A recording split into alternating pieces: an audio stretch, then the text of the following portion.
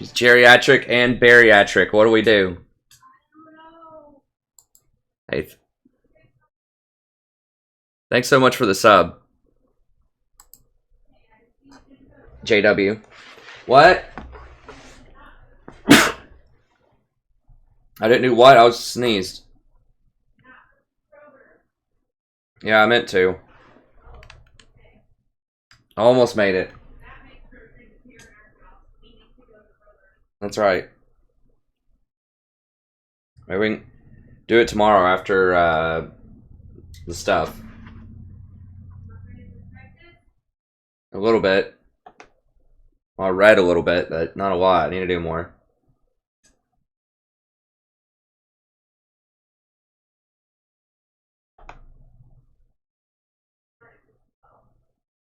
What started? Oh, you're something starting to swell?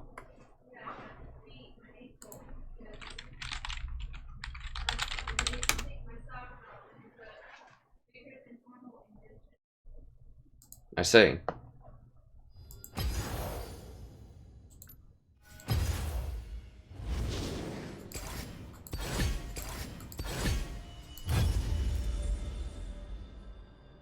You gotta get some foot padding or something. Hey everybody, welcome. You got the cat. She's talking to you. See, that's not normal. It's not normal. What, the veins in your feet? Look at this indentation. Look at that. It's huge. Oh. What? Is that you wearing some kind of weird boots or something? No, that's from my socks. Just normal socks. I need some bigger socks. Not normal. Oh, I must be swelling. I don't know.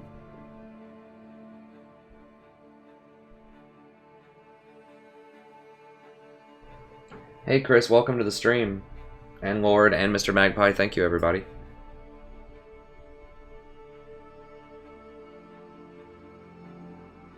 Gotta get you some big old socks. Get you some soccer socks or something. Is that a thing? You could make it a thing. Hey, $1 million idea.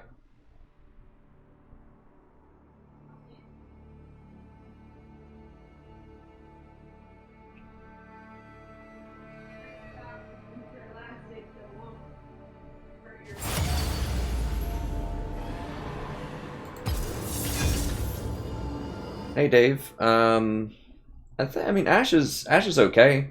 I think Ash is not necessarily in the best place right now. The best support for ADC with Malzahar is probably Ezreal, honestly.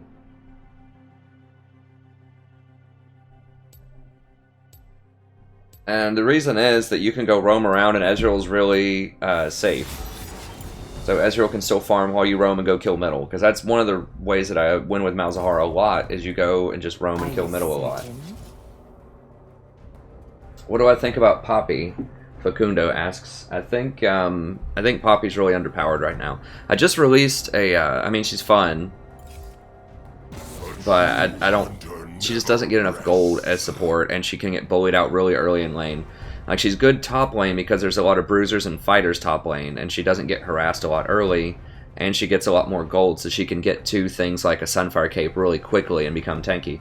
Whereas as a support, you have to get things like Sightstone and a gold per 5 item, and you're constantly just going to be eating auto attacks in lane and just watching your AD carry farm. So she's still pretty good in top lane. I thought when I did the patch notes video, I thought she'd be a lot worse, but she's still okay top lane, but bottom lane she just doesn't get enough gold and she doesn't bring enough to the team, I don't think. She's okay. I mean, I just released my tier list video. If you want to check that out, I can put the link. I'll put the link in the description of the stream here. There we go.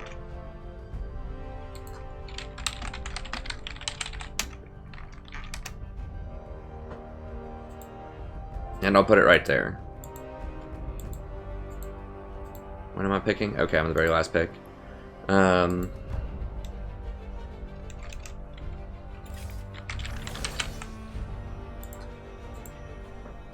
So yeah, I put her currently... Where did I put her? I put her in kind of the tier 3 list down here. 1, 2... Actually, in the tier 4 list. I just think there's a lot better choices. Like, she's fun. If you want to play her thematically, if you like her theme, she's cool, but... I just think there's a lot better options almost all the time with her. I have tried her before.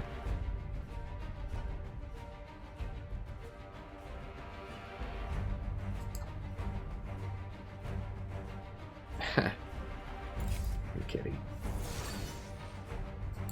The best ADC is just anyone that's safe with Malzahar. So, you know, Ezreal, Caitlyn, those are probably the two best ones. And not because he has a specific synergy where you kill people really easily in lane, but just because you can go roam a lot. Now, if you want to kill people easily in lane with Malzahar, someone like Draven would be what I'd recommend. I really, really don't like Jen on the current patch. I just feel like I lose a lot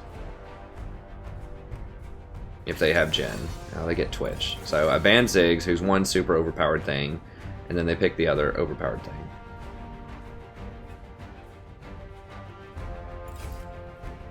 No!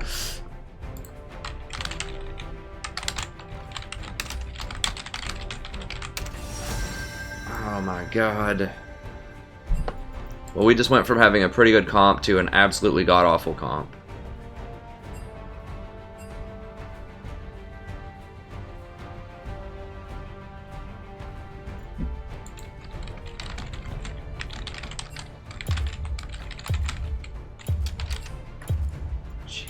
So what do I even pick now? I don't even know. I guess I have to go Nautilus and just pray. I mean, I might have to dodge this, unfortunately. This is really, really bad. Like, we just went from a decent comp to an absolutely awful comp. Because this guy wants to troll because we don't have a tank. So he thinks we don't have tank. And so he wants to pick one of the most unsafe, underpowered champions possible. I think we'll have to dodge this, honestly. If we had Vayne, I think we could do it, but this is really, really bad. Like, we have less than a 30% chance to win. What's Varus going to do? Like, he can't poke. Sona's going to heal through his poke. Yasuo's going to eat his ultimate. Varus is already really bad. Shaco's going to fall off late game. I just got to dodge it, unfortunately.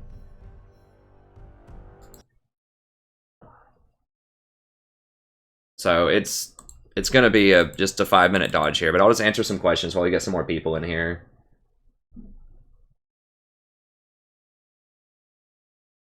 Sorry, I hate to use a dodge that early, but at least there's not a lot of people in here yet, and everyone's just kind of chilling, warming up. You can look over the guide. I'll go over some of the guide really quick while we're waiting, actually. I mean, that game was just borderline unwinnable.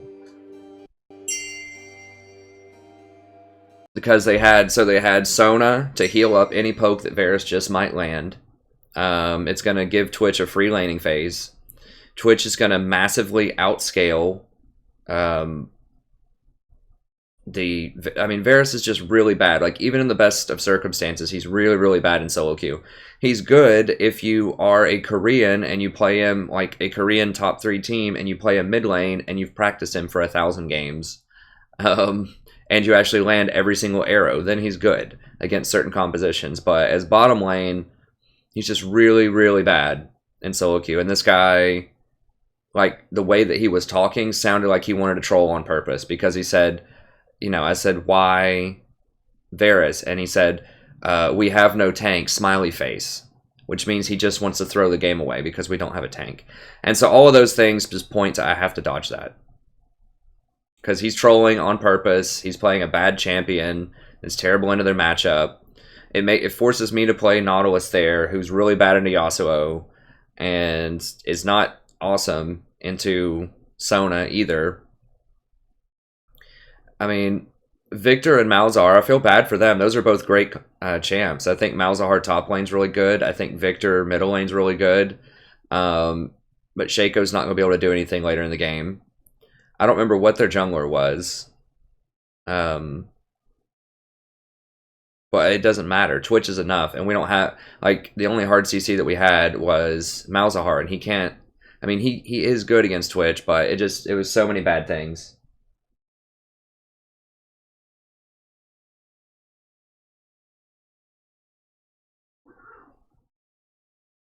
Yeah, so sorry I had to dodge. It's only going to take a couple of minutes. I hate to waste my dodge that early, too. It sucks. But that was like 100%. Not 100%. It was like an 80% chance we were going to lose that. So we got 3 minutes left. I'll answer some more questions in chat here.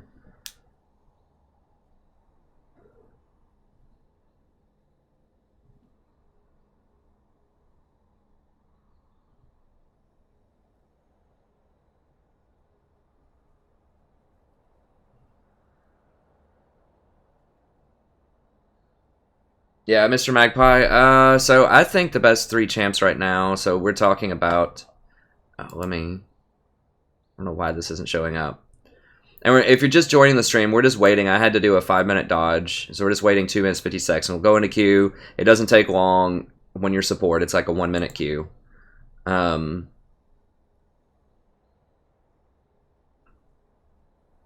think so. What Aframu says. Best 3 supports are Karma, Zyra, and Malzahar. Yeah, if he's talking, I don't know if he was talking about pro play. If he was, that's different. I don't think Karma, even in pro play, is going to see a lot of action. You know, in pro play, I think Malzahar is going to make a big splash pro play, honestly.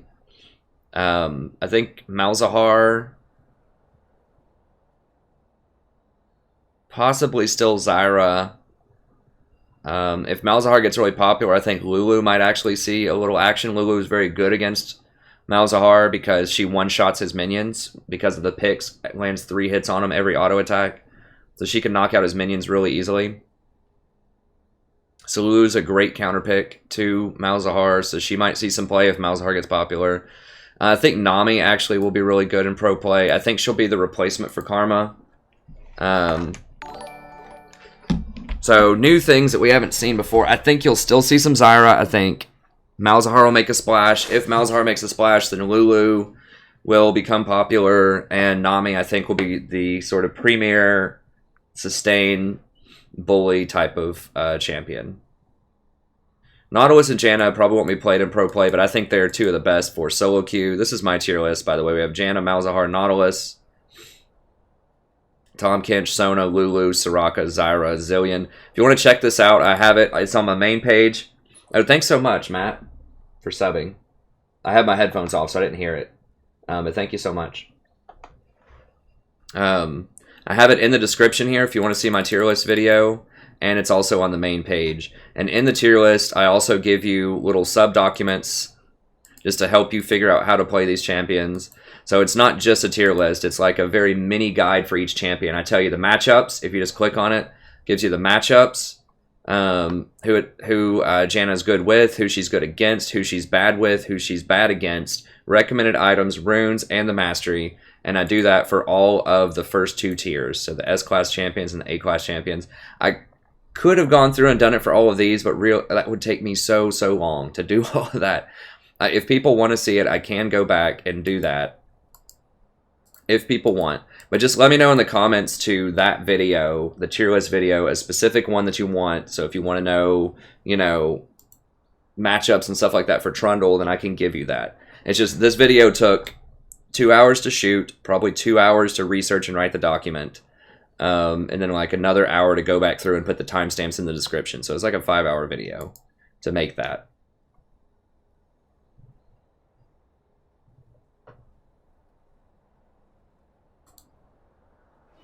Okay, here we go. We'll put us back in queue.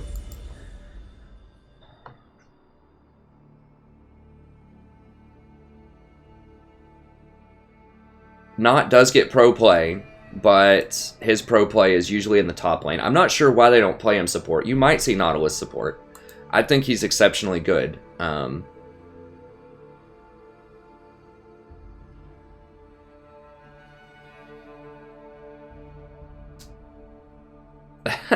Hey, thanks so much, Shard. I really appreciate it. Whoever's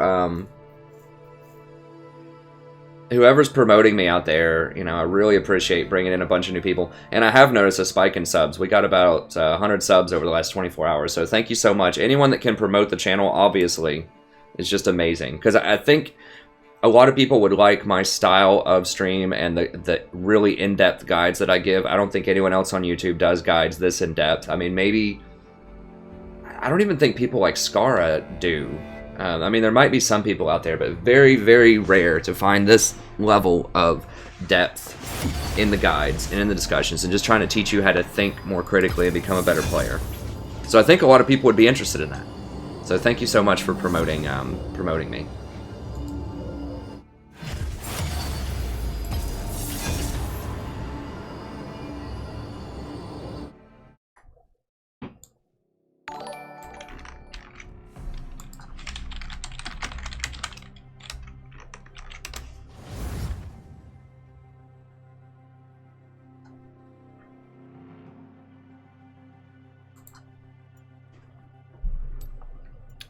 Okay, so yeah, I mean Karma. So Karma in pro play, people pick her because she has really good lane harass and she has really good team engagement. If you're going for a 5v5 with her shield, although they just nerfed her shield quite a lot. I mean, they knocked like 15% off of it, which is a lot. Okay, we're still gonna ban Ziggs. He's just really oppressive. I mean, if Ziggs is really popular as an AP carry in pro play, which is totally possible, that people could come up with comps with him, he's really good against Malzahar, so that's something that could hold Malzahar back as support, is if Ziggs becomes very popular. Malzahar does have weaknesses. He is very strong, but a lot of his strength in solo queue right now is people still don't know how to play against him. So they'll sit there and fight in those minions, whereas like pros will move away from the minions a lot of the time. And so I'm not sure if Malzahar will make a splash in pro play, but he might. A lot of it right now is just the fact that people don't know how to play against him. They don't understand just how much damage those minions do. But if people actually run away from the minions and just kill them, especially with Lulu, who one-shots the minions, then he loses a lot of his lane pressure. Going.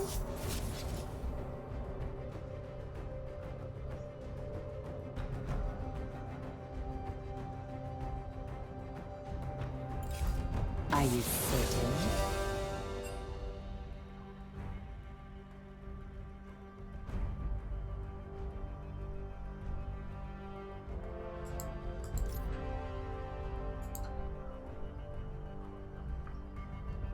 Hey, thanks, Danny. Awesome, thanks. That's what I like to hear. I like to see people doing very well off the advice in my video. Malzahar is extremely strong right now. People are kind of figuring out. Alex, yeah, that's, you're not wrong.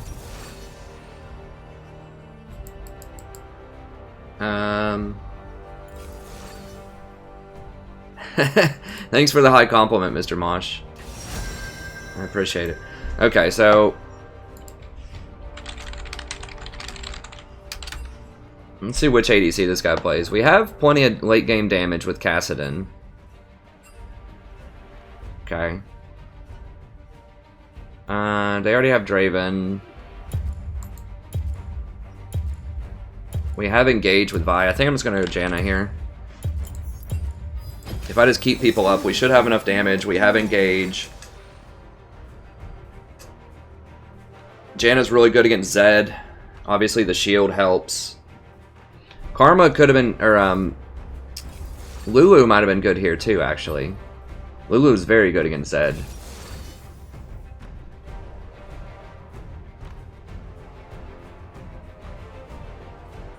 Lulu can help speed Vi into fights and things too. I don't know, like, Janna has better shielding and protection and peel, but Lulu helps your team engage better and is better against single target assassins, so, you know, that Lulu might have been better here. But Janna's still good. You can't really go wrong with Janna. Well, you can if you pick Janna into something like Vayne or Twitch, but Janna is really good.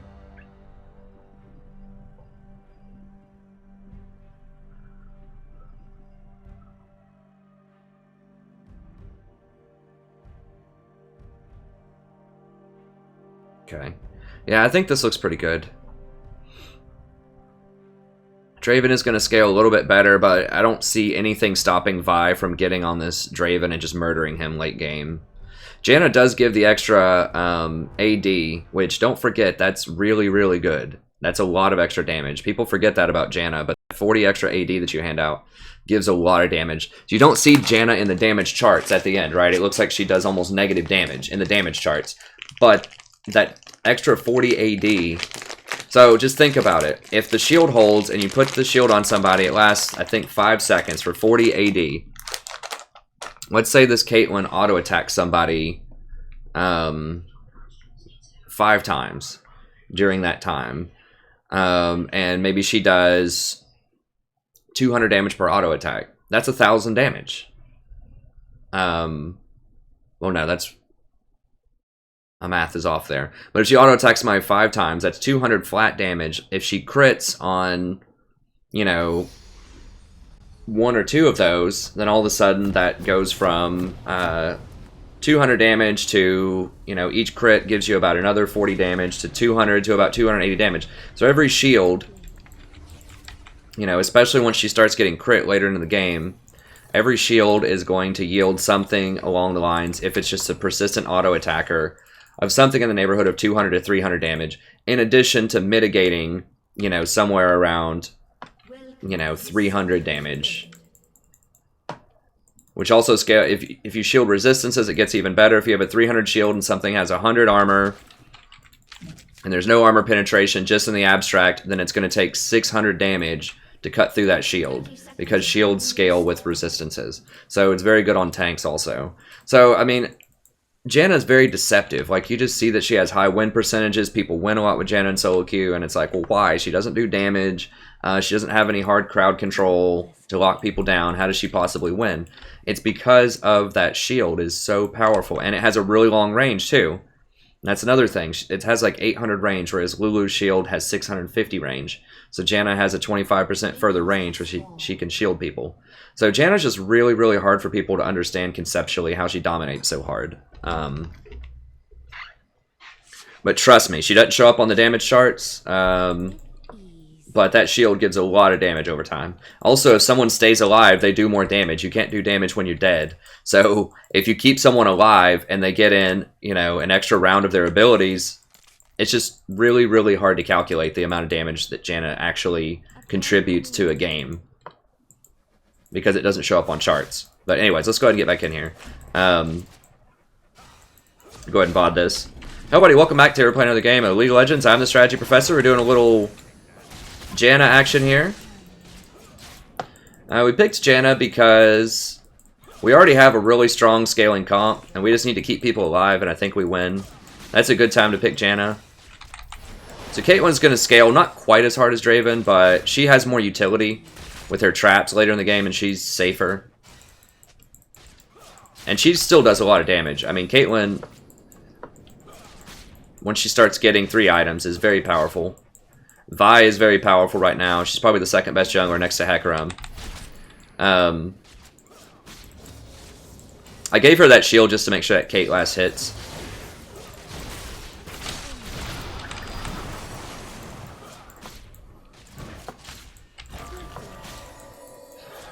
So I should have noticed he was going to hit level 2 pretty soon and not use my shield there earlier to help her last hit.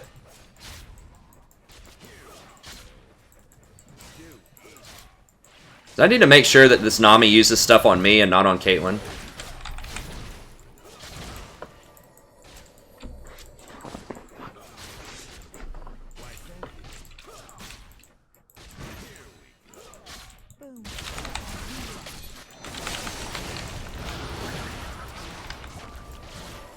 So we want to kind of be careful with our trades because they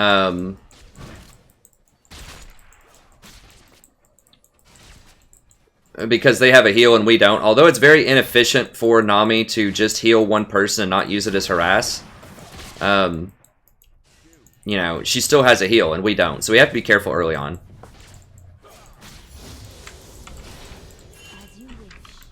Be watching the mini more, and pinging stuff. I think Caston should be able to get out of that okay. Zed's not really looking to do anything. So you want to, like, you'll see some people say go up and shield and auto-attack people, You know, why don't you do that? Some people ask in the Janna videos, why don't I take 80 runes and shield and go up and auto attack? Because it doesn't do enough damage to matter. And it makes you very, very vulnerable. So if I put on my shield and go up and try to attack Nami right now, then she's going to trade back onto me. Maybe. Or maybe she just doesn't even care, and then Draven goes on Caitlyn after seeing me shield myself. And then they just hit Caitlyn for a lot of damage.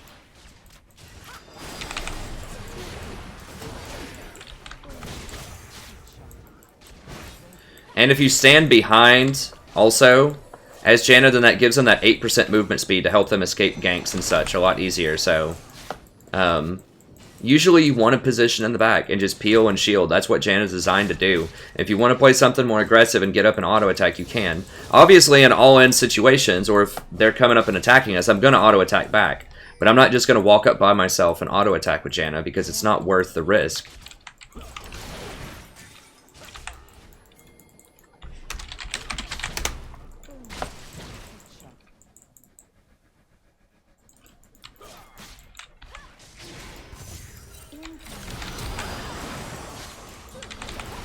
Okay, we got his flash, that's fine.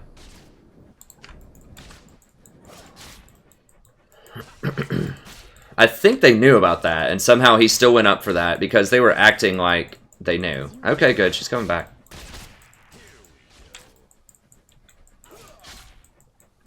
So when you pick Janna, you're playing her for the late and mid game. Like, you're not going to get a lot of kills in lane. Once again, that's why you want to pick her into...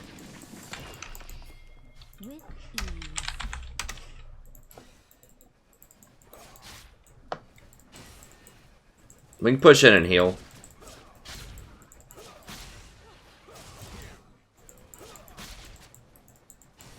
I'm trying to push this in. That's something that I really don't leverage enough that I probably should is in bottom lane, if you push in... Oh god, she missed it.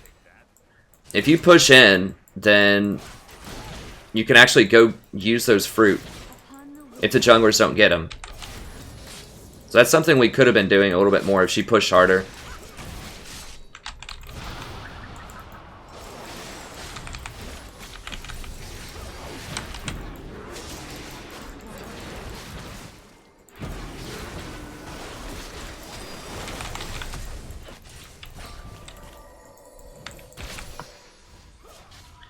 Dang it.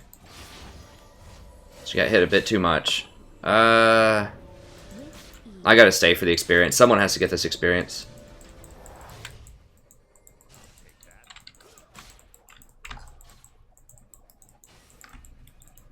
So if she would have muscled up on him and dropped a trap like closer and stopped him from cutting forward, we maybe could have taken him. He was in our minion wave. The problem was he got to run so far forward, he actually got out of our minion wave.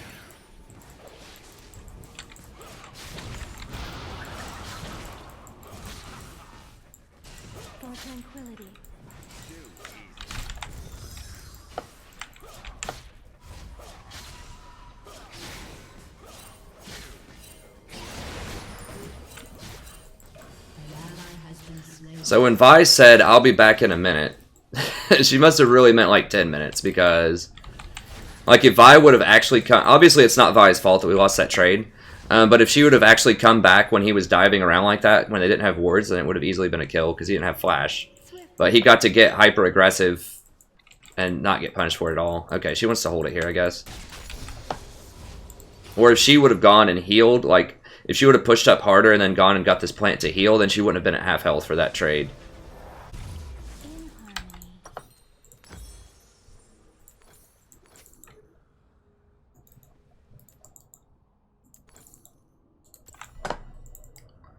An ally has been slain. Yeah, that's something we don't need to happen. The problem with Caston is he just gets massacred in lane. He can be very good later in the game.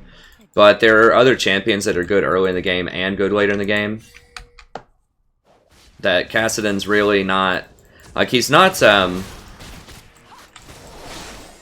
worst champion in the world because he does have a good late game, but it just takes forever to get there. Well, dude, don't play a champion. He's like, 1 kill and it's over mid lane. First of all, it's not. We can come back. But second of all, don't play a champion if you have that kind of attitude that's going to lose early. Like, Kassadin's going to lose for the first 20 minutes of the game in, like, 90% of the matchups.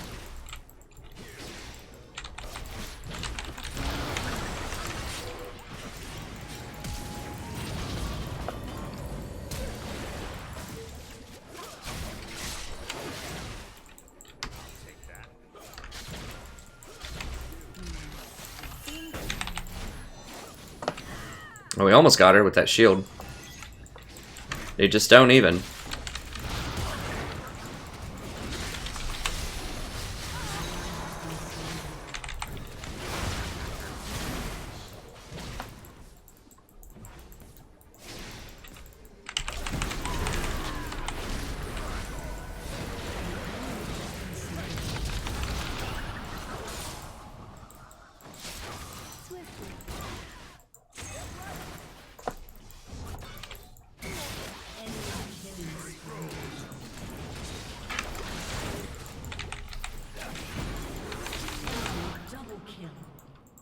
Breathlessly.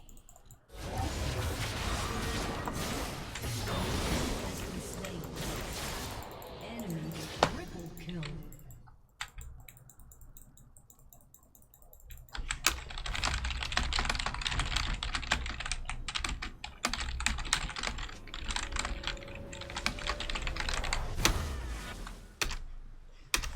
Like, Caitlyn just walks right out.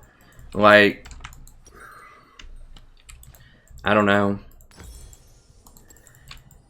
So Caitlyn walks right out in plain view to right here when there's a Darius literally sitting on wards right here. And we know he has flash. You have to assume he has flash because we haven't seen him use it. So she walks. Why? Why would you do that? It's not even like he's sneaking up. Okay. I mean, some games are just hard. And then everyone just forgets Darius has lifesteal, so they just keep walking up and auto-attacking him afterwards.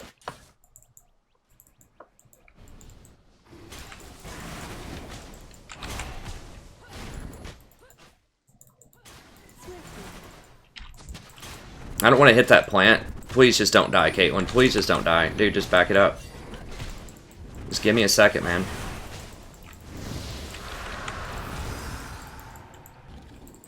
Yeah, right there, baby.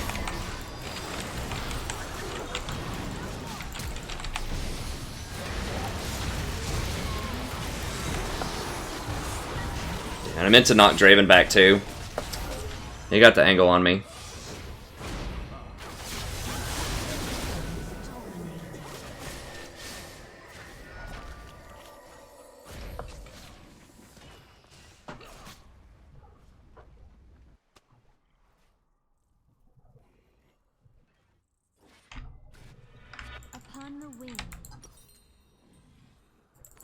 I was getting kind of desperate there. I thought I could get the Draven too with a flash ult, knock him back too, and get the double kill on him. But I just got the Nami. Unfortunately, I didn't have my exhaust. If I had exhaust, it would have been a little bit better. It was just too risky, especially because I knew Zed was trailing. I thought I could maybe heal through it. I think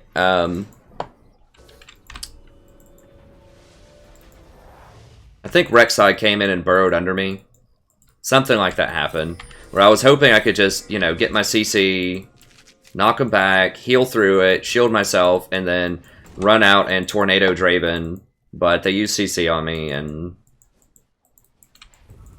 it was a bad move. I shouldn't have done that. I'm just trying to force it too much. Just got to keep vision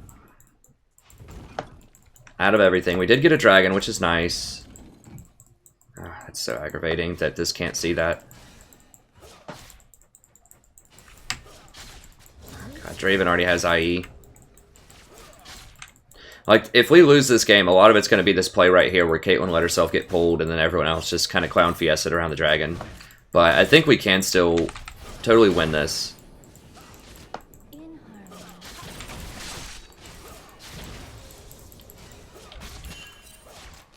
I don't know, the cat's not in here right now.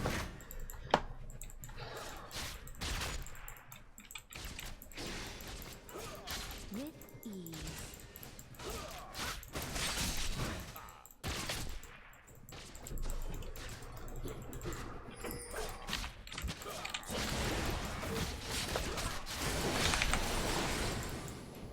As you wish.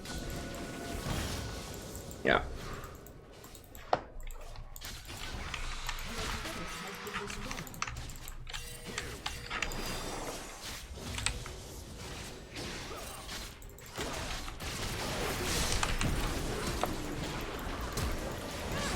God bless Caitlyn, just run, dude. He's dead. Oh, is he not dead for real?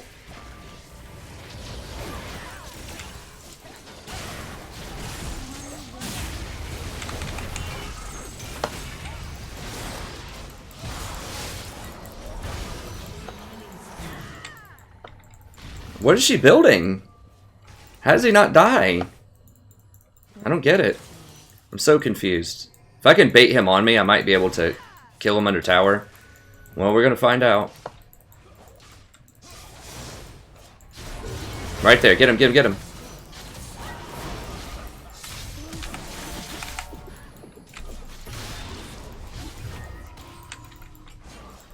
Like, all Caitlyn had to do was just not die. Like, just literally just net backwards. And we would have killed him. I think Draven is very strong on this patch. I talk about this in my patch analysis, but still, like, that's ridiculous.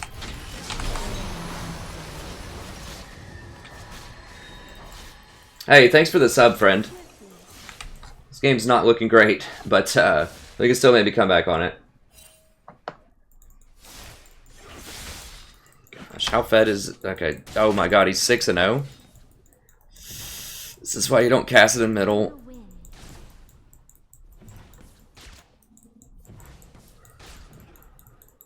Yeah, so I don't... Something's going wrong on these ganks. Like, I know Caitlyn's dying. I exhausted Draven, like, right away. And she still didn't net backwards. Like, she needs to drop a trap.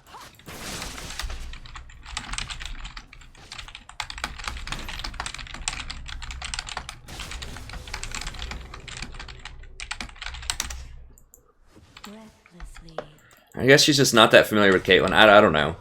But, like... I'd have to go back and watch the replay, but it feels like she's not dropping traps here. Like, if he's running at her like that, she needs to drop a trap, net backwards, and Q. Hit him with a Q, auto, and then if he walks in the trap, that's another auto, and that should be like 75% of his health bar. It's not that hard to do, mechanically. Even if he sidesteps the trap, at least you're making him run sideways, and that gives you an extra couple auto attacks. But she's just, like, just running backwards. Like, not netting, not dropping traps, just running backwards. And, of course, he can run her down because of his blood rush. I think that has to be a big part of why, like, events are unfolding the way they are. I'm not sure what I can do about that. I mean, I can just try to be polite and tell her how to win those... Or not necessarily win the encounters at this point, but just, like, not die. There we go. At least she netted back that time. He had like half of her health and damage.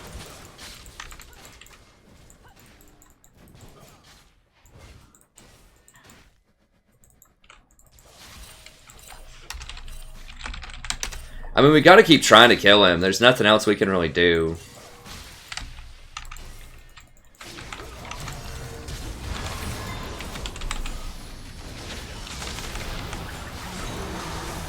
Can people do damage? God bless. I'm trying to stay calm here, but, like, legit. I guess I should have exhausted him again.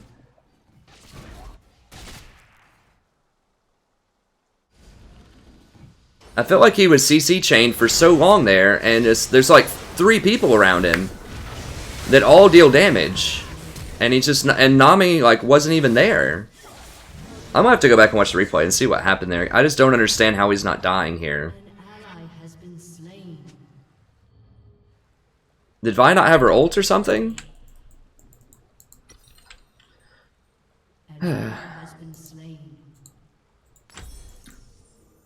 Well, boys and girls, this game is rough. Like, I got in that time. I did not screw that up. I guess I don't know. Maybe I exhausted on cooldown. I just have to blow every single summoner I possibly have and just pray that they kill him. Like, that was literally a 1-on-4, and he got a kill on me. As you wish.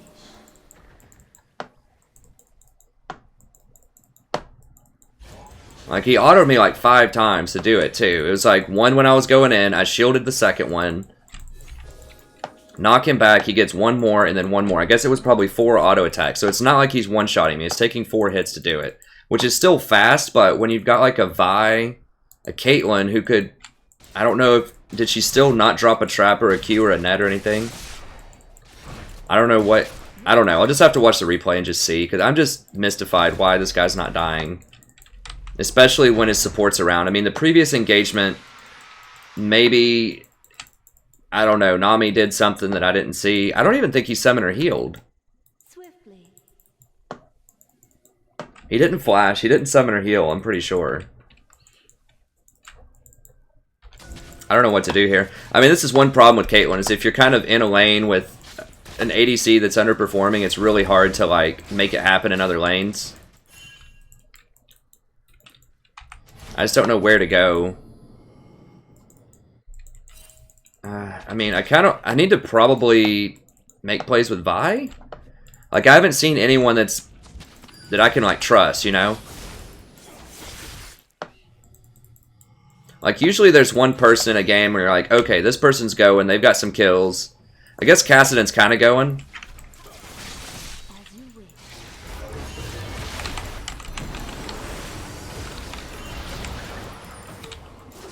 Am I dead again, for real?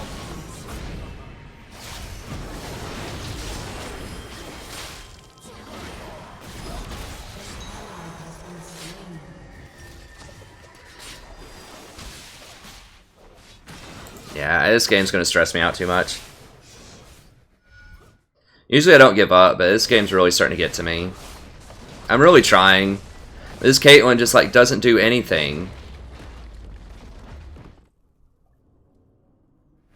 I'm trying to stay positive. I'm trying to find ways to win, but it's like, see, that was another 3v2 bottom. By your command. Or casting gets the jump on him. I exhaust him. I have ultimate. Caitlyn has heal.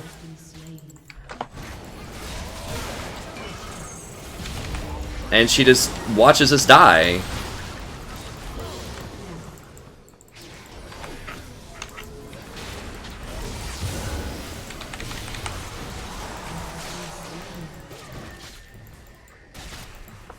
Your turret has been destroyed. So I'm trying. I'm trying not to get tilted and stay positive. It's just really hard when someone leaves you out to die for like the 4th time. I don't think that's bad. Maybe it's just a bad engagement. In harmony. I'm not gonna say anything to her. She just, I don't know. Maybe she never plays ADC. She doesn't know what Caitlyn does. Maybe she's really tired, or her boyfriend just broke up with her or something. I don't know. Who knows? Maybe she's just not focused. Maybe she's boosted. Who knows? I mean, but I guess I should have just adjusted my play and just not try to make plays around Caitlyn. Like I said, and just not trust her, which is what I usually do. But the problem is, there just aren't a lot. Like, I'm trying to make plays with Malzahar, but he's just not strong enough yet. Malzahar kind of knows what to do. Like, he's going around making plays. Vi's just not doing enough. Hi. Tots! Hey, thank you, dear. What? Just the plate. There you go. My wife is the coolest. Tater tot time! Yep. She brought me some tater tots. It's awesome. She made them from scratch, right out of the bag. With ease. Yeah, I just don't know. I don't have answers here. I think the answer is Cassidon. It's usually what you want to do in this situation. So if you're underperforming bot, if you're new to the stream, you haven't watched, like, how you usually win this is you find somebody else who's doing really well, and you work around that person. So if, like, your mid laner's really hot, and your bottom is really underperforming, then you gotta go in, dude. Just do it.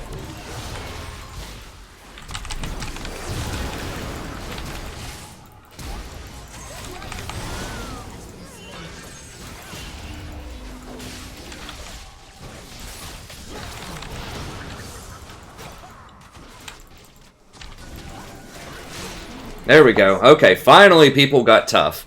Yes, Kassadin's the ticket.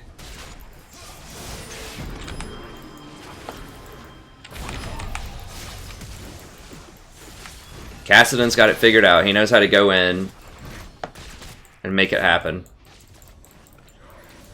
Okay, so we can come back. Yeah, usually you just have to identify, like, who knows what's going on in this game, who's strong, who seems to be playing an intelligent game, who's making the right moves, and then you go find them and work with them if your bottom lane's underperforming. So that's how you win a lot of games, because people ask me all the time, well, how do you win when, you know, your bottom lane is just really not doing very well? And that's how. Like, if your mid laner's hot, go roam middle. If your jungler's hot, go fall around your jungler and do things. And we haven't really had anyone that's been doing anything this game, except finally Kassadin is starting to come online. I don't know why he's buying another chain vest, but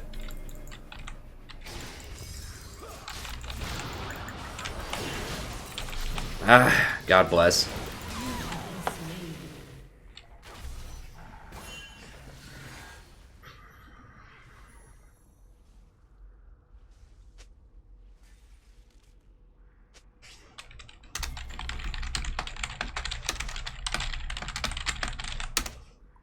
Man, I'm trying really trying hard not to get tilted here.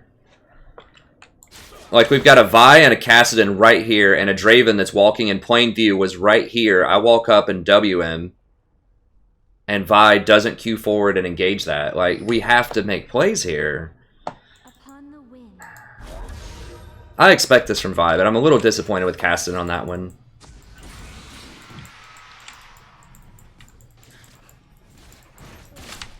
I've got to be able to trust somebody. Like, we have to do things. We're not just gonna, like, win this passively. We have a Vi that needs to engage.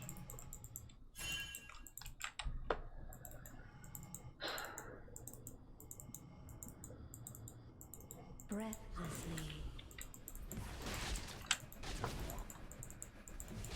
I don't know. I mean, usually you don't try to make these kind of plays as Janna, right? Like, this is unorthodox. You shouldn't be going that far forward. But, like, somebody has to do it. Like, nobody's doing these fights. Like, we have a Vi, and should I have to do that? No, I shouldn't.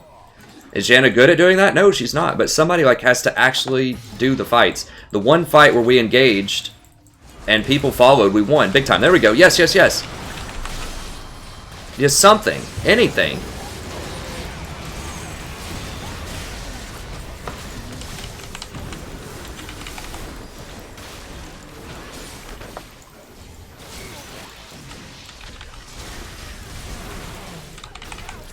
Look at that. We engaged and fought, and we won another fight. Even though it was really bad, Kassadin just jumped in, like, did nothing and died. It was still an engage, and we won.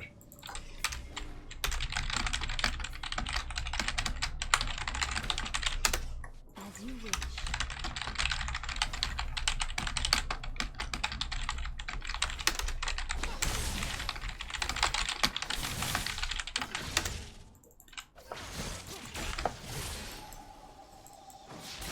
Upon the wind.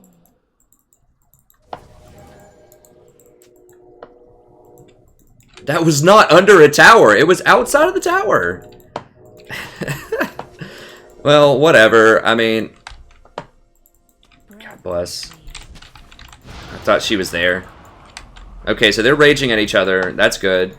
We can come back. If they're all raging, we can come back. You notice I haven't said anything. I said one very minor, like, snarky thing, which was like, oh, good thing we got the scuttle. But that's it. I've kept it very mild, considering how many times they've left me to die. But yeah, I mean, you can definitely always come back and win. You just have to catch people out like this.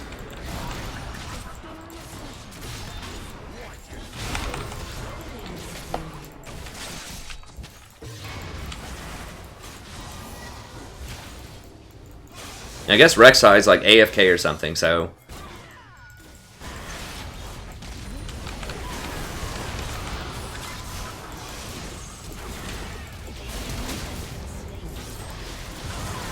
Oh my god, 2-shot.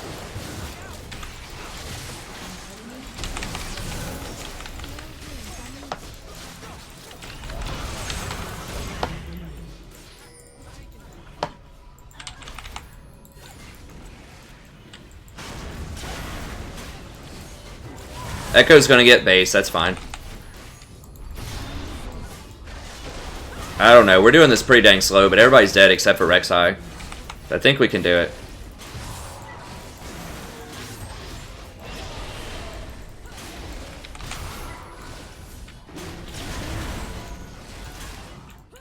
God, this is so slow.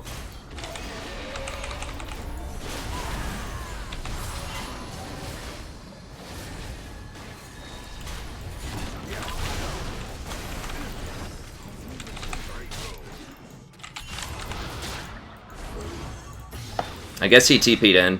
Yeah, just get out. Just get out. That's fine. That was like the most... That was the slowest Baron I think I've ever seen. Okay, we'll get a top for that. That was a good fight, though. So we're turning around.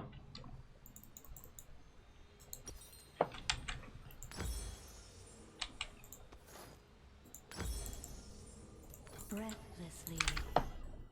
You just want to go Redemption Locket here. It's your standard, really good items.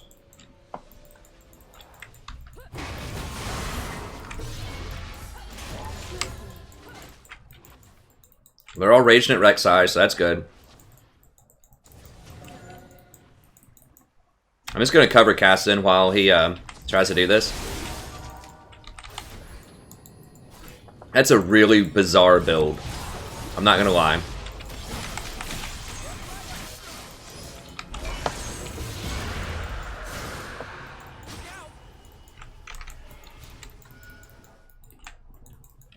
As you wish.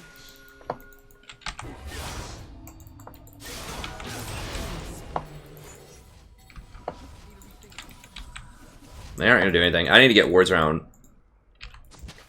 Baron, though. Upon the wind.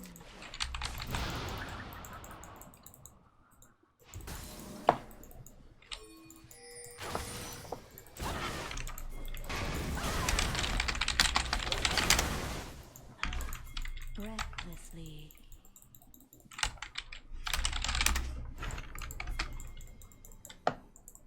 Does Echo have TP? They got the scuttle. Swiftly. Dude, chill out. Everyone's here.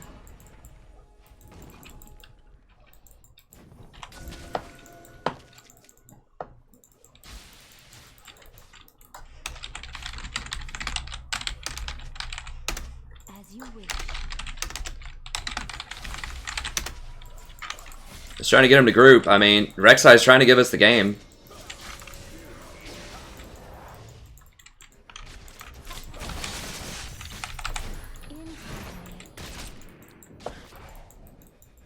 Please. Vi, dude.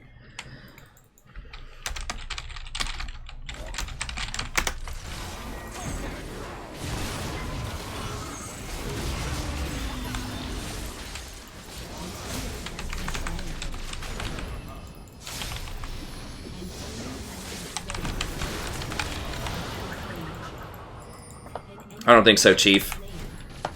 Not on my watch. So I kind of baited him to not go on to Caitlyn. Because I was at half health. Because I'm tankier than she is because I have Locket.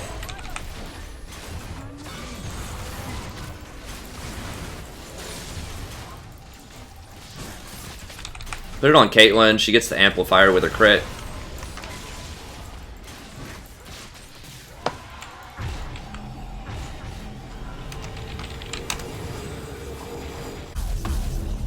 Alright. Let's get a chain vest just to survive Zed more.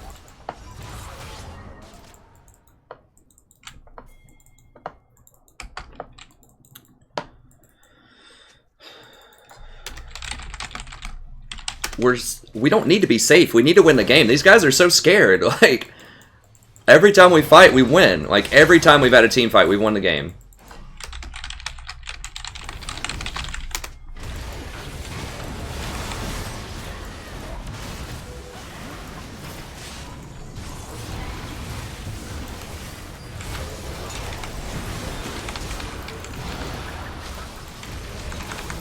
Get out, get out. Big Daddy's here.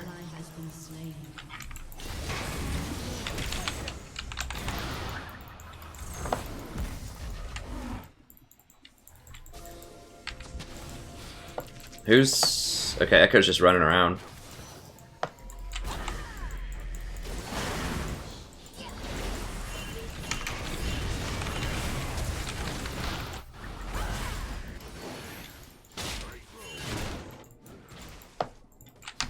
Dang it. Now we've played around so much that Rek'Sai's decided she actually wants to win the game. I can bait his grab. I can't do it.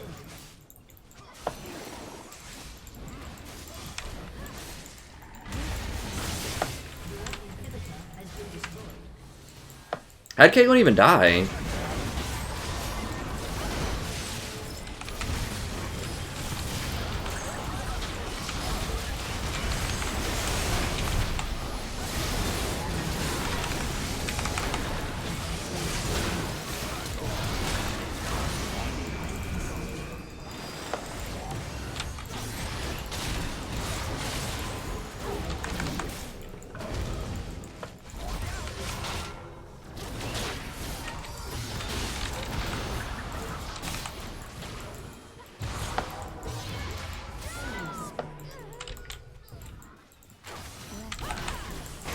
Vi needs more damage. I don't... Okay, she's finally getting some damage. Like, the thing about Vi on this patch is you don't need to build tank items, really. I should have told her that earlier, I guess, but because of Courage of the Colossus and the way her shield scales with AD, you can just go full damage. Not full damage Vi, but you can certainly get Trinity Force at least, and then go all damage, or then go all tank. But, you know, if she had Trinity Force, this would be a lot easier. But, I mean, I should have told her that. You can't just assume that people know how to build their champions. You have to, you know, you don't want to be super bossy, but make suggestions.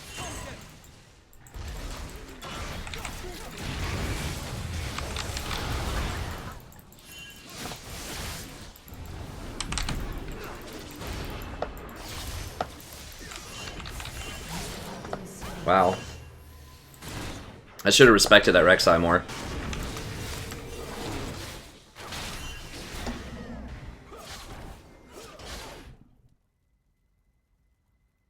Does she have Frozen Mallet or something?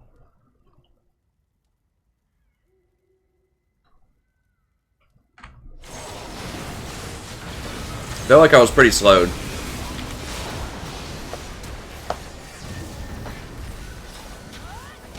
Not the Darius. What? Gosh, well, we had chances.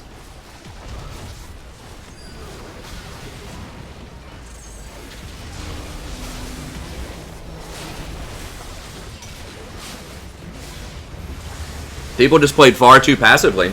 Like, we gave the Rek'Sai time to get it together and decide not to troll.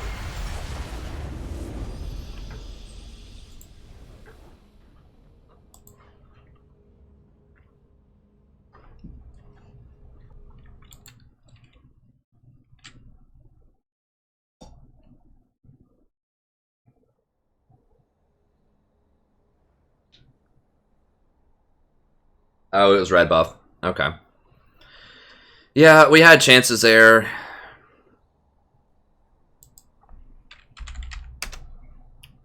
Yeah, okay, buddy.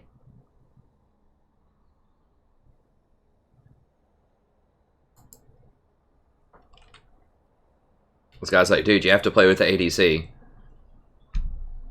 ADC's not playing. Like, did we have an ADC that game? I have no idea. Anyways, I don't want to get too salty about it. It's fine. We had chances. I should have told Vi to actually build a damage item so we could kill the Draven, because he's the only one that mattered the whole game. I mean, Zed, I stopped Zed the vast majority of times in team fights.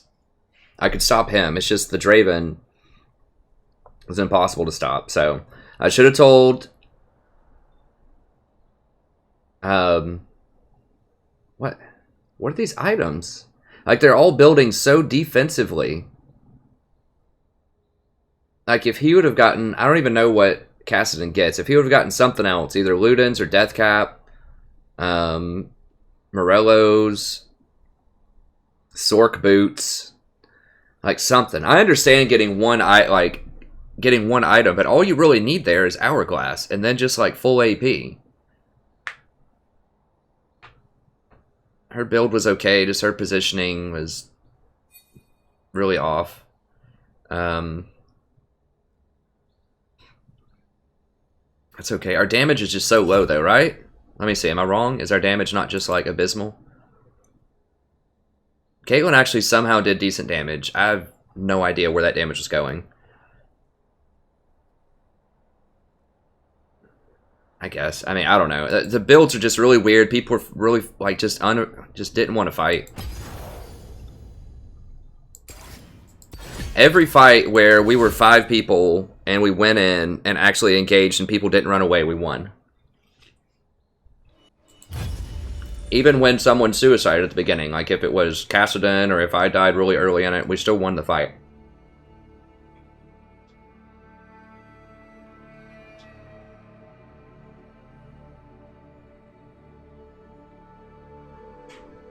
Yeah, it's tater tots right now, man.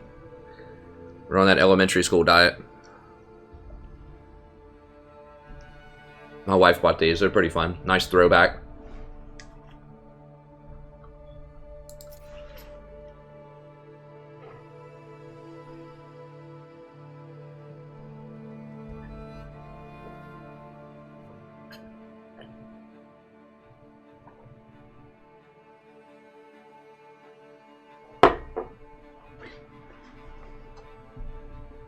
Who is Pew Pew? Is Pew Pew CC Win? Is that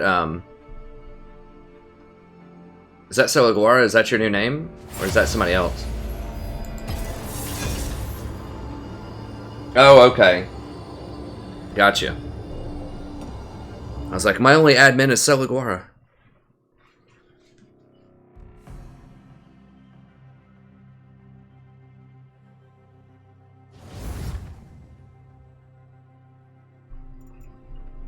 Let me go back and look at some of these, though. Let me just see. Just while we're in queue here, sometimes I like to review. Or did I not? I didn't have enough disk space to even save it. I didn't think I was taking up that much disk space. I will wait for you. Oh, 46 megabytes. I thought I had 46 gigabytes free. Okay. Get rid of some of this then. True hunter never rests. There we go. How much do I have now? Hesitation is death. Well, I can't go back and watch. I guess I could go back on the stream itself and look. Going. Okay, 20 gigs. Okay, that's better.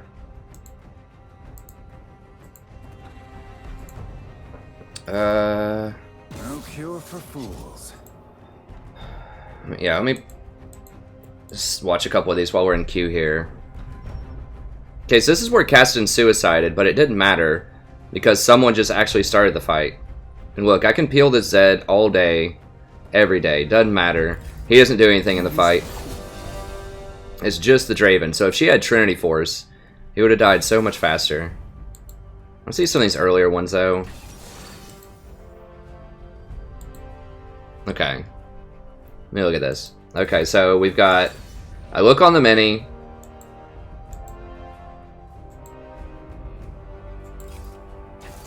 We have wards here. Alright, so we see Vi right here. Like, she's literally right here. Cassidy is right here. They're both right here. They have really good gap closers. Draven's right here. Alright. I peek out. We see there's no one else, like, right here. Vi is right here. She could easily Q, ult, and then Cassidy can follow up, and he should get evaporated. He even goes further. He goes to right here. She runs away. My God, well, they have the Vayne. My God, their team, though. Right, we're going to have to go Malzahar. Try to stop that Vayne. Hecarim's going to be a terror. They run away. Okay, now they're actually moving towards me. Look at this. They're both walking towards me. They're right here. Kassadin is. Vi's going for the scuttle. I slow him down. And he crits me for like 700. Tornado.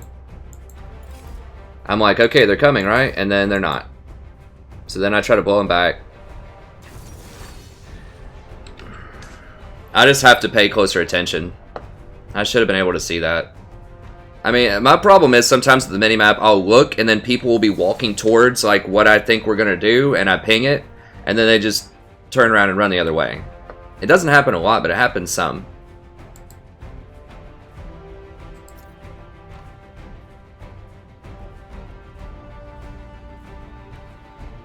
Okay, gotcha.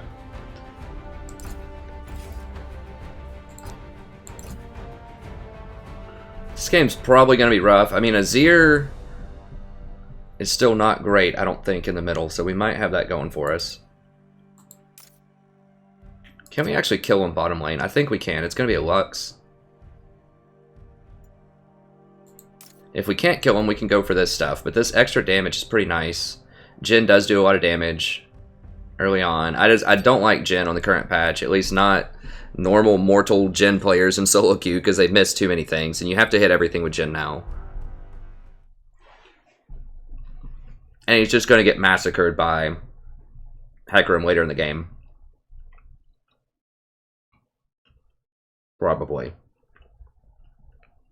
Ivern might keep him up.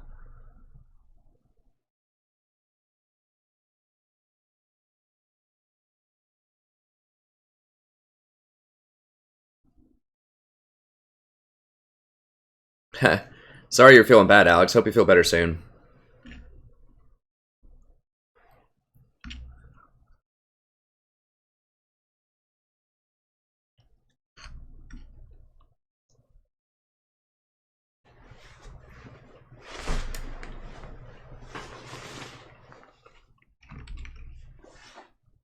So I can answer any other comments. Hey, Connie Chan.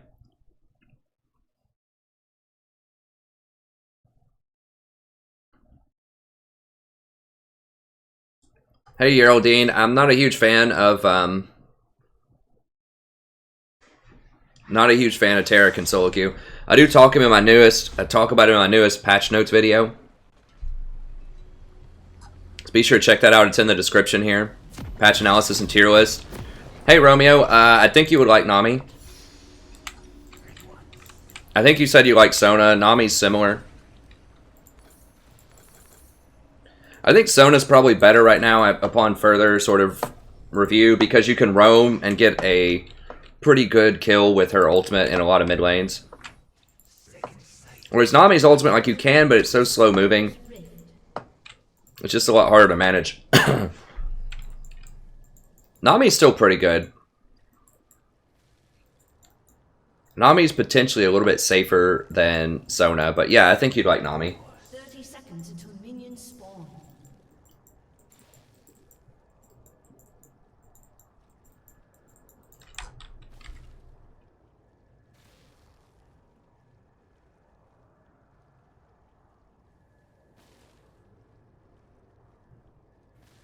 Yeah, that's right, Alex. Alex knows. Well, it's not that they suck, it's that they're situational. Taric, however, is... There's not a lot of good situations for Taric, unfortunately. I mean, just check out the tier list video. I explain it pretty well. There's quite a few that I think are viable, like, in the right situation that I would recommend. I think I've got like 10 or something. It just depends on the situations.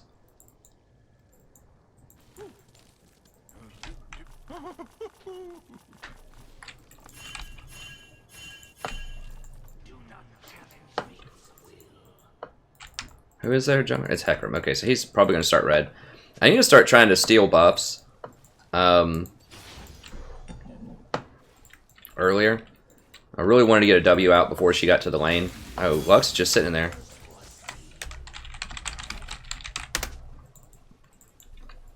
Oh, he's not going to try to steal the enemy buff. That's the whole reason you pick Ivern, right? Is you steal buffs.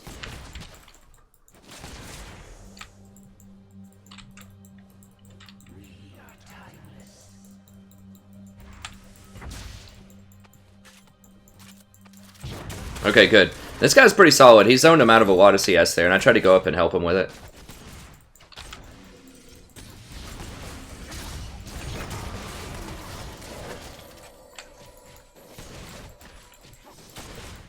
This guy seems pretty solid. We need one more CS. Dang it.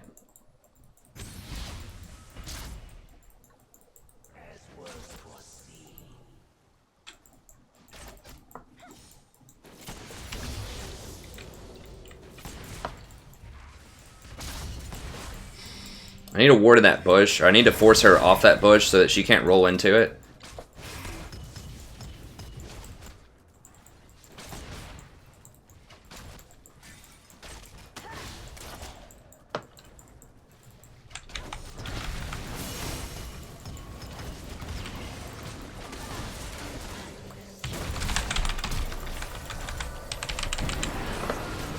Damn it, I should have exhausted faster.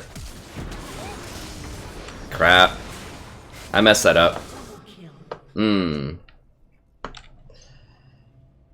thought he was going to go harder with me.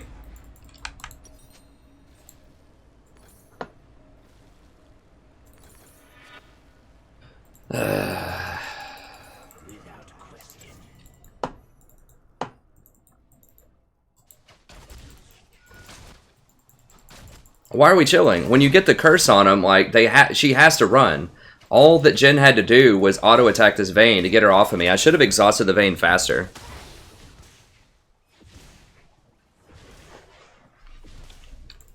Once again, I should have seen that my AD carry was going to leave me out high and dry.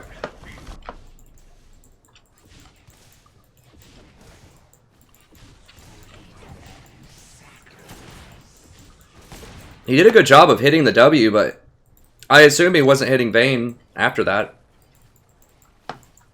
I don't know. I guess I shouldn't have gone that hard. I should have definitely exhausted the Vayne sooner. I thought he was going to go with me. Like, people just don't know how Malzahar works. Now, if you get that curse, they have to run. We should have had a 2v1 against this Vayne. An ally has been slain. This guy's like, bro, chill. Just let this Vayne free farm. He was so aggressive at level 1 though, right? Like he went up with his thing and he was like, okay, let's muscle up on these people. And then whenever I go all in, he's like, nah, man, forget it. I don't want to.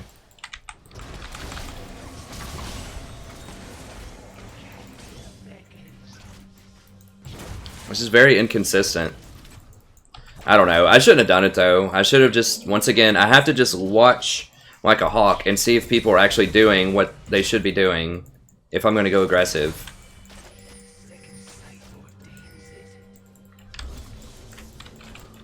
She's got a BF sword. Hey, thanks for the sub, friend. I'm just gonna have to, well, I'm gonna have to close out of Google Chrome, probably.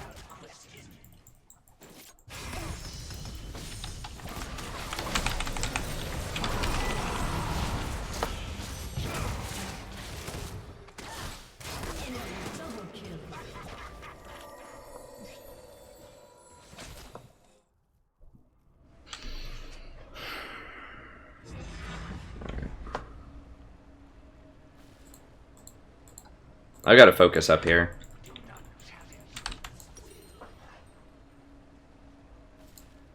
I'm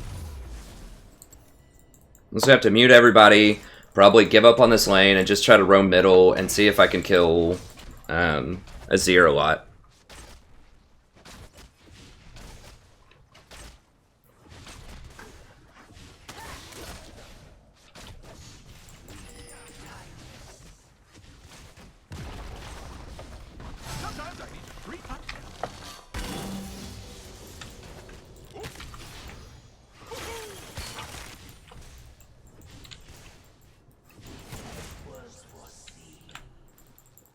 I gotta untilt a little bit and just take a breath here. I mean, obviously that was my fault because I got hit by that binding.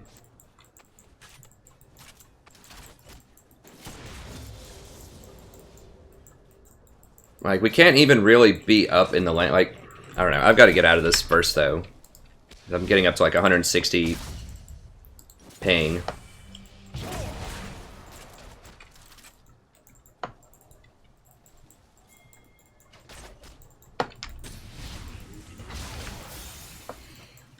She's got 4 kills.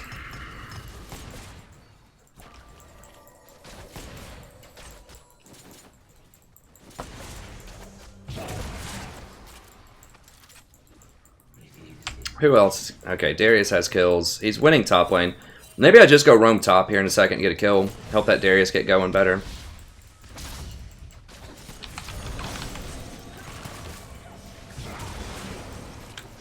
Is Ivern actually coming? He pinged it.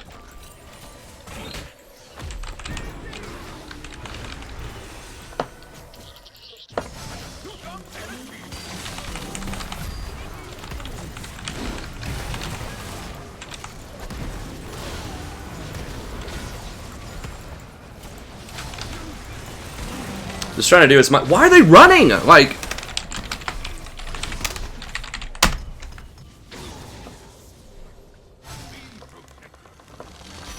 My God. What the hell? She. Okay, I gotta calm down. Sorry, I'm trying. I'm really, really trying. These 2 games are tough. Really tough. I need the cat. Where's the cat? I need the cat stat.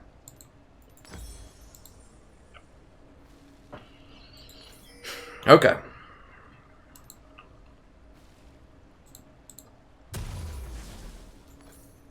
Actually, I need to undo. I don't need more than 1. Which is a 375. So, like, Lux is at 50% health. Hecarim just used all of his cooldowns on me. Jhin is full health. Ivern is basically full health, and they both start running away immediately. Like, I was gonna die there. Vayne just turned around. She's got a BF sword. She's running at me. Hecarim used, you know, his charge on me. He's chasing me into an unwarded bush through our minions. I was gonna die there. But we did get Vayne. They used exhaust on me. We did get Vayne, though. But they should have been able to kill at least Lux, if not Hecarim and Lux. Like, Hecarim had no more escapes. Lux had no escapes. She had no cooldown. She was at 50% health. And Jin's just turning around running. Like, it's okay, though. We might be able to go middle and get a kill on Azir. I don't know. He's really far ahead on this Ahri somehow.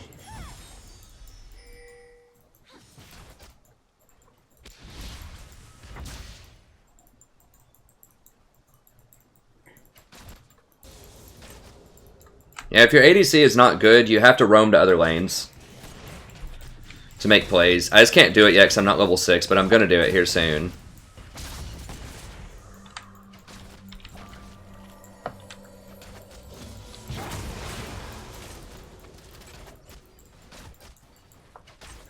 Now, ward's about to run out in that bush. I really need another ward in there, but... Dude, wait until I'm level 6. Like, I'm... Okay, good. Here we go.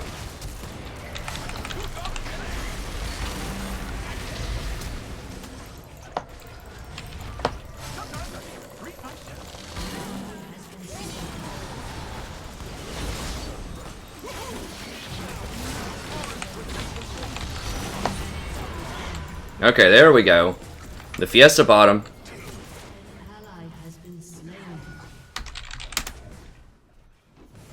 Jesus Christ. Fine, fine. Just get... I could have had first tower blood. I mean, whatever. This dragon's pretty good too.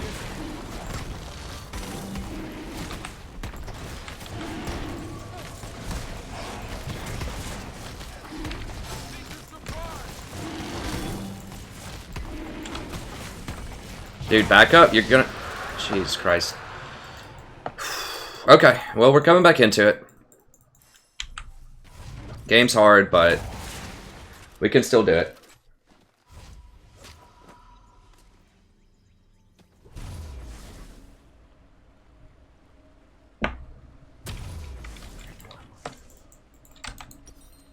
Alright,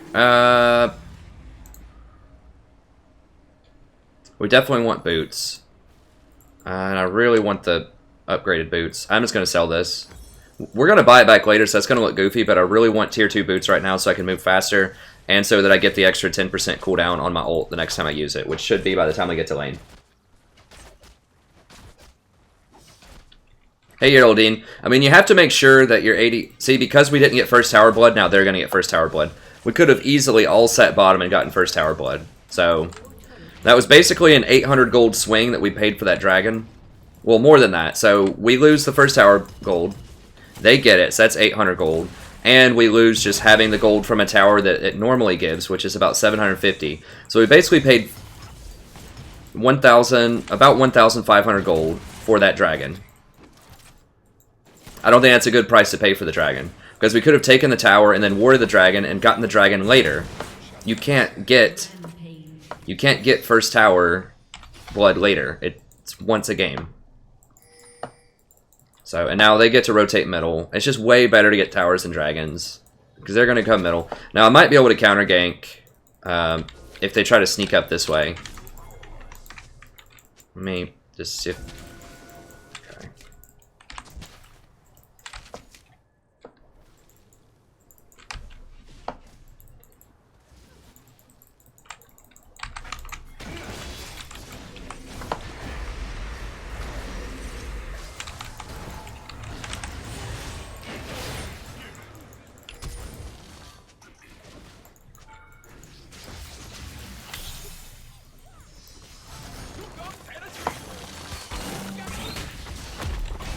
I just literally can't even say anything about that. I just can't say anything anymore.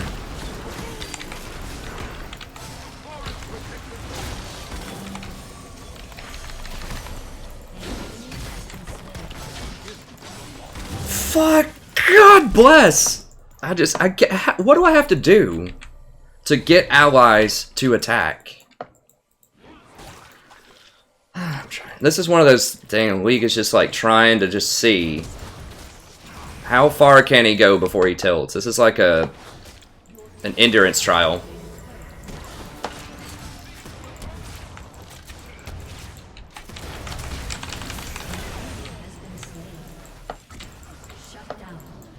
How far can he go before he tilts? Let's test him out and see. We'll just make a song out of it, you know? How far can he go before he tilts? How many games where allies run away from kills and leave him out to die?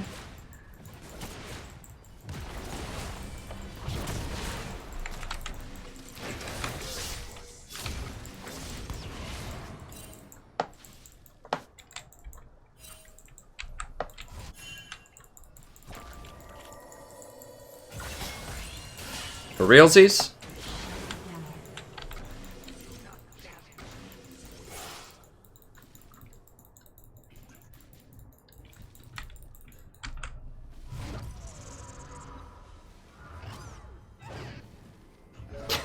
You guys like my singing? Sing along. We can make sing along songs. When team's trolling, we can have a sing along. That'll be fun. Alright.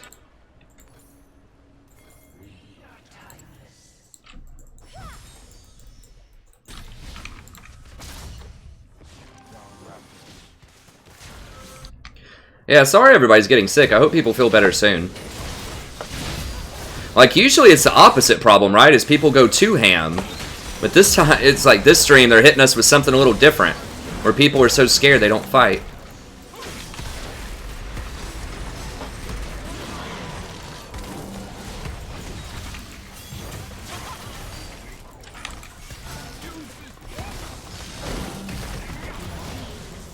Okay, good. Ivern's still a very strong champion. That was all Ivern. I mean, that Daisy. Daisy is still very strong. Put it that way. I'm kind of low, but I think we can do this.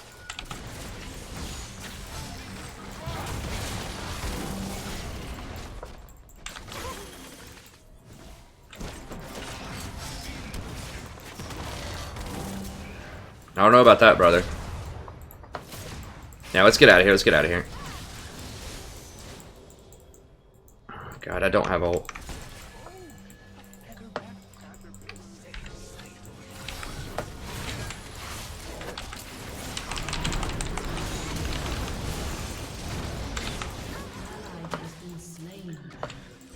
Okay, there's the team I know and love. Overstay and die. At least it's a good change of pace. At least they're trying to do aggressive things.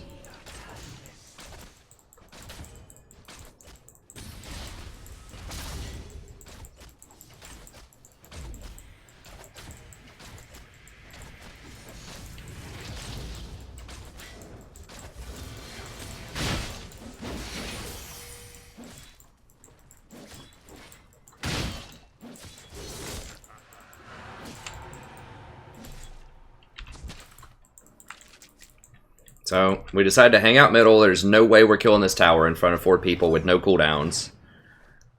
I should have warded over here sooner to protect the flanks. I think this was actually warded and he rolled up on flanks. I don't know. I knew something like that was going to happen. So they get a free tower out of it. Or not a free tower, a free dragon. Vayne's still not building QSS, so that's good news. Hecarim's fed. Standard. Every game there's Hecarim, he's fed. You better back up. God, I can't believe Azir just didn't straight kill him there. Surely he could have. See if I can flank around here. Can we go get these 2 clowns? A worm's eye view often turns into a bird's eye. Is there a ward in here? No. Ward in here? Probably, yeah.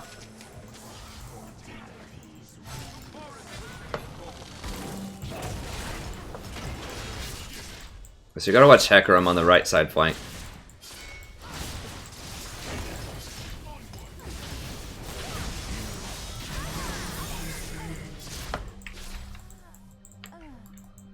What was that? No, no, no, no, no, no, no, no, no, no, no, no. What are they doing?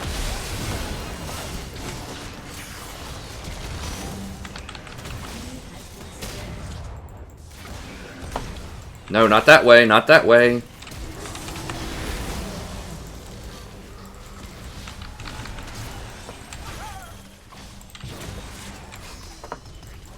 By some miracle, we ended up with more kills than they did in that, I think. Or was it the same? I don't know. Really bad. Need to leave, leave, leave, leave.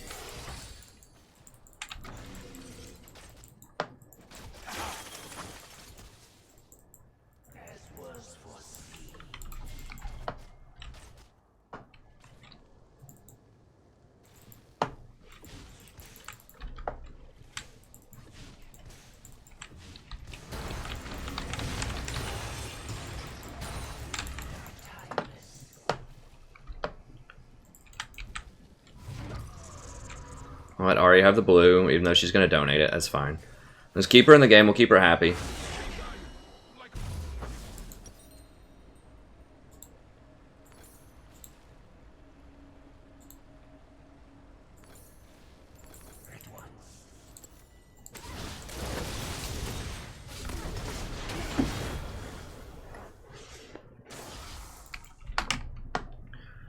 Okay, how are we doing? What's the game state? Alright, Darius is huge. He's got executioners. They have nobody that heals. Whatever. It's fine. He's got a lot of kills. He's got some weird items, but he doesn't need items. He's Darius. Jin's getting pretty big. He's still only on 1 item, though. Vayne... Okay, he's got 2 items now. So he was just sitting on a ton of gold. Hecarim's still not tanky, so if I catch Hecarim out, we can melt him. I can't really count on this Ari, though. Who can I count on? Darius. Darius will go in for kills. I need to play around Darius. I can count on him.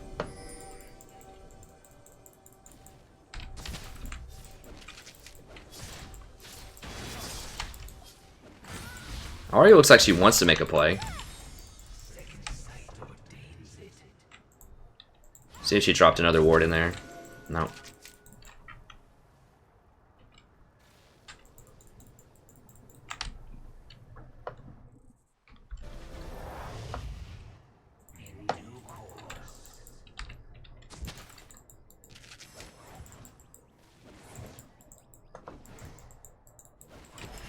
Get some bigger wards in here. There we go. Because I know they don't have this warded because they haven't stepped over here recently, so.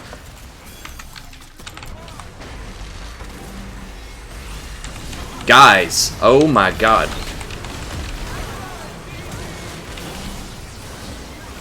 Like, how many times do I have to ping him?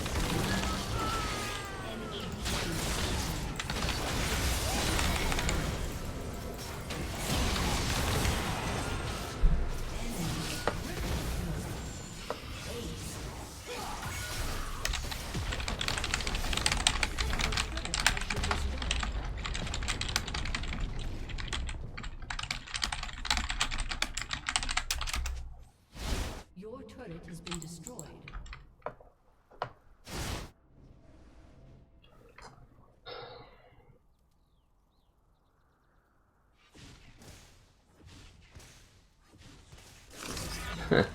I mean, it should be funny. I'm trying to turn it into something funny. Like, it's either a comedy or a tragedy, and I like comedies a lot more, so, you know. It's ridiculous. Like, it's a farce, these last two games. For a platinum level game, it's unbelievable. So I'm just trying to turn it into something funny. As much as I can. I mean, the Hecarim literally runs over 3 wards. 1, 2, 3 to get here. I ping him twice. Drop 2 minions, ult him. For the entire 2.5 second duration, no one hits him. He has no tank. Like, he just finished the runic, whatever, jungle item. He can easily get evaporated. This guy puts a bush here so that they have a clear shot to get in here.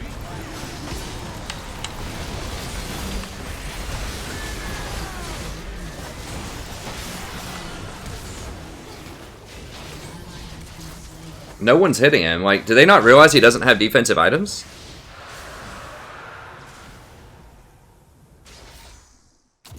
He's made of paper. That's right, JL Cannibal.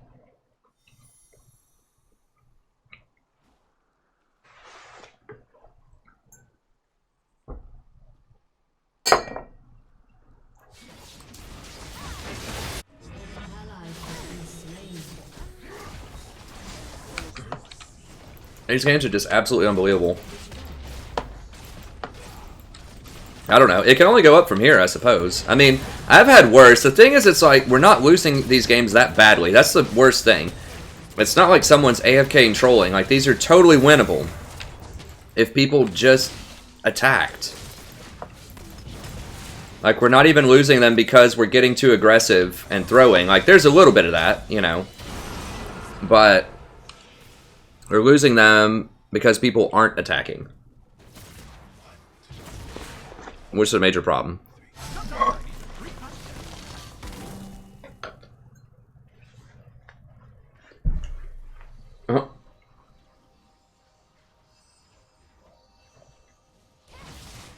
Yo, Romeo, I think you're right. That's what I need to start doing. Just max out the pings.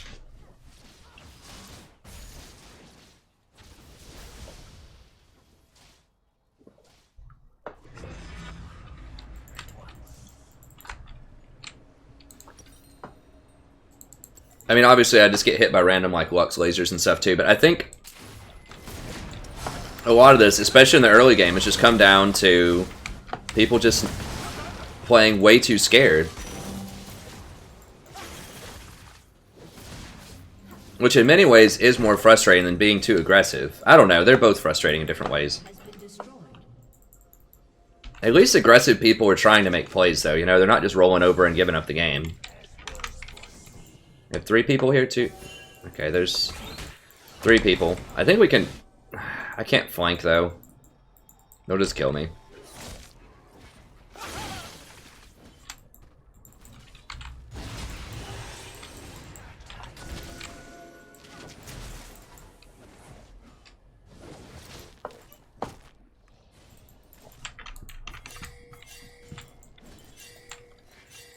Dude, can someone, like, come here?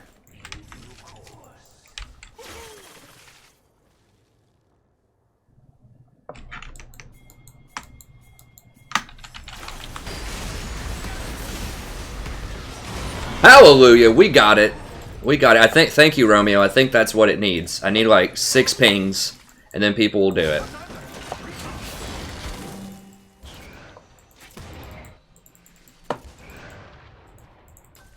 Nature is always watching.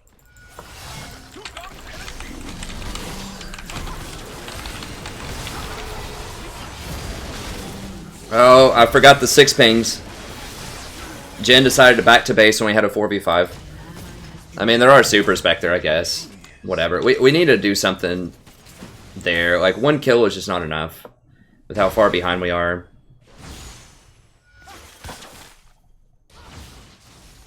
That's probably what I need to, like, all joking aside, that's what I need to start doing, is just pinging, like, just a ridiculous amount of times until people just do it.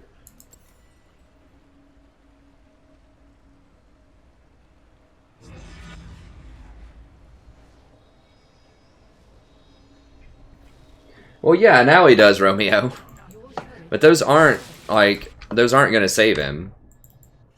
Like, I'll have to go back and watch. I'm pretty sure I looked at his items before I decided whether I wanted to fight him. I'm not really, I don't remember where I did that. I don't know if it was right before I ulted him, but I did look at him at one point, and I was like, okay, he's got his Trinity Force, but he doesn't have any real tank items.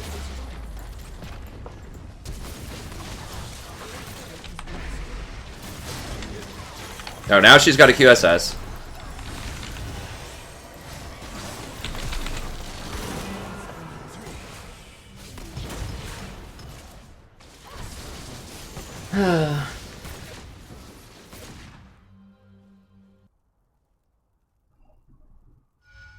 Not Runic. I don't know what it's called. Cinder Hulk. That's what I was thinking of. Whatever the...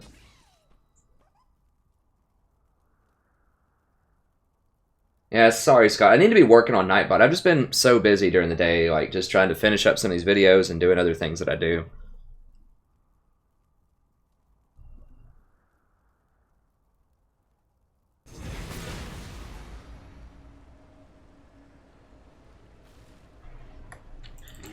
Alright. Well... Your inhibitor is respawning soon.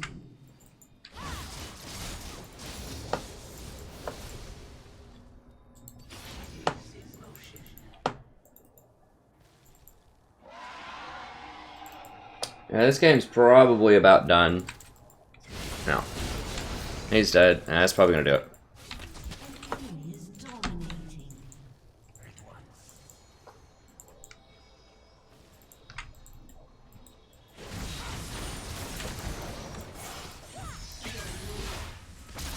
I would ult him, but I just don't trust him to kill this guy.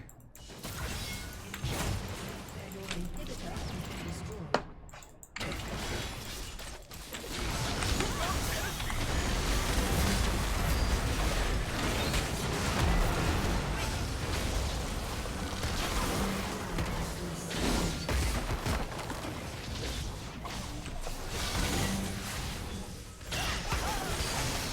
Well, we'll just move on to the next game. I mean, Ari's... dies with ult. Darius dies with ult. I guess his ult probably came back up, but... like, why doesn't Ari just... go forward, do her full rotation, and kill the Hecarim?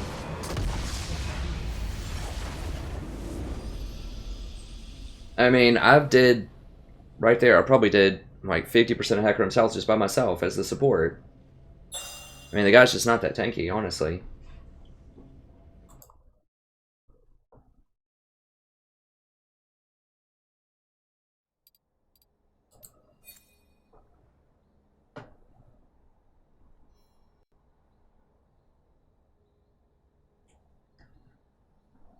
Unranked Ari in placement, she's 2 and 7.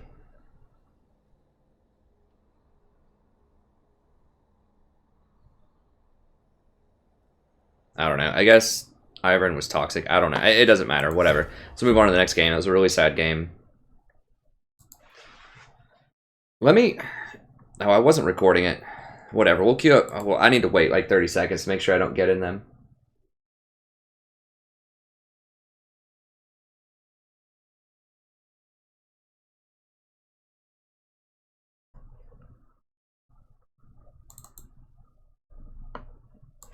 These teams have been brutal. I mean, I have been too aggressive, I guess.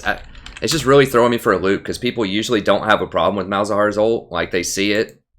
Or, you know, in lane, when someone sees, like, the support chunk out the other support by 80%, usually they're just like, you know what? Maybe I should go aggressive here. I mean, am I wrong on that play? Let me just watch the beginning play again. Maybe I did just go too ham. I should have definitely used exhaust on Vayne earlier.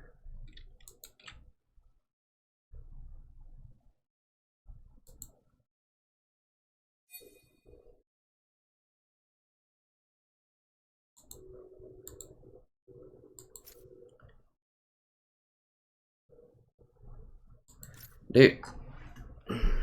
Virtuoso, I love you, man, but you're bronze, buddy. I can't duo with you, man. I'm sorry, I can't. I physically can't duo with you. You're bronze 3. I'm plat 5 right now. And I want to do some ranked.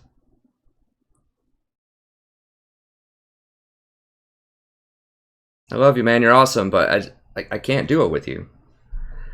Right now, or ever. I mean, we can maybe do some normals later, but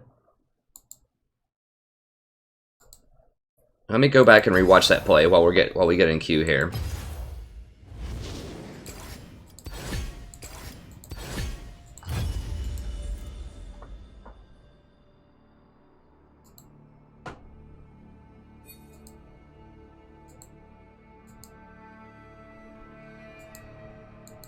Right, it doesn't, like, Platinum can only duo with Gold. That's as low as it goes. Riot changed that years ago, I think.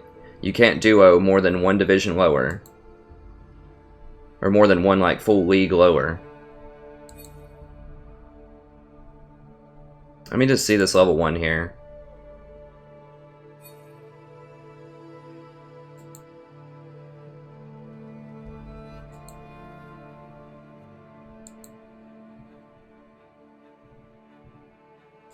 I just want to see this fight early. Just let me see a couple of these fights and just see, am I really just going too hard? I should have exhausted the Vayne. So let me just think, okay, just imagine I exhaust the Vayne. Would it have been the right decision to do? Okay, so she's stepping up. They have more minions. Maybe the minions just kill me a lot because I auto-attacked her. Maybe that's it. Let me see. Okay, so putting it on them. So once you get that curse and drop the double minions, they're pretty much done. Let me see. Okay, so what's he doing? Okay, so he last hits. Alright. W's. Vayne hit me once. Okay, he runs up to Vayne. He could have had one more auto attack. So right here, I guess I should have turned. If I autoed her, maybe we could do it. Auto. I definitely shouldn't have gone that close to the wall, because she could have pinned me in there.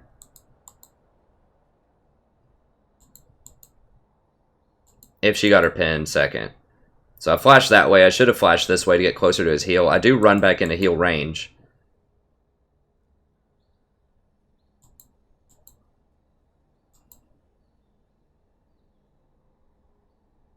Yeah, I suppose that was just too hard. I just thought Jhin would do more damage than that. I just didn't know. I mean, usually Jhin does a lot of damage early game. What's going on here? Oh, did I not accept it? My bad.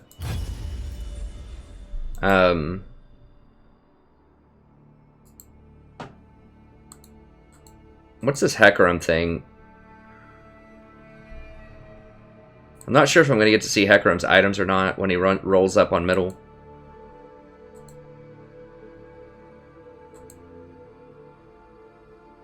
Okay, so I'm sitting here in this bush. I've got this stuff cleared out. We know Hecarim, like, Hecarim has come from the bottom side like 3 or 4 times to try to flank now. That's why I'm putting all these wards here. I'm okay to do that because the blast plant's there and I can get away from him. Okay, right there. Ping. Ult, 3 people sitting here, 4 people running around. I exhaust him.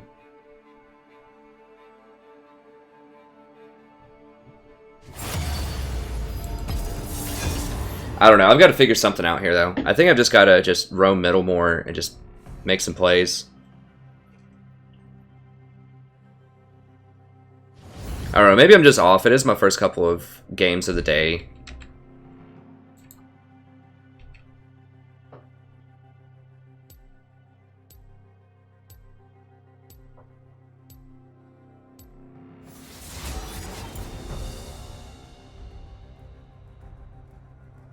Hey, Rosmus, you can definitely climb, friend. If you just increase your knowledge base, you can climb.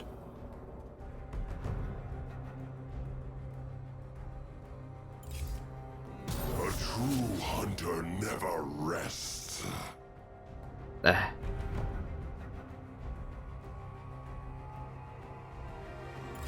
Is that fear I smell?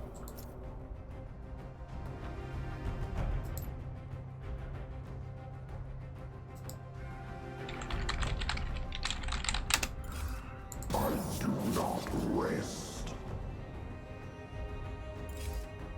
I will wait for you to be better.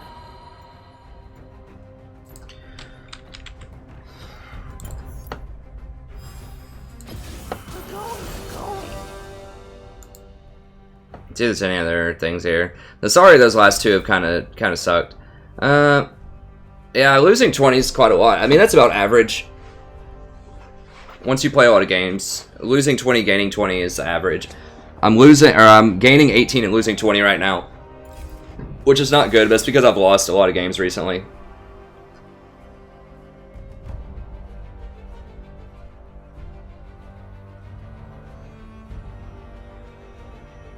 Hey, Warhound.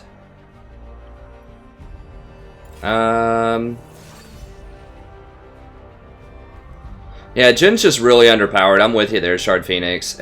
I mean, he's great in pro play, but he's an early game bully that doesn't scale nearly as hard as most other AD carries, and you just can't count on teams in solo queue to close out games or to leverage their early game aggression. Like, I want to press right-click champions and win later. I want the Twitch. I want the Vayne.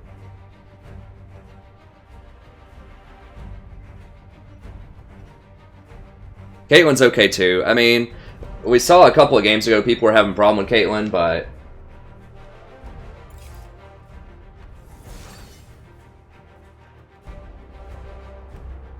usually she's a pretty easy support to play.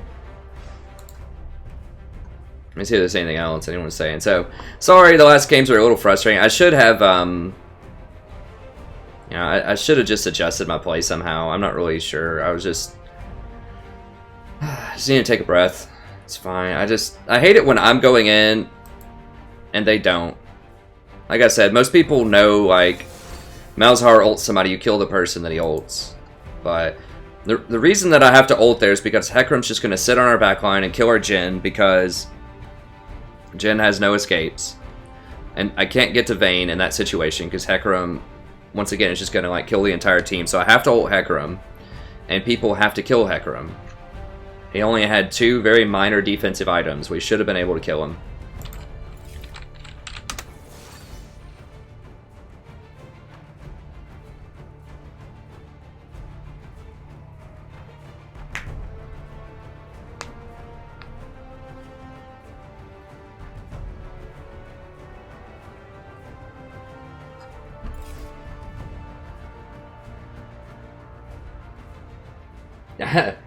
I agree, Connie-chan. I'm cool. I'm out of it. I'm out of it. It just happens sometimes. Just the way we were. I shouldn't ever die in lane. Like, if you ever die in lane, that's just a huge mistake.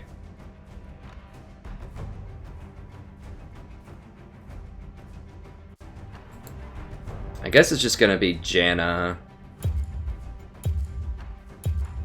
Yeah, let's just do Janna.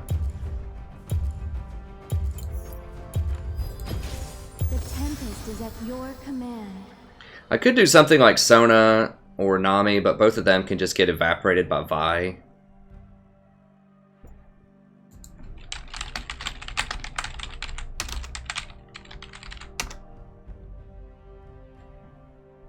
Okay, just making sure they don't forget to switch.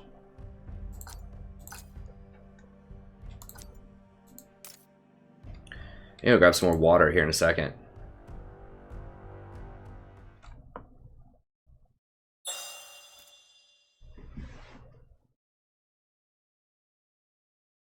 We'll grab some water really quick. We can't invade or anything, so if I miss a couple of seconds, it's whatever.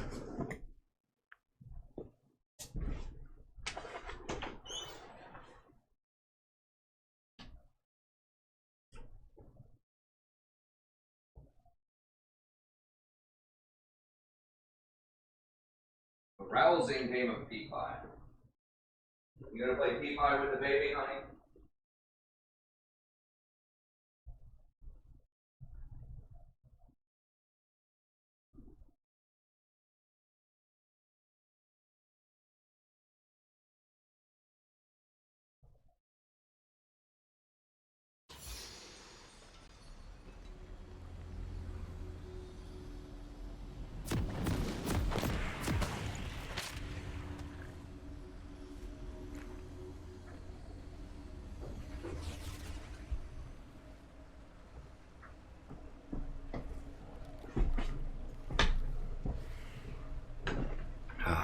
All right.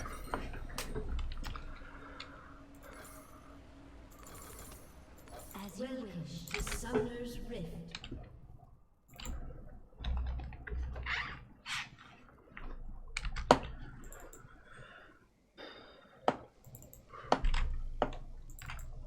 They might invade. We gotta be a little careful. 30 seconds until minions spawn. Okay. Go ahead and VOD this. Hello, buddy. Welcome back to playing another game of League of Legends. I'm the Strategy Professor. We're doing a little Janna action today. Streaming this. I've had a couple of rough games at the start of the stream, but you know what? We could make a comeback for sure. It just happens from time to time. I don't know, Danny. She might be hanging out with my wife. Danny asked in the chat where my cat is. She comes in here sometimes. She'll be in here later. So we picked Janna here. We have basically everyone on our team scales off of Janna, which is actually kind of bad. I just realized we have all AD, so that's not amazing. But they don't have tanks, so none of them are going to be building AD, I don't think. So it's fine.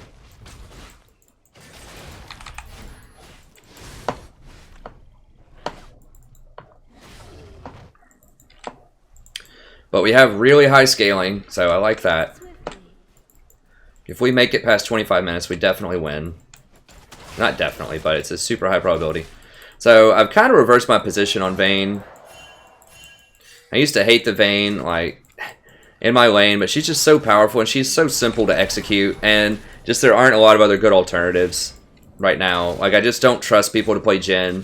He's just not powerful enough to overcome poor mechanics. So if people miss all their W's and their ults and just miss position poorly, they just get punished way too hard as Jhin. Caitlyn's still really strong. She just can't scale with Vayne. Some people are picking hyper tanks now.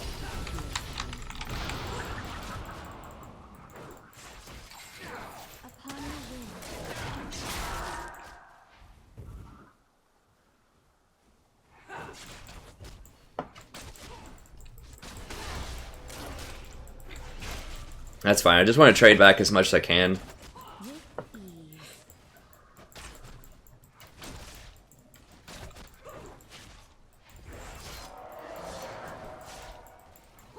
Vayne still has a horrible laning phase, but if you can just get out of it, I like the reliability of just, if it goes to the late game, you're just going to win. If you can peel off the Vayne, you're probably going to win. Because she can just, I mean, she didn't even have to do a lot of fancy rolling and stuff a lot of times. You can just right click. And you're probably still going to win later in the game.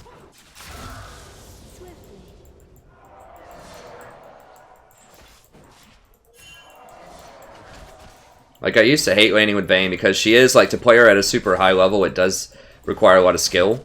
Oh crap, not that.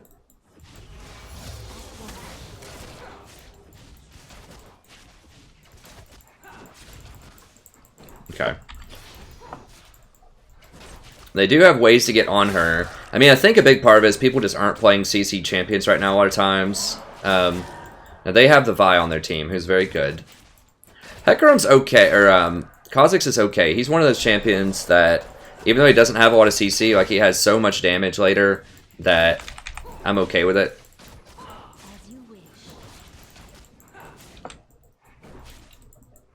It's really all about damage in this meta. Like, people just need...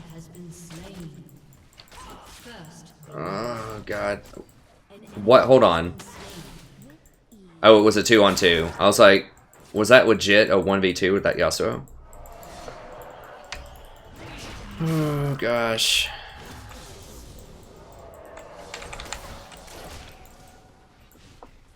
Well, at least it's not my lane this time. I don't have to see it so much. It's a lot less tilting if it's on the other side of the map. I can CC him and peel him off the vein later. Vi's really the only... Vi and Lissandra are kind of threats. Like, they have some pretty good engage. But we have so many different threats later on. Like, GP, Kha'Zix, and Vayne all just deal tremendous damage. And if I can just keep even one of those up, we're probably going to kill them later in the game. Like, Thresh. I mean, they have a lot of damage, too. Lissandra's damage is somewhat muted, I think. Like, her sustained damage over time isn't really that high. He also, depending on how he builds, could be somewhat lower in damage. Oh, if she would have pinned him, that would have been nice.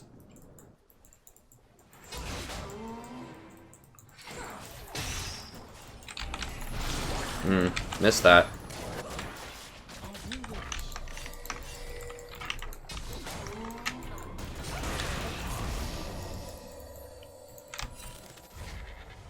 You don't want to go fight him, Kha'Zix? For real?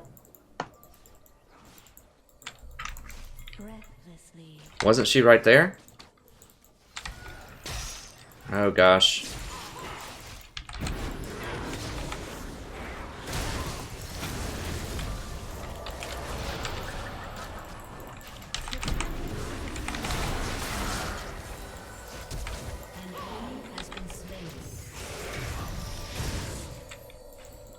Now she's gonna be here soon. Yeah, there she is. Oh, and a teleport, okay.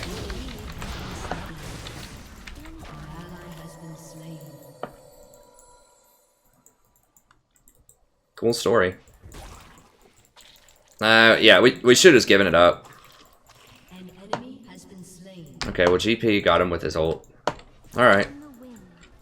Yeah, we should have given up the Thresh. I mean, there's just too many things. Like, I knew that Vi was in the area. We just saw her. And the TP is always a threat. I knew their Yasuo had exhaust instead of TP, but I forgot to look at the Lissandra.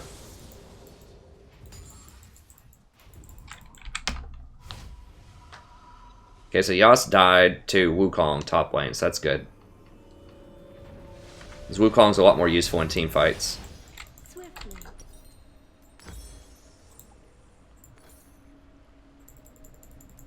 So we're just going to go boots, Sightstone here.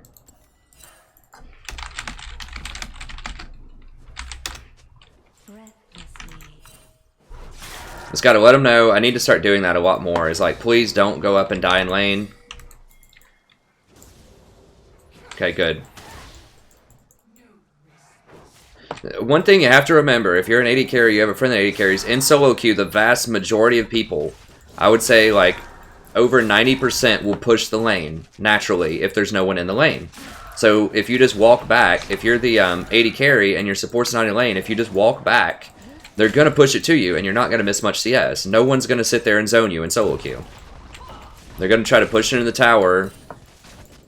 They might try to dive you, but either way, you're going to get to farm under tower. So you're not really going to miss that much CS.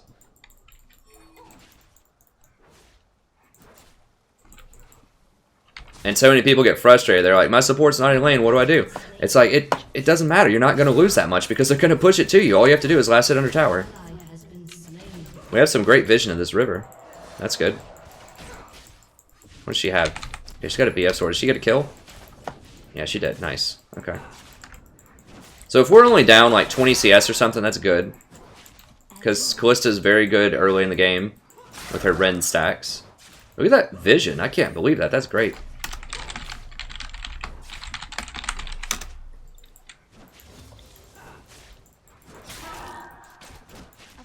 That's a beautiful thing. I kind of do miss the Season 2 days when you could just buy infinite wards as support and they lasted 3 minutes. That was glorious.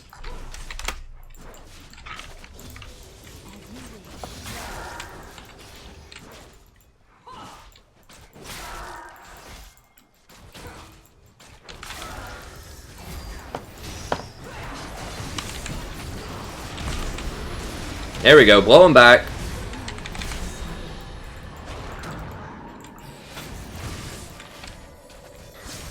Make sure I get the assist on that. We're good. Okay, let's go get those dragons. An ally has been slain. With ease.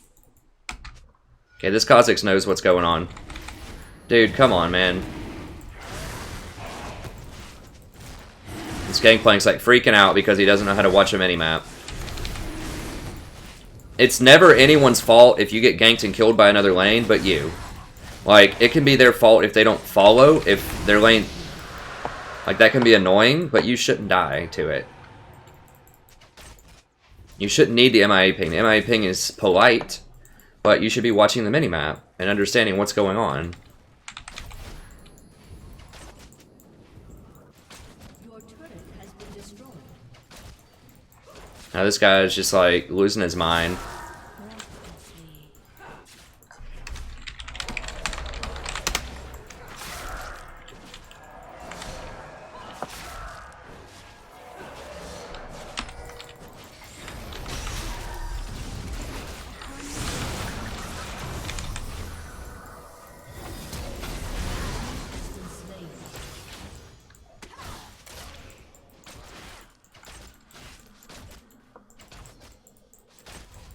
Okay, good. Yeah, this Kha'Zix knows what's up. I like this guy. I might try to duo with this guy after. This is how you win solo queue.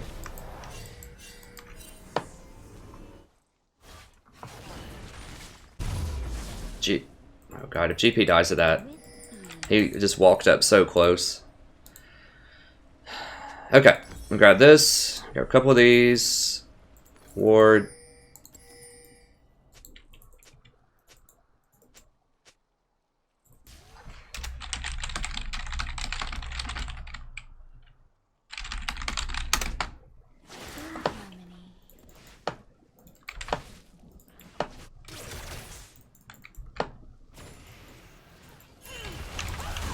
Oh god, if he...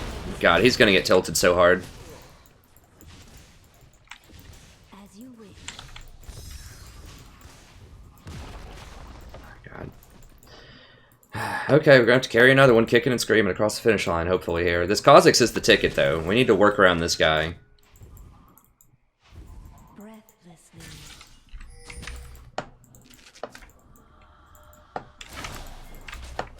Vayne's doing okay. Oh god, dude, just don't even start with me.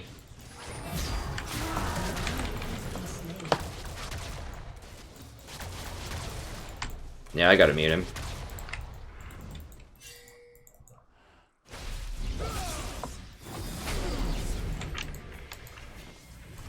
Upon the wind.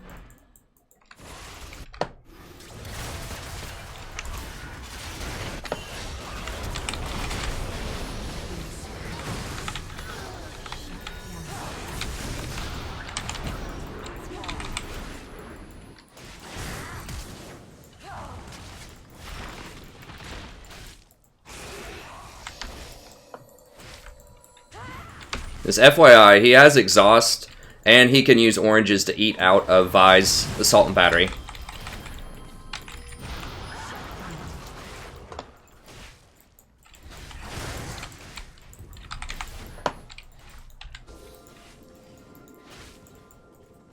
As you wish. Your team has destroyed. But it's fine. See, this time is different. Like, we have one person who's raging and underperforming, but we have a Kha'Zix who's really smart and is making very intelligent plays. And he's playing a good champion. The two often go hand in hand, but not always. Vayne's doing okay, too. But it's really this Kha'Zix is the ticket. I need to try to do it with this guy afterwards. Need to recruit him. If I really want to get up a lot in Elo, I need to start... I don't know. Like, I'd like to try to do it solo queue. It just takes so much longer. And if you duo.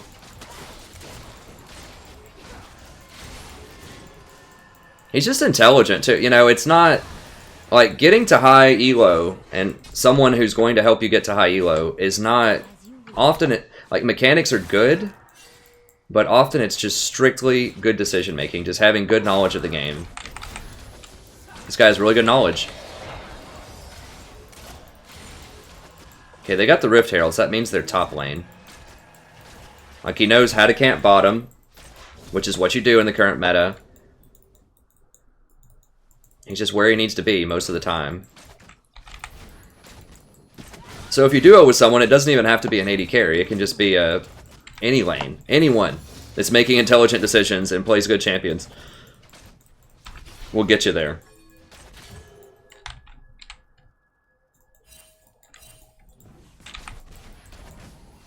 Swiftly.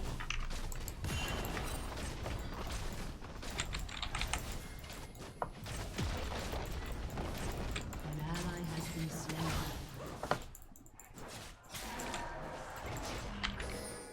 Upon the wind. Okay, it's a normal ward, so I'm gonna put a normal ward here. It's fine. Fight him for it, fight him for it. Oh, never mind. Well, Lissandra's coming. I think we can kill Lissandra, though.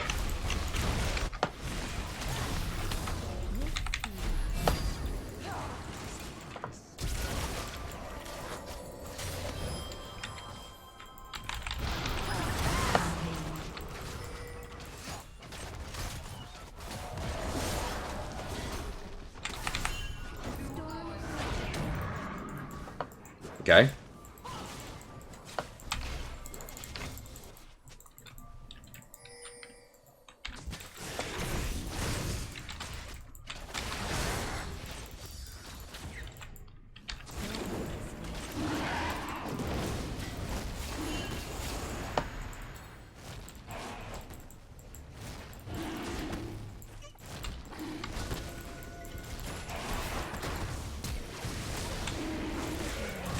Get him, baby, get him.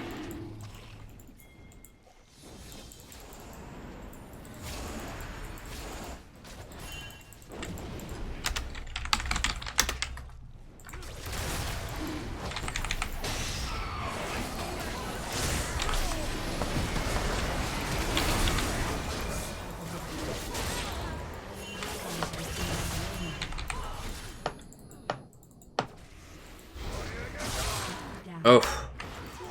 God, this Yasuo is just murdering everybody.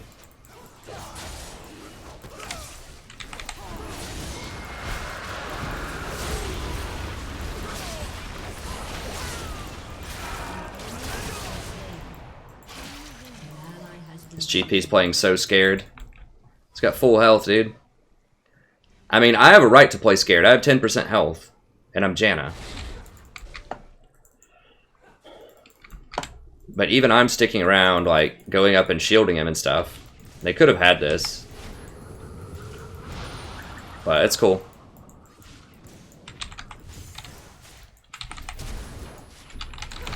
Get wrecked. An enemy has been slain. An enemy has been slain. Alright.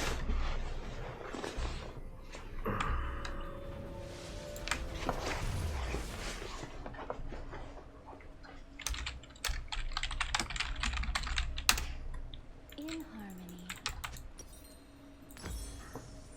I don't know what he's saying, but whatever it is, it doesn't matter. They just need to chill. Your team has destroyed a turret. With ease.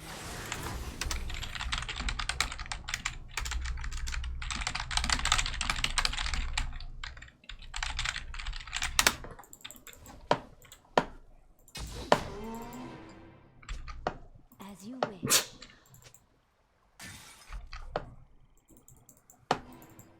Alright.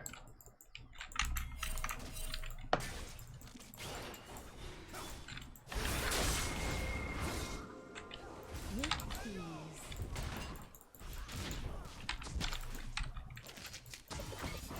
It's too many people.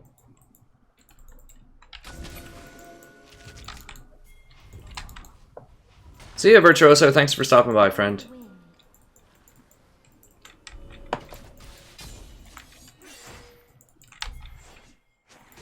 What's going on here? Oh gosh.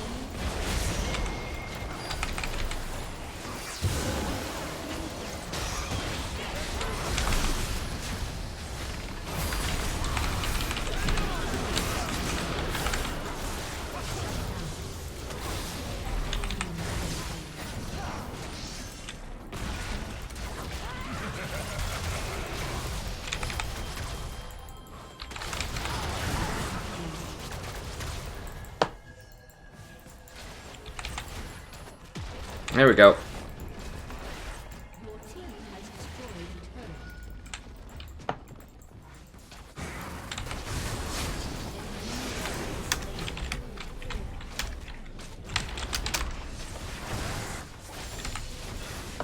Get the tower, dude. Get the tower, dude. Okay. Okay, here we go. Now we're on point. Need to go back and buy. Knock this ward out. There's a ward here.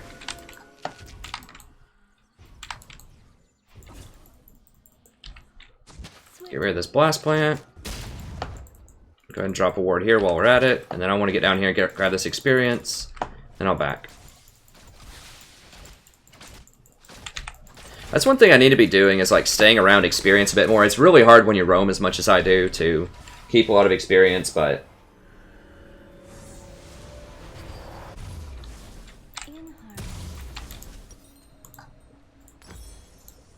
Okay, so we'll go for this. These. 3 of these. 1 of these, and we're good. An ally has been slain. Interesting. It feels like we're just running away with this game, but we're really not. Like, we do have great scaling champions, but... people are definitely goofing some things up.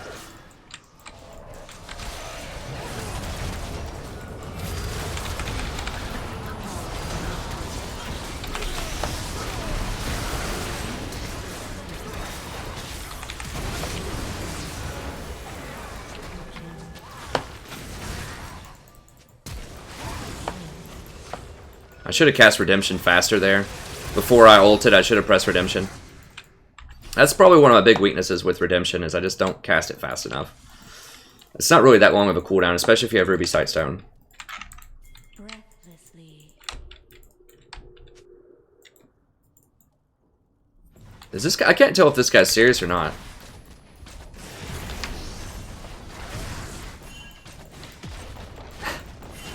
Like, he just pressed R. He's like, that GP ult, man. How'd you pull that off?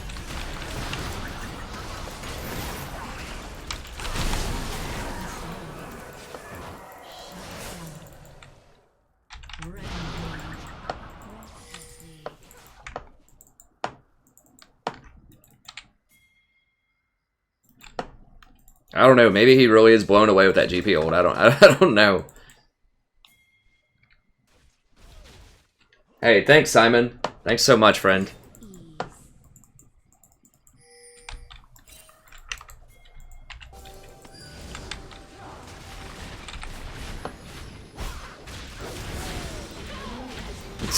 That 80 shield from Janna.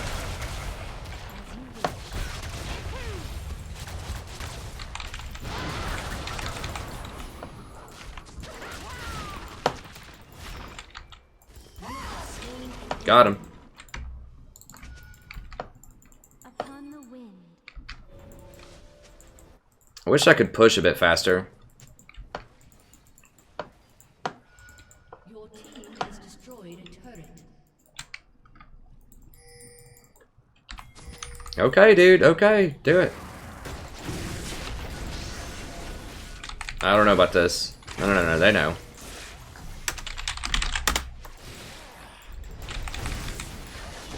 You don't have the armor for it, dude. Oh, God bless.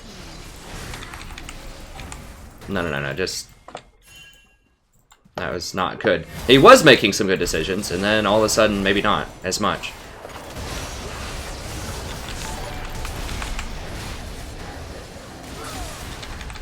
Give that to her. Hey, thanks for the sub, friend. Oh, gosh.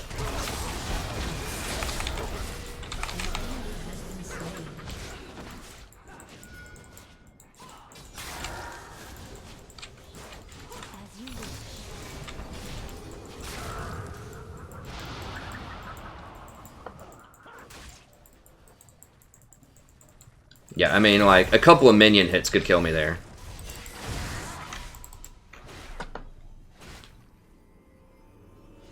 There's some shoutouts here. Thanks so much, HQ, Colin, and Crimson for joining. I really appreciate it. I'm glad you're having a good time. An ally has been slain. An enemy has been slain. Need to make sure we don't throw this. It's totally possible to lose this game. Like, you have to win games that you're winning. I know that sounds obvious, but you really can't afford throws. Because you're gonna, if you're trying to climb, because you're gonna get games that just aren't winnable. Like, every game has some probability of being won, you know, but realistically, there's some games that are just gonna be almost impossible to win. So you have to win the games that you're actually winning. Just to give yourself a cushion.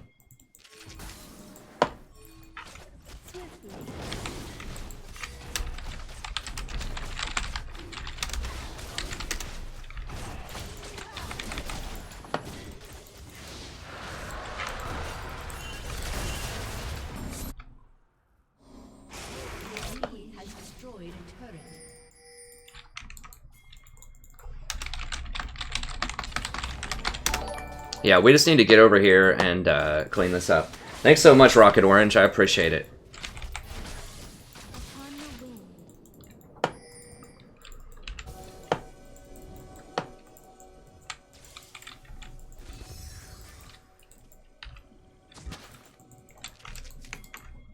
Not right there. Not right there, Wukong. I guess that's fine. Yeah.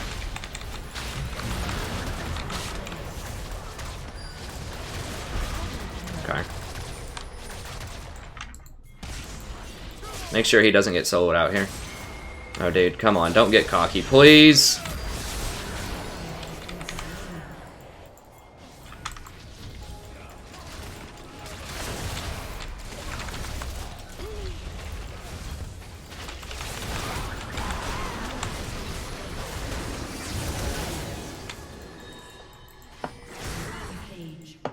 Yeah, just get this stuff.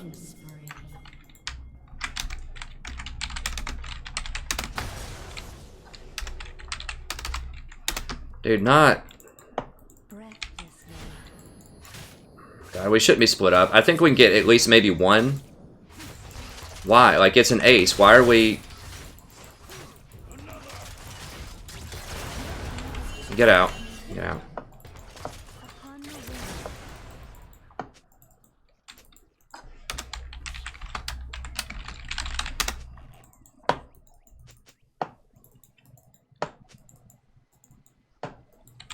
I want to tell this guy diamond greater than platinum too, but I won't.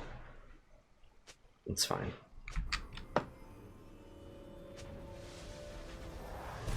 Dude, you just go get the inhibitors. When 3 people are dead, you go get the inhibitors.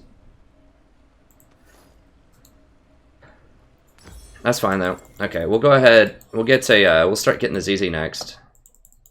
Like, if you ever have an ace, get towers, get inhibitors. Barons don't matter. You can get barons later. Oh, gosh. Well, never mind about dueling with this Kha'Zix. I thought he was smart.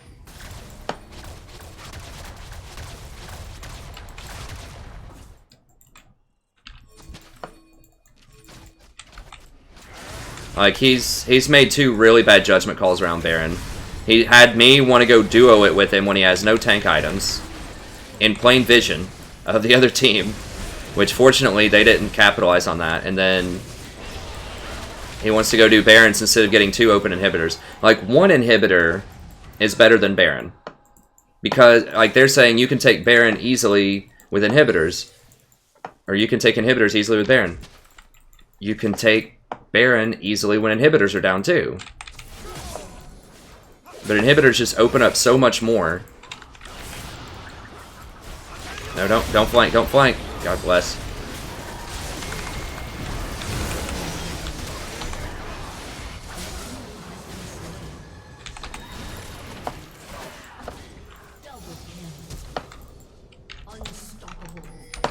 Just walk it up middle. Who cares about Vi? Yeah, those are 2 pretty serious lapses in judgment. His ganking patterns are very good early on. But if he really thinks that a Baron is better than 2 open inhibitors, you know, I just don't know what to say.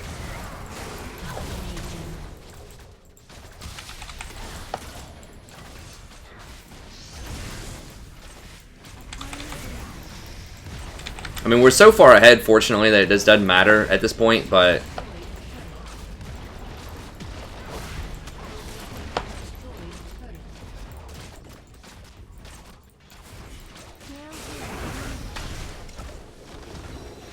I'm not salty. That's, you know, I'm just saying that's how it is. Yeah, that's the main thing, Alex. I mean, usually, that's a key term that I use, right, in one of my guides, is that Barons can be stolen and inhibitors can't. But in that situation, they're not going to steal it because they're dead. But still, even though that isn't really on the table there, one inhibitor is better than Baron because it gives you so much extra map pressure. 2 inhibitors is a guaranteed Baron. If you get 2 inhibitors, they cannot leave their base. If you just wait any length of time, they can't leave their base because it's going to take 2 people in there to clear out those inhibitors, usually, in the game. And you can use Baron as a tool also to help you win the game. So not only just getting Baron, but baiting Baron. So that's a very useful tool. So what we could do is get both inhibitors, clear out all the vision around Baron, get good vision. Then we either get the Baron, 1, or they show up and try to stop us, and then we kill them, and then the super minions will be piling into their base, and we just win the game right there. So that's why inhibitors are better. If you get the Baron, and they all spawn, yeah, you can walk up middle, and with the Baron, and you have extra stats, and the minions are buffed up and stuff. It looks good. They can still beat you in a fight. Like, what happens if somehow, like, I just, like, have a really bad moment of just a terrible play, and somehow I don't peel the vein like I've been doing beautifully. That game, by the way, if I do say so myself. But if I just somehow let this vein die, and, Wukong dives into 5 people and dies, or just whatever, if they turn the fight and ace us, we don't get those inhibitors. So it's much, much better to get the inhibitors there. It's just much more likely that you're going to win the game. Inhibitors win games. Baron's nice, Baron's cute, but it doesn't win you the games. And you can use it as bait. You can't use those inhibitors as bait. You can't make them come out of their base and fight you if they kill us after Baron's dead. They're just going to sit there and wait. So that's why. That's why you want to go inhibitors in that situation. So anyways, that's going to be it for the Janna VOD. I'm going to go ahead and queue back up. So we won't ask the Kazakhs to duo. Nothing personal. He did very well that game, but there's a couple of judgment call things there where probably won't do it. It's okay. I'm very selective. I'm going to duo. It's got to be with someone that's far above the curve in low platinum, and that's unfortunately not the case there in the late game, in the mid to late game at least. But anyways, thank you very much. Hope you enjoyed it. The stream's going to continue as usual, but that's it for this individual Janna VOD. Have a wonderful evening, and I'll see you next time.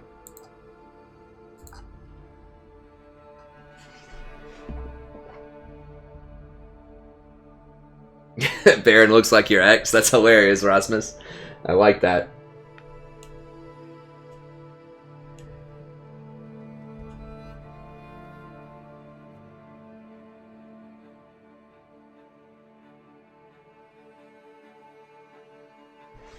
Let me see. Let me try to answer some more questions in here.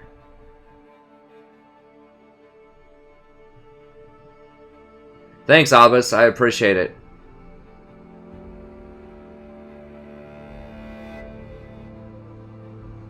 I think Janna is really, really good. Like, not even at high elo.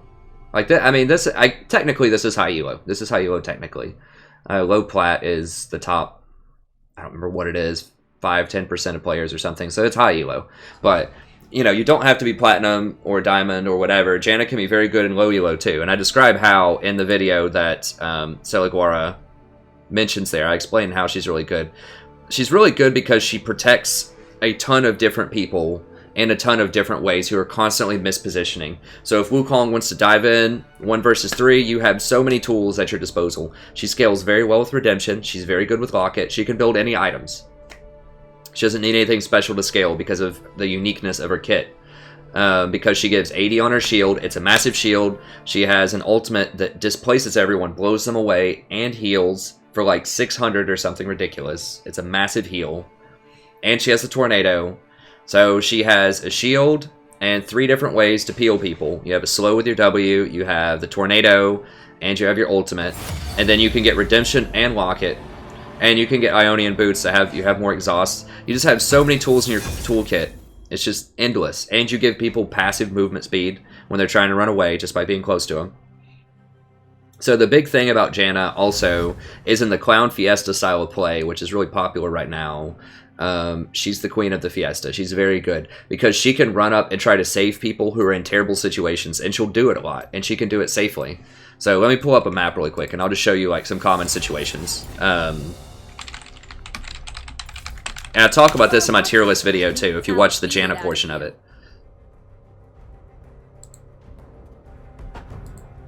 Okay, let's look at like some common situations. Let's say that like this tower's down and you have your mid laner up here just pushing up way too far and he gets ganked.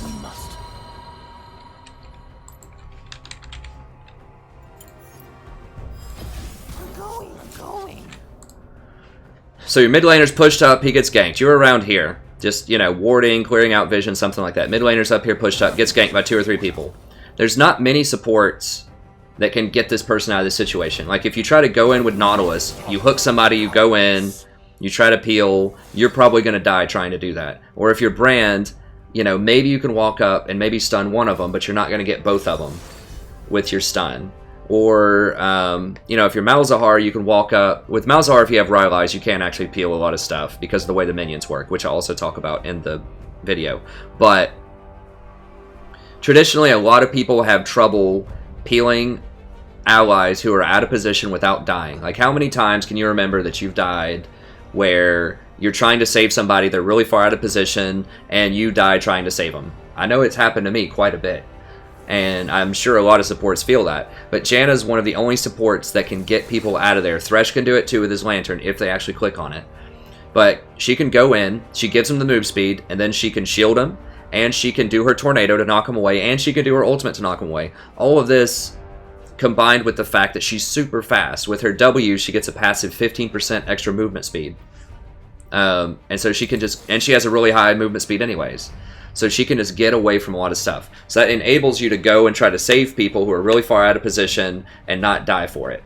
So it doesn't really have a price for trying to go and save them. Whereas almost every other support, there's a price.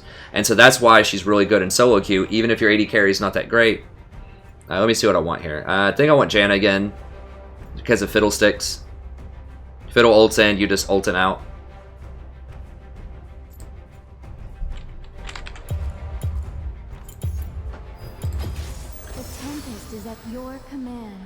So that's why Janna's really good. Even if your AD carry is not the best in the world, it's because she gets people out of terrible situations all the time with very little risk compared to other supports.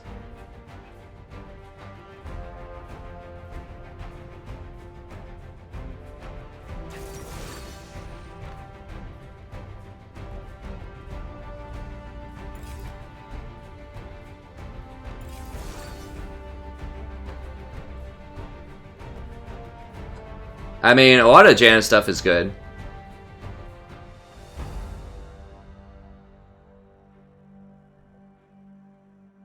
Compare Janna's shield to Thresh Hook. I don't know. Hold on. I'm trying to catch up with what's going on. Simon.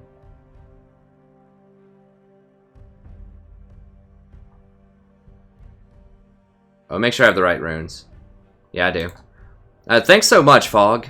I'm really glad. That's what I'm all about, is helping people get a lot more elo.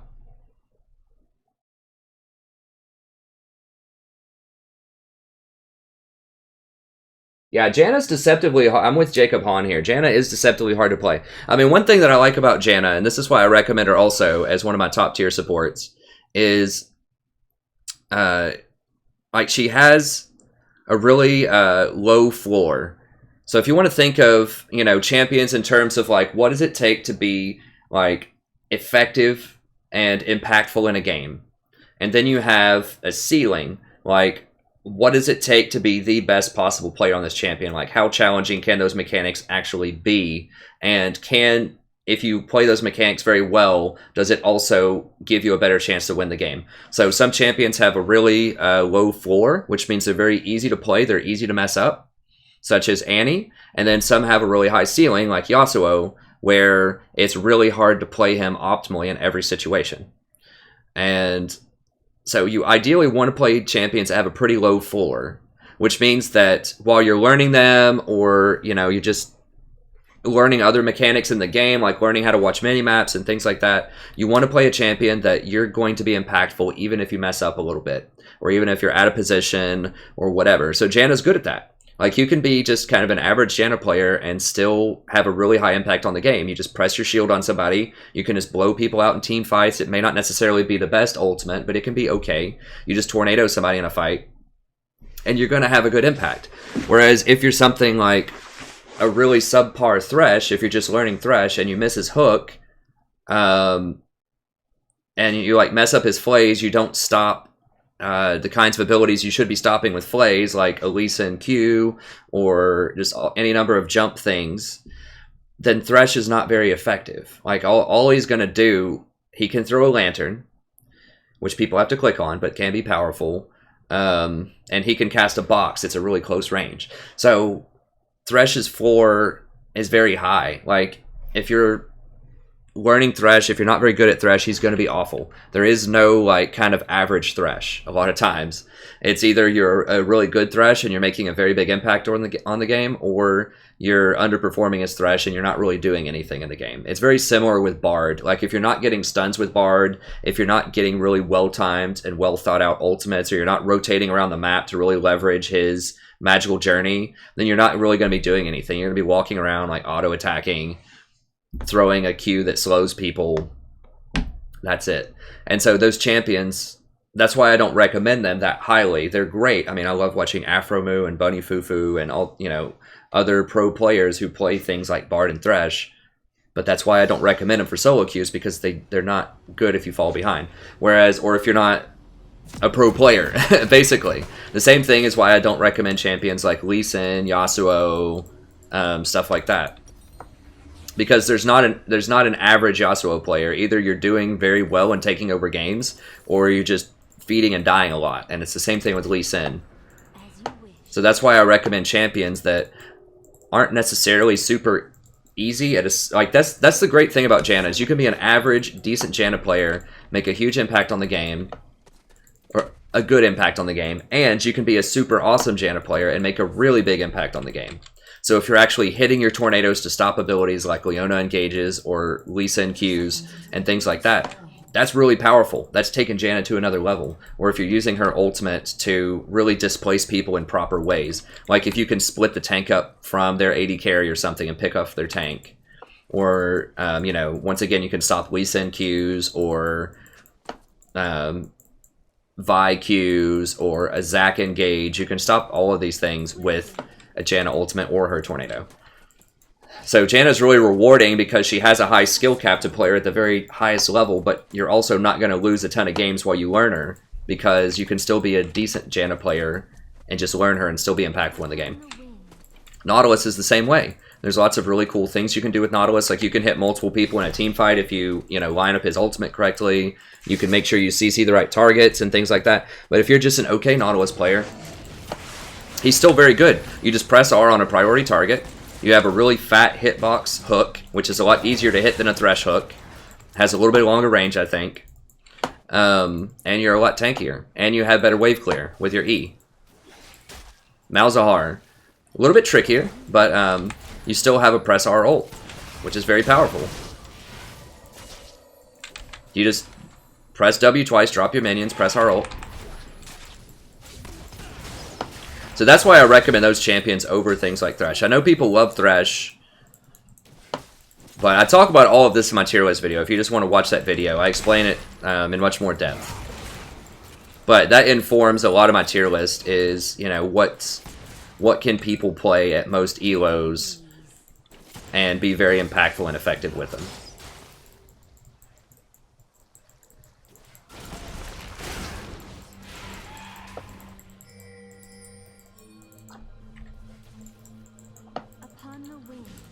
All right, I can't read the chat just yet. I tried to look over, and he took a hit when I did that. So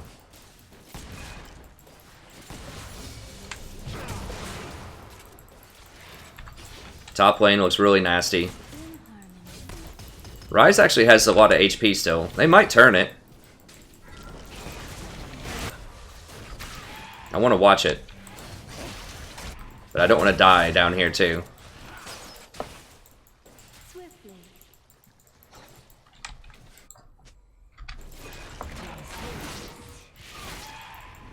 Looks like Rise tried to go in and get cute and had to flash.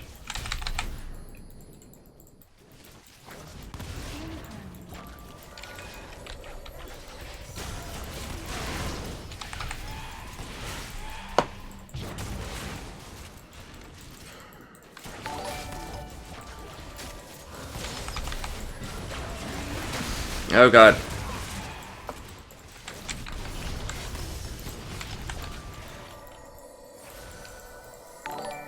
Hey, thanks for the subs, friends. Yeah, Zyra's rough. I mean, we're gonna lose this lane, but I wanted to counter to Fiddlesticks later in the game, and that's good enough. We have Nocturne, who's a good late game carry. I don't think Jin's probably gonna be a major factor this game. I think it's gonna be the if I had to predict, it's probably gonna be the Nocturne show in the mid game will be what does it. But we have enough damage with Rise, GP, and Nocturne to make an impact. So even if Varus just totally flops this lane, as long as we don't die too many times, it'll be okay. Or Jen, rather, flops this lane. It's fine. That's the thing, is Janna's a great, if you have the later game comp, if you're going to be better late game,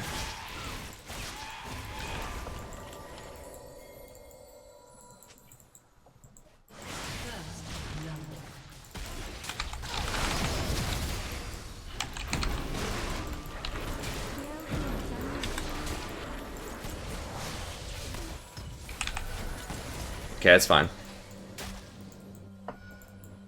If you're going to win the late game, then that's when Janna shines, because you don't have to do anything fancy. You just have to not die and just keep other people from dying, and you just win based off of scaling. Because Janna does scale very well with her shield.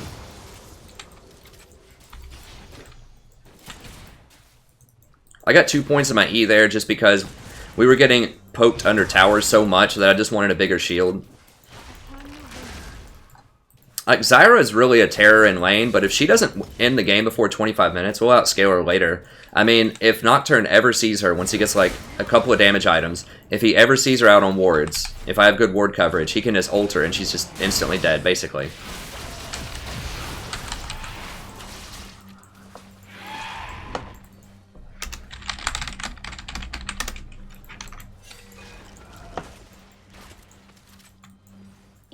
Dude, just heal.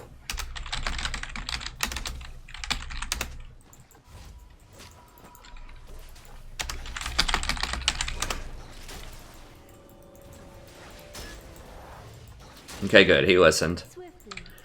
I need to do that more. I mean, here's the thing. If you're really low like that, like, yeah, you're going to miss some experience, but you're going to miss anyways. Like, you're going to have to back at some point. You're not going to be able to sit there. So all they're going to do is keep pushing, and you're going to have to play so defensively that you're going to lose a lot more. I mean, yeah, does it suck that he lost this? Yes, but here's the thing. Like, he's going to lose it anyways. Like, he's going to lose a lot of experience. They're not going to back up until he backs. So it's better just to get it out of the way.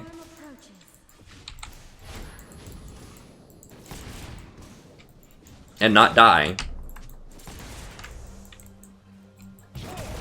So does that suck? Yes, but it's a foregone conclusion that it sucks. So it either sucks, like, basically you either lose a lot of experience and CS and die, or you don't die and lose a lot of experience in CS. So, and remember, dying is worth somewhere in the neighborhood of 20 CS. So even though, you know, maybe leaving right there instead of in 1 or 2 waves, maybe he lost an extra 4 CS or something, who knows. It's better than dying, which is the equivalent of about 20 CS. Because each CS is about 20 gold, and a death is about 300 gold. Or 400 gold, including the assist.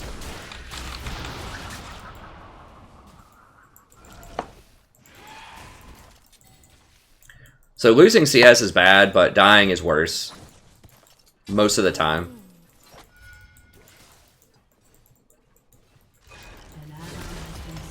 I mean, Zyra is just a really good pick into Jen. An enemy has been slain. Can Rise help? Okay, I stopped his channel. Yeah, I'm gonna have to run.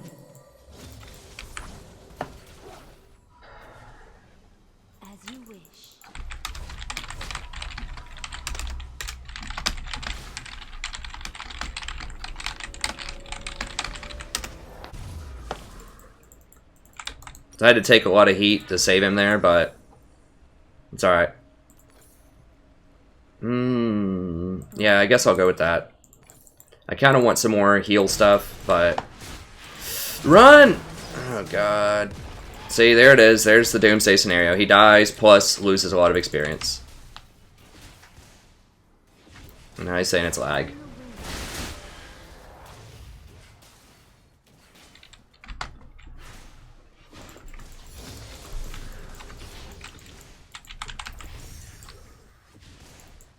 Dude, lag doesn't make you stay at a tower when you're low, man.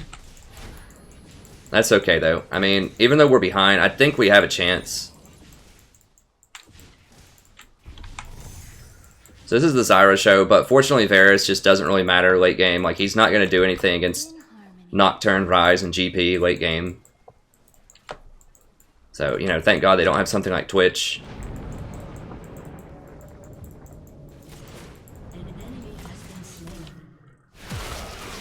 Oh my God, that rotation by her, though. Enemy double kill. Just running it up middle? Really? Wow.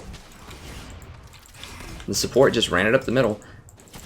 I guess maybe she was going to ward and then she just took it an alternate path. I don't really know. That was bizarre pathing. Did they kill top? No, Ryze got away.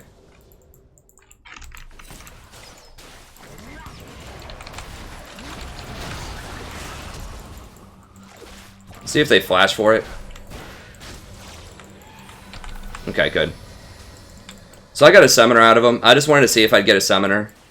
See if they'd flash or something before I blew my ult. So I used a heal.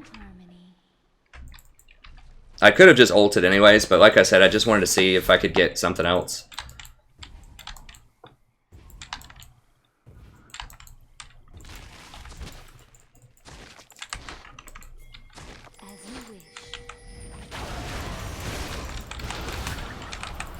Okay, we got our flash. That's good.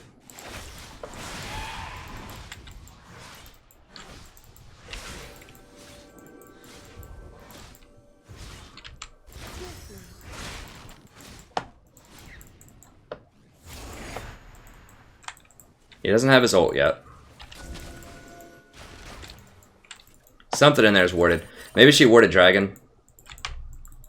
Upon the wind.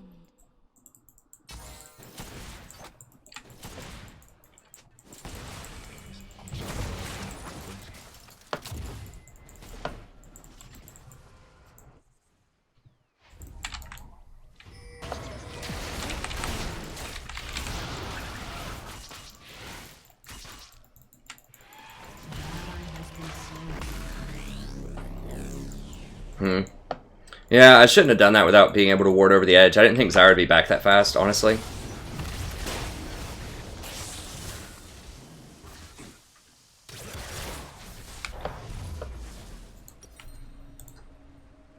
Upon the wind.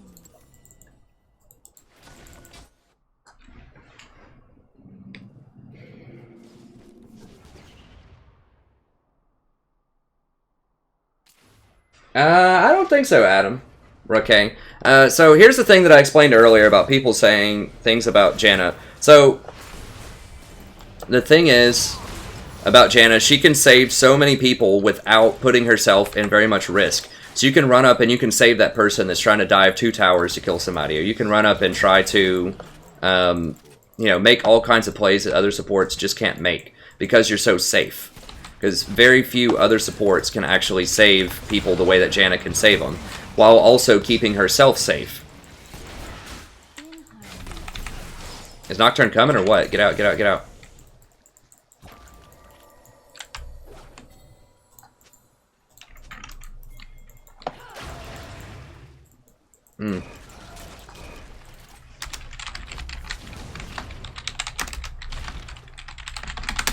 Oh god. He just had to go get that blue buff.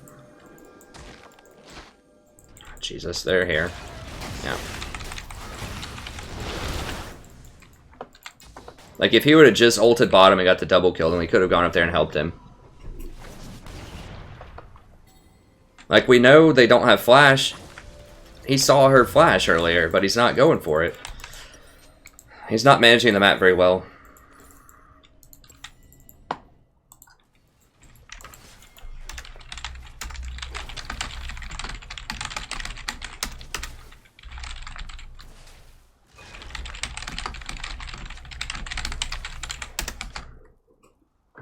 Upon the wind. So I need to clear that out so Nocturne can actually ult.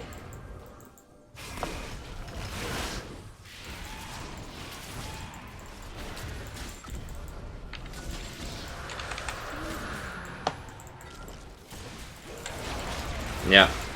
Enemy rampage.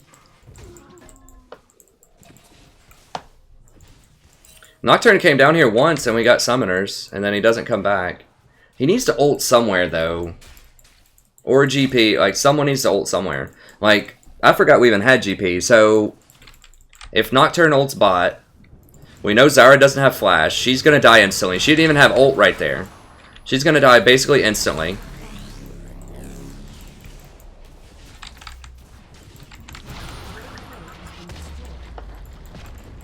But even if he doesn't ult bottom, he needs to ult somewhere. Like, you cannot sit on your ultimate if you're Nocturne. You have to use it basically on cooldown to get a kill. Like, that's the whole reason you play Nocturne. So, I'm not saying it's all jungler's fault or anything, but... I mean, this makes Zyra look like she's a god, right? Because she just gets to sit there and push in and kill people. Well, one of the major problems with Zyra is she can get... Ult, ult, ult!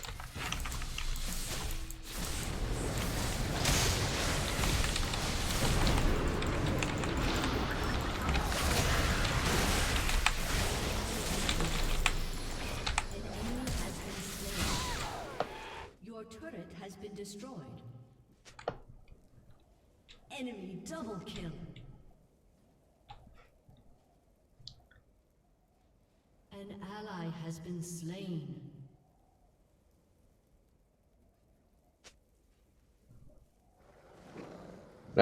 Thanks, Alice. Upon the wind. We're having some problems this game. Like, we do have a good late game comp, but Nocturne just really doesn't know that champion. Maybe he doesn't play... I don't know. Maybe he just doesn't play jungle a lot.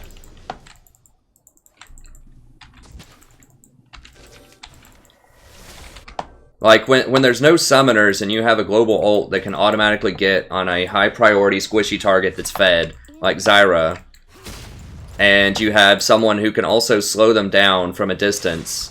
Like, we almost have triple global with the Jhin,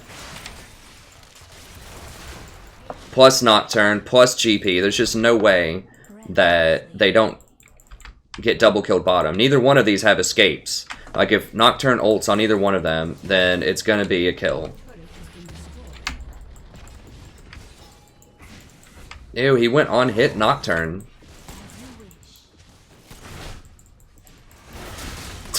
How did we lose bottom?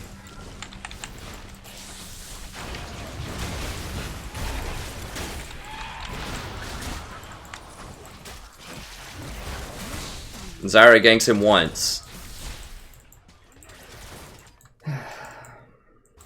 It's not worth responding to. He just got crushed in his lane. He's just mad about it. I mean, there's no way we win bottom, like, without some kind of gank in that matchup. If we had a gank, like, we would kill them hardcore, but we don't. So that's just how it is. I still think we can win, though.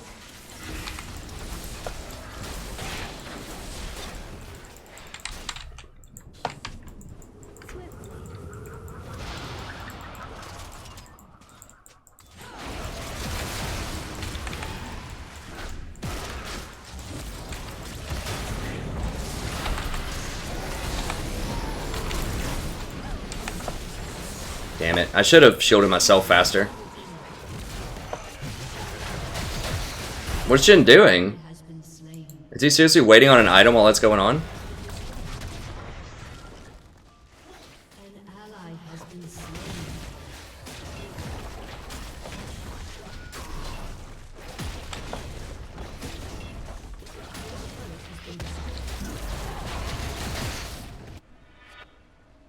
As you wish. Yeah, I mean, the vast majority of my climb last season, I started Silver 2. I finished Season 5 at Plat 4. Got placed in a Silver 2 in Season 6. Went from Silver 2 to Platinum, just basically playing Janna every game. And then went from... almost got to Diamond, only playing Tahm Kench every game early in the season. And then later in the season, I played Janna a lot and then got to Diamond. So I'd say a lot of my games, I think most games played were Tahm Kench. Like Janna, Nautilus, and Tahm Kench. I played a lot of them last season. And Alistar. Nautilus was kind of a late in the season addition. But yeah, that's pretty much what I played a lot and got to the top. I need to get down more wards.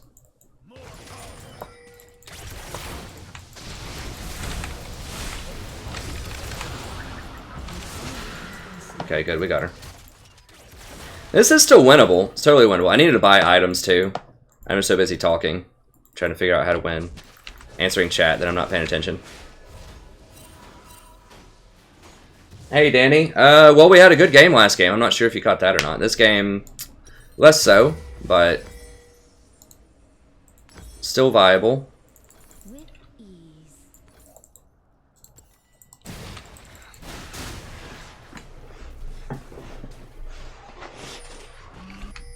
All right, let's see here. In harmony. No. We don't. Just nobody's here, man. This is almost certainly, there's going to be stuff in here warded.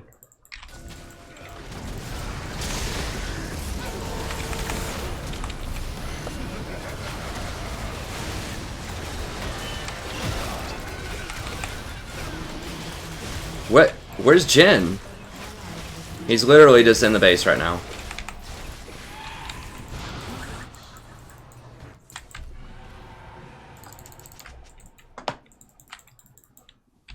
Enemy killing spree.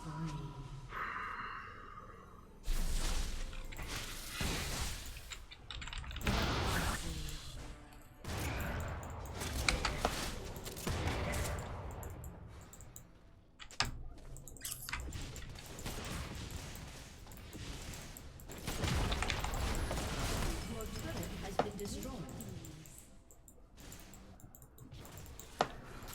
I mean, yeah, there are supers close to the base, but we have to make a move here. Like, you have to kill them.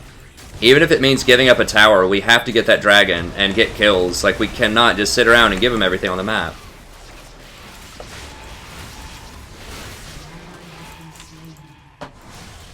He's not, I'm not going to report him. He's not, like, on purpose. He's just bad. I mean, that's not reportable. It's fine. Nah, I'm not going to give it up. I think we can maybe still win. It is possible. It's obviously not looking good, but it's possible.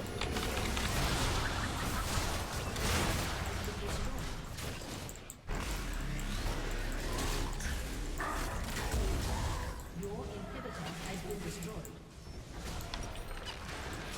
Enemy killing spree.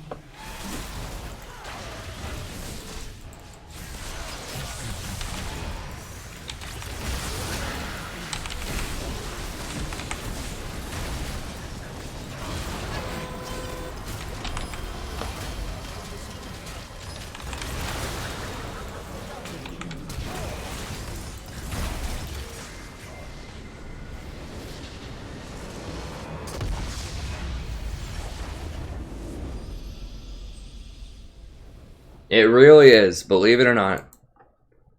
This is a platinum game. Some of these games are just so shocking, but, you know, you can't do anything about it except throw your hands up and just say, well, I guess we'll go to the next game. Yeah, I mean, we had scaling, like, the big problem in that game was Nocturne. He doesn't know how to play that champion, I don't think. Like, that's just it.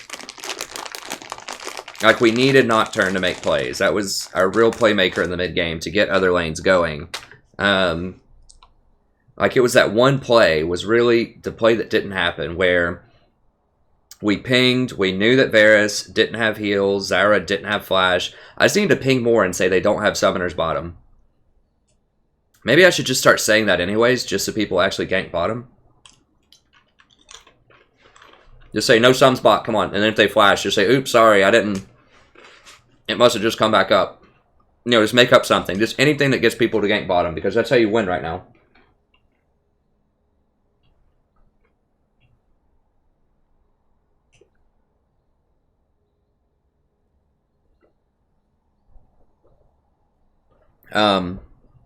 But yeah, so how we would have won that game is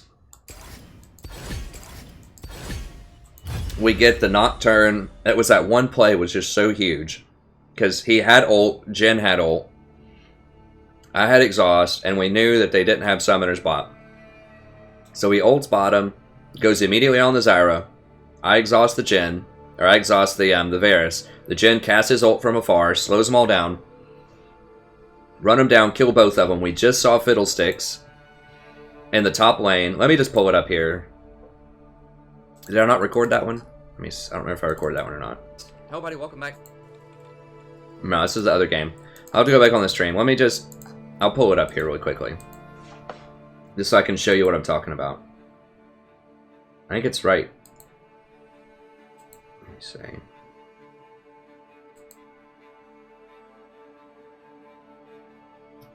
I think this is...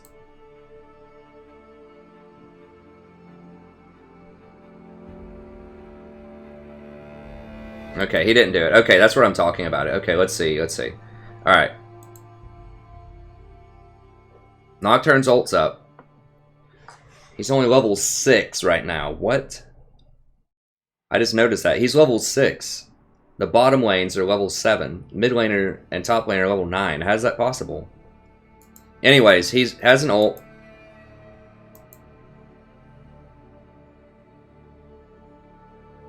They're down here. So, we know that Zyra doesn't have flash because we just saw her over here. I made her burn her flash. We know Varus doesn't have heal.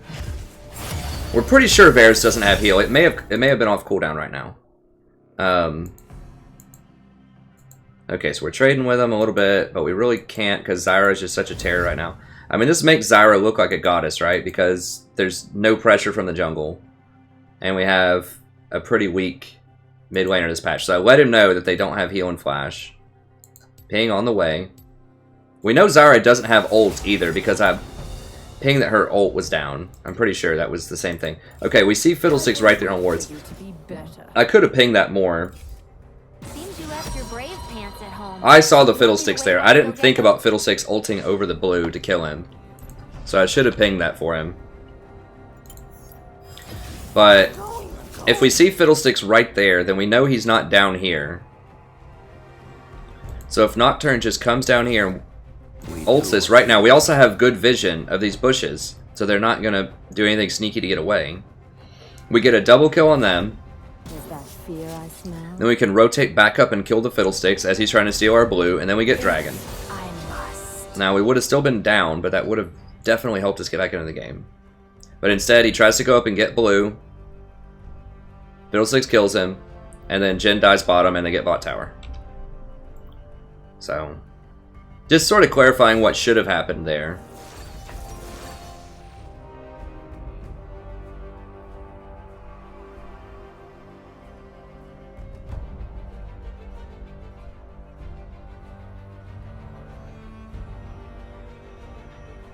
Hey, Kashinto.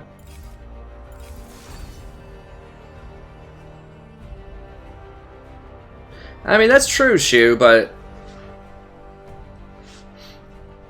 like, we had so much scaling. Let me see what's going on here.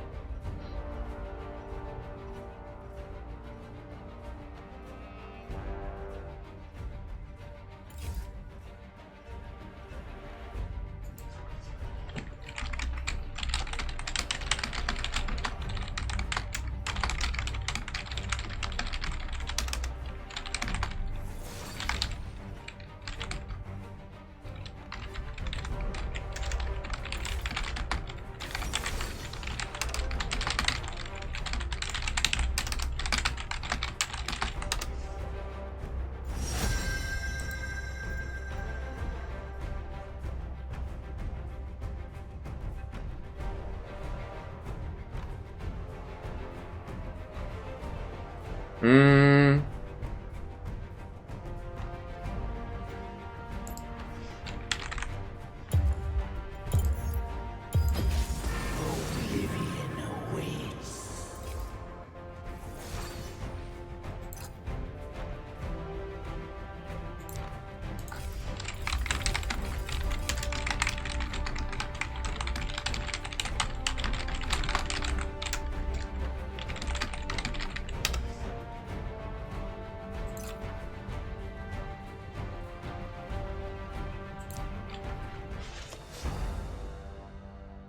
So yeah, I mean, I do like aggressive supports too, but Zyra's just very good. Like I said, Zyra's a good pick into that comp. They just did not perform well. I mean, Zyra's my highest performing support by far so far on this in the new season.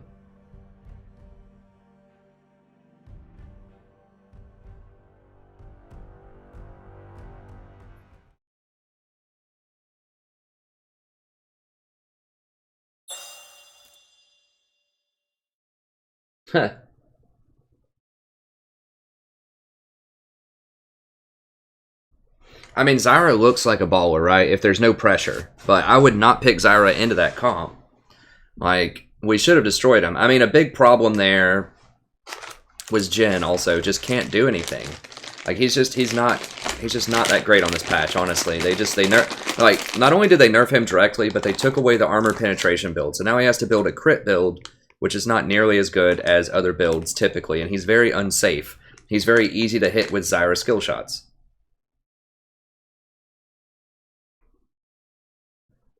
In theory, we should do very well against this lane. I mean, you would think that Janna would be very good against Malzahar, but the thing is, if I leave lane, MF should be really safe, because Janna doesn't offer a lot of threat, so I can roam middle and get kills on the Xerath, hopefully, for the Syndra.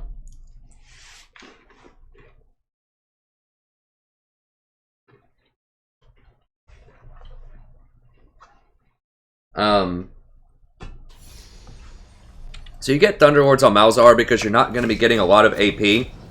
So Deathfire Touch is not going to be great later on. Like, I do like building AP items on him sometimes, but it's utility AP items.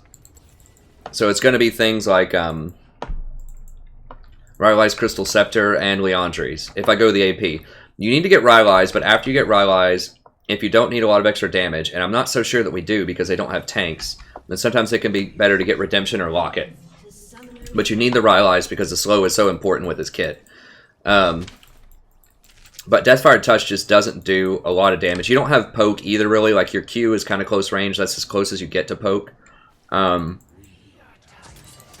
seconds until minions spawn. Got him. That's as close as you're going to get to poke. And so, you know, most of your damage is just going to be all in. And so Deathfire Touch is not going to do a lot because you're not getting a lot of AD or AP. Whereas, and the masteries that you get on the way to get the Deathfire Touch are percentage magic penetration, which is not as good as flat magic penetration early on. So the precision masteries that are near the bottom of the middle tree, the second to the bottom tier, give you flat armor penetration and flat magic penetration. I gotta close Google Chrome, it's lagging me.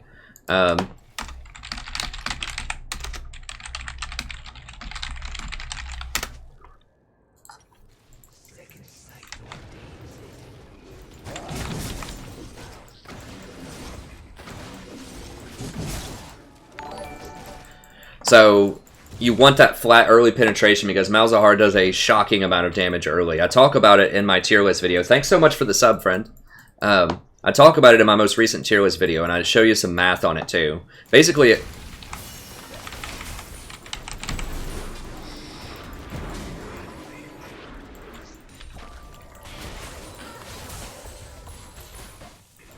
okay. That's what I'm talking about. Look at all that damage. He was even hiding in the bush from him a lot of the time, so they didn't even auto him that much. Oh my god, that level 1 though, right? Yeah, it wasn't even level 2. Guy dies literally level 1 to a Tryndamere.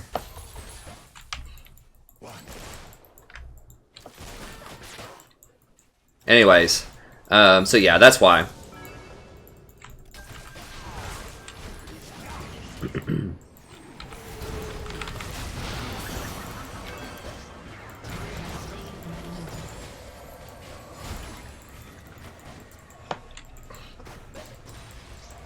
So that early penetration just murders people, like you just saw right there.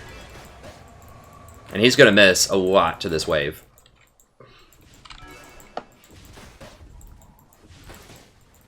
Just no one has a prayer. If they don't run immediately, when you put an E on them and a W, then they're going to die.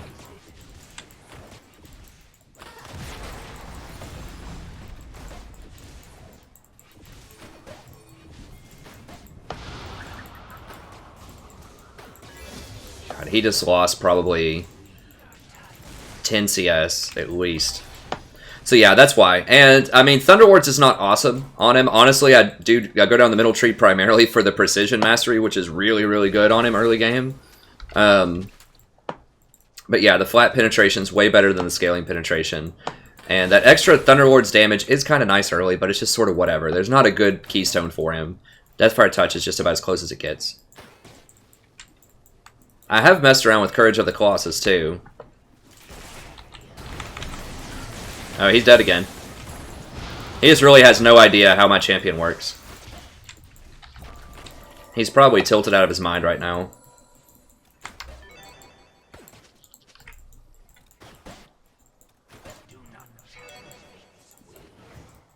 He's probably so mad.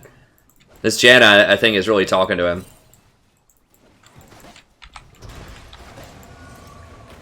Push it. Okay, never mind. He back.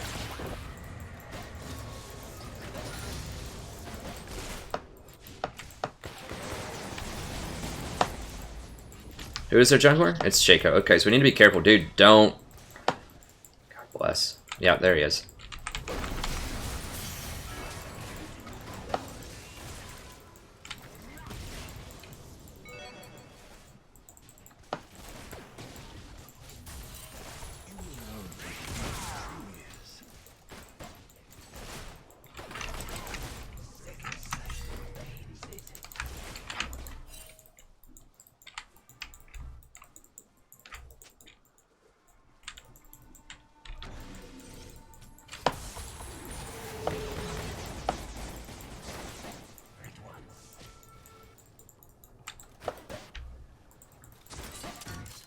Oh my god, do you guys see this right now?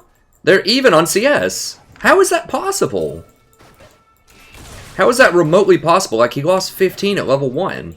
This MF is just literally missing open CS. I mean, I guess I do have 10 CS from my minions, so... Okay. But still, like, we should be up so much. Like, the guy hasn't even been in lane half the time, effectively. Who's their middle? Zerath could be roaming, but he's only level 5. Janna looks like she's getting aggressive here. I'm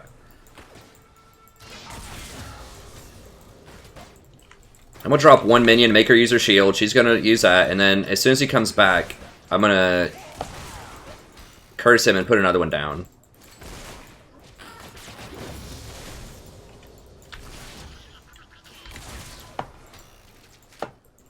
I can trade that too. Like, mine is 40 mana, her shield's like 100, so... If I just walk up and drop a W, she's probably gonna shield. Okay, there we go. If MF actually wants to get aggressive with me, that's a bonus.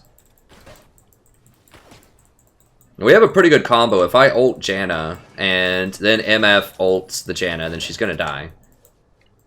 They're probably like, please help us. He's pushed up so far. Help us, Shaco.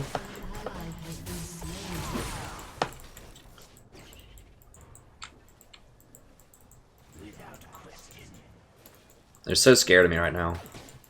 I can just sit right here.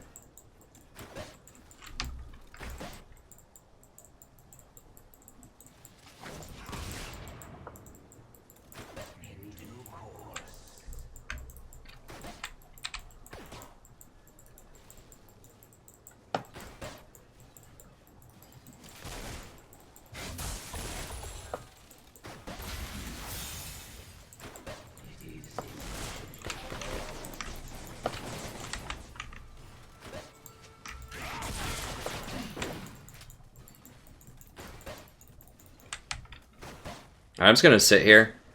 Let's wait a second. I don't think I'm going to get it this wave. Have to be next wave. But if she gets close enough, if MF hits 6, we can almost certainly kill this Janna.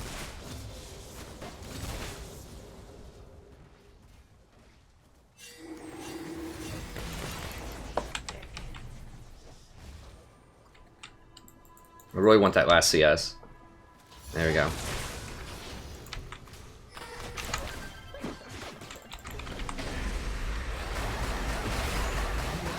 There we go.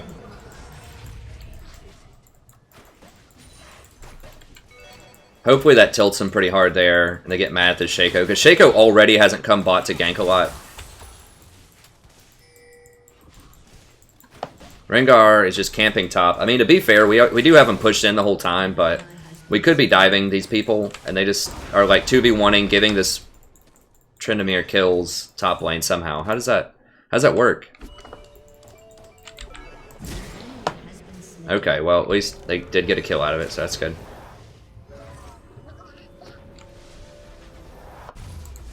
Alright, so we're gonna get this for sure. Probably this. One of these, and that looks good. An ally has been slain. Okay, we've got to go get kills for the Syndra. She hasn't used her ult once this game. Well, I guess she did. It's on cooldown.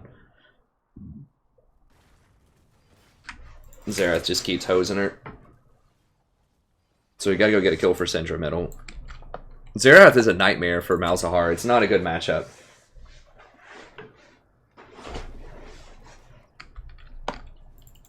I don't think he entered. I think he legit thinks he could just walk right through the lane like that, and we're not going to kill him. Like, he was just trying to probably shortcut back to his Gromp or something. So I'm just going to keep control of this bush, and then they don't get any more CS. Every lane has to quit feeding, though. Like, every other lane has to quit feeding.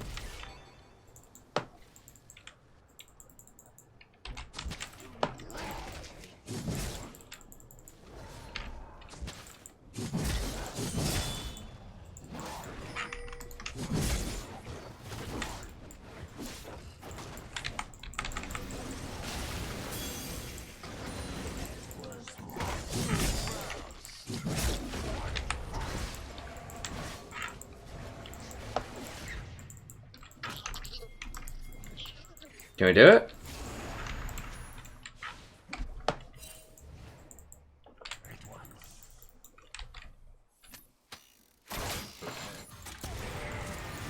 Okay, they're just checking Dragon with it, okay.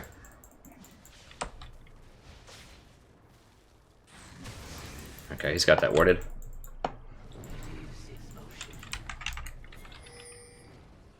Where? Okay, there's got to be a ward in there somewhere. Is it right here? Yeah, okay.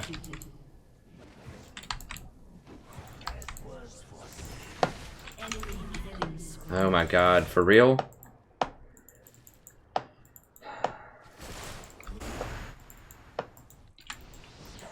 I think I can solo him.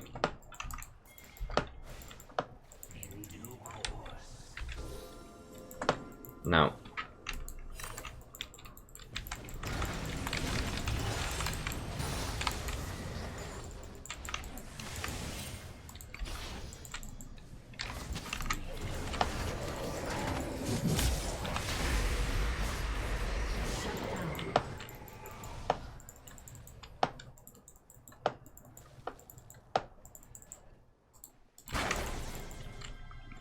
See, Janna can't really pressure this this MF at all because she's so far ahead. And Jen can't do anything either.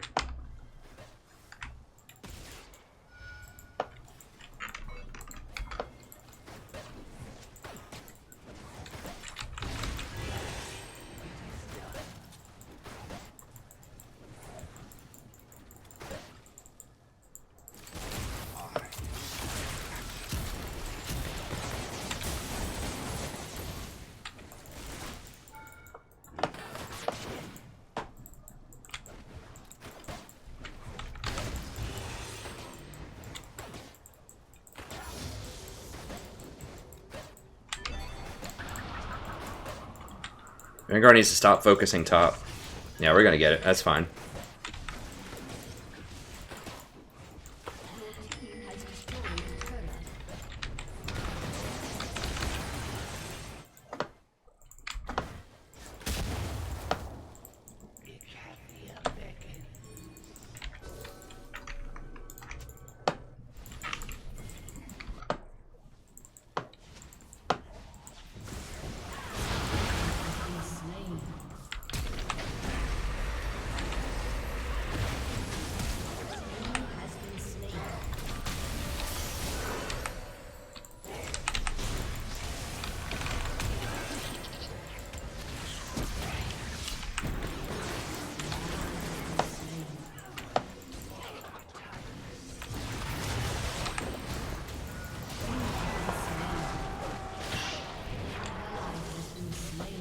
Where?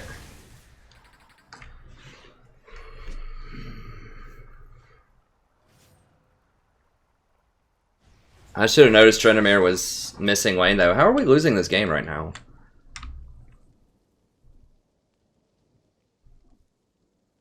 They all died with ults. Your turret has been destroyed. Okay. We're gonna go for this.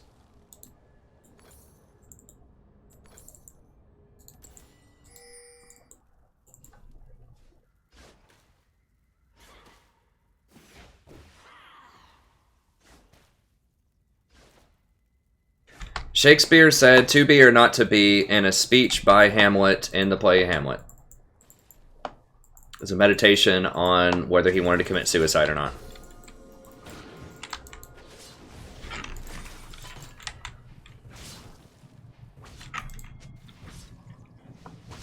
There's too many people there.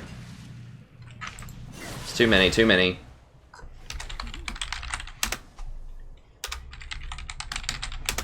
Like, Rengar has literally lived top lane. I don't understand how Tryndamere is not like 0-6. We can't do anything about it there. There's no point in wondering.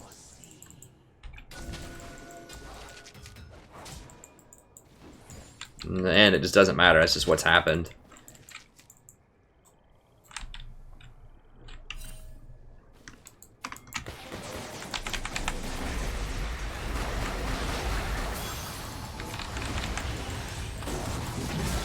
There we go. Alright, good. Here we go.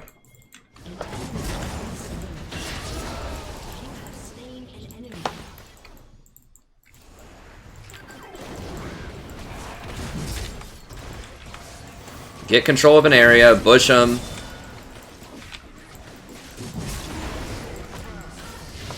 Malzahar's the Bushmaster.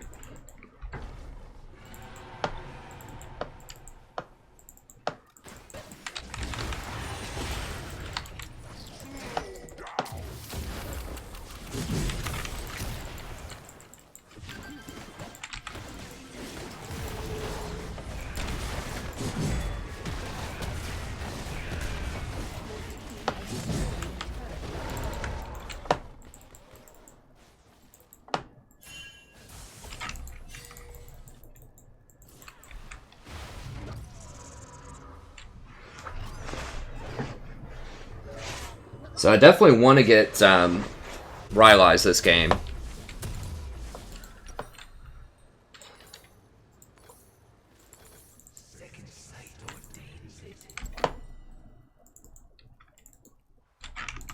We need to keep pressure on this Xerath. He's the only thing that really does damage, right? Like him and the Tryndamere are the only two things. The Tryndamere and he are the only two things that deal damage.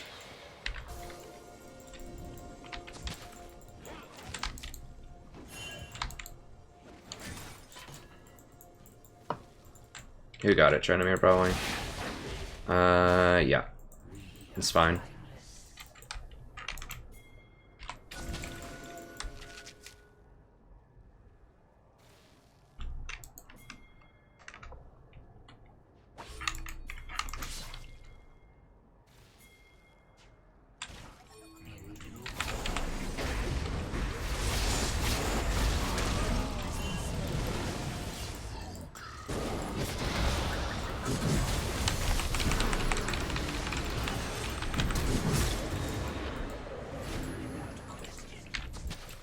Damn it. Alright, get out of there, get out of there.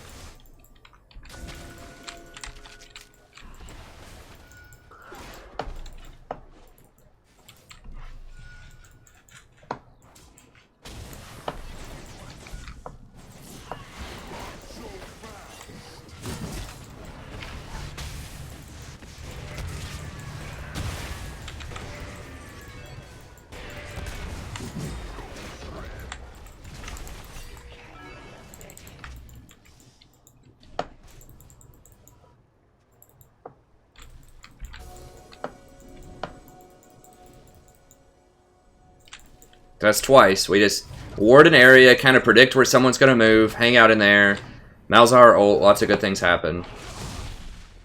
And Jarvan dies anyways top lane because he doesn't see the Tryndamere walking over wards for like 30 seconds. I might as well use this. Just throw it down there.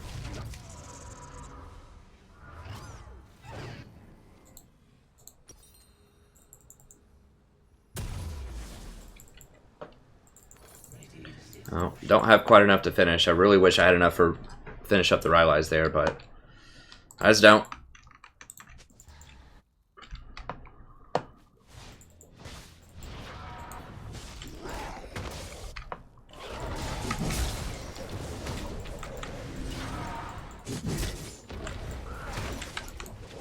You need to wait till he uses his ult, obviously, if you can help it.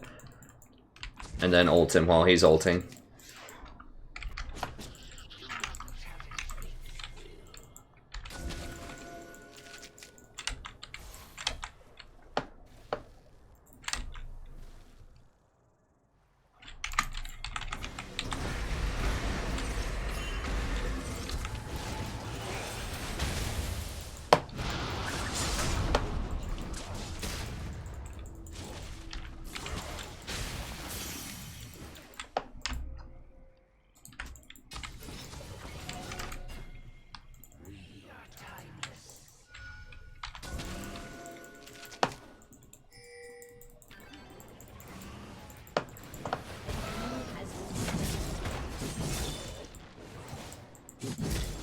I suppose the pinks don't see him anymore.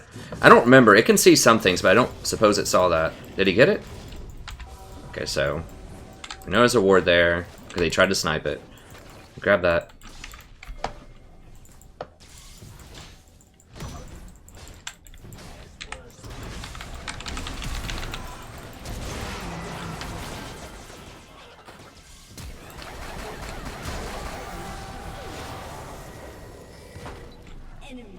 Wow. Didn't respect that I could have my ult at all there. I guess he was... I could have exhausted him there. I thought he would run away. An enemy has been slain. Because he respected it before when he saw me show up, but I guess he saw me ult the Xerath over there. And they actually communicated that to each other. That's rare in solo queue.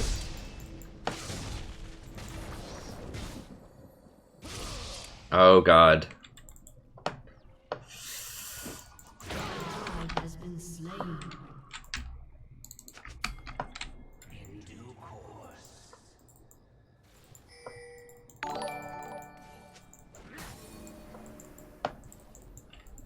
An ally has been slain. Like, we don't have anything that can run him down or CC him, really. Hey, thanks for the sub, friends. I appreciate it. I think we can kill his Jhin. Oh, come on. I should have probably gone for the Jhin instead of securing the scuttle. They might have this warded, though.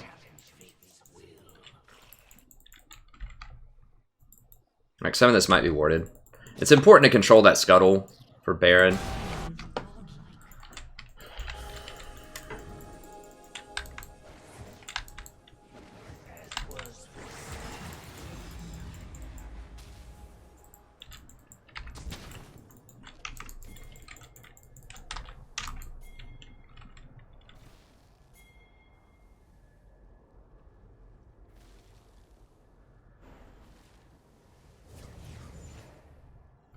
I mean, they're going to be at Dragon, but we can't do anything about it right now.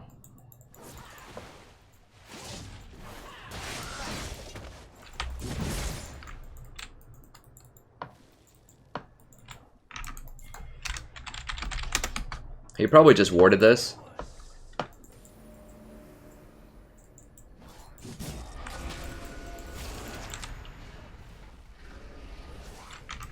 Can we just do it? Yeah, let's just do it.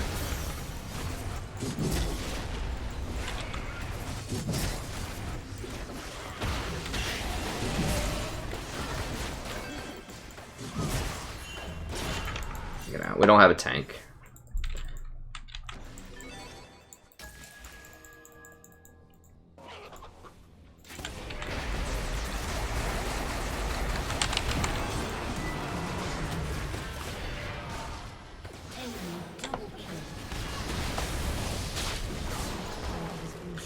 Yeah, Tranamir just got mega fed in a 2v1 lane, basically. Like, Rengar camped him the entire time against a tank who can lock him in, well, a tank that's gone full damage that can lock him in place. Man, can, like, in theory, Jarvan should be pretty good against, That's not a dumb call, dude. They had no vision of it, and we just heard them at Dragon. What actually probably happened there was Rengar walked up here, and I'm sure he walked over a ward is what happened. So we had all of this cleaned because I cleaned it, but he walked over here, so they almost certainly had something around here warded.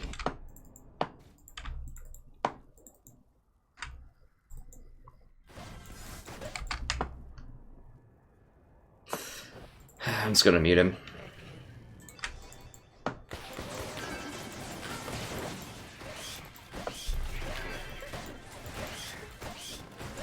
He's having some rough games tonight.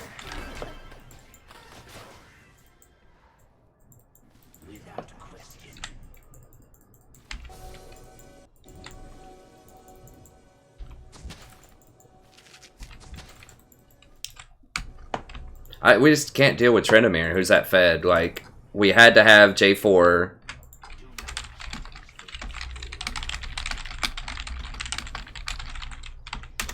Who's going all damage when he's 1 and 6. That's the problem. And he has 130 CS to Tryndamere's 215. It's like usually one lane, like losing is not enough to lose the game, but when the jungler spends the entire game up there and you lose it that hard, like that's really tough because basically that's winning 2 lanes. That's winning jungle and winning top by yourself. And that's bailing out Shaco because Shaco just has basically been completely inconsequential this game. Like, he has kills somehow, but I just haven't seen him doing anything that matters the whole game. And of course, we shattered bottom lane, so it's just straight up the Tryndamere show is what this has been. So we just don't have a composition to deal with him.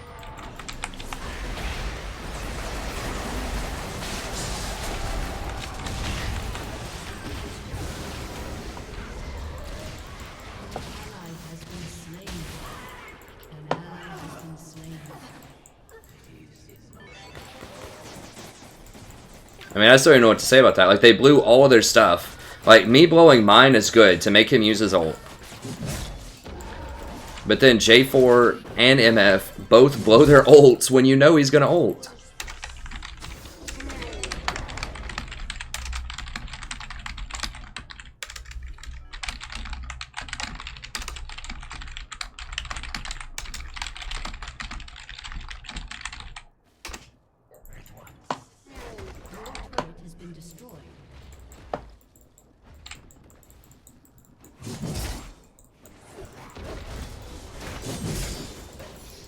Like, someone has to ult him to get him to ult, but then we have to save the other stuff for after that's done.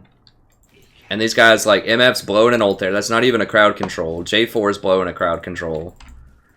And not only blowing it, but suiciding himself to him. And he's got Merc Treads. Again, like, they don't even have Matt. Like, I guess they have Shaco and Xerath. I don't know. These games are really hard tonight. Oh, the next ones will be good, I hope. That's about all we can do, is just keep hoping. I mean, I really don't know what else I could... I mean, I could have maybe killed Xerath middle more. Like, Tryndamere's the problem, though. Like, we needed to stop him, but I can't. I mean, I could have abandoned bottom lane and run up to get him. Just hold him down. But it's like... The, Rengar and J4 were constantly top, and I don't think Shaco was up there much at all. I mean, there's not... We could have gone 3v1 up there.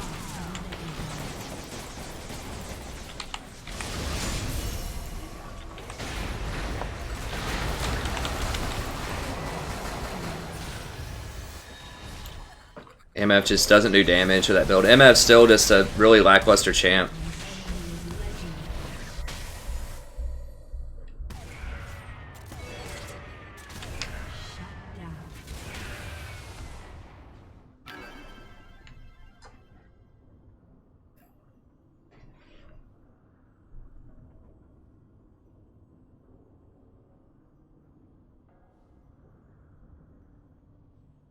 I haven't tried Malzahar in the jungle. I mean, it could be good. I mean, he's good everywhere else. I don't know why he wouldn't be good in the jungle too.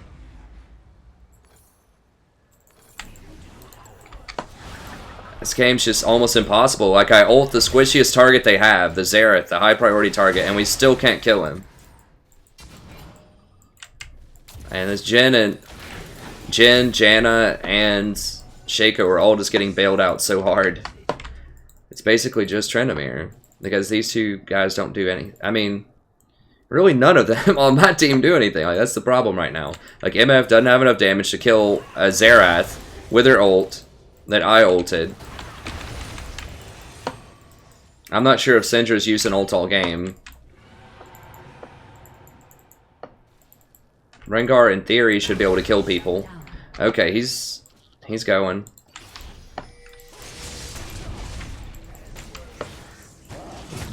We can still win it. I mean, we just have to be able to, you know, just make it to like 40 minutes, and then I just lock down the Trendamere.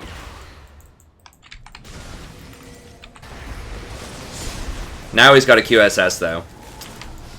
Oh, man. We've got a smart Trendamere here. So he's got a QSS and his ult.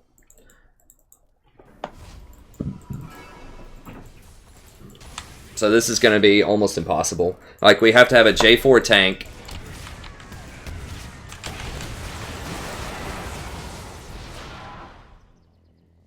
We have to have a J4 tank right now that can, like, just hold the line with this Trendamere. Like, someone has to be able to do something to him for the first 5 seconds.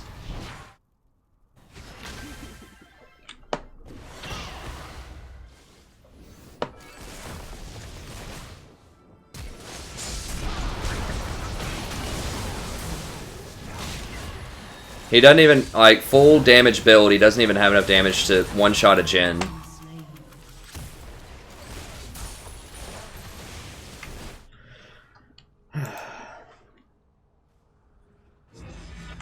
I mean, Syndra was nerfed, but this is not a slight thing. Like, she's, you know, 5% damage short of killing people. This is a major, just mental breakdown of everyone on the team.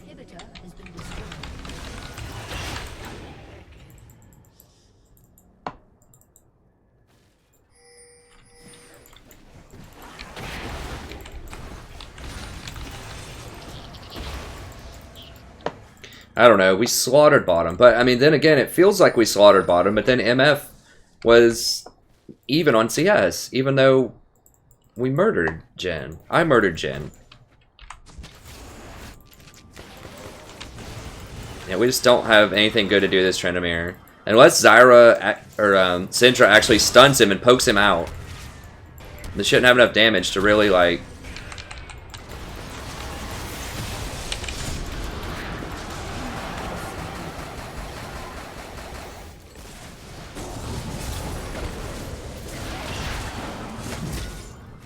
Come on, please do damage.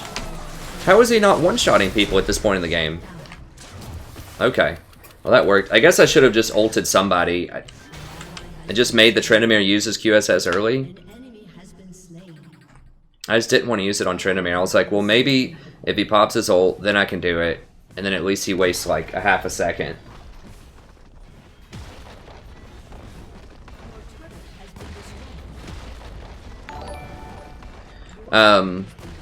And I don't know. Yeah, I think Syndra is not very good right now, like I talk about on the Patch Notes video, but she should have been able to perform better than she's performing this game. I don't think that's strictly a, you know, a nerf type of situation there. I think that's a game knowledge type of situation.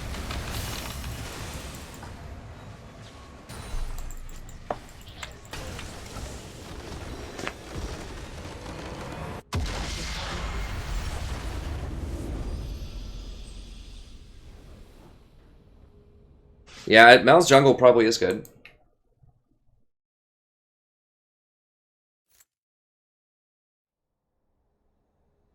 I could see how it would be.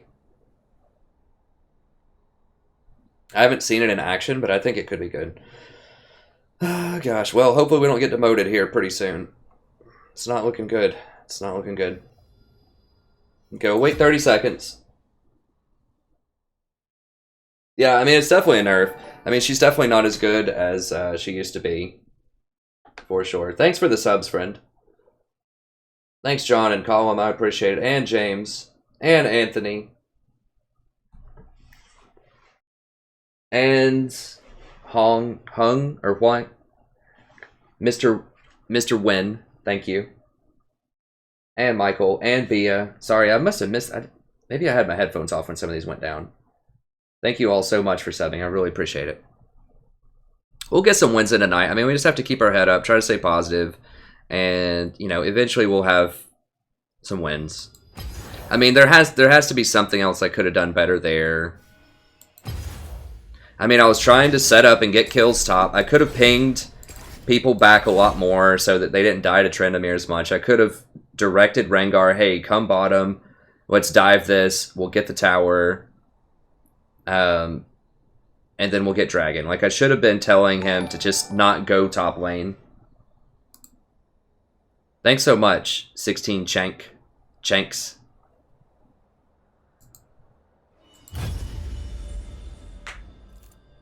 You're Chanky? 16 Chanky? 16. Thank you so much. Yeah, I mean, I should have just been directing the flow. Like, I know all this stuff, but if I don't type it, if I don't tell them, then... it just goes to waste, because clearly they didn't know what to do. I should have just said, hey, J4, build tank, just so we can survive Trendamere. We scale really well.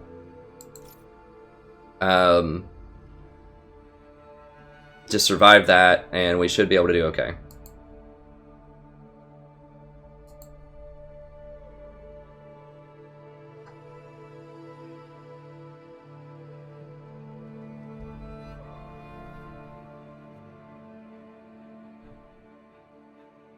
Yeah, there's got to be some more stuff I could have done there, even though we just, like I said, we murdered the lane. I should have maybe rotated up and killed the Xerath. I tried, but they had it pinked. I did actually kill him that one time.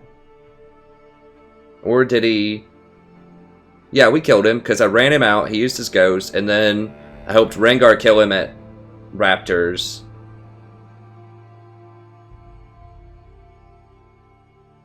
Trying to remember what else in there was like something I could have done better.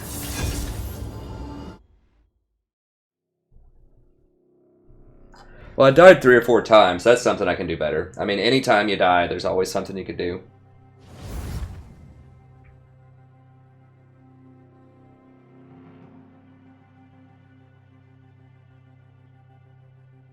I don't know Shakespeare everything by heart, but I'm sure he probably came up with that quote.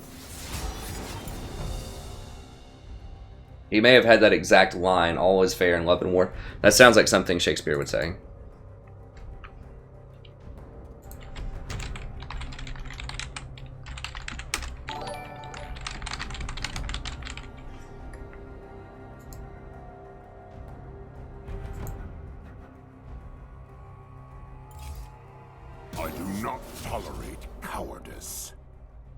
Poet John Lilai's novel. If I want your opinion, I'll beat it out of you.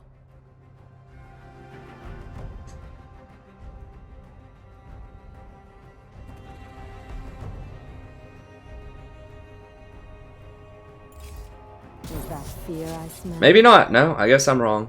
It was a contemporary of Shakespeare, but it wasn't Shakespeare himself.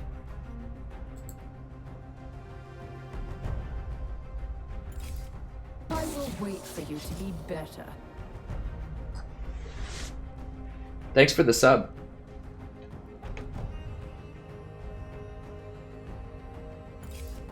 A true hunter never rests. I'm trying to switch over to see your name. I'm getting the pinwheel on the laptop. There we go. Martin, thank you so much.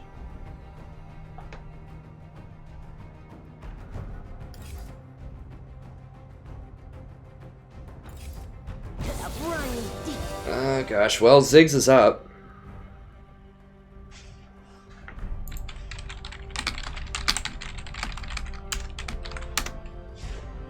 I just want to say that to suggest that she pick one of those champions. Okay, good. I just need to be more suggestive about that. Like, just say, hey, this is up, or this is up. Don't say you have to play it, but just put the idea in their head. Oh, yeah, Ziggs is up. He's overpowered. Or, oh, yeah, Twitch is up. He's overpowered. Maybe that's what I need to be doing. It's just, like, suggesting it. Just through the power of suggestion. So not being demanding, not being a jerk about it, but just planting the seed in their mind.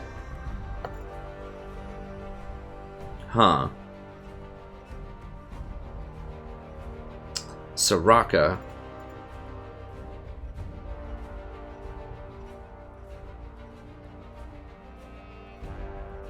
Malzahar is pretty good into Soraka. Malzahar's not great with...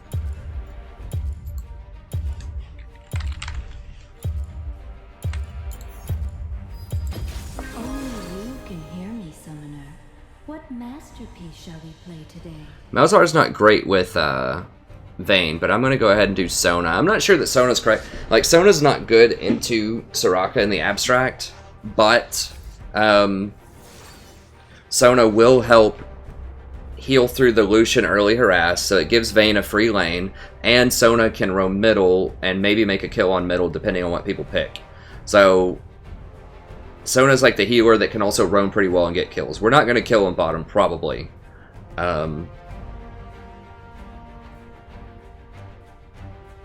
But this does give us a roam option and a heal. That's really the person we don't want to see. Oh, God, that's also someone we don't want to see.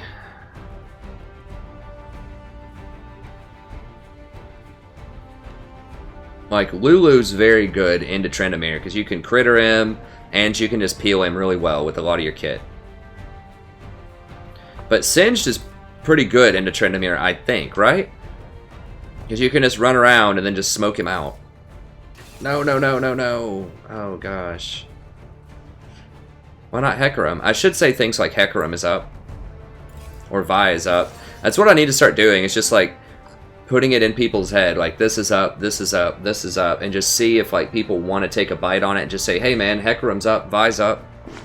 On people's picks.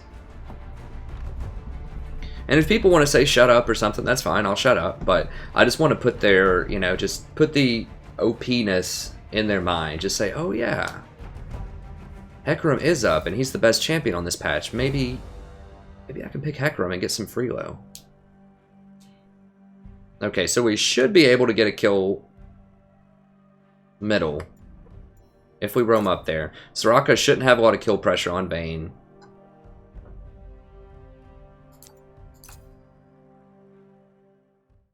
Someone dodge? Okay, thank God. Nope. Dodging it. Nice. Good job, Celigora. That would have been okay, but I didn't really feel comfortable with that. I mean, Singed can be good, but like Kha'Zix and Tryndamere are both really bad news if you're Sona. You don't want to see those champions.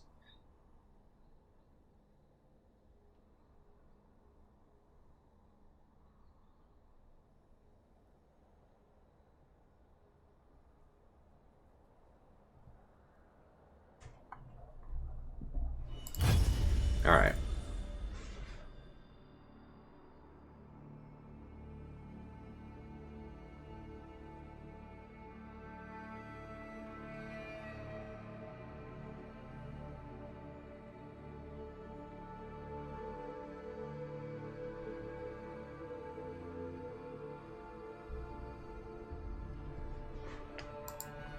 So that would have been okay, you know.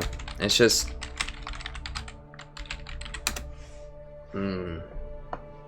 I still wouldn't feel I didn't feel good about that. We didn't have any real, like, I mean, we had Singed, who's kind of tanky, but he's not really gonna fight. He's like a split pusher. I'll just see if anybody had any questions here off stream I could answer.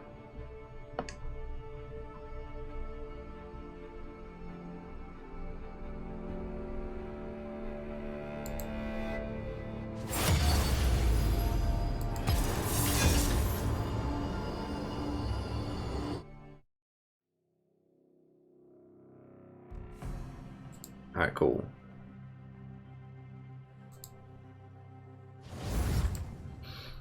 Okay. Oh, let me go to the streamception here. Some people like to see the questions up on the stream even though it has a 30-second delay. If you've ever wondered why it does that,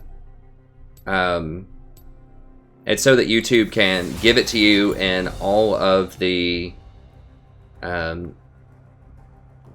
gosh.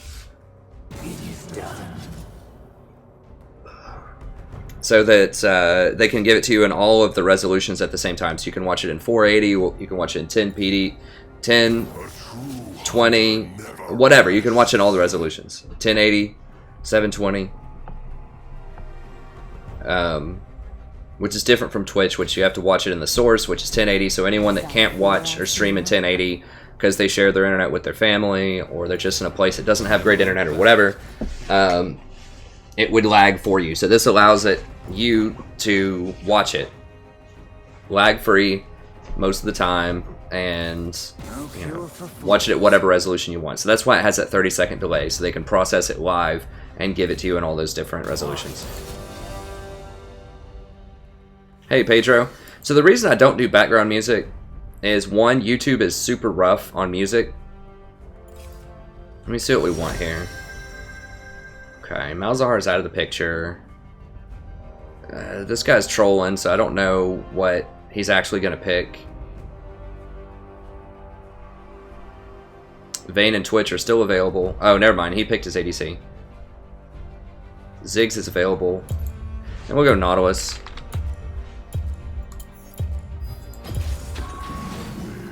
So background music, YouTube cracks down on that hardcore. If you use any music except for like explicitly free music that they've recognized, then they will just shut you down. Basically, they destroy you if you do that. One time at the very beginning of an 8-hour stream, for 15 seconds, I listened to some really obscure like Cafe Del Mar house music, and they demonetized my entire stream. Not only did they demonetize it, which means I don't get any money from ads, which I don't get a lot to begin with, but I get like a couple of dollars. They demonetize it, and they give the money to the person whoever wrote that song. So it's just almost impossible to play music on YouTube. And then second, I don't want people to not watch the channel because they don't like the music that I'm playing, you know? So I want to, you know, be as welcoming as possible for everybody. And because I don't play any music, then you're welcome to play whichever music you want in the background and listen to your favorite soundtrack, you know? You can play it in a separate tab or on your, you know, iPod or your phone or whatever. So that's my theory about it, is I don't want to risk turning people off from the channel because they don't like my music. And I think it empowers people to play the kind of music that they enjoy while they're watching. Or you can study. You know, you can just listen into the background if you just want to hear me, you just kind of want to hear the play-by-play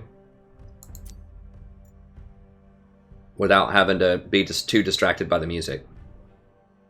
So that's kind of my theory on it.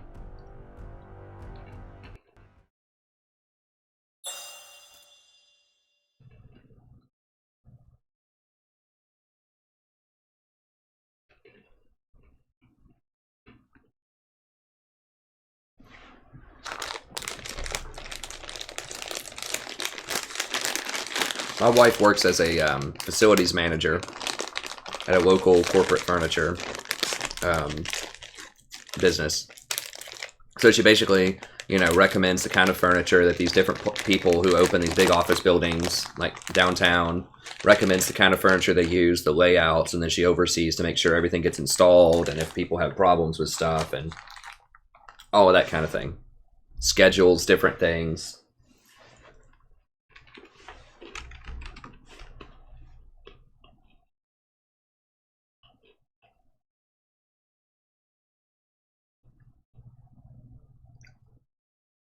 Yeah, there is free DRM music out there. I just, you know, even if it is free, or even if I could do it, like I said, the main thing is I don't want people to...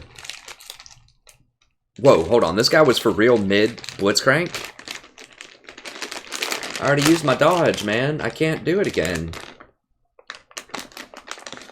Well, hopefully we don't get demoted.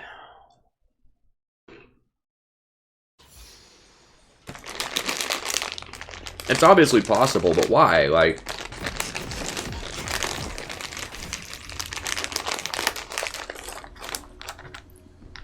I thought this guy was just hovering that. just to be cute or funny or whatever. But no, he's legit going Blitzcrank middle. I mean, whatever. Welcome to Summoner's Rift. I guess in theory he could be tanky. I mean, they have a Scion support, I think. Or an Aatrox support. I can't tell. So, I mean, both teams are just kind of goofy, so that's fine. We have enough damage to get through. They don't have a... Well, they do have a great way to get on the Jinx with the Vi. So I might have to... I don't know. I think Locket and Redemption should be enough to get through it. I don't know. It's Veigar is a problem, though, because Veigar can zero people out really quickly. He's their own... I was going to say he's their only burst damage, but Draven can kind of do some damage, too. I don't know. A Knight's Vow would be really good on Jax, too. It's good on, like, tanky people that deal really high damage. Because obviously the extra mitigation is really good with high health and high resistances. And anyone who does a lot of extra damage heals you also, so... We'll see. I still think that Redemption Locket's probably the ticket here.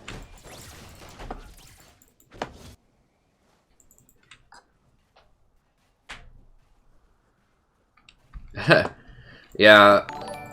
It takes a lot. Thanks for the sub, friend.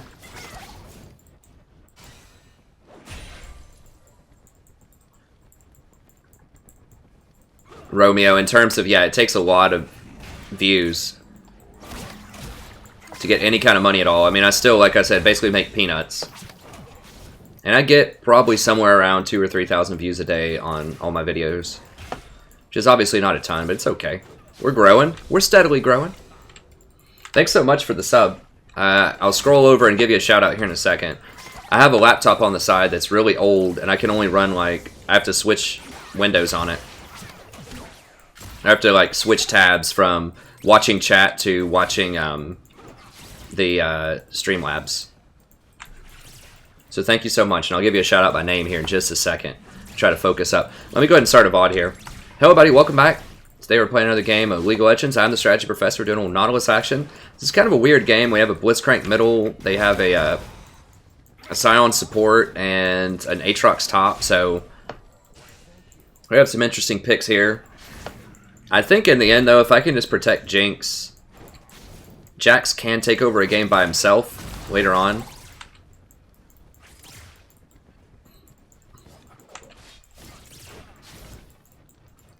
And I can roam middle and probably kill that Veigar. I don't know. Hopefully Blitzcrank can kill him. I mean, Blitzcrank does... I think doesn't his ultimate have like a 100 or like a 1-to-1 AP ratio on it or something? He might be dead middle. No, he got away. I mean, maybe it's good. I don't know. He does do a lot of damage if you land his full combo. If you build him damage. So he's not like the worst thing in the world. It's just you have to hit those hooks. But he does have Initiate, I suppose.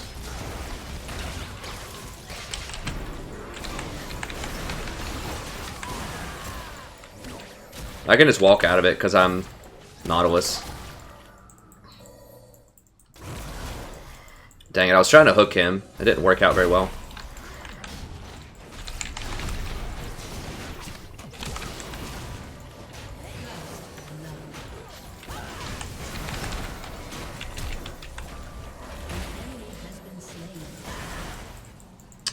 Well, they did kill top lane, I guess.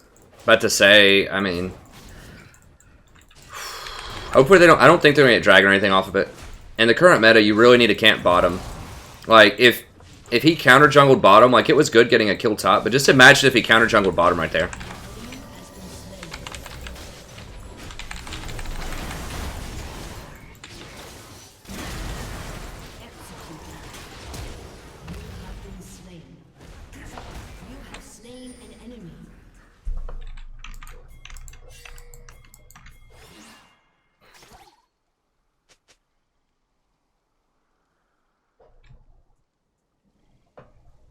Dang it. Well, almost got 2 kills out of it. There's no way I could hit the Draven there.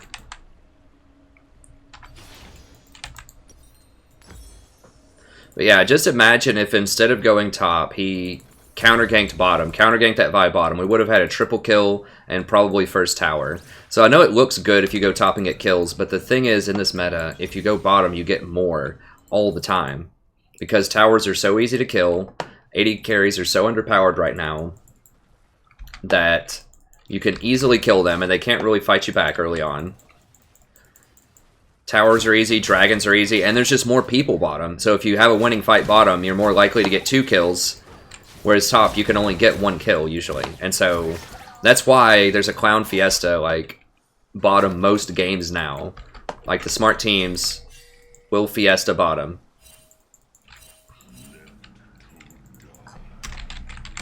Dude, we literally just saw him. Are you trolling? Like...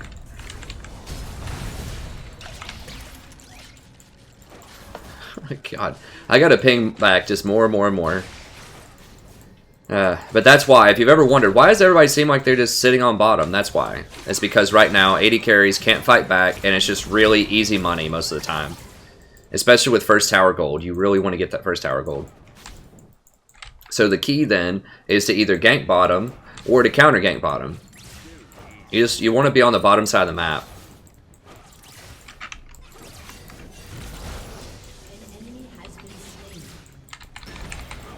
Okay, he did get a kill. He got a pull on him. Okay, okay. I mean, at least he has CC and engage, I suppose. That's the thing. You know, Blitzcrank does have CC, engage, and damage. I mean, I'm just used to, you know, blitz in lane, just either hit hook or, you know, it's a waste of time. But maybe if you get more mana items, maybe you get Morellos or something. I was going AD Blitzcrank with a Phage? What?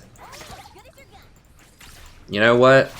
Whatever. It doesn't matter what I think about it. I just try to just win the game, that's all. I mean, I just try to tell you, just sort of describe what I'm doing, and just try to win.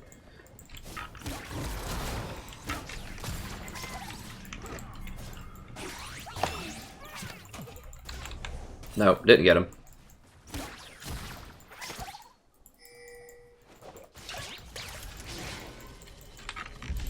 If he gets a pull... Oh, wow. Why go for him instead of the easy one that's, like, 1 foot in front of you? That's okay. Yeah, I mean, that was really bad, but whatever.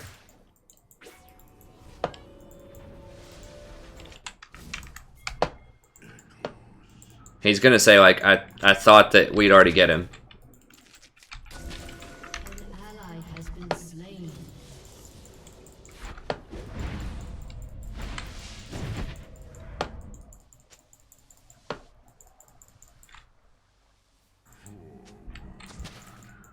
Alright, he's gonna run into Vi. That's fine.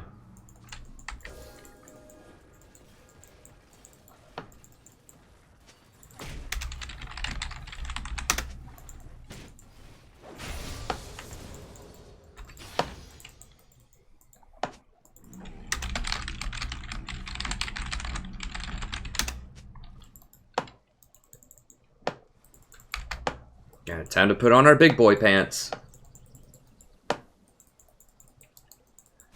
Try to win a game. Oh my gosh.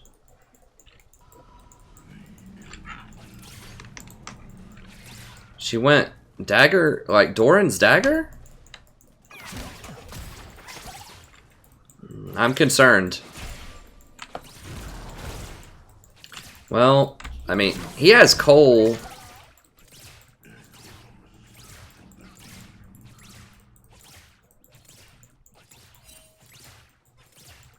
Is GP getting... Okay, GP's getting appropriate items. We've got that. Jax is getting good items, so...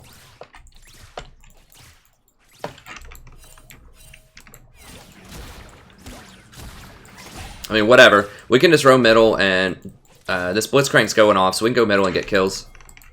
I don't have any wards, though.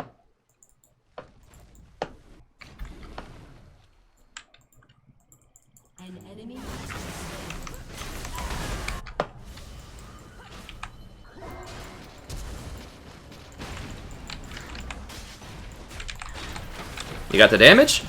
Nope, doesn't have it.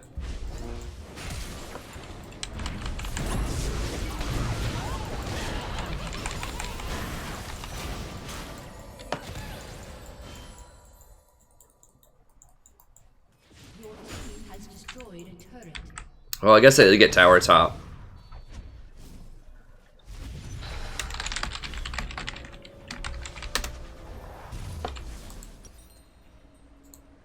Alright. Grab that. A couple of these, and we'll get just one of these, just because we're going to go redemption next.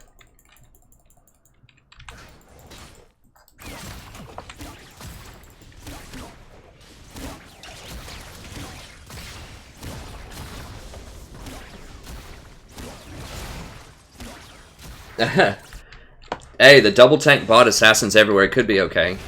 The problem is, a lot of times, like, it's ranged people bottom. That's why a lot of tanks aren't super great bottom, because they can get bullied out early. Unless they have a lot of CC and hard engage. This is why it's like it's really hard to play things like Maokai, because...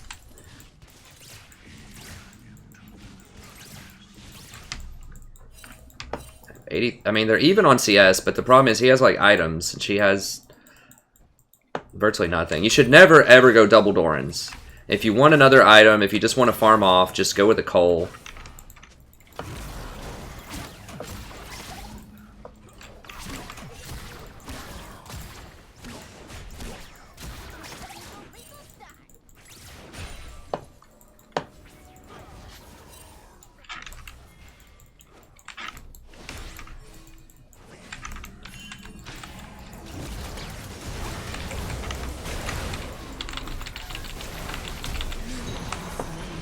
Fuck, God bless, Jax!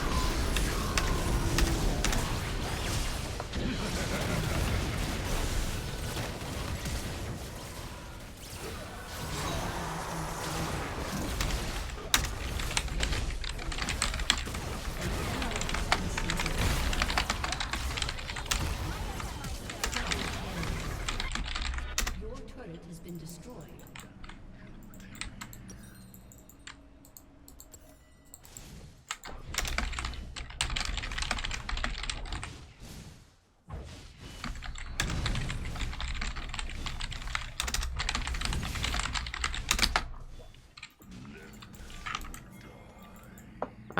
I don't know if I can kill him. Maybe. Let's see. Destroyed a turret. Has been slain. I mean, he was literally right here. All he had to do was rotate bottom when I was trying to bait that pink ward, and I saw him there, and I thought he would go there. I should have just not tried to go for that play, I guess. Like, just imagine if they try to go on me right there, and Jax comes over this wall with his little thing charged up, his little spin, and stuns them, and then I get to ult both of them, exhaust one of them. Like, it would have been a massacre.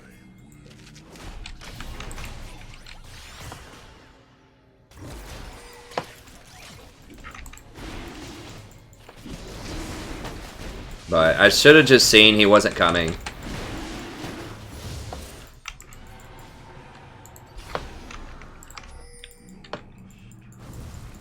No, don't use your jump, dude. What?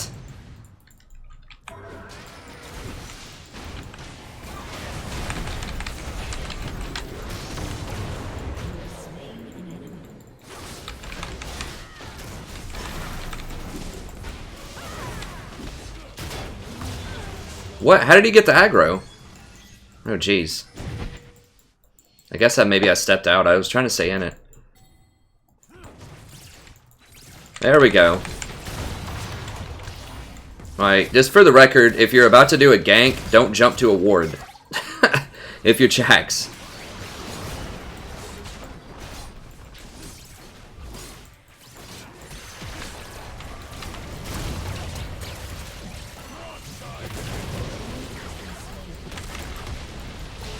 Yeah, we got that water dragon too, so it's going to help us keep going with this. Okay, good. GP's been tearing up top too. This is good.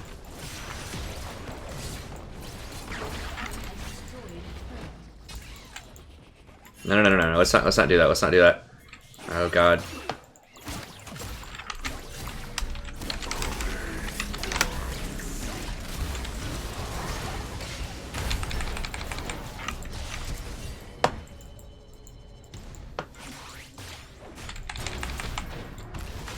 Dude, what are we doing? Get out.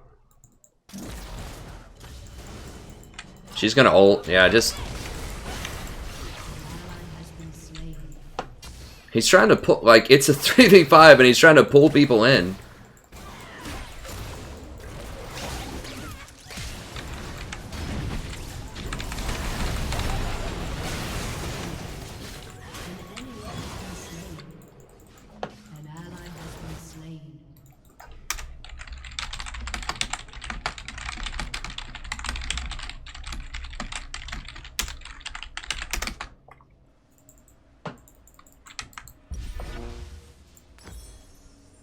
Your turret has been destroyed.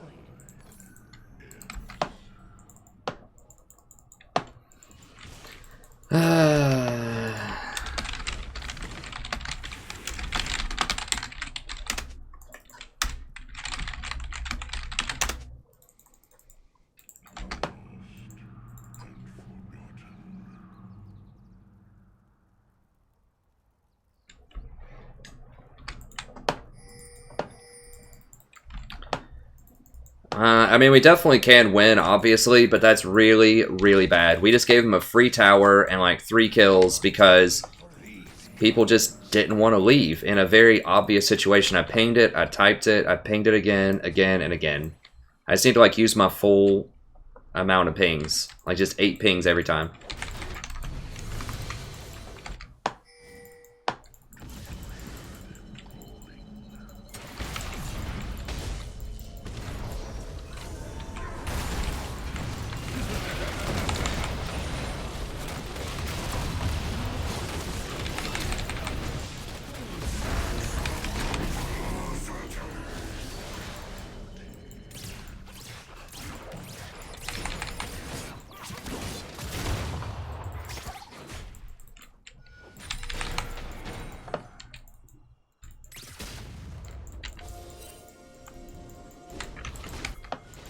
Oh, it's just the Rift Herald. Dang it.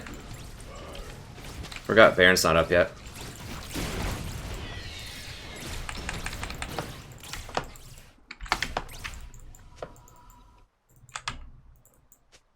Yeah, they do a lot of damage.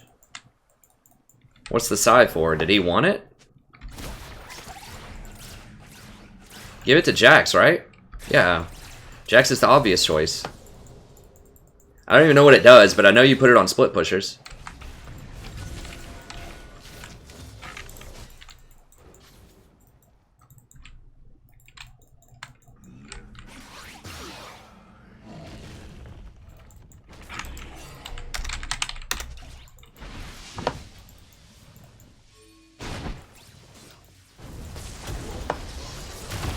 There we go.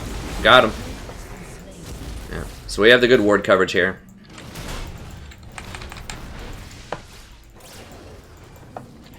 Now, I'm pretty sure he warded that. He stopped right here for a second, so I didn't see the ward go in there, but if someone stops kind of in that area, that usually means they're warded it.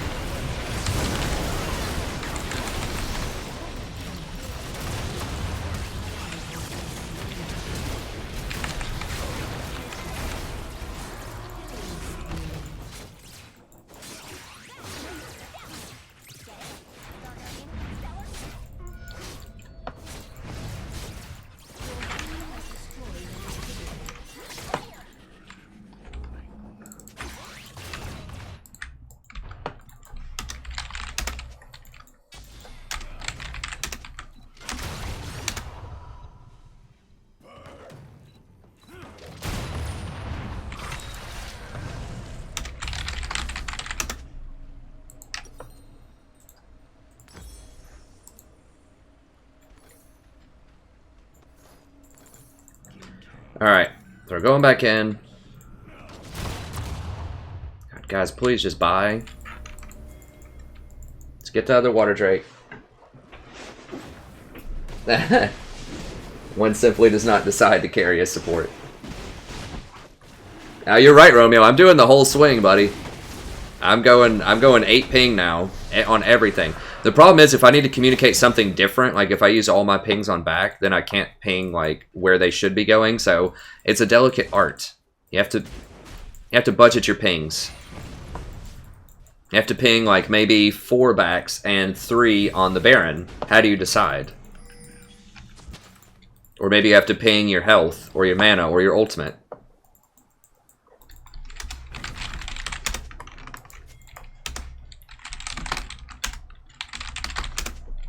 Executed.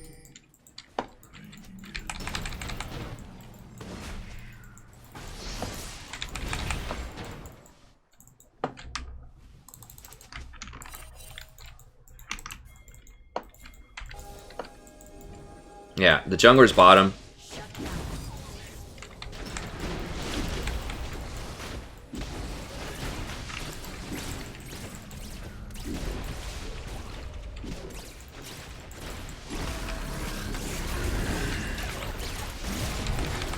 No, don't pull it into the pit.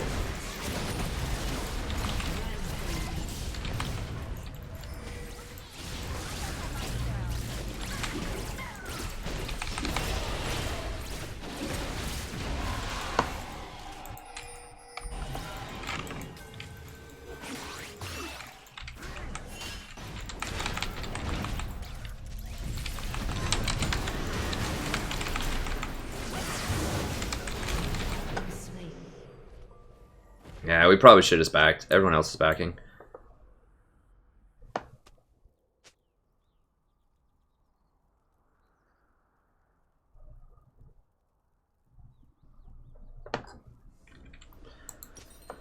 All right.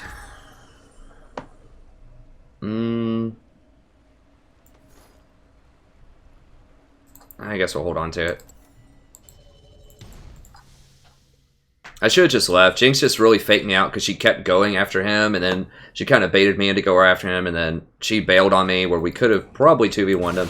We should have just left. Like, I pinged back. I should have just let Jinx die. Trying to mess with him. Unstoppable. Your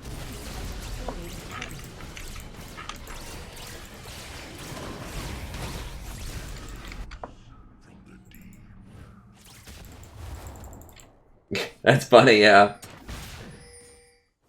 That's right, Platt. Budgeting pings.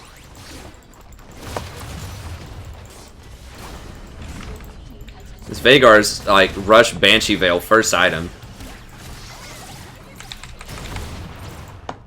We got the legendary Tank Veigar.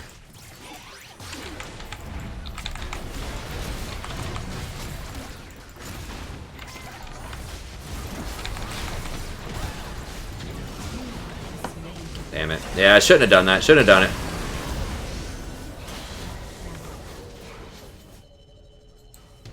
I thought maybe he would follow up with a hook or something, you know. Whenever I ulted and then I hooked, I thought maybe they hook, and if we kill the Veigar, it's just game over. Maybe it was on cooldown and I just didn't see it or something.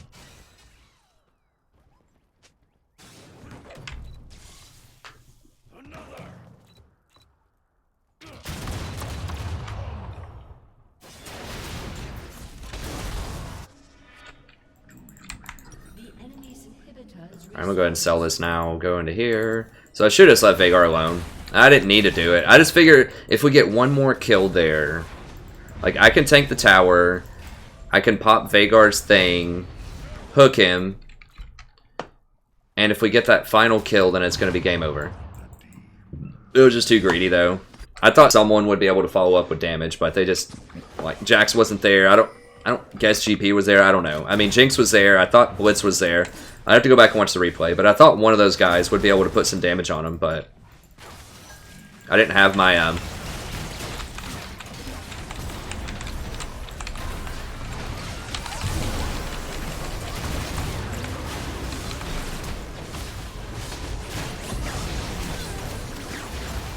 There we go. Now we got it figured out. An enemy has been slain.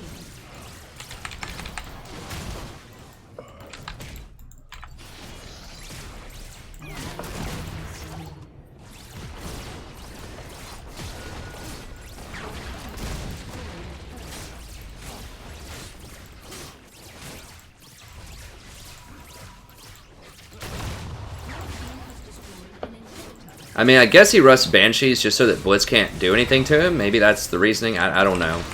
It's just very bizarre on Vhagar. But, I mean, this is just a weird game. Whatever. That's fine. Nautilus is pretty good at weird games.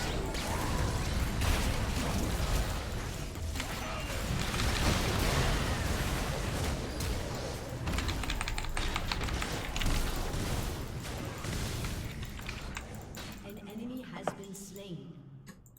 Shut down.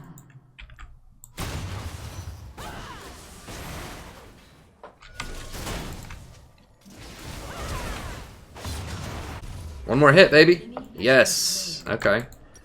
Shut down. Nice.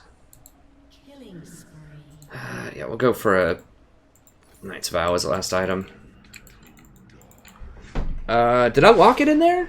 Or did I just forget to lock it? I can't remember. Did I have lock it? I know a Redemption. Or a Redemption was at least on cooldown. Now lock it has a much shorter cooldown than Redemption. I don't know. Yeah, Vi's mad. I mean, this is just a circus, man. It's like a 3-ring circus. You know, both teams are circuses, though. Like, that's the thing. You gotta realize that. Vi did a pretty good job this game. I mean, that's just how it is lately. I don't know. There's just a lot of weirdness.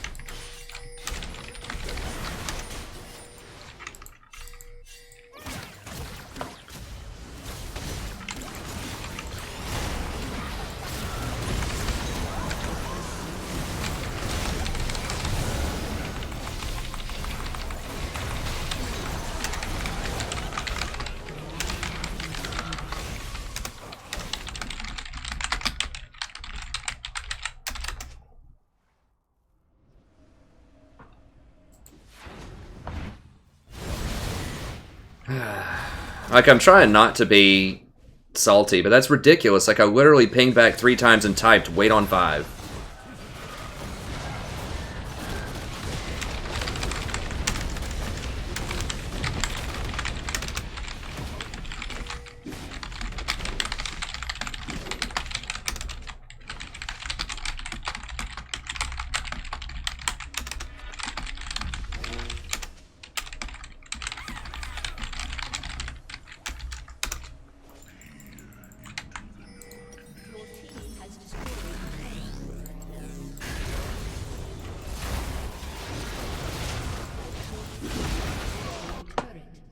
Well, we got the old...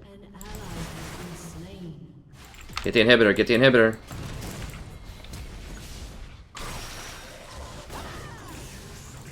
Well, just end this game, please. What is it? 3v4 with supers. What on earth? No, just get out. Just get out. An ally has been slain.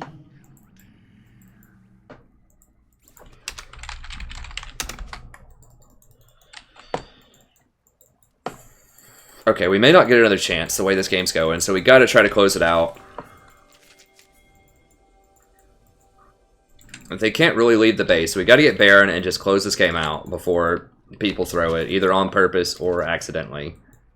There's no way they have wards on this. Yeah, we can just do it, especially with Jax. I think if we just have Jax and Jinx, we should be able to do it.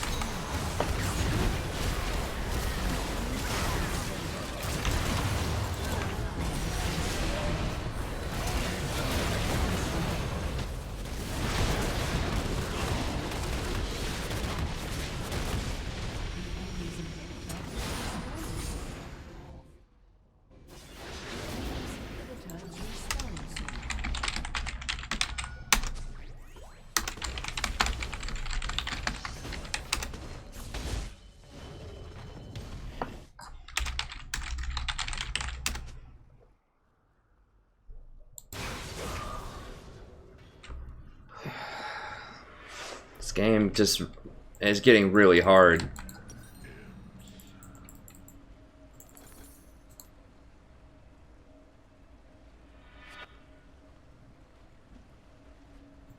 I mean, I gotta go for a flask here.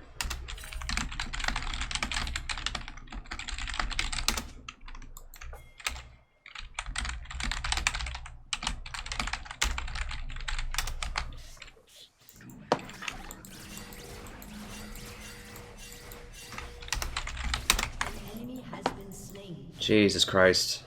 Alright.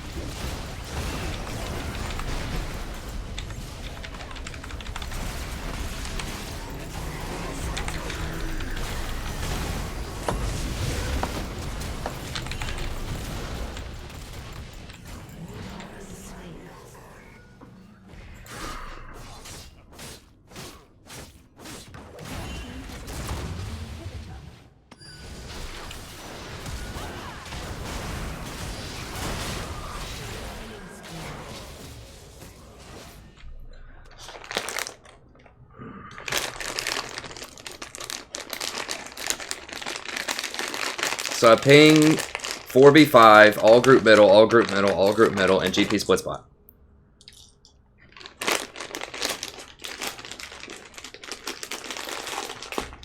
I have no idea, Romeo.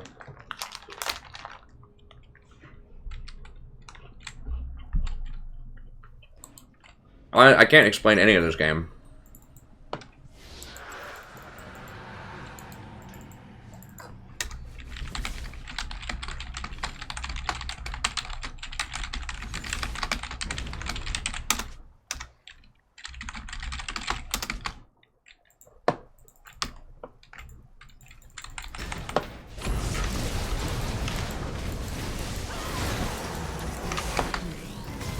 Jesus Christ, is this game? This might literally be game right here.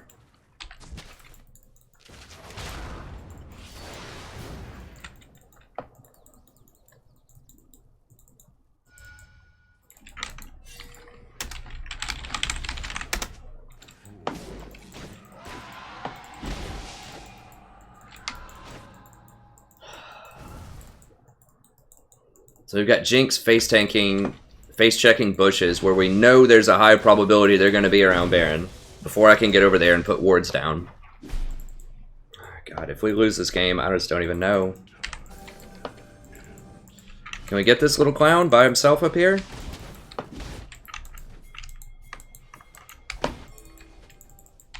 Not the golems! Not the golems! Get the player! Like, what the f...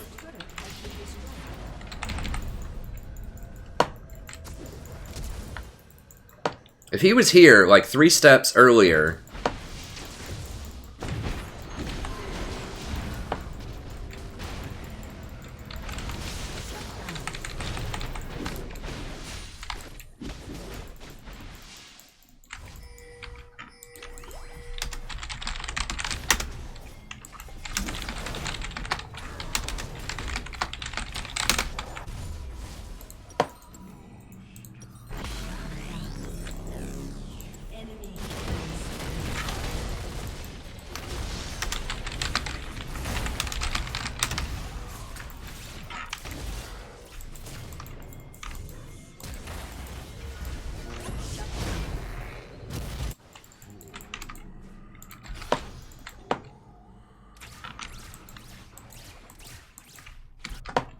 Come on.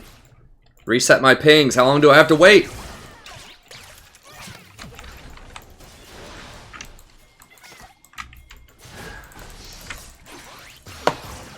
Let's crank backs after he chases for like 5 seconds.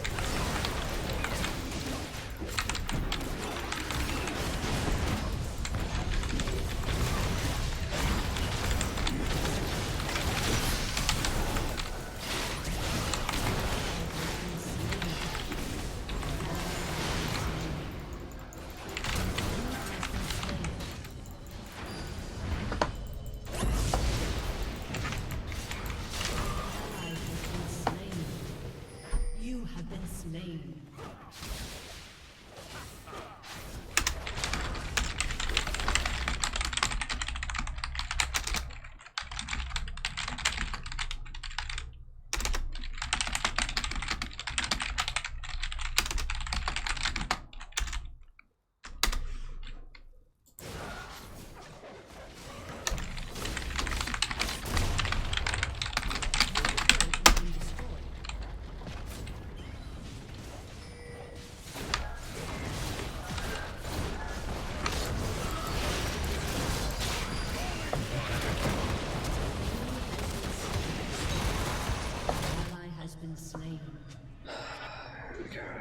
This game is so hard.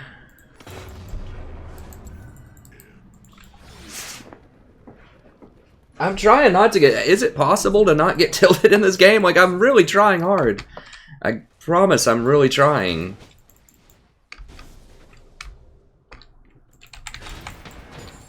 I don't think Blitz is trolling. I just think he's exceptionally bad. He's just really, really bad. Or having a bad game. Sorry, I want to be politically correct. Like, this Veigar is trying his hardest to give this game away. He's like split pushing constantly in the side lanes.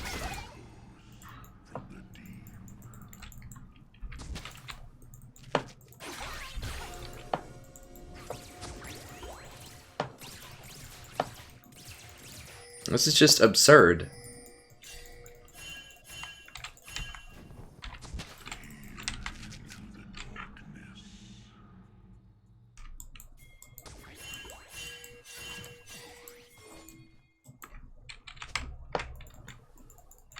God. No one cares about your art.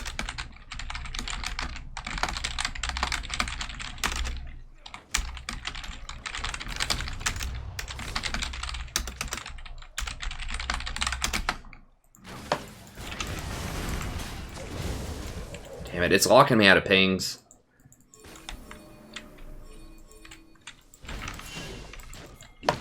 Dude, God bless, he's dead. Okay, we gotta try to get kills then, because GP's dead. Or he's back in the base. Who knows? If he actually gets out. Nope, he's dead.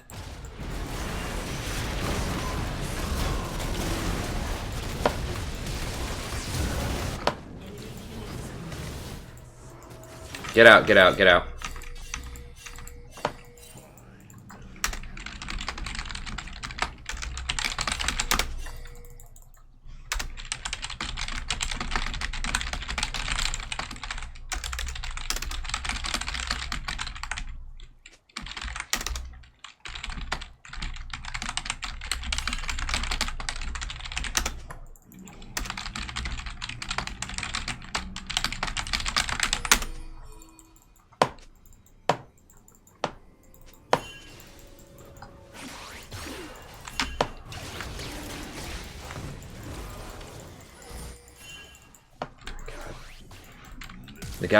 The platinum telling the diamond to learn how to play. Okay. Let's just back up, just back up.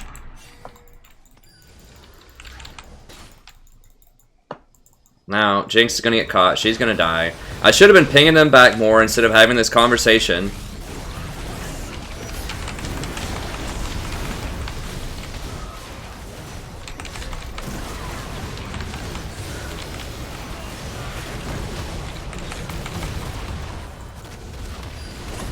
Incredible.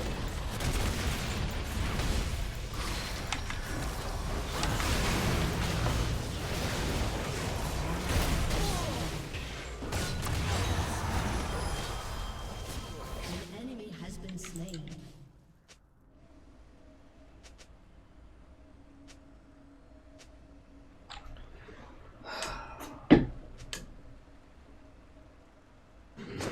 Your inhibitor has been destroyed. A summoner has disconnected. Your turret has been destroyed. Your inhibitor has been destroyed.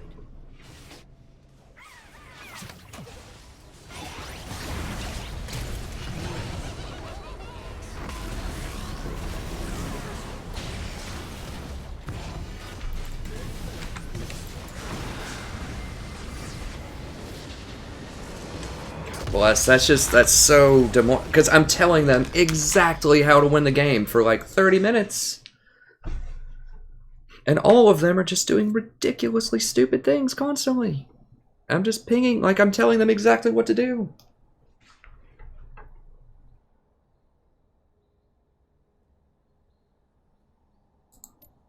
I'm just reporting him. I don't care. It'll just make me feel better.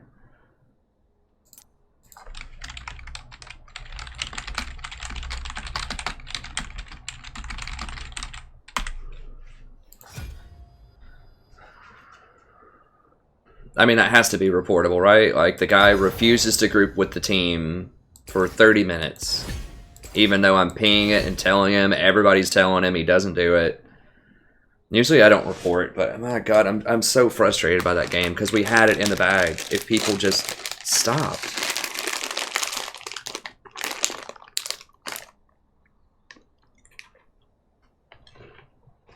It's okay, guys. I'll get it together. It's rough. Have you been watching the stream since the beginning? That's like the 4th game or something. It's not that bad, but it's pretty dang close.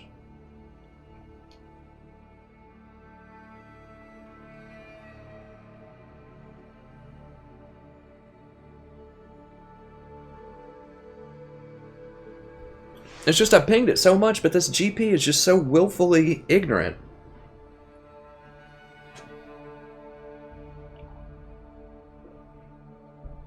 Like, split pushing with GP is okay if you have good vision of an area and if you have teleport to get to your team.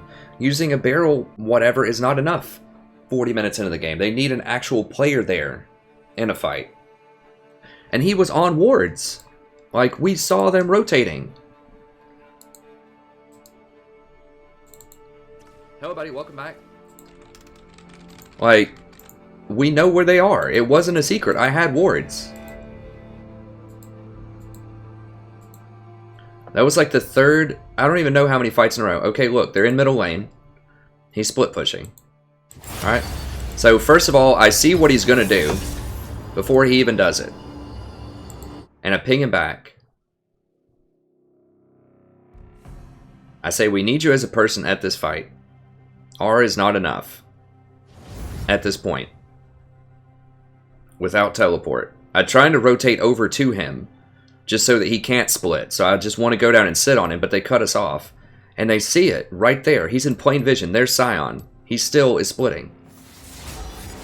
I'm pinging back. Like, I can't issue any more pings. I was out of pings. So even... Learn from your mistakes.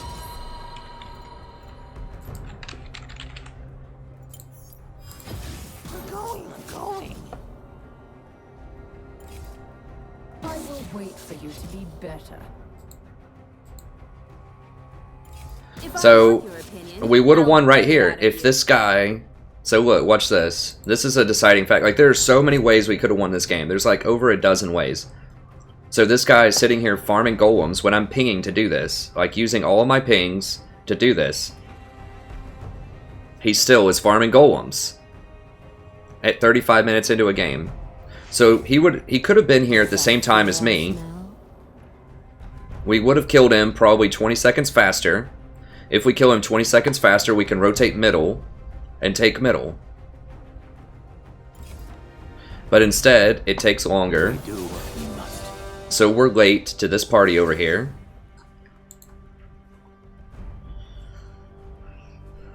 Okay, so they get 2 picks and it's my pick.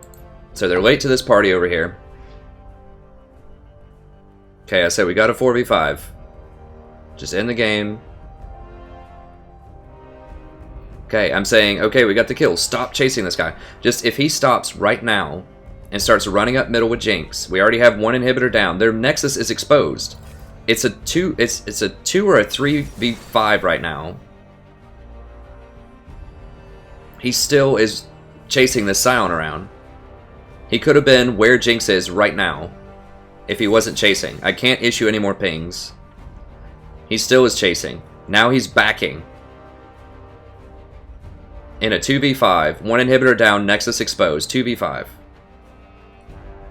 We're going for it. I intercept the Vi Q. These guys are running.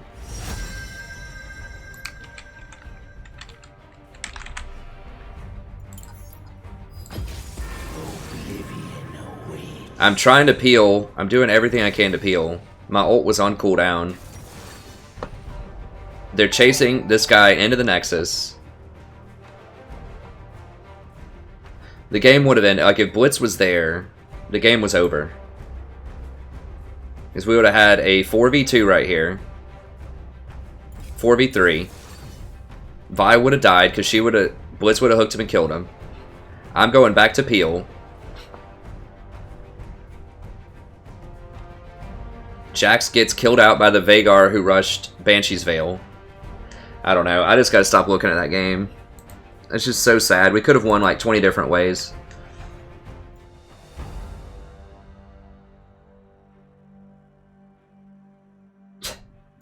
I think I'll be okay. I do need to tell you about some funny stories. I need to get the cat in here is what I need. We need the cat, don't we? We need the cat. I just wanted to point out some of these things. Just, if you do these types of things, don't do them. And you'll win more elo. Like, don't go chasing kills. Group with your team. Do not split push, ever. In solo queue, basically.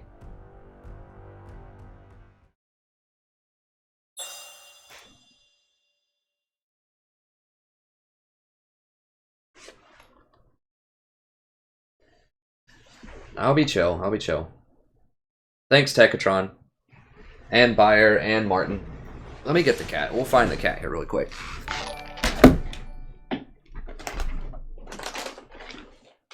Safety!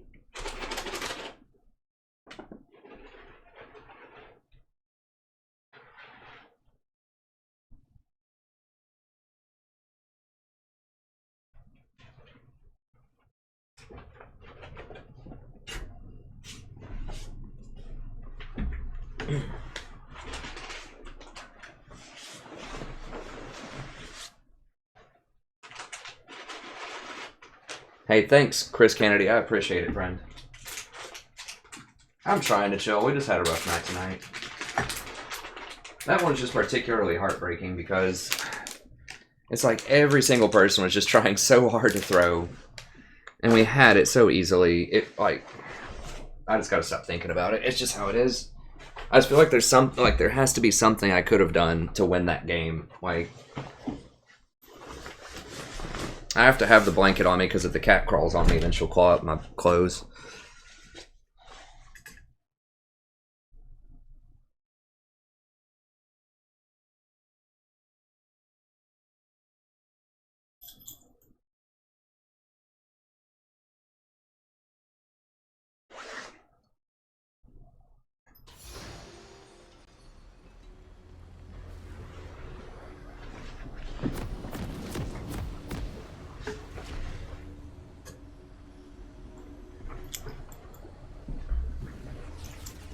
Okay, here we go.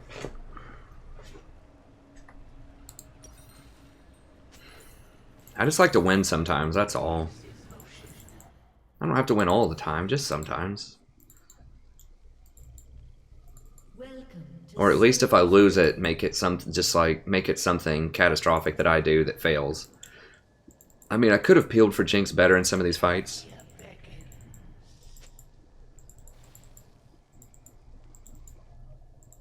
30 seconds until minions spawn.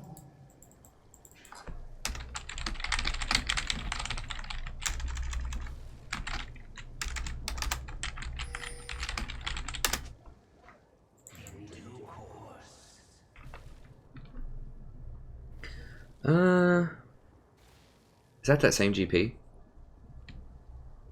No. They have an okay team against our comp. Renekton and Zen are going to fall off really hard late game, but Ashe is not great late game either. We really need a Kali to be good, but it looks like she's going tank a Kali. She is against Zed in the middle, so I guess that makes sense in terms of starting with a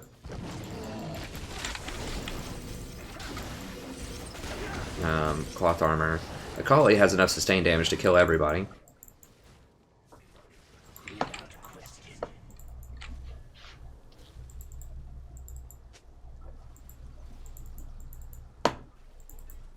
I'll put the headphones back on in a second. I just need to chill, so I can't.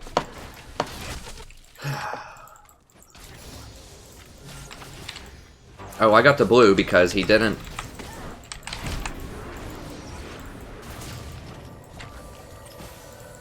Because he didn't smite. Okay. I thought he smited. Okay, cool. So I told him to smite, he didn't smite, so I get his blue.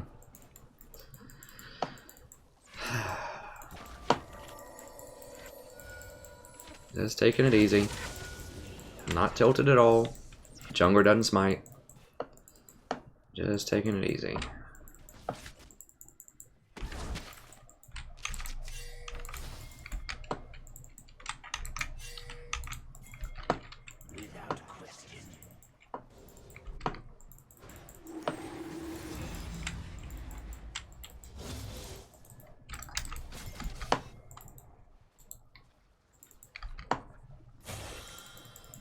The wave was already pushed up, so I figured I wouldn't miss much to try it. I guess they pinged that I was missing.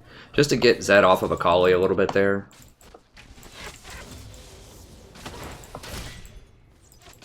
I knew they didn't have that much threat on the Ashe. But Zed backed up miraculously.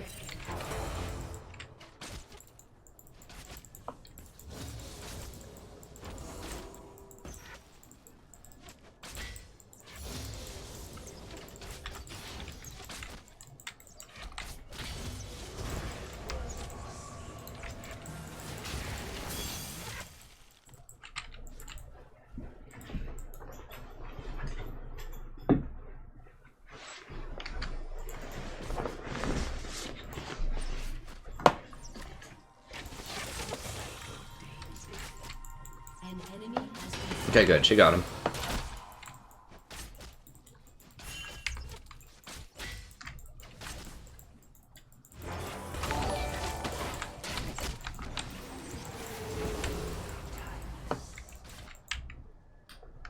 Jack's jungle. Okay, Jack's in the middle.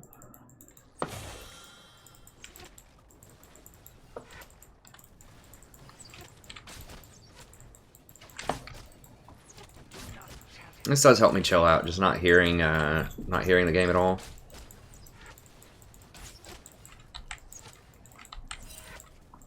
I don't know where Jax is.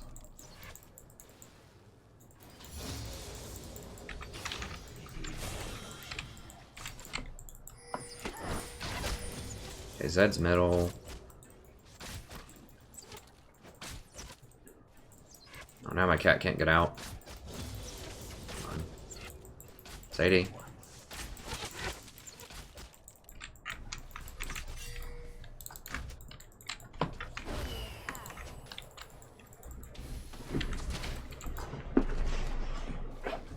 Alright, there you go.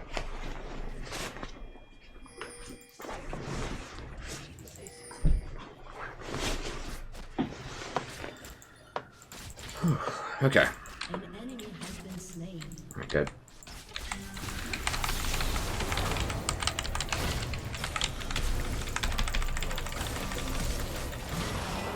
Please kill her. Please, like, she's...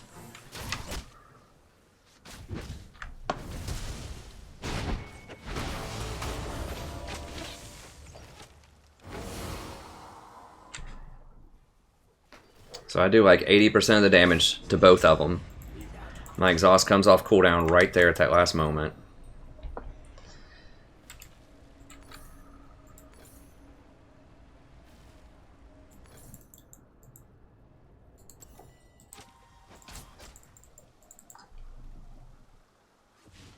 Hey Michael, thanks so much for subbing, friend.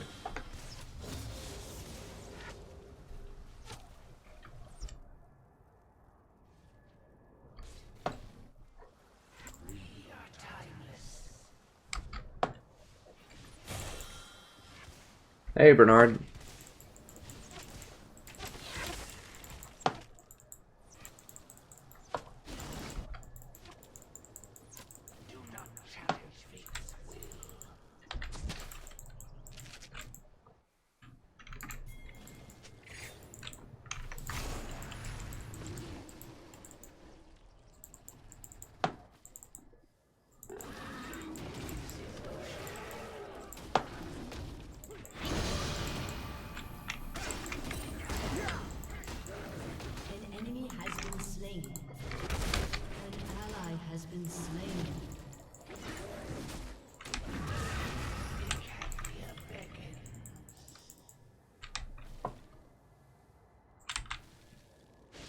As soon as he pushes this up.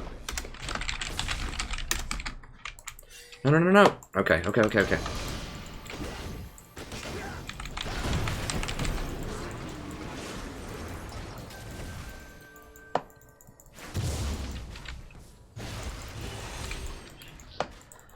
Alright. Damn it. If I would have been there with him, we would have had him, but the problem is, like, what if he goes this way? So that's why I just wanted to wait right here. Because he's 100% going to go for that red. Yeah, I'm pretty far behind in experience from roaming, but...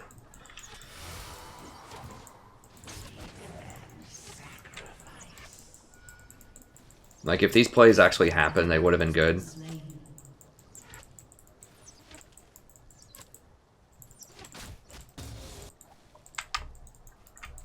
But team is just not on page here to make this work.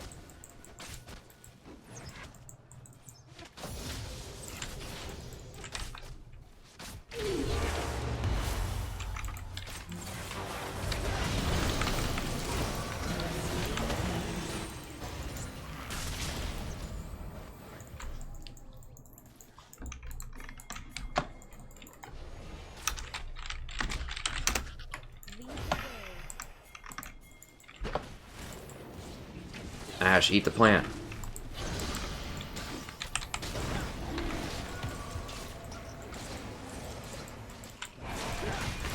Alright. It is calming not to hear ally has been slain in your ear. That is a calming effect.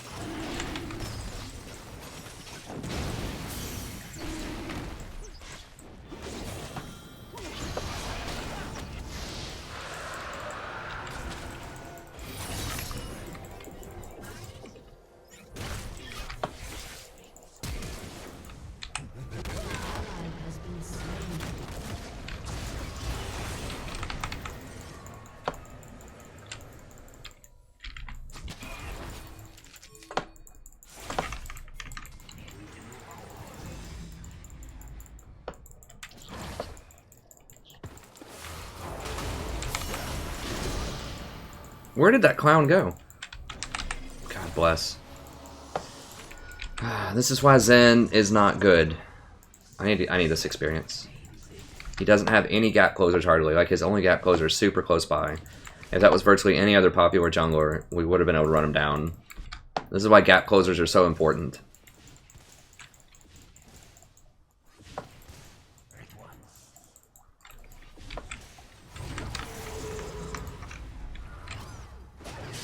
No, I need to stay for this experience. I need level 6.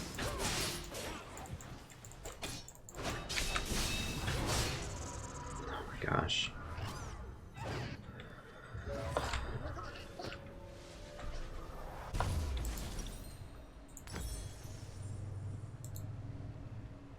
Okay, if I hit level 6 bot with Ashe, I think we can do okay.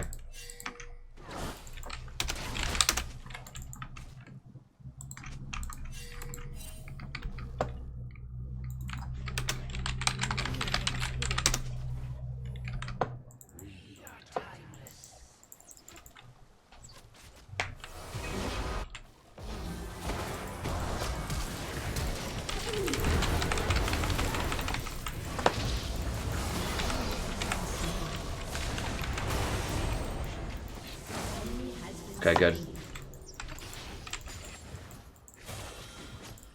This actually helps a lot to not have the sound in. I might have to start doing this more often. It does let me focus up a bit more because the sound doesn't distract me. I have to watch the mini-map more to figure out what's going on. As strange as that seems.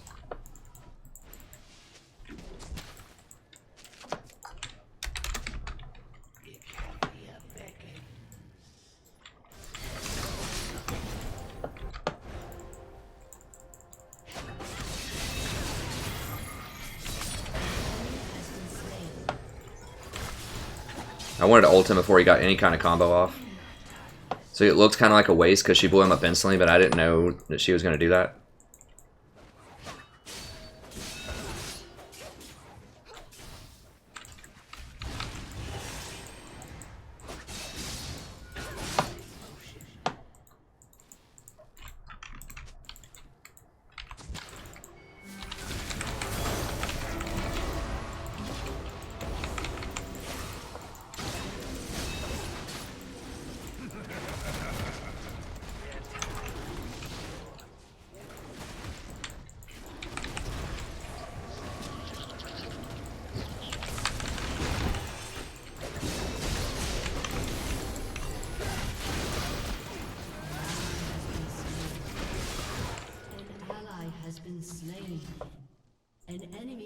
Okay, well, Bard got one of those, I guess. That's okay. I need to go ahead and buy. Yeah, we shouldn't have chased that far.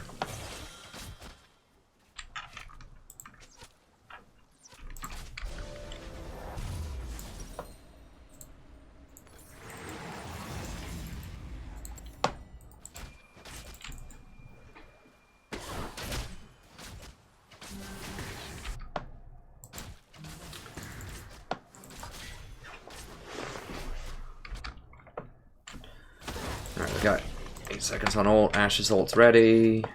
We don't see a lot of other people. I think we can do this.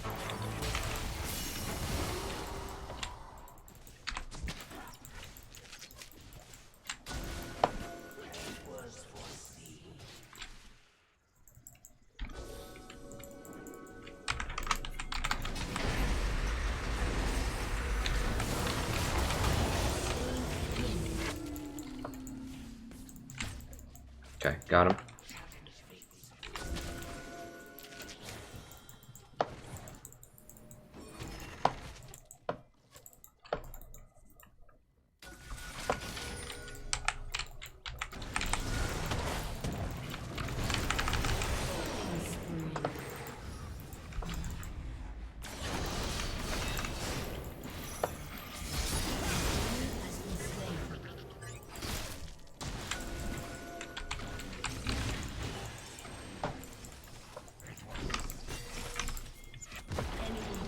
Go ahead and drop a ward here.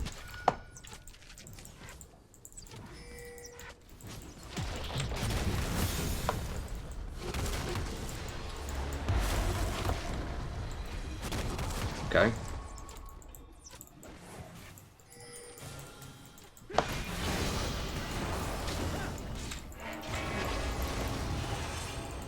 Hmm.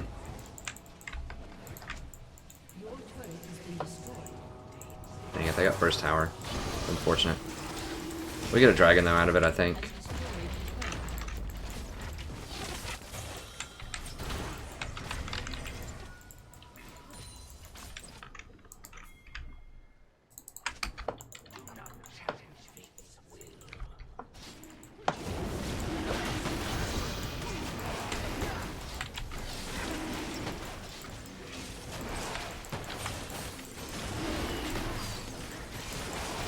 This looks pretty solid.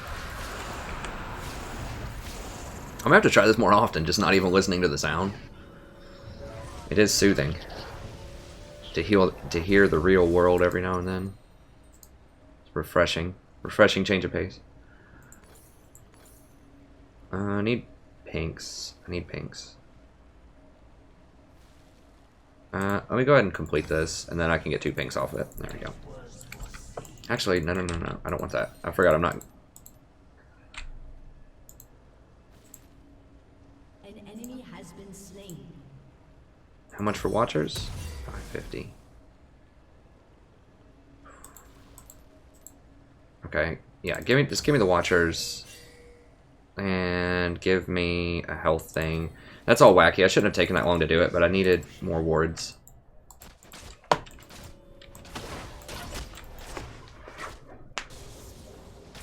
I bought so many different items with Malzahar that sometimes, you know, the exact buys are a little off. I'm really short of getting the sweeper too, just a couple of experience, which is annoying.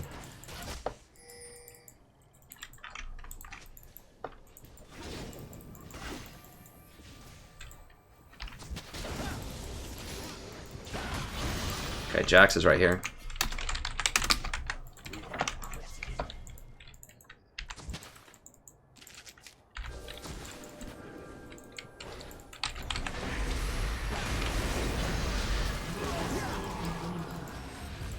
Rampage.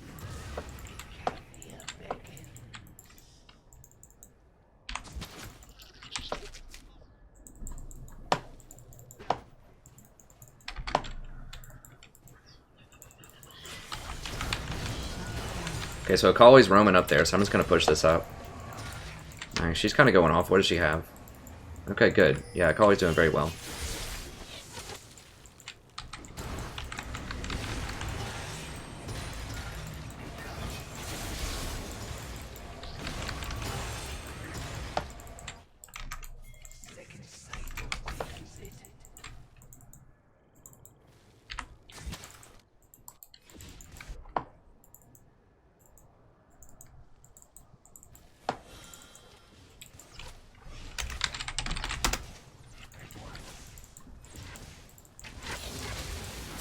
Where'd that come from? Are they around blue? Oh, there he is. Okay.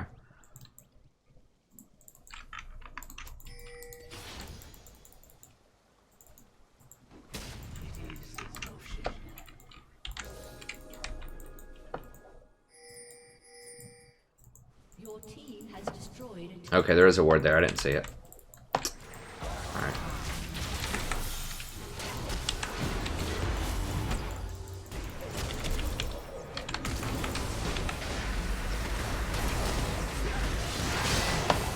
Okay, well I did enough where they can close him out, I think. I knew I was probably going to die if I ulted him, but I just wanted them to have to use a lot of resources on me.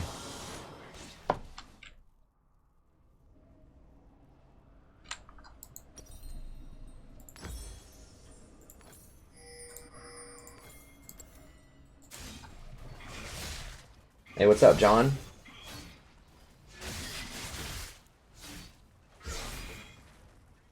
Which match? You might be watching an older game. This one actually seems okay. It's a little circusy, but it's okay. Or are you sad that I didn't get a match where everyone's feeding nonstop? Those are kind of entertaining just to see. It's a fun endurance test, mental endurance, to see if I can like try to stay positive. I find that not having the music really helps. Like, not hearing your ally has been slain is very soothing. Dude, he's right here. Jax is literally right here.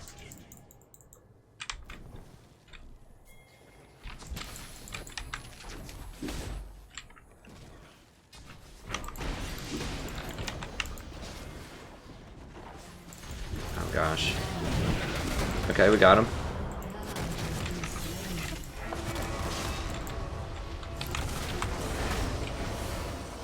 Whoa, he stunned me instantly when I started doing that. Wow, that was so lucky. God bless. I should have just killed the Bard. I got greedy trying to kill the Jax.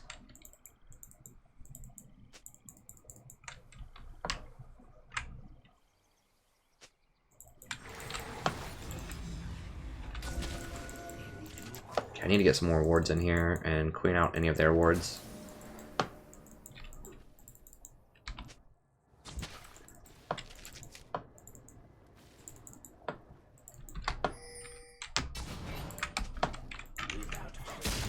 Come over here with a Kali and try to make plays on their buffs.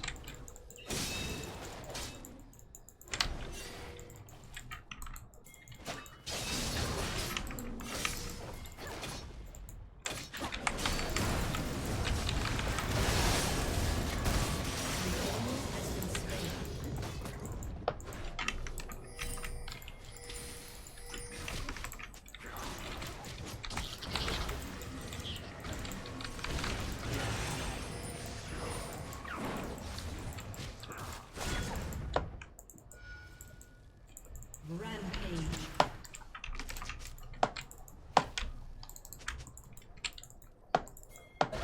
Here we go. It really does help me focus on the minimap quite a lot. Because I have to rely on the minimap for my knowledge. I can't rely on the audio cues.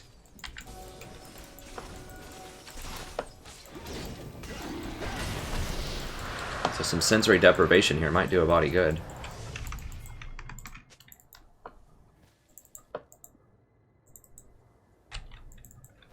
This is Jax.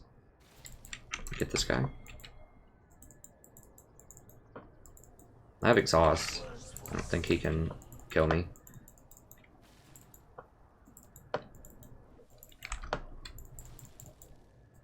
What? Like, what's warded? I thought I swept all of this. Okay, there's a ward. Okay, Akali's gonna kill Bard. I thought she was. I'm just gonna push that up. Like, that's one nice thing about Malzahar is if your mid wants to roam around and get kills, you can still pressure up the lane, like, insta-clear. Yeah, she got him. Well, maybe not. An enemy has been slain. I'm gonna get sandwiched.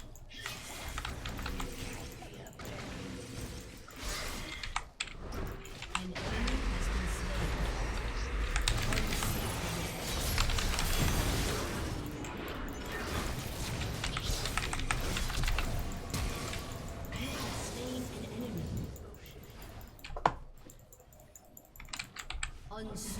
Nah, I probably could have done that a lot cleaner, but I'll take it. Jax feels like he's a problem. Sort of.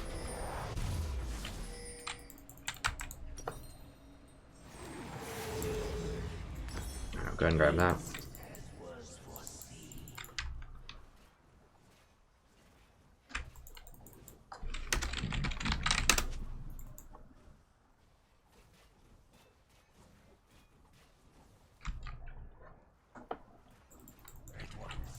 Yeah, this is working wonders. I'm liking this.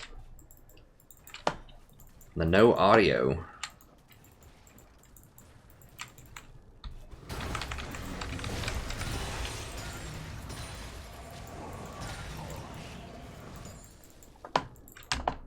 What does that have? He's got such a weird build.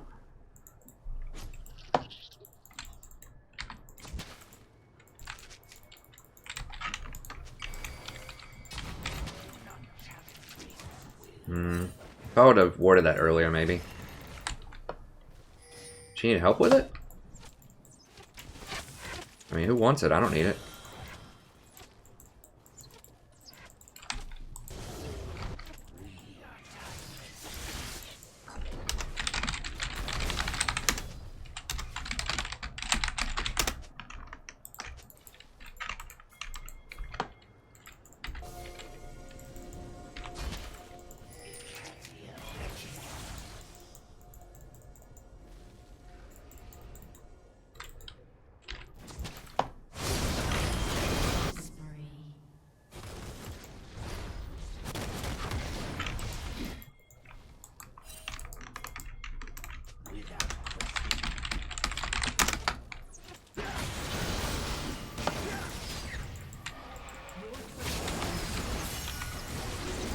Should do it pretty fast with Xin Zhao.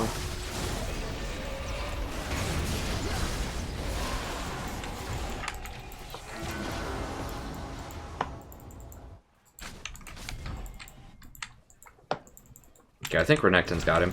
Yeah, someone's got him. It's fine.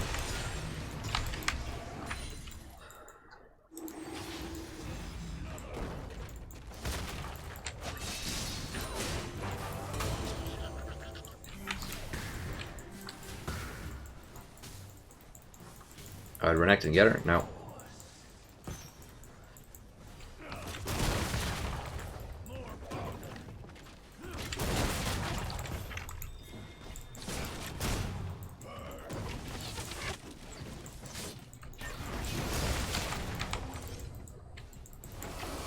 I could have ulted him right there and we probably would have killed him.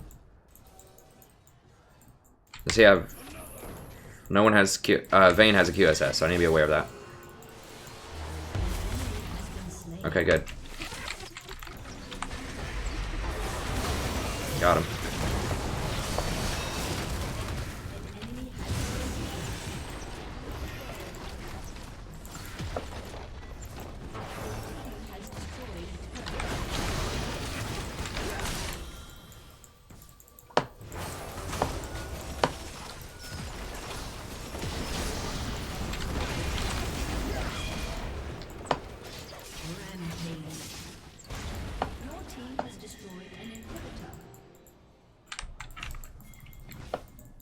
Get those Baron empowered minions going.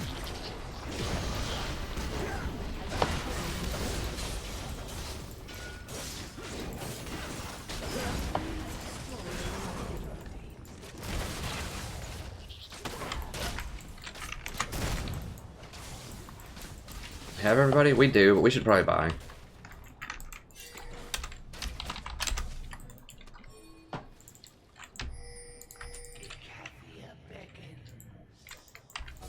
Two is fine. Give everyone a chance to get all of their cooldowns back. And everyone should buy. I mean, we probably have... Most people probably have at least 2,000 gold right now, so that's like another half an item, maybe a full item on some people. So you don't want to, you know, sit around with too much gold. I mean, I've got 2,300, and I'm not even getting a lot of the kills. Or the CS, so...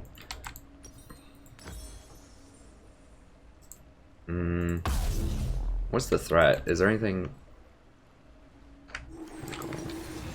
Whatever, we'll just get that. It's fine. They don't even have any magic damage. I mean, maybe Jack sort of kind of. I don't know. Whatever. I don't care. I was gonna buy an item. I guess I could have bought a Kindle Gem. Give me more CDR. Kindle Gem may have been the best buy there just to close out the game. I kind of want a ZZ just in case the game goes long. It helps out.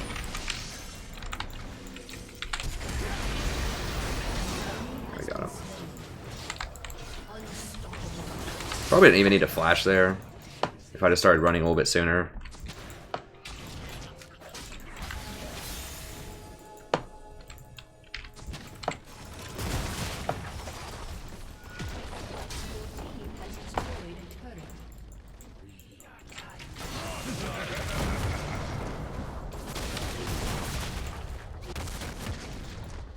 You know, I used to like to do something like this too. When I was writing, I fancied myself to try to be a creative writer and a novelist when I was in my late teens, early 20s. And that's what I wanted to go to grad school for originally, was fiction writing, but...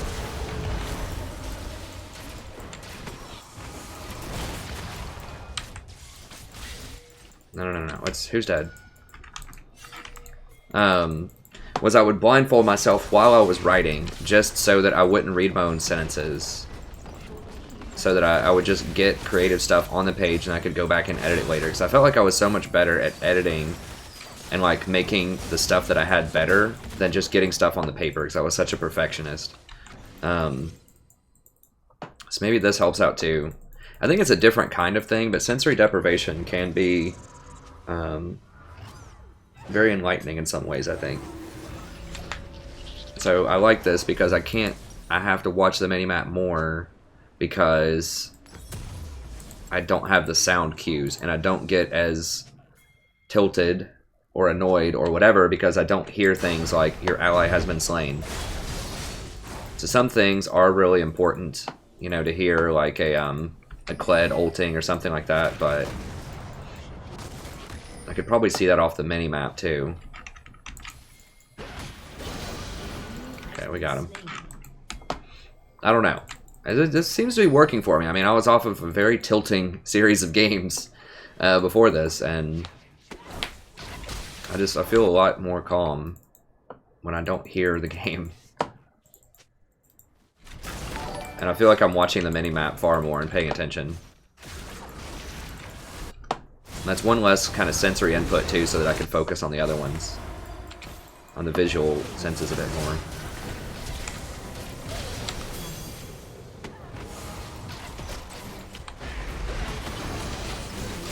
So she has a QSS, but she didn't press it fast enough. We still got her. And remember, even if you hit someone who has the QSS, you still usually get at least a half a second of CC before they can press it and react.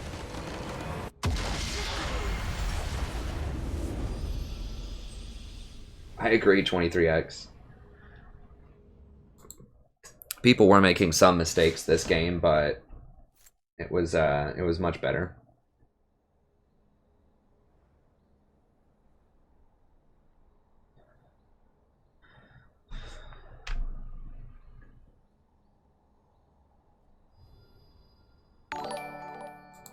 Hey, thanks so much for the sub. I did hear that ding out of the corner of my ears.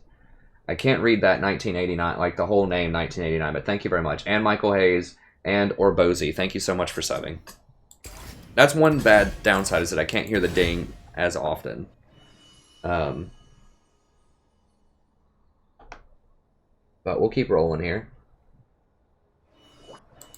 Yeah, thanks so much everybody for helping me out with the likes and things too. Let me see if there's any questions here.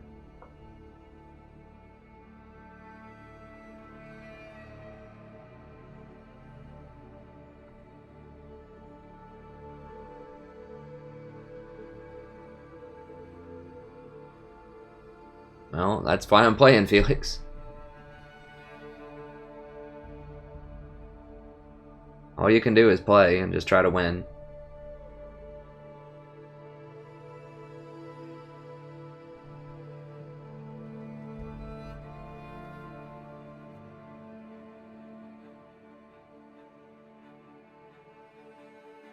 I have tried ZZ Rot. I haven't tried it extensively. I think it's pretty useful. Yeah, the problem with Face of the Mountain, Romeo, is it doesn't give CDR, which is a huge, huge problem for me. The 10% CDR on Watchers is just so important for supports. I mean, obviously the health is nice.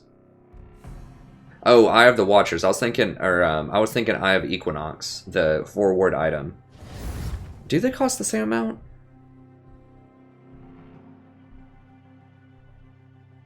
One of them includes Sightstone though. That's 800 gold that's already built in that you have to buy. That's the difference, is that Face of the Mountain doesn't have the Sightstone built into the cost, whereas Eye of Equinox does. So you have to buy Sightstone anyway, so you're already 800 gold priced into Eye of Equinox, whereas with Face of the Mountain you have to start fresh and get a Sightstone in addition to that. Hey, Stefan, thank you so much. I really appreciate it. We do what we must.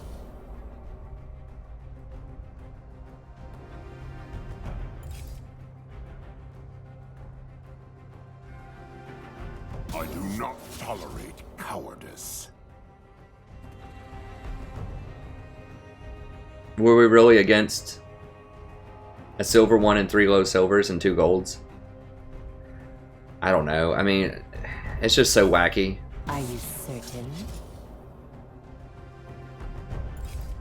Oh, that's how did I get this match? Yeah, I don't know, man. I mean, I was Diamond 5 last season. I went 6 and 4 in my promotion, or in my placements, and I got placed into Gold 2. And then ever since then, I've just been kind of, you know, slowly climbing up. But we've just been getting ridiculous games. I mean, last season I was Platinum 4. I think the craziest thing I saw was I was Platinum 4 and I got paired into a game with a Silver 3. I just don't know. I mean, the MMR system is really weird sometimes, so...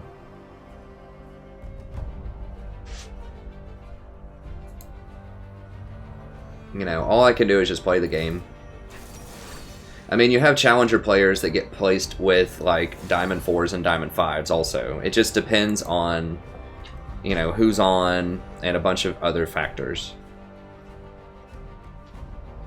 Like, one of the big controversy thing, right, that's happened between I'm a Cutie Pie and Night Blue 3 was that Cutie Pie's friend, Shifter, got paired against Night Blue, who was, like, Diamond 5 at the time, and Shifter was ranked...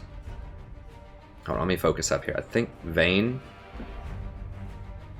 Twitch is up. Or not Vayne, Janna. Janna's very good against Riven. Pretty good against Kale. The Tempest is at your command. Was that the number 5 guy, Shifter, was playing in a game with a... Like, the number 5 guy in Challenger, which is, like, really, really high up.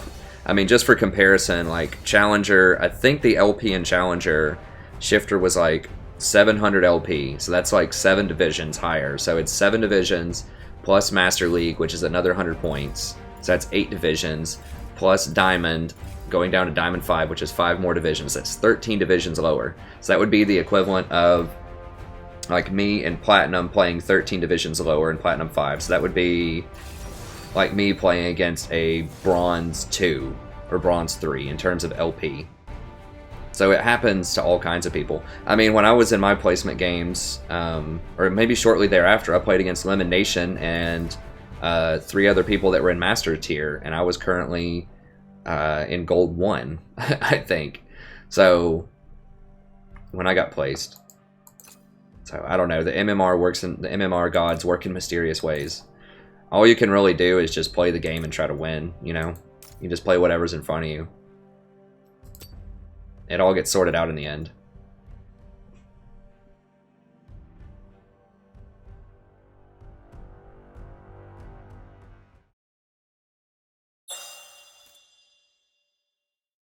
Yeah, it does give CDR, but...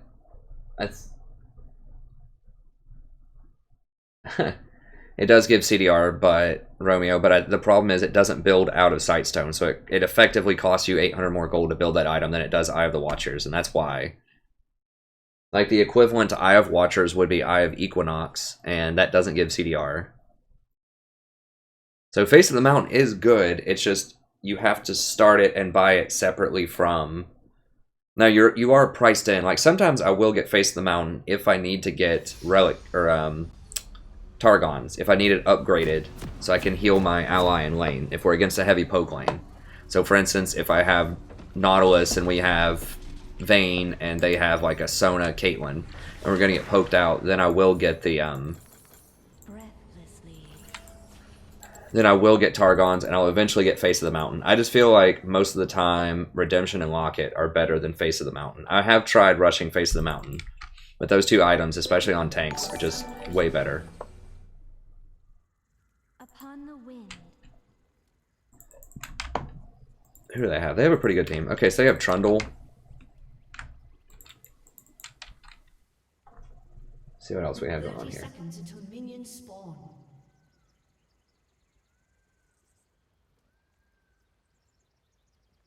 Okay, so Liam asks, why the Ziggs ban? Ziggs is probably the most overpowered. It's him and Hecarim. Ziggs and Hecarim are the two most overpowered champions on this patch, I think. Ziggs is awesome middle lane. He just pushes towers so fast. He has great AP ratios. He has great range. He has great burst. He has pretty good sustained damage with his Qs. He has a lot of utility with his little explosive satchel charge and his minefield.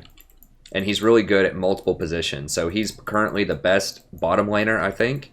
And he's also a top tier mid laner. He may not be better than Katarina in the mid. It's a toss up. But he's certainly up there. And he's the best bot laner by far, I think, right now. Like I had said, you know, when I made the composition video that I still thought that traditional ADCs could be better. But after playing against him more, I do think that Ziggs is the best bot laner right now. It's just, his pressure early on is just immense. He just snowballs games so hard because he takes towers so fast. Okay, so this is basically just they're just giving us this lane, which is great for Vayne because they don't have any pressure on us really. Let me go ahead and VOD this really quickly too. Hello everybody, welcome back to play another game of League of Legends. I'm the Strategy Professor. Doing another little Janna game here. I'm trying another game where I don't have my headphones in. So I did that last game just to kind of soothe myself a little bit. Because I'd had a couple of rough games and I just wanted to chill. And so I just took the headphones out. And I don't have sound of the game, but I feel like in some ways it does help me concentrate more. Like I can't hear certain audio signs, but also I have to rely a lot more on the visuals. So I have to look at the minimap a lot more to figure out what's going on. And I think it's helping me cultivate good habits. I don't know. We'll see. It worked one game, so I'm going to try another game here with it.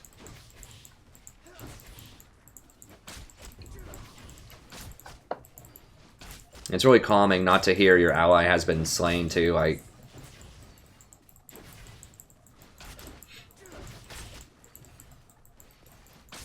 alright, so this is just a good old farm off. We can't really kill them early.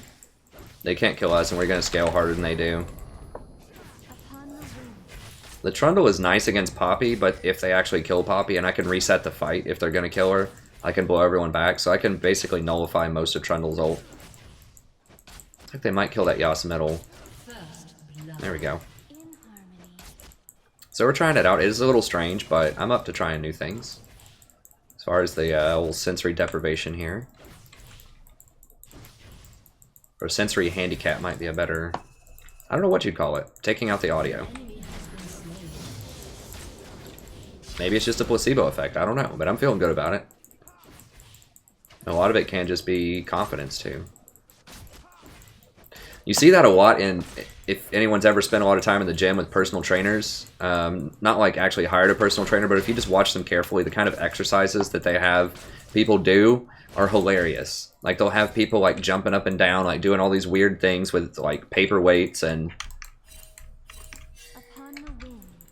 just doing all these bizarre exercises. And it's like all you really need to do when you go in the gym, for the most part, is bench, pull-ups, squats, deadlifts. That's it. Just 4 major lifts that lift and help all, like, use huge groups of muscles and are heavy lifts. Like, that's what you need to do. Everything else, like, you can do, like, some bicep curls in there and, you know, a couple of other things if you want. But those are the 4 lifts. That's how you really get in shape. Is if you could just do 4 lifts and that's it. That's what you do. So you just rotate and focus around each one of those on a different day. You don't have to do like all that fancy stuff. I'm convinced is just to look very, you know, arcane, right? Just to say, oh, just to let, you know, people that are in the gym, you know, that are paying for these lessons, they're like, oh, I'd never thought about standing on, you know, like doing a one-handed handstand while I, you know, curl extend this 5-pound weight or something like that, you know, just doing these really exotic things. It's just, I think, I mean, I'm not an expert in it, but to me it seems like it's something just for show, right? Just so the personal trainers can say, look, I'm giving you this inside information. And maybe some of that would give people marginal gains, you know, just sitting there like wrist curling or, you know, something like that with like a 2-pound weight. But you know, it's a lot of it's a placebo effect. People feel like they're learning new stuff, they're doing exciting new you know, exercises, learning, having fun while they're doing it. It's good, and it generates effects, but it's not because it's that much more effective than other things, I don't think. It's because it seems like it's this new secret stuff, and it makes it more fun to do it. So maybe that's kind of like this. Playing without the sound here.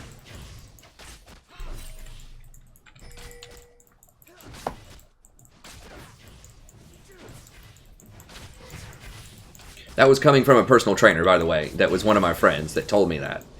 He was like, dude. And he would just like show me. He'd be like, hey man, look at this exercise this person's doing over here.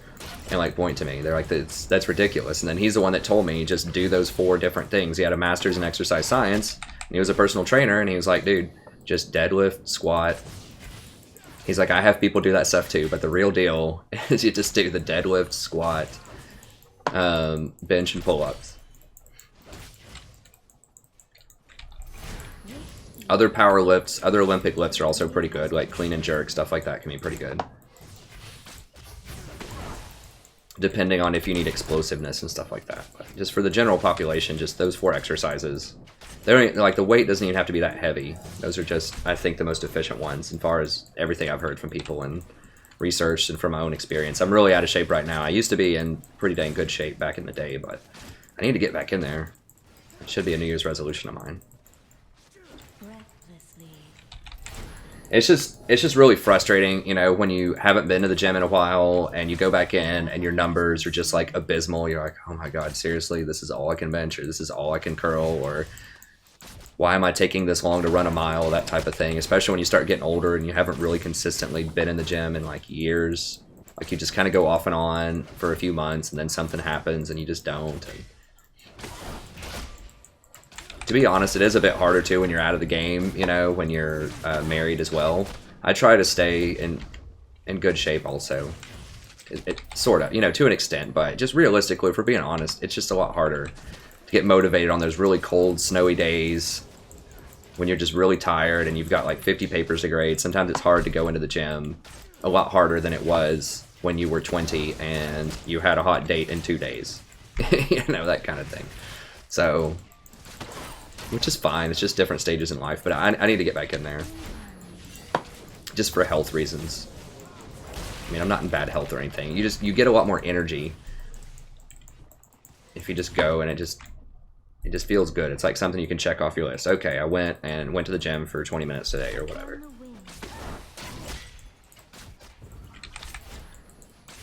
Okay, it looks like, let me look and see. Yes, about even. I'm cool with that. Just a farm off. You gotta try to make it somehow entertaining, right? When it's just a Janna farm off lane. The real excitement comes in the mid game with Janna.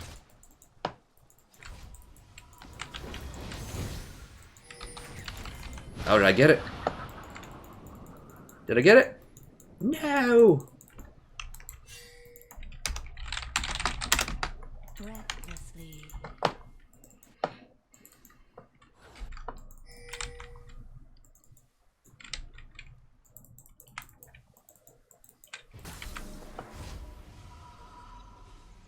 Alright, let me scroll down and see if I can see some comments here. Let me know, what do you guys think about the exercise theory that I just put forward about that stuff? I know some of you, I know Romeo, you're real big into the gym, aren't you? I think a lot of people are. You probably already have weighed in on it, I just haven't seen. Yeah, vegetables are really important. I need to definitely eat more vegetables. That's something my wife always harps on me about because she's a vegetarian and I eat terrible things all the time. I'm sitting here like, you know, my dinner's like a jar of peanut butter and a glass of water. The seafood diet, I like that, Senaz. I never heard that before, actually. Killing spree.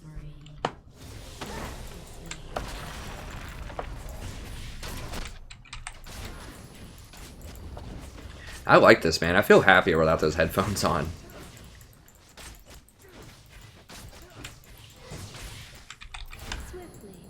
Let's see, so we got the BF. Okay, so we're kind of in our power spike. We could actually kill them right now if we wanted to. If we get a good opportunity, we can. Because Vayne now has her BF against Ezreal's tier. Yeah, here we go.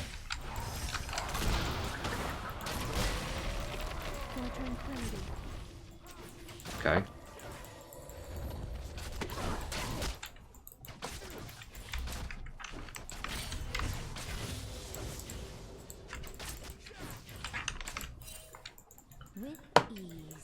Just letting them know not to go all in there until we see more people. It could be a bait. Yep.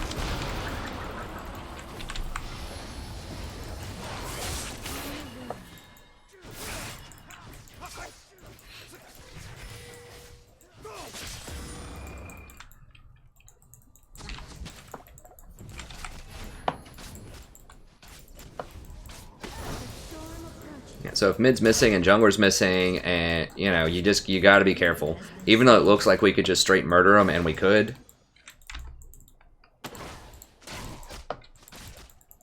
You know, gotta be careful.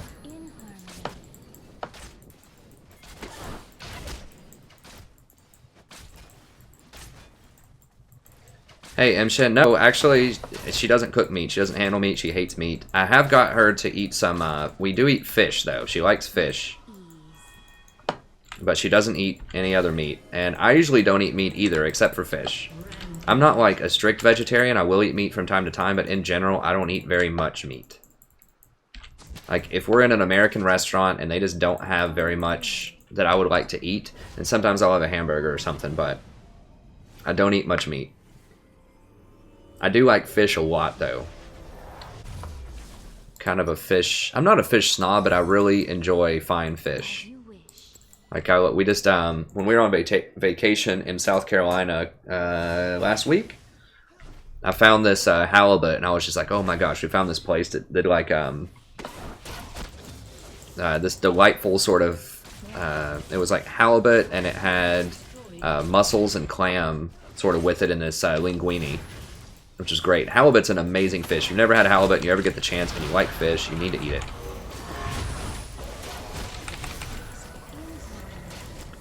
It's kind of a mild, firm, white fish. It just got a beautiful flavor to it. A lot of places won't do halibut because it's not very profitable. I worked in a bonefish grill for 8 years, so I've spent a lot of time thinking about fish.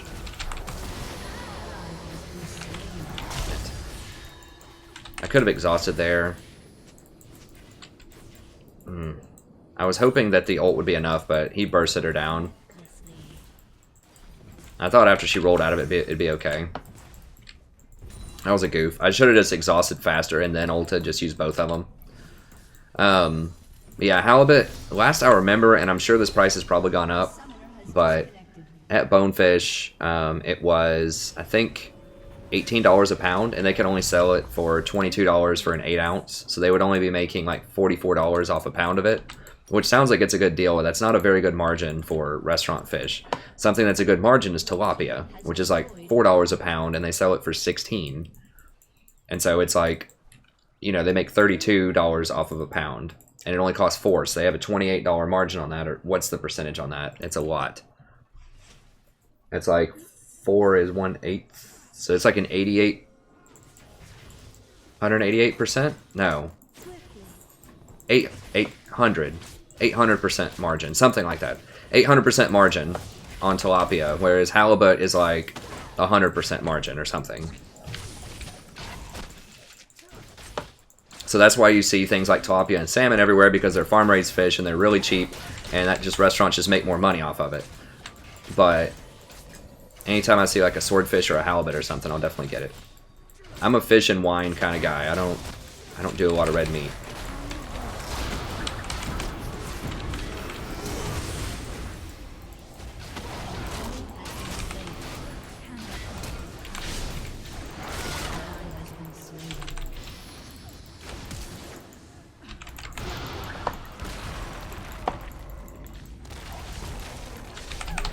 Seriously, I couldn't...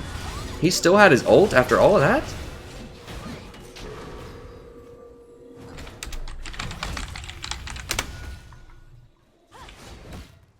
Wow. I couldn't E off of it. Oh, I should have been eating biscuits. Dang it, I should have been eating biscuits, and I should have E'd faster.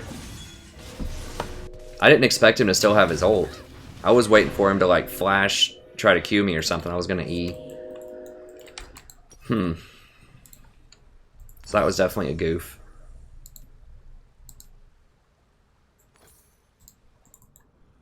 I need more wards.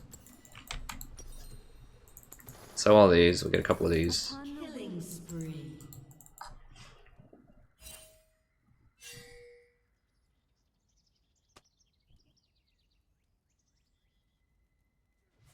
Am I wearing the same? I don't think I was wearing this yesterday, was I?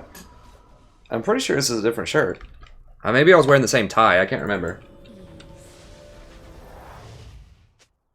Hey, thanks, Rabble Rouser.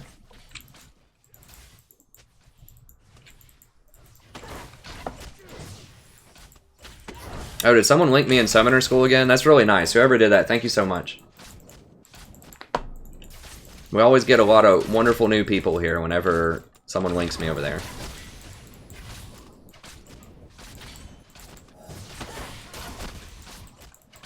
Alright, so what's the situation? Okay, so Ribbon is moderately fed, not really, but she's a threat. We got Kale here.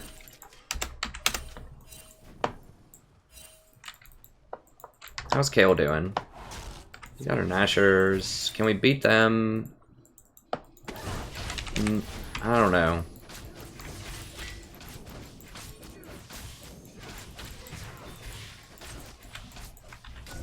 I always want to clear out all their vision, not just because I'm really a threat in the bush, but because they may not know where the jungler is, or anyone else. Oh, Hecarim's actually AFK too, I forgot. He DC'd, so...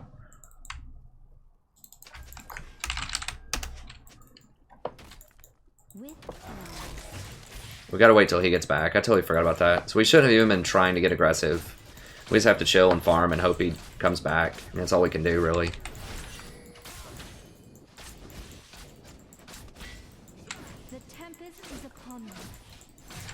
And I'll throw a shout out to the subs in a little bit. I can't really hear it because I don't have my headset in if anyone subs. Usually the chat greets people very warmly who sub. Got a turn. Hopefully Hecarim comes back.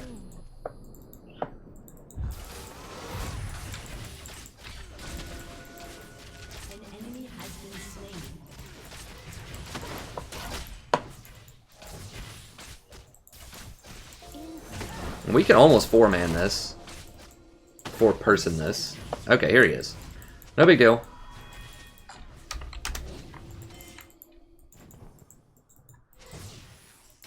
So Vayne just finished her coal, so she got a nice little cash payout.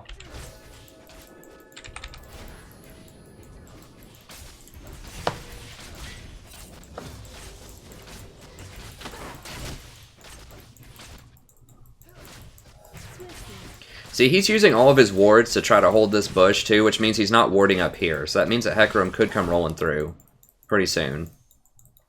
Because I keep clearing out his wards. Like, yeah, he's clearing my pink, and it's costing me vision, but because I have these extra wards, which I'd just go ahead and place them. Why not? About to refill it anyways. Well, I need to get this experience, too. That's one thing I need to get better about, is when I'm going to back, if I have extra wards, just drop them. Unless I have really good strategic wards already on the map.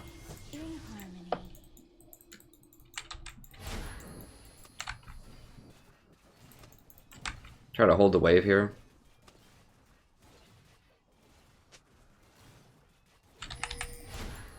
There we go. So that'll make them miss this wave, and Vayne will get it.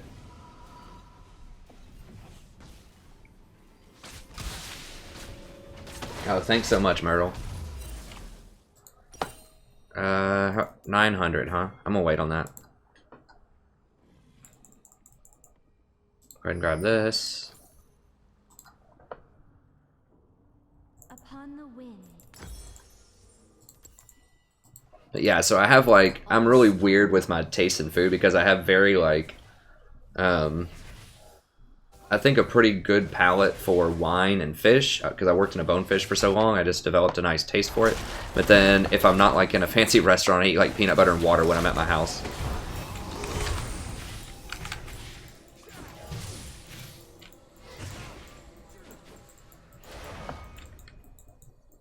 You have Trinity? No, he's just got Phage.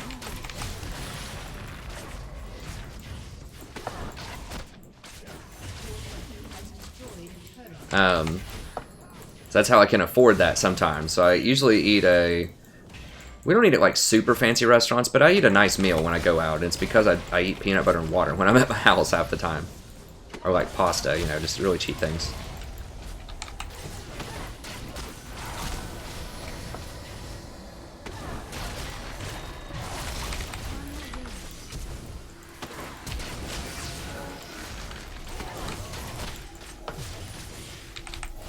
There we go.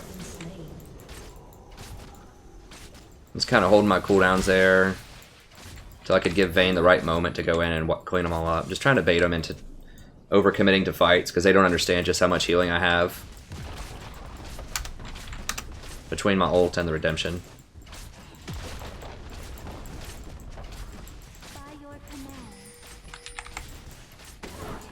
Hey man, someone realizes Janna's making the plays. I goofed up some stuff earlier. This guy's positive. I like that.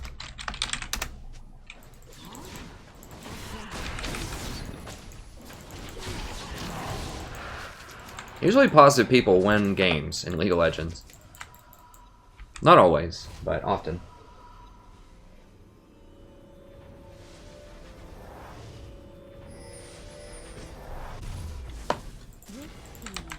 Alright, so we just want a 20% cooldown on our ultimate. I mean, our redemption. Basically the second ultimate that we have. And extra wards are nice. I mean, this is like the best build. If you don't know what to build on a champion and you play support, I mean, I guess for AP casters it's a little different, but for almost every champion, just redemption, ruby sightstone, into locket is where you want to be. Oh god, the baits are real. Oh, she went back in. That was, oh my god. That's so tilting. That Poppy.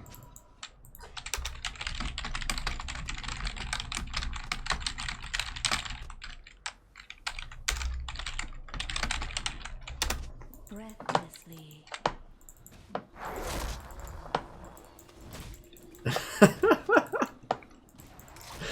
Just see him, just sitting there. He's like, ah, throws his keyboard through the window. Someone's like walking on a sidewalk below. They're like, ah! It's like all this glass raining down. Nobody's hurt in this scenario, of course, but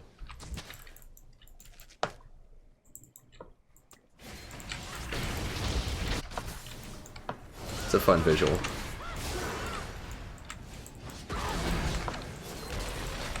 Here's Hecarim. The perpetually fed Hecarim. I don't think there's so few games where I don't see a Hecarim that's fed either on my team or on the other team. It just like never happens. It's always Hecarim, and he's always really, really good. And he always has like one item. He has like Trinity Force usually, and just a little collection of other items, and he just wins the game.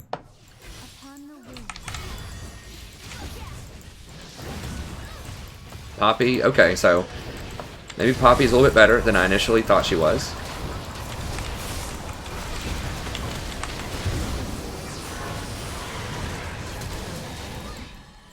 I thought that nerf was going to be the gutter for Poppy, but I guess not. Nobody can hold her back, so I made a prediction in my patch notes that Poppy was not going to be as good, and it seems like I might be wrong about that. I've seen her in several games today where she's been very impactful.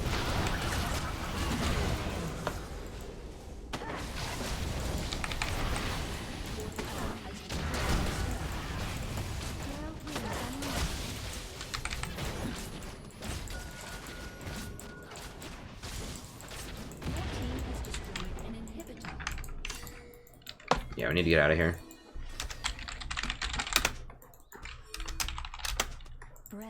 Need to drop all these wards. Go ahead and use this. It also lowers the cooldown on your sweeper, which I didn't know until a sub pointed that out. Or we can just do it, whatever. So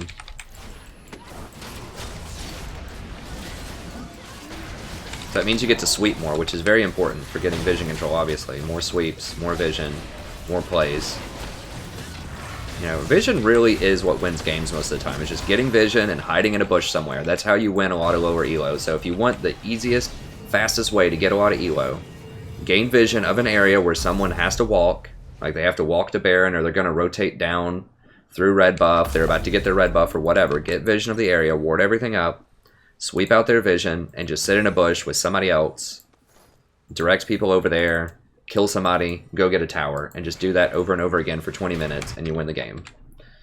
That's the fastest, easiest way, especially in lower elo, to win, because people never expect someone to be hiding in a bush where they don't have vision. They just constantly go into places that are dark. It works all the time. Anytime I can get people to do that, it works.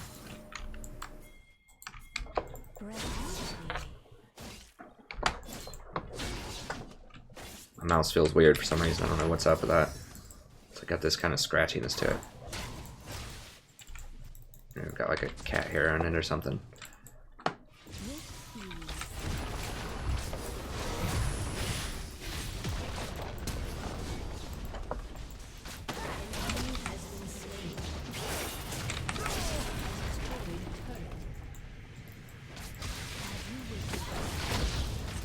Alright, we should be able to clean this up here. We got Riven over there. Some people are rotating over. It should be fine.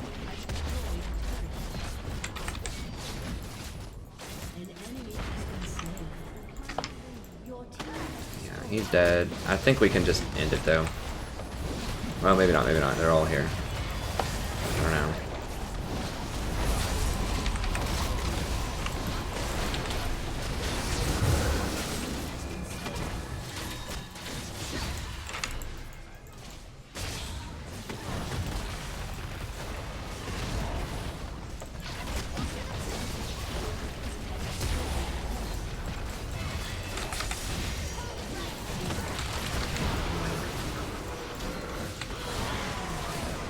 There we go, got him.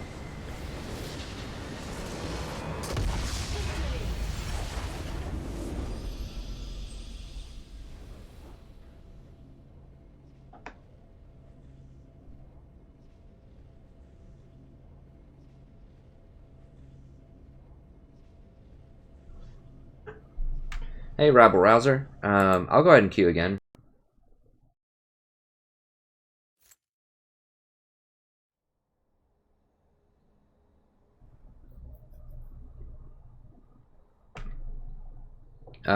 Let's see here. Let me...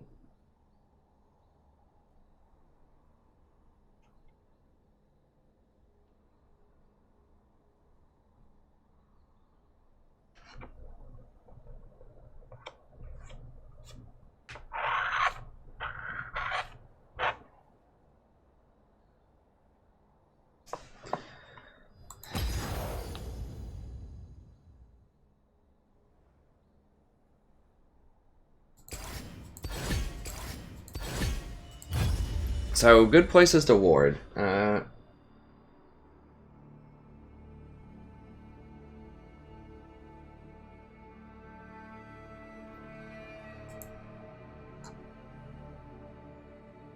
me link through here. And let me give a shout out to anyone that subbed there that I couldn't hear during that.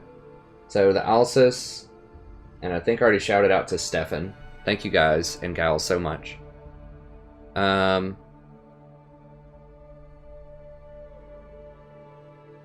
Okay, Rabble Rouser wants to know where to ward. I talk about that in my dominating, or what do I call it, mastering the map video. Let me pull it up real quick. So I have a bunch of guides on the channel if you're new here, if you've come over from Summoner School, or you just happen to be browsing, checking out some streams tonight. Got a lot of guides here. I just thought that did I not just post up? Yeah, I just posted up my tier list, so let me readjust the order on these. That's up there. Let me see. Here we go. We'll put that one near the top because it's my new one. There we go. Thank you so much for the sub. Thanks, Sphinx. So we've got a bunch of guides here if you want to check it out if you're from Summoner School and you really enjoy the content. This is my newest one that I just did. It's the tier list and patch analysis. So if you click on these, this one's kind of long. It's about 2 hours long, so it's in-depth, but it has great timestamps. So if you just click on the show more, you can see exactly when I talk about different things. I probably should have made these separate videos, but they were so interrelated, like what the changes were in the patch notes and like what the current tier list is, that I decided to put it on one, even though it ended up being a bit longer than I thought it would be. So the first half is just doing different patch analysis. So if you want to know what I think about new Karma or the Lucian changes or whatever, or the ZZ Rock portal, I've got them all timestamped. And if you want to know the tier list, you can see those right here when I talk about different champions. And I also give you a Google Doc for each guide. So yeah, it's looking okay. I don't think I was botting that. Oh, I am actually botting. Okay, that's going to be it for the VOD. Thank you very much. Have a wonderful evening, and I'll see you next time. Okay, but for the stream, you can click on the patch notes, and you can see kind of the TLDR of various things that I go down and talk about. ZZ Rock Portal, Jungle, Meta Shifts. And then for each one of the champions here, in the tier list, you can click on the first two, the tier 1 and the tier 2 champions, and each one of them has a separate Google Doc that I talk about in the video and that you can read that tells you good matchups for the champion, who they're good with, what they're good against, what they're bad with, what they're bad against, recommended items, runes, and masteries. So I've got them all set up right there for you. You just click on the Google Doc for each one of these champions. Now, I didn't do it for everybody, just the first couple of tiers. It would take forever to do it for everyone. But if you have any questions about a champion that I didn't do a separate Google Doc for, just let me know. Let me see. This is interesting. So they have Olaf. So Malzahar is not going to be good here because Olaf can obviously break out of it. I think I'm going to do Lulu because Lulu is very good with Rengar. You can speed him in. It's okay if they get Vayne because I can critter her. It's not the best, but it's okay. So we'll go with Lulu here. Lulu is also very good against Malzahar if people want to play him. But yeah, so it's not just a normal tier list. It's in-depth guide for, well, not super in-depth, but it's a decent little guide and a good overview of the top ones. And then just, you know, a minute or two about each one of the others, just a good explanation. I tried to think of every single support I could possibly think of and include them somewhere on the list. So if you have questions, you can leave them in the comments and I'll cover it. But each one of the guides is like that. You know, they're about an hour, usually about an hour long, but they have really good timestamps and an accompanying Google Doc. So if you want to learn tier lists or how to analyze and think about the current metagame, why is Ziggs APC so popular, why is Malzahar so good right now as support, you know, why does bottom lane constantly get camped every game right now in the metagame, I break it all down, explain it for you, make it real simple and easy to understand so that you can play a better game, think a lot better about how to understand metagames. And I talk about, I have a composition and matchups telling you when and where to pick different champions, different compositions that are good, itemization, if you want to know why do I always build a Redemption and Locket, why are they so efficient, I talk about the relative gold efficiency of those items. So Redemption's about 475% efficient, Locket is about 300%. See here, we got Sivir Lux. I think this is good. I don't want to go Warlords. I'd rather go Scaling. I mean, I could try to bully them out early. But I kind of like the scaling of Wind Speakers. Even though Wind Speakers doesn't scale with Lulu's ult, I still like it. So, we've got the guides. Check those out. Those are really strong. Mastering the Map is a really popular, really good one, I think. It shows you how to do the things that you just asked for. Hey, thanks, Timothy. Thanks for subbing, friend. It tells you like where to ward, how to think about rotations. You know, one of the most common questions that people ask me is, well, how do you win a game if your ADC is really underperforming? You know, how can you possibly win that? And the answer is you go ward to middle, or you go roam to middle rather, or you go roam in the jungle and make plays. You just find somewhere on the map that you can make plays and rotate. Figure out who's hot, who's doing well, and help them do better. You always want to work from your strength. So just figure out who's really strong and get them to snowball even harder. And I talk about how to do that in the Mastering the Map video. So don't think that you just have to sit in bottom lane and watch people farm all game, especially if you're on a champion that can roam really well, like Malzahar and Nautilus have very powerful lockdown ultimates. You know, sometimes roaming middle and just getting that, you know, Akali or whoever going in the middle lane can be very powerful also. So check out the guides. Mastering the Map is probably probably my favorite one so far. All of them are good, but that one just contains a lot of stuff that can help you win a lot of games that people just don't discuss in a lot of other channels, like how to roam properly, how to ward properly, how to rotate, stuff like that. Then I have playlists, so if you just want to watch a ton of Janna games, I've got a playlist of 60 Janna right here. So it starts with the newest, works its way back to the oldest ones, and you can see the runes that I play in every game. So if you have a particular champion you're really trying to focus on, I have playlists for a bunch of different champions. I'm constantly adding new episodes to them. So be sure to check those out if you have a specific champion in mind that you're trying to master. And then all of the past streams, I have them cataloged right here. So if you ever miss a stream, you can go watch it. I haven't done it with the newest ones, but I will do it soon, where I go back through. I don't know if I did it on this one or not. I hear the game's probably starting.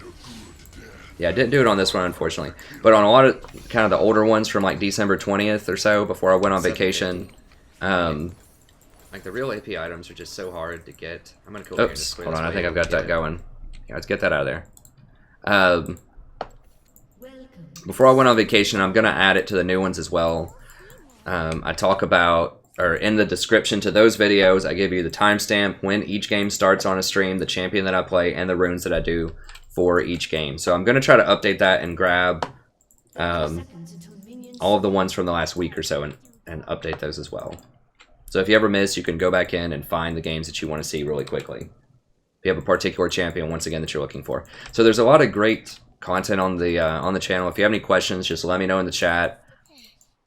You know, sometimes it gets pretty busy in here and I can't respond to everything in the middle of a game. But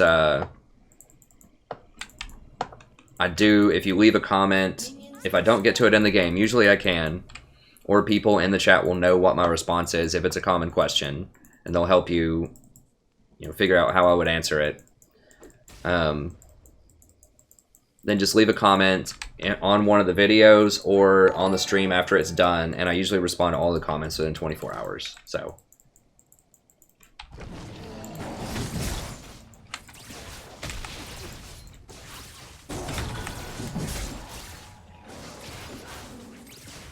Okay, let me go ahead and VOD this one.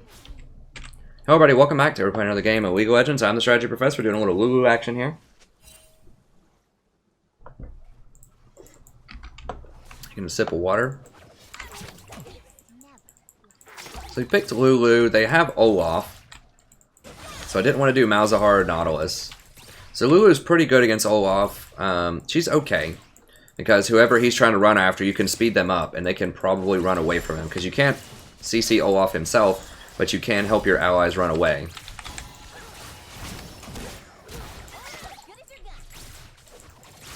So I could have gone Thunderlords. I didn't really think we wanted to bully him out that much early. Rengar's not much of an early game champion.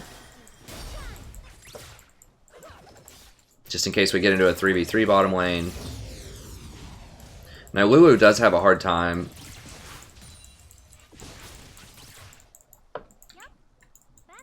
helping your ADC last hit under tower, because Pix does extra damage. So we can get a little aggressive here, but with Jinx, I didn't think we'd be able to get too aggressive early, so that's why I didn't take Thunderlords and I took Wind Speakers instead. Since I took Wind Speakers, then I took Coin, because it just helps out with more gold. And it gives you a bit of sustain, because Lulu is one of the few sort of mage harass champions in lane, the utility supports that just don't have a heal. So it's nice to get that little bit of extra healing. It's not actually a little bit, it's quite a lot of healing from Coin. Because when things die, you get 5 health back. So that's 30 health every 30 seconds. That's like 5 health per 5, basically. In addition to his normal 25%. Oh, it took... Okay, it doesn't have the health regen on anymore. Either way, it's 5 health per 5, which is pretty good. In addition to giving the CDR and the extra gold, is pretty nice. Okay.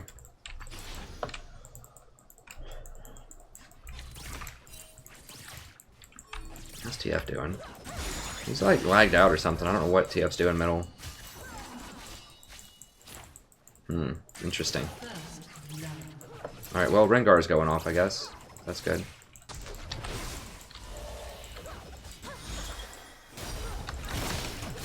Oops, I thought the I thought the Pix was still going to be on him. It jumped back to me at the last second when I was trying to get a Q to hit both of them. You always want to do that. If you put the Pix on him with the shield, try to Q, position your Q, because it jumps, it shoots from where the fairy is on them. Try to position it where it hits both people if you can.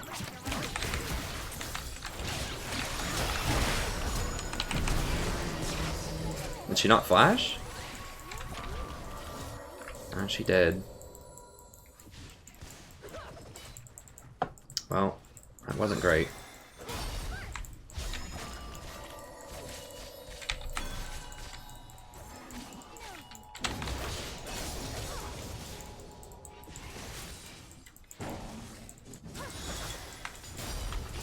I like to max shield first.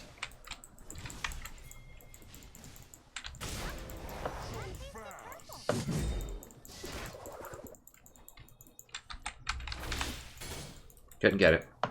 Dang it, so I missed some experience. Dang, she backed just at the last second.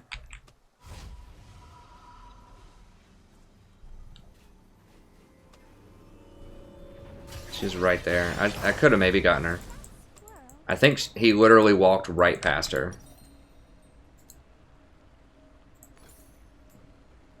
Alright, we just want boots. Such first.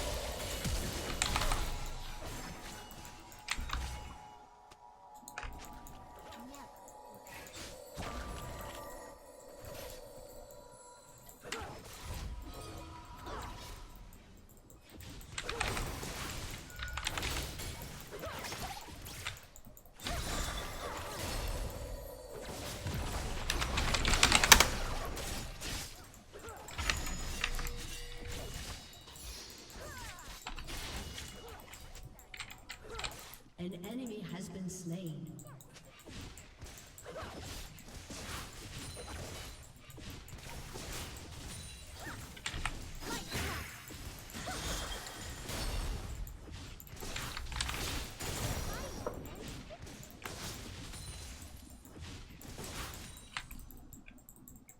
Yeah, this lane's pretty dang annoying.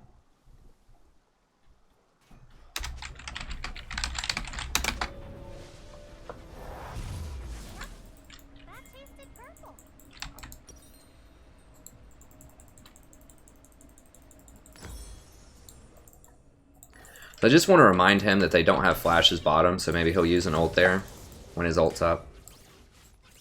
Let me see here. Green versus gold thrash.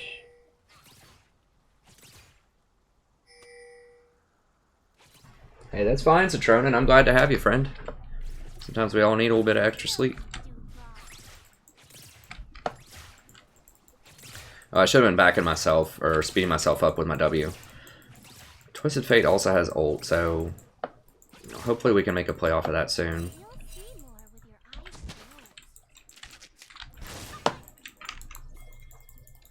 Help him, try to kill him at this red.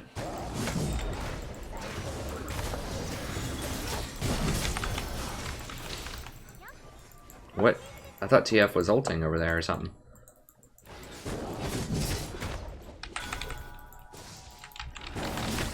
No, we gotta get out, we gotta get out, we gotta get out. There's too many people here.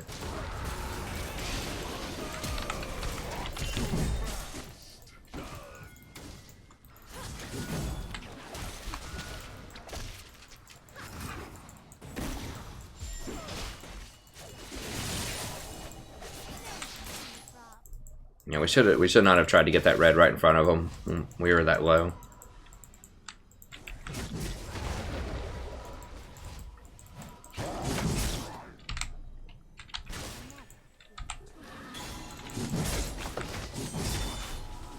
help him out a little bit here just so that Eve doesn't counter jungle him as hard.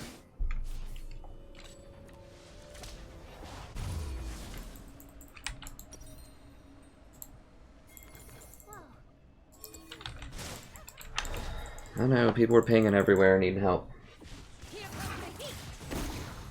I'm not sure what green versus gold thresh is. Okay, they got him.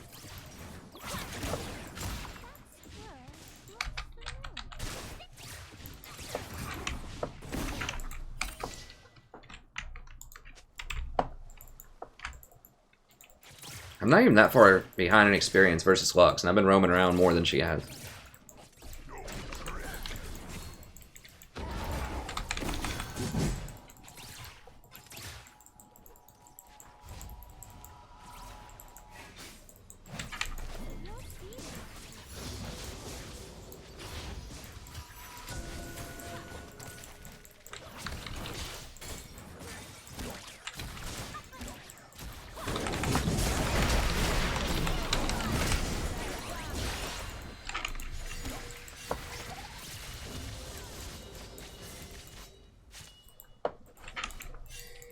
Okay, he stopped him. Good, we got a kill there.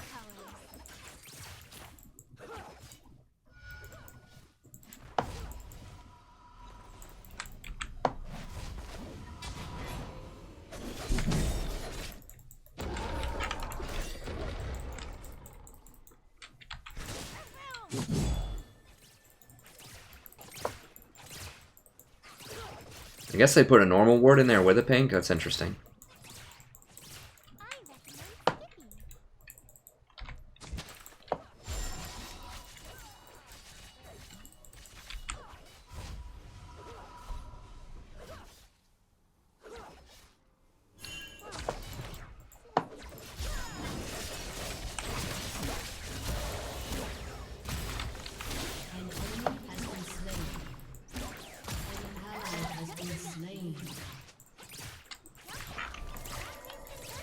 DF has ult. I don't think they have flashes, although the Lux, like a Lux bind, could be really bad.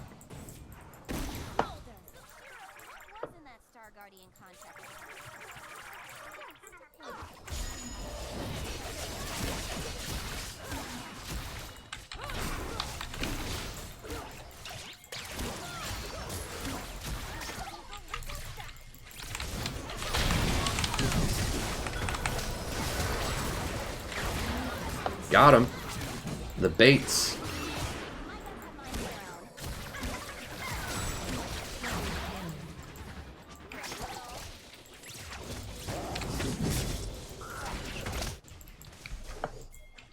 Need the experience? Yes, got it.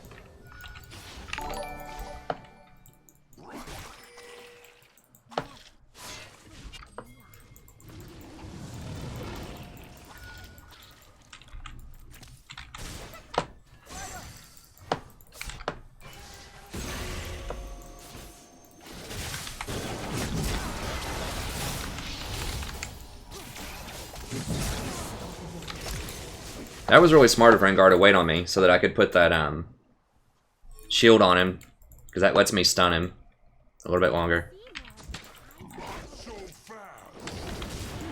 Put that on him just to give him a bit more attack speed. Remember, the new W does give attack speed, so that's something that I forget about sometimes when I'm taking towers, although it is risky to do that to some extent.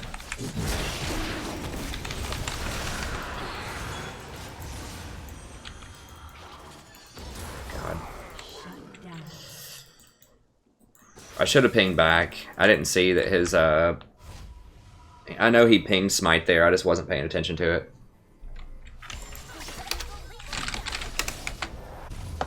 It wasn't really unlucky. We should have just not done it if he didn't have Smite. That's not luck, that's just a bad call. But he pinged it. I mean, I should have just told him don't do it. Please don't die. I'm gonna have to ping back like 50 times.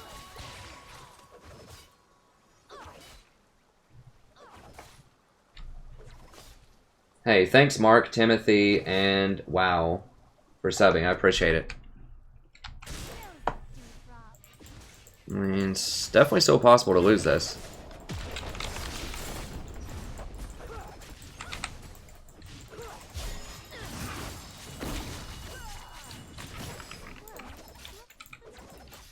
he have his ult? He doesn't have his ult.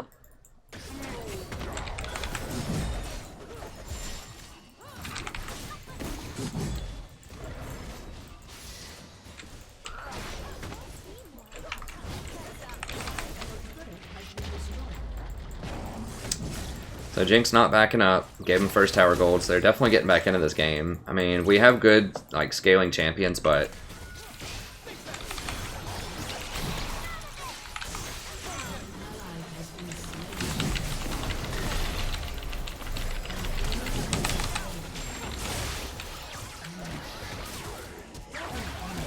okay, nice.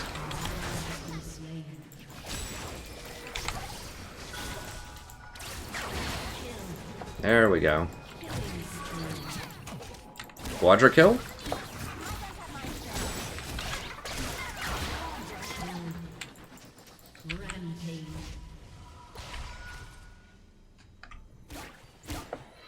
Okay, that was good.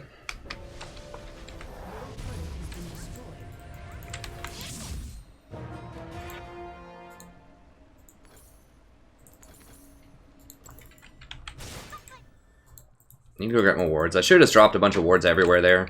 I was just freaking out running.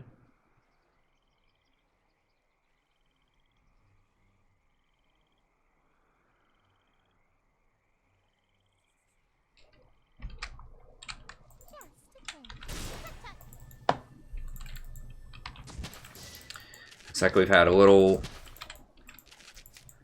tomfoolery in the chat. I mean, did we get rid of... I mean, they did sub to the channel. They were nice, but I mean, I didn't read everything. Obviously, it's been going on. I feel like we've had an extremely long leash with those guys, though. I really wanted to keep them around because they said some cool stuff sometimes. Like they were fun, cool guys.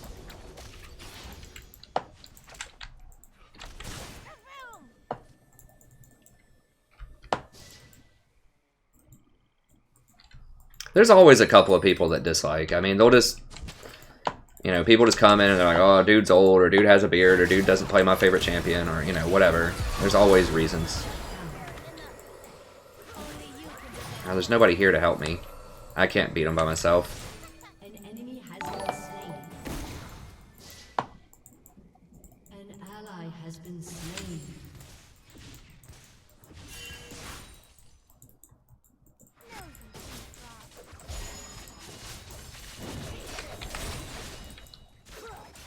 I mean, some people just like to push buttons and just see how far they can go with stuff. That's fine. I think we gave them quite a long leash.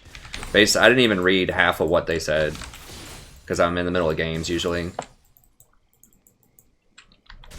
But we give people a lot of chances, and I don't even know what they said, but... Your turret has been destroyed.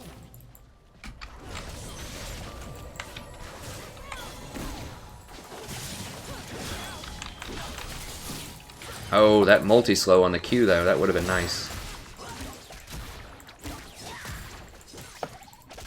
What's Olaf doing? What? Catalyst of the Aeons. Oh, he's trying to get that, the speed-up item. I don't even remember what it's called. It's been so long since that thing's been in the meta.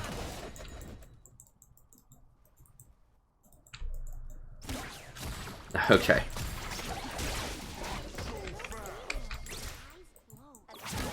It seemed like they were just looking to get banned, is what it seemed like to me. Oh god, I couldn't get there fast enough.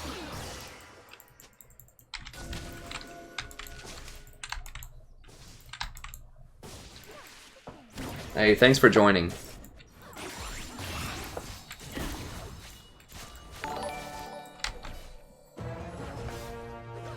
Thanks so much, Patrick and Axel. Thank you so much. Oh god, we're falling apart here. We gotta pick it up.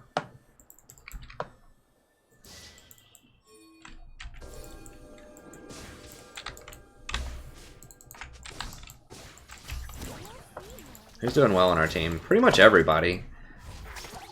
Well, he's gotta make some plays. What is this TF building? Like, his movements are pretty erratic. I think he might be lagging or something. I don't have wards. I probably should have backed sooner to get those wards. I just don't have time right now. Drink our Volt.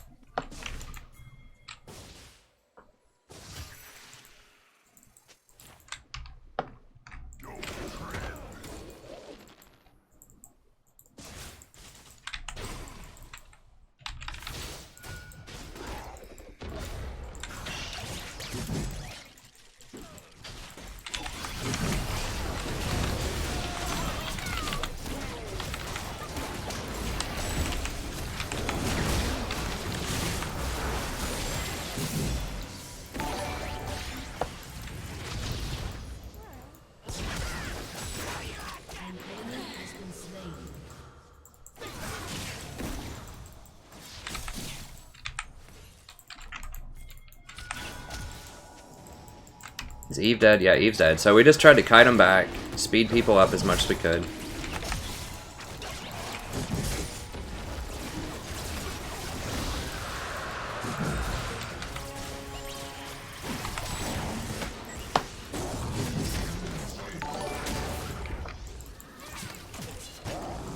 Oh, that was nice.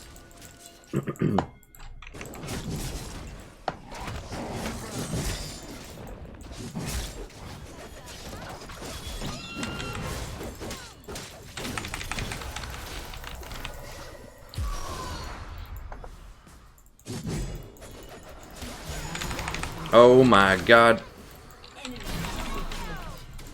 Oh, she spell shielded it. Holy cow.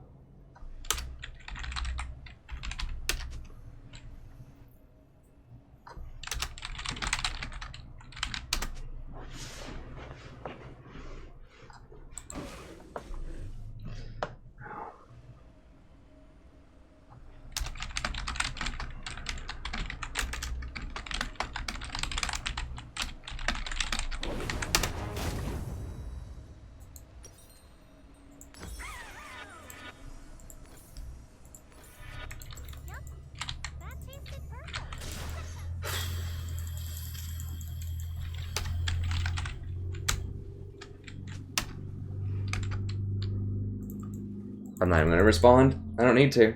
Hey, thanks Yamamoto and Jaori. I appreciate it.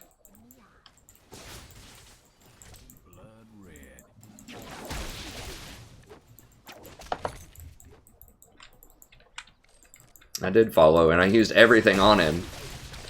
And it was just stupid. Like, why are we diving that? It's really bad.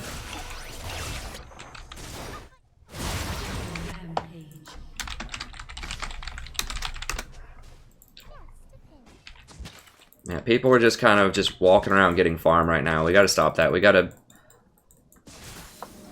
get some actual plays going here.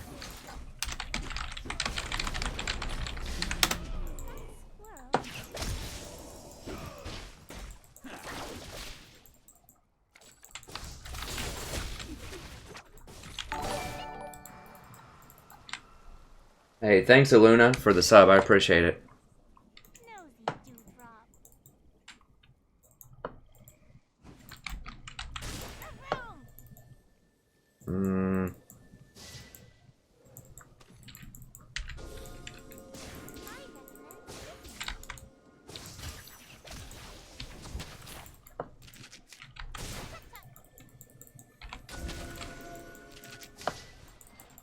I need to go get more wards. This could be warded, actually.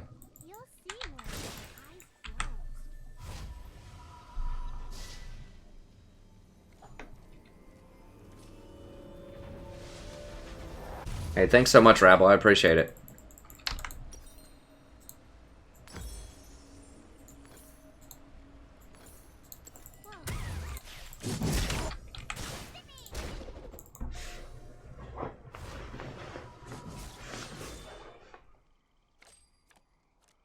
Oh, I'm sorry to hear that, Jowry.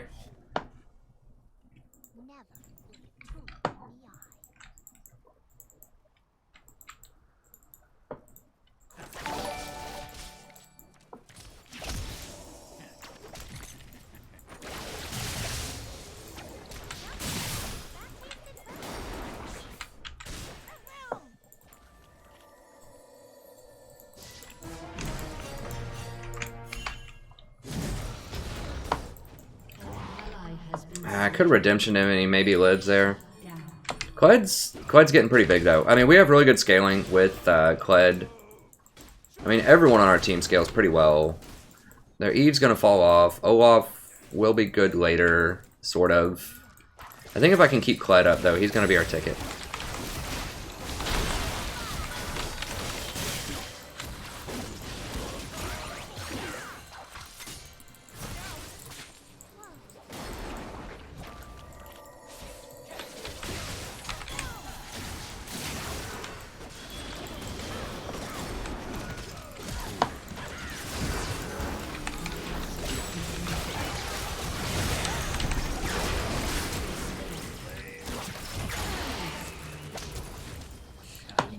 There we go, running them down, boys.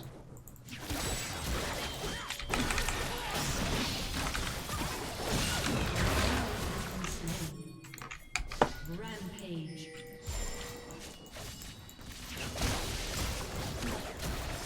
Sivir has so much wave clear.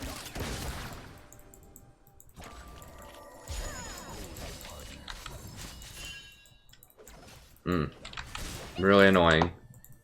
Try to clear through Sivir. Dude.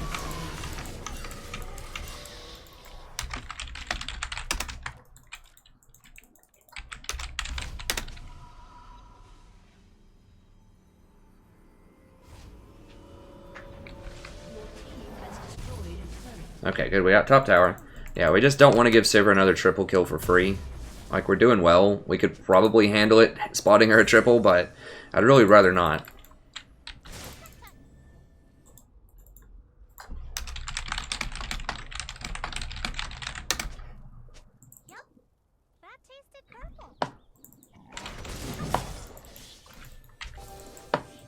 God, this Kled doesn't understand game states or like what's possible.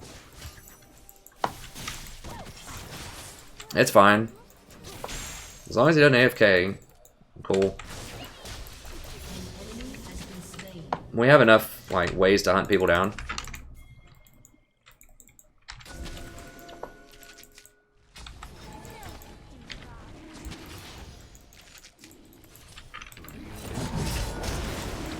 I'm not sure if this water drake is worth a dragon. He has TP, dude. TP up there.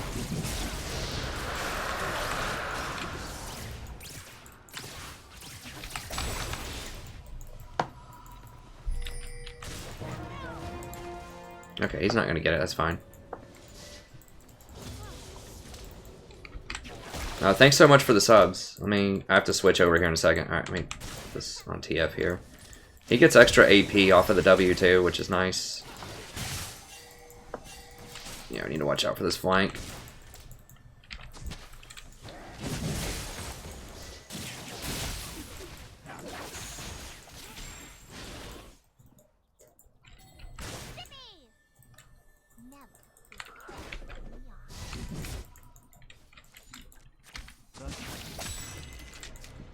Let's drop that last ward.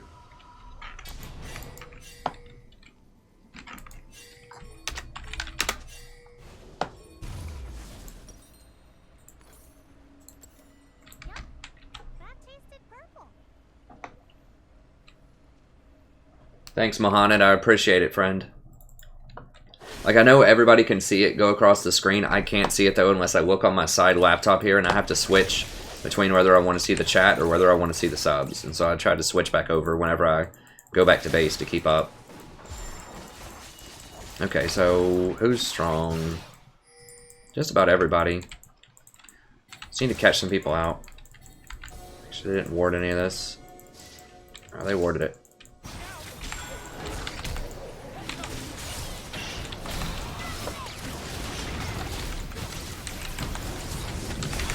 Okay, this should be like a mega kill here.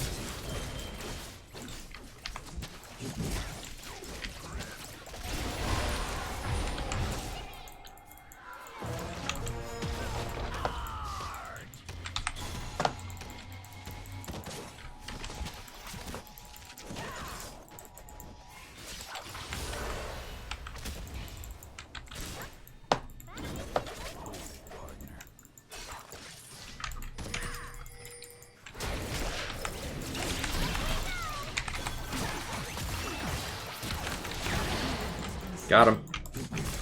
Killing spree. Looks like Clyde actually might die to that Sivir. That's fine, we just get towers.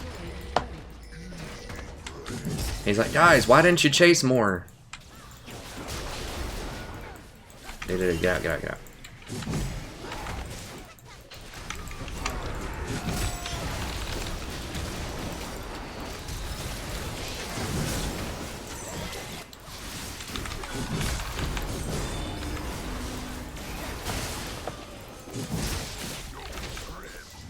He could have killed him, man. I think. I don't know. Whatever. It's fine. Let's just get out.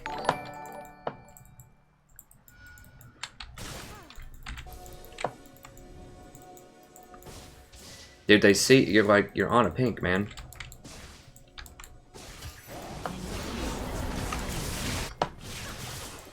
I guess it doesn't matter.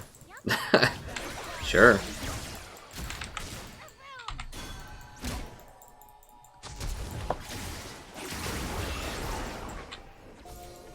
Looking to see if he was gonna ult or not. What?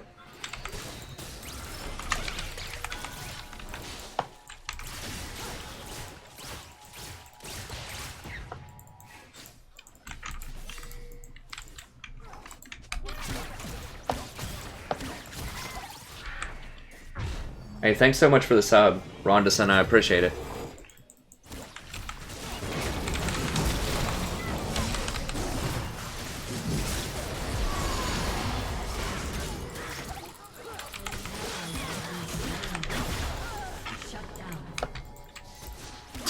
This is so Fiesta. I do like Lulu a lot.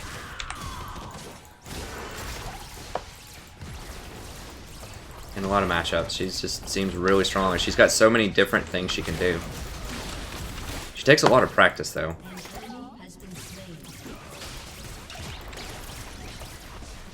If he tries to ult onto her,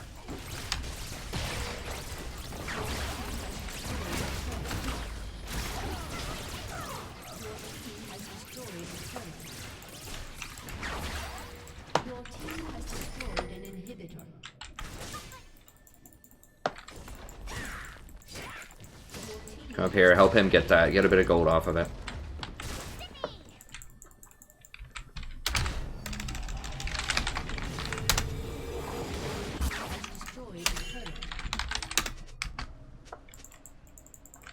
Jeez, so much money.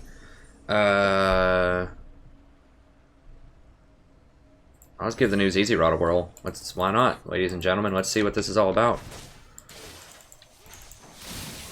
I think it should siege towers better.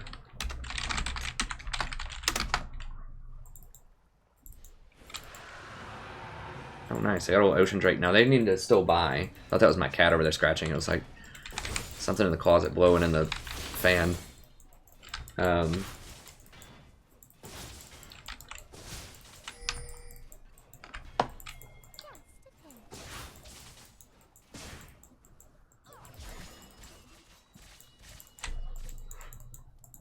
Drink more water.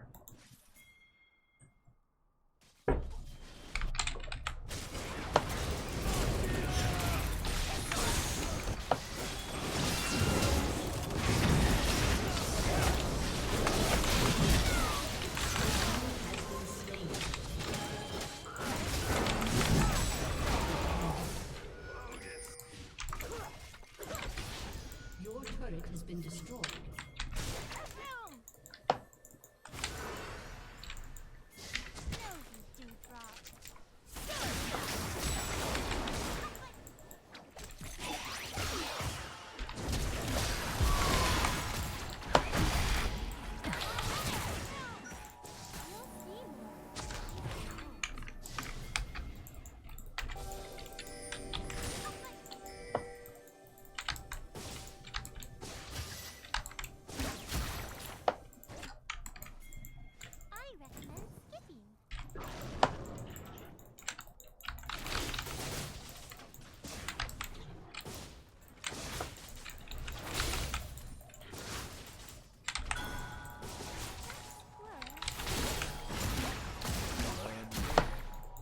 Alright, let's see what these new minions can do.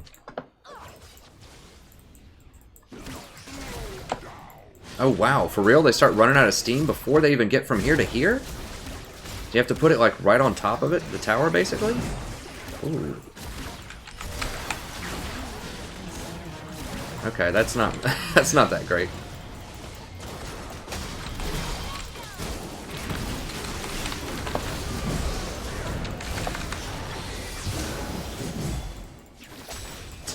The Zerg. I can't even see if it can hit things. That's a really, really short range. That's really short. You definitely have to use it to try to push, like right on a tower, like right here to get into range. Because as you can see, they're evaporating before they even get to the tower. That's kind of sketch. I thought it might be better, but that's really, really short range.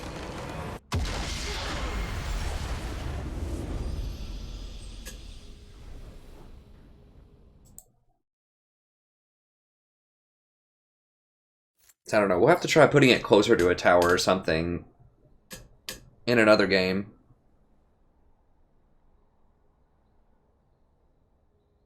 I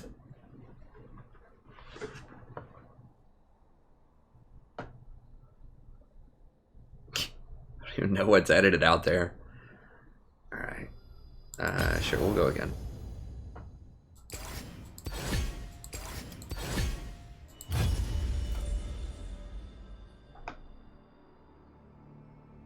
Hey, thanks so much, Pedro. Yeah, if it has to be that close, I'm a little suspicious of the new ZZ Rot. A little suspicious. Yeah, I do need to drink some more water. Let me see if there's any people had questions here.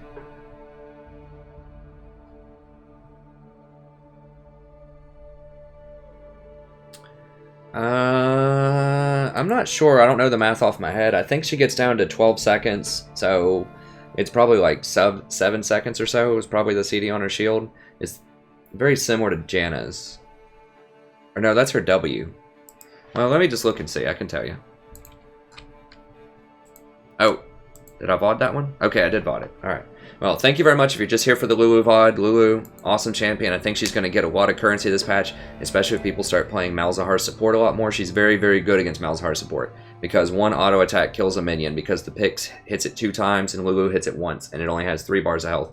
So Lulu's very, very good at killing pets. She can kill Zyra plants in 1 hit, and she can kill Malzahar pets in 1 hit. So she's the pet master. And she's very good with champions that want to run in, like Rengar, Hecarim, Olaf, all those champions she's quite good with.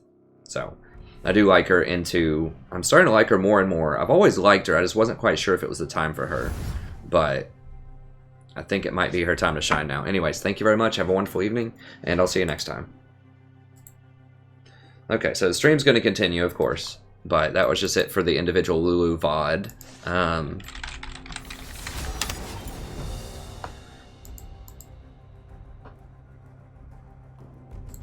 Oops.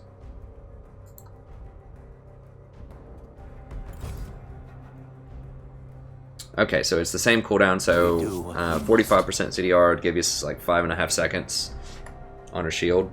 Her W is the big kicker. That's what you need a lot of, and that's the 12 seconds I was thinking of, so that's probably like a 7-second cooldown-ish.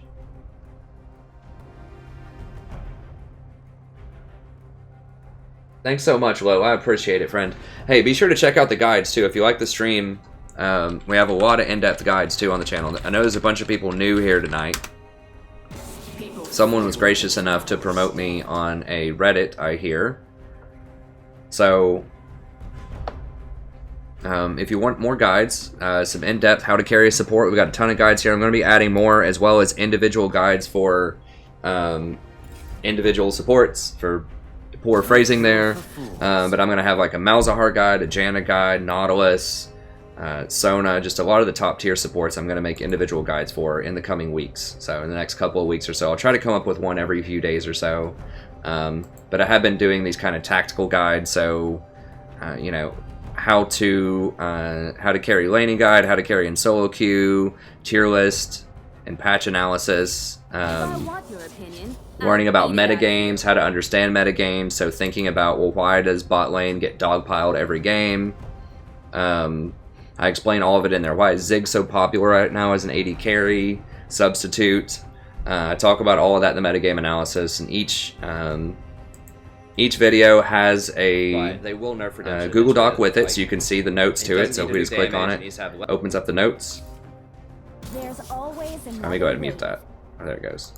Opens up the notes. You can just kind of see sort of the quick version, the text version if you want, of each one of the guides. We're gonna have Malachi and we're gonna have Janna. Or we're gonna have Quinn Middle. Vayne is available. I think I just want I might try Lulu again here. We'll try her out. We had some good success with her last time. Malachi is the type of champion that can be very good with Lulu, because one of his problems is he can get kited later in the game. So if I can just speed him into people, it's pretty good. Malachi gets extra bonus points because he actually has AP ratios, because the W, I think it still gives AP. It used to. I don't remember if it still does or not.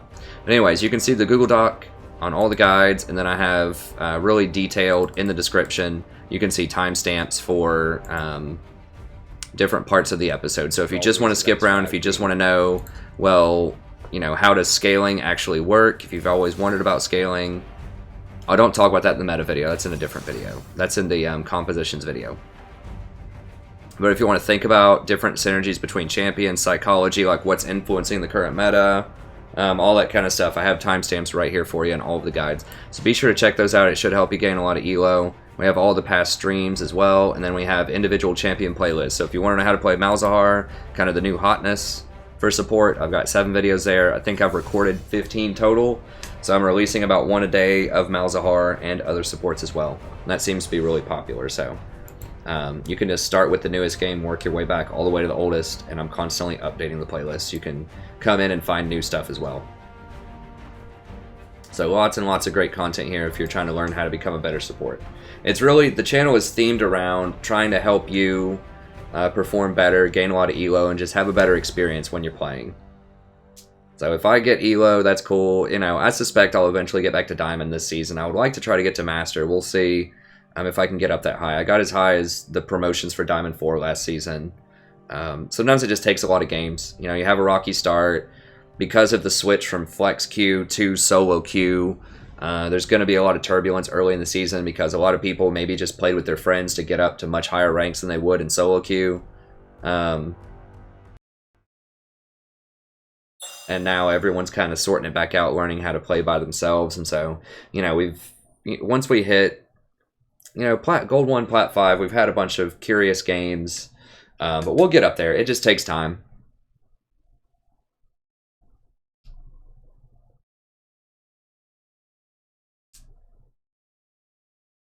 What happened, Wild Boy? Nice. Congrats, Wild Boy. That's awesome. I don't think Karthus can sup.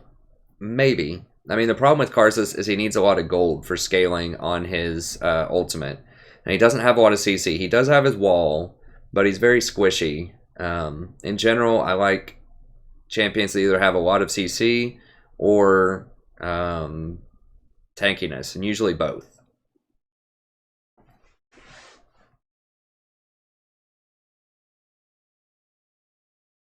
If I look over here, that's where my separate computer is, so I scroll up on this laptop and try to read the comments.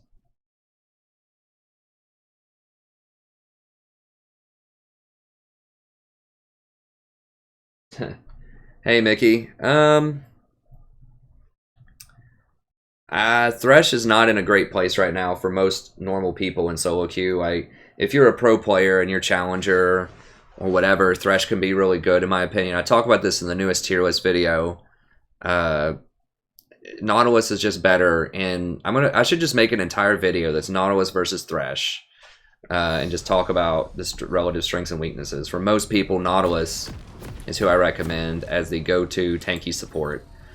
His hook is a lot easier to hit. It has less wind-up time. What are we against? Karma. Okay, so I'm going to go defensive.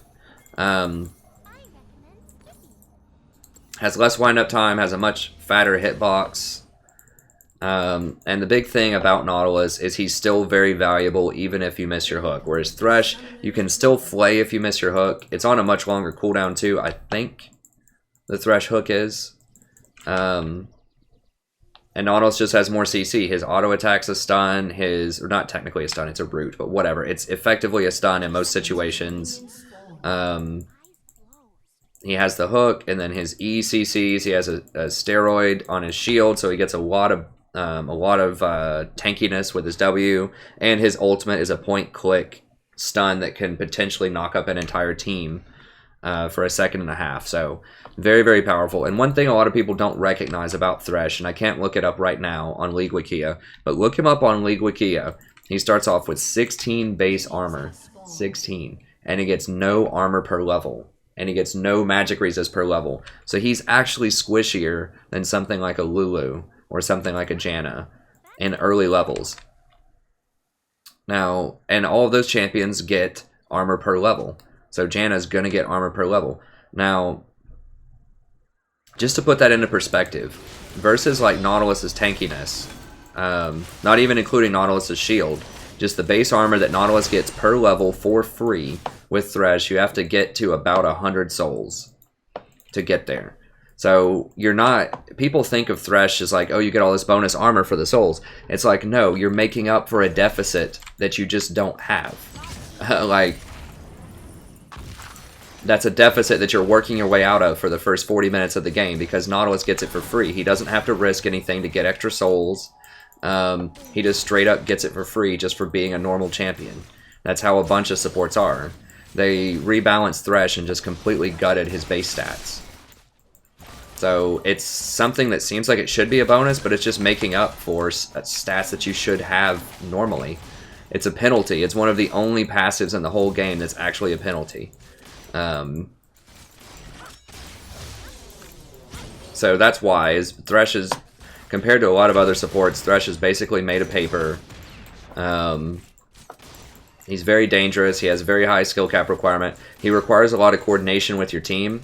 Your team actually has to click on the lantern to make him very effective, because that is his one thing that a lot of other champions don't have, is his lantern. You try to get up here and get her. She's kind of hiding in the wave.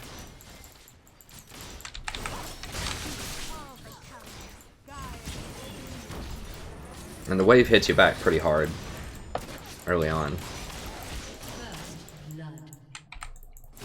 Lulu's shield is a very short range too. It's only 650 range. So that's kind of the problems with Thresh. Like, I do have Thresh games on the channel. You know, I have a tier list or a playlist of like 3 Thresh games, but I just think he's in a really bad spot right now. Like, I know Bunny Fufu and other people enjoy playing Thresh, but he's much, much better if you're a pro player or if you're a challenger to play Thresh. Because people actually take his lantern, among other things. And they just hit, like, so many hooks with him. Because they've played, you know, thousands of games with him. But that's why I usually play Nautilus instead of Thresh. And that's why I recommend Nautilus. I know Thresh is a lot of fun to watch.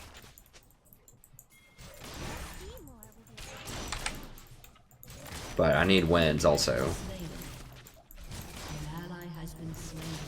He doesn't really feel good right now. Like, they need to buff him. I mean, the Courage of the Colossus did help some, but Nautilus benefits heavily from Courage of the Colossus also.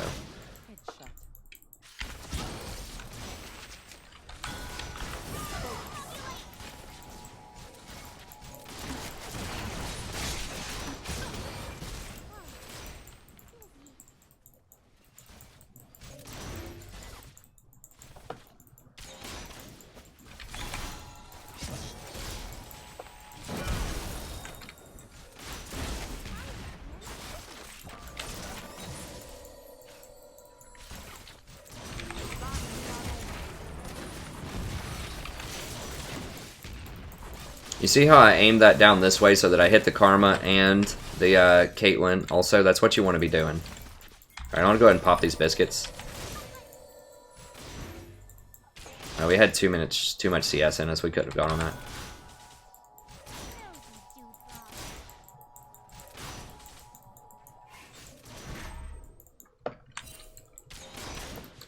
Did they leave?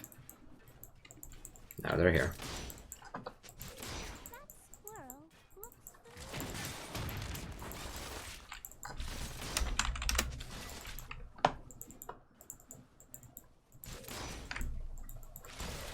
Oh, it's AP Shaco top. I'm glad they didn't nerf AP Shaco. They were thinking about doing it on the PBR, but then they did it. I mean, he's a niche champion. I don't think he's that abusive. He can be okay, I guess.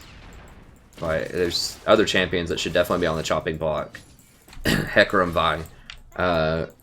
Before AP Shaco.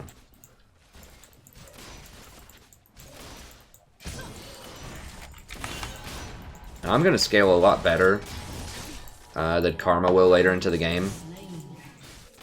So I'm not really that worried about having a farm off here.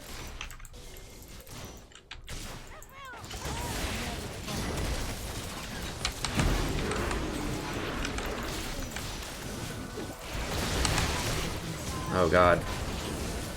Is Caitlyn still running forward? What? What's going on? The Zac just landed near her.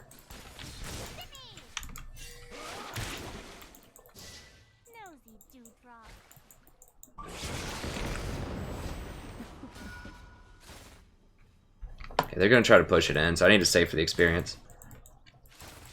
Let's try to stall them too, if I can just distract them. Anything, so Karma's like paying attention to me instead of pushing.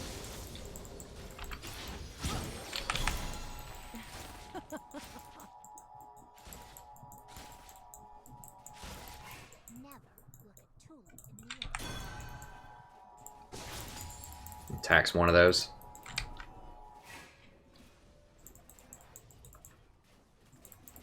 Okay, she actually stayed for one more wave, so that's good.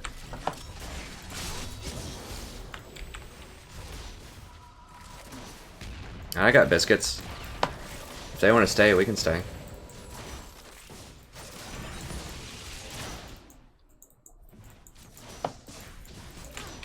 Alright, it's fine.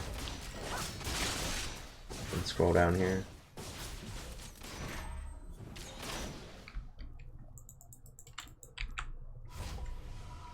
Gosh, I kind of want level 6 now. This is just such a weird back. I need wards though, so that they can't keep killing this Quinn. Need a ward for her.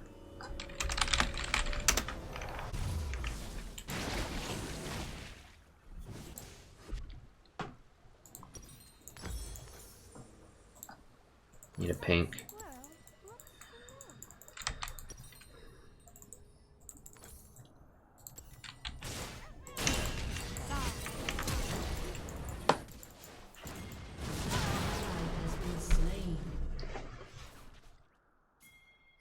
It's always my favorite. When I tell them be careful and ping back 3 times and the AD carry still pushes up and gets into a 2v1 lane and dies. I mean, there's nothing else I can do about it. I guess I should have pinged way more and just said I'll be there in 5 seconds and just like don't stop pinging until they leave, until they back all the way up. I just need to be more aggressive with my pinging. You know, if people get mad about it and say something, then I can stop. But until then, I just need to keep doing it.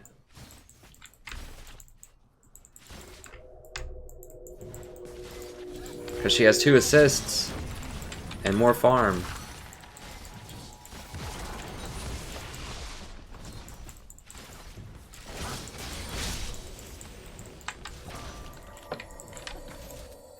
It doesn't matter. He's like, oh, she had an item I didn't know about. It's 2v1. Like, Karma has a speed up. I should have pinged him back and just said, Karma's really fast. Leave.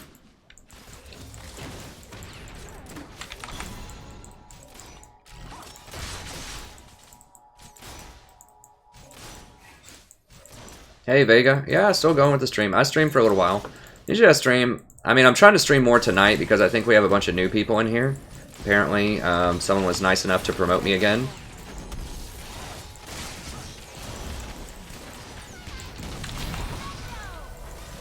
On a Reddit, so...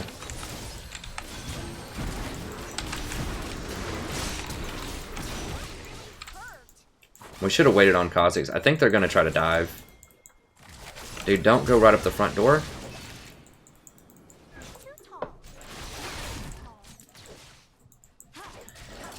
Okay. Gwen is something special. But we can still win.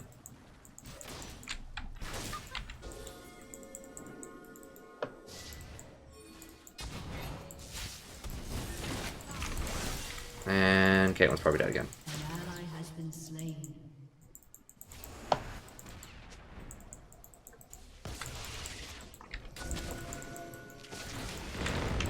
Get out, get out.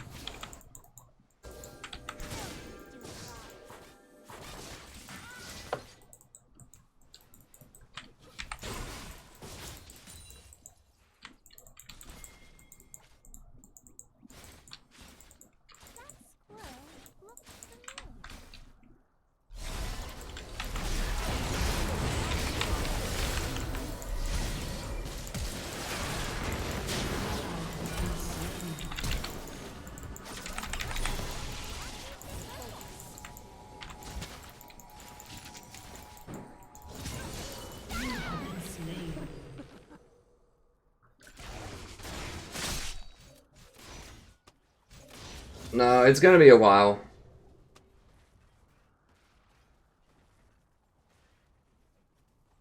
It's gonna be a while before I'm diamond. I can't get diamond in one day. It takes a while to climb up as support if you don't have a duo. You can do it. It just takes a little while. Especially, like I said, there's a lot of headwinds early on in the season. Because I started playing a lot since day one.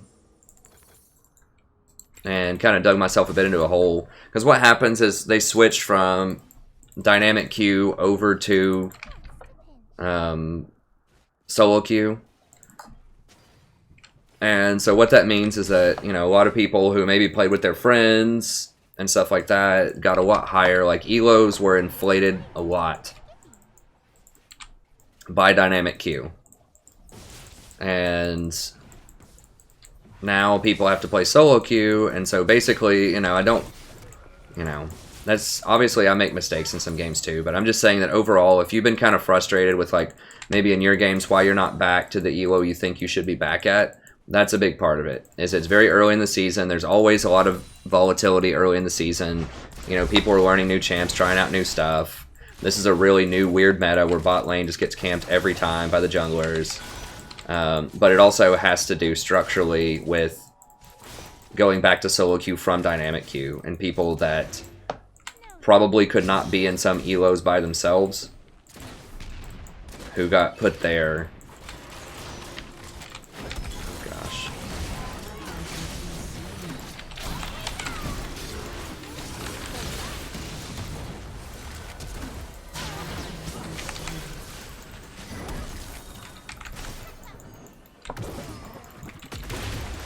An enemy has been slain.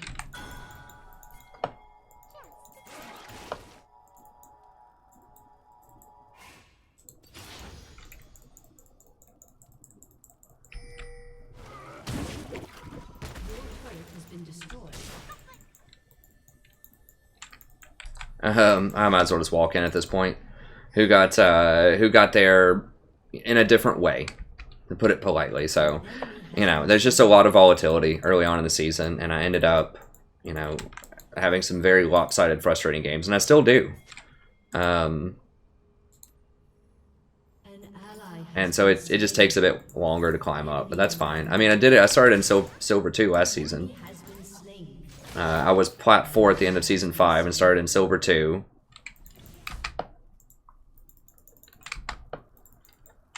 I don't remember what I did in my promos. And this season I started at Gold 2, and I've been as high as promos for Platinum 3 by myself, you know, as support the vast majority of the time. So we're making progress. I mean, that's pretty good for like a month, you know. It takes a while to climb, though. You're just gonna have those games that are like almost unwinnable.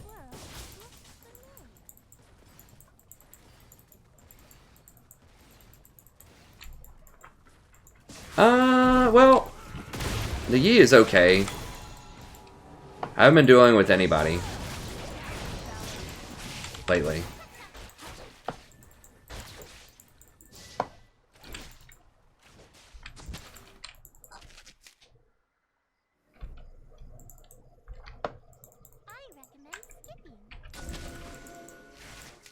Those guys aren't back to Diamond either yet. They're in Platinum. The Yi and the Caitlyn. So it's not just me. It's pretty much a lot of people are in lower elo, unless you duo with really good people constantly, and they duo with each other a lot. That's why that's why I don't play with those guys as much anymore, because they duo with each other a lot, which is fine.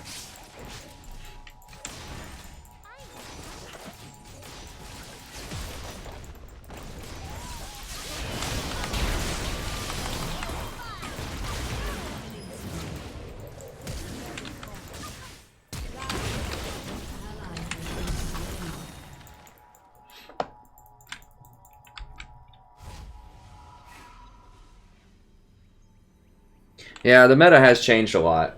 Wild Boys, that was the thing. Nautilus, Janna, and Tom Kench. They're all pretty good right now. Well, Tom Kench has fallen out of favor a lot, unfortunately, which is not great for me. But, I mean, that's another part of this meta that is challenging to climb in, because there's massive hyper carries. Like, there's a lot of disparity between the top level champions and just even one step down.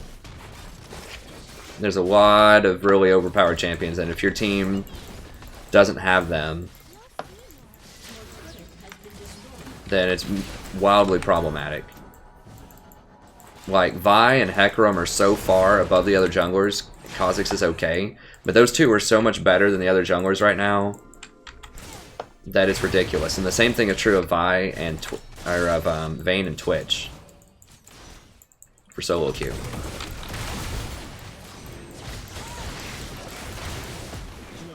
So there's just like these really overpowered champions in certain roles, and Camille top lane and things like that, that it just adds a lot of turbulence as well, because compositions mean so much. If you don't have the right composition, you're going to lose really badly most of the time in the current meta. Whereas there's some, like, I think at the end of Season 3 it was actually really good in terms of balance. Like,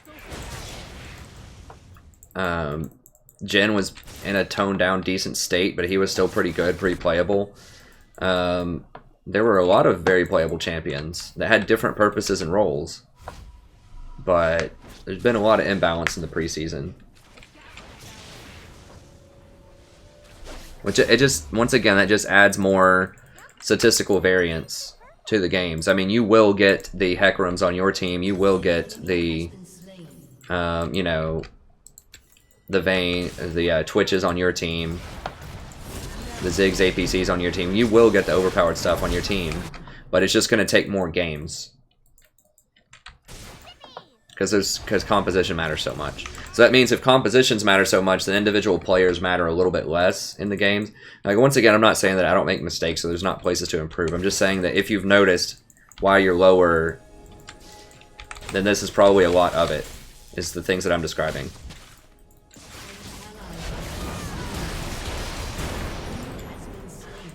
This game's still totally winnable, though. Just FYI. I mean, I've had to adjust to it, too. The bot lane Fiesta also makes it harder for bot lanes to be really impactful right now. You've had a lot of pro players coming out and saying that, because AD carries are just so underpowered. And it's just, like, a lot of times it's whichever team just sits on bottom lane is going to win, because of the way, like, the new jungle works.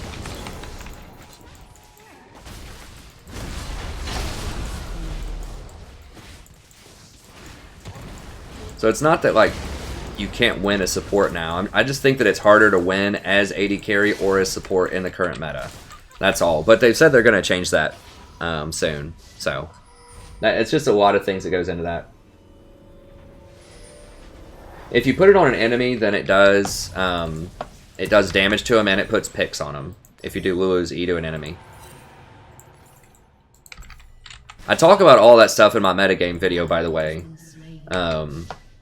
So if you want to know more about that, like why the game is the way it is right now, and if you're frustrated, you play support, and it feels like you aren't nearly winning as many games as you did last season, near the end of last season, then these might be some of the reasons.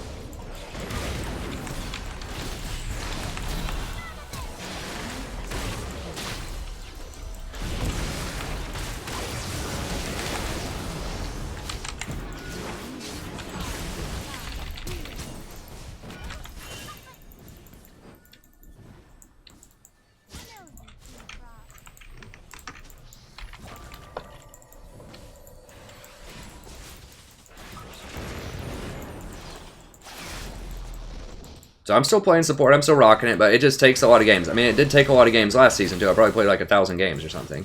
You know, if you're just, that's just how. If you're solo queuing as support and you're starting, you know, from a fairly low base, it's just gonna take a while to level up. A lot of pro supports actually level up doing other things. They'll play mid or jungle or whatever, just so they get up there faster.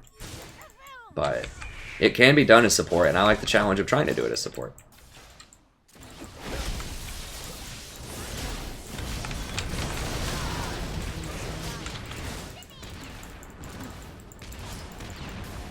Seriously, how's she moving so fast?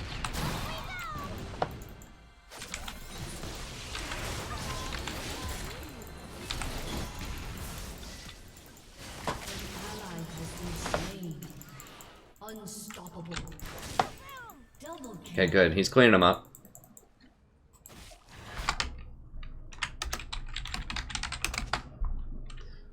The Great Escape with the Lulu.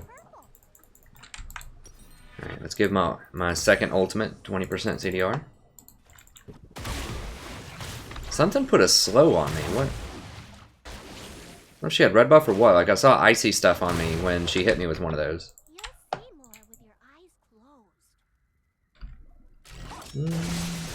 Hey, Axel. I'm not sure, like, what you're referring to. Like, sometimes you need to polymorph the enemy, and sometimes you need to polymorph people to escape. Or, like, you need to speed up people to escape. So I do polymorph the enemy sometimes, but then sometimes I also speed people up to escape. We needed to escape there. Caitlyn should not have been there doing that, so that's why I was trying to polymorph her to escape. Because we're not getting out of that. If I polymorph the Ken in there, it's not going to matter. She's still going to die. So sometimes they can just be tough to tell. So like right here, for example, I'm going to try to polymorph her so that she can run faster. May not be enough, but...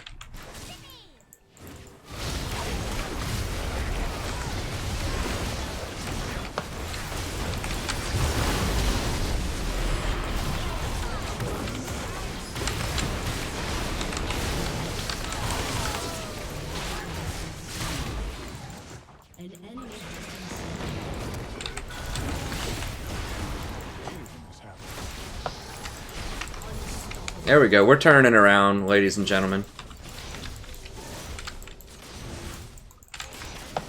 If you boost up your ally, it also gives them extra attack speed, which is not super relevant all the time, but it is sometimes.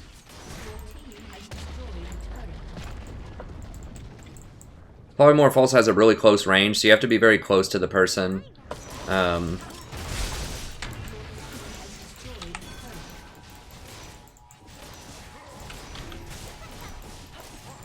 To make it effective. Now you notice that I just put it on Kate there. It gives extra attack speed. We need to get out. We need to get out.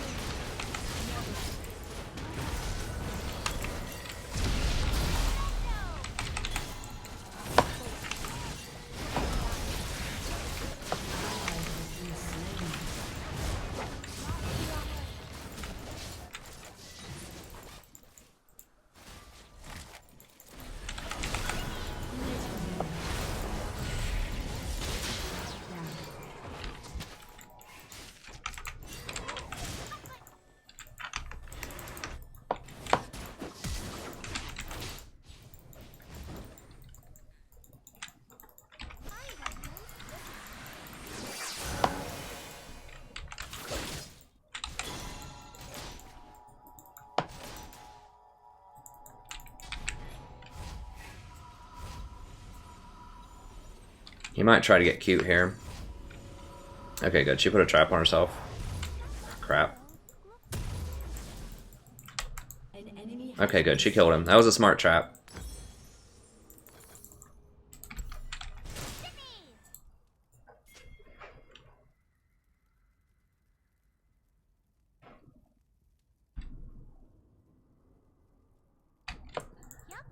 I really think Karma's underpowered for solo queue. You might still see her in pro play. I mean, she's alright.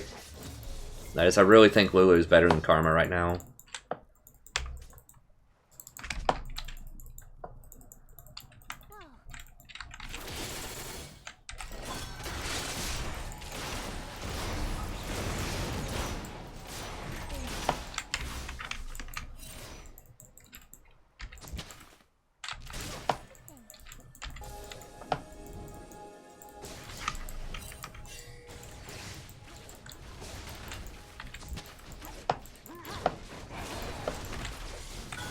whatever. Zach's gonna get top. That's fine. I'll trade top for a mountain this late in the game, like a tier 1 top.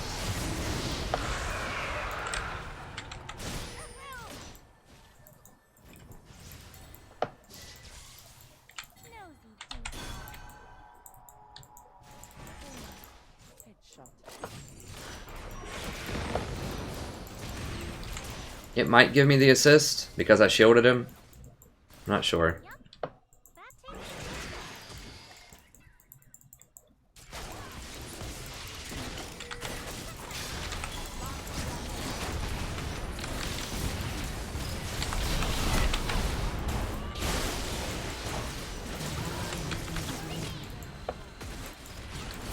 Okay, Malachi's taking top. Oh god. I should have dropped redemption in there. Your team has destroyed a turret. Hmm. Your turret has been destroyed.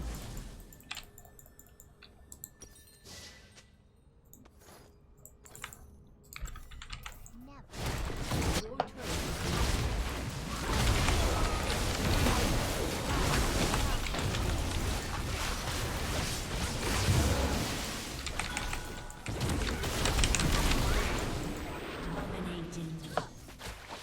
Did I keep him off the inhibitor long enough? I don't know. We might be able to get a cleanup kill here. Come on.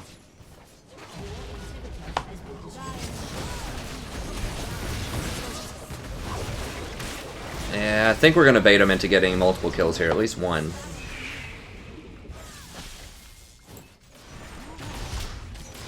Yeah, the ZZ's really, really lackluster right now. For pushing. You have to put it a lot closer. Okay, so I think we're going to be able to get Baron off of that because I was able to run around and stall him here. I should have used the redemption a bit earlier. Let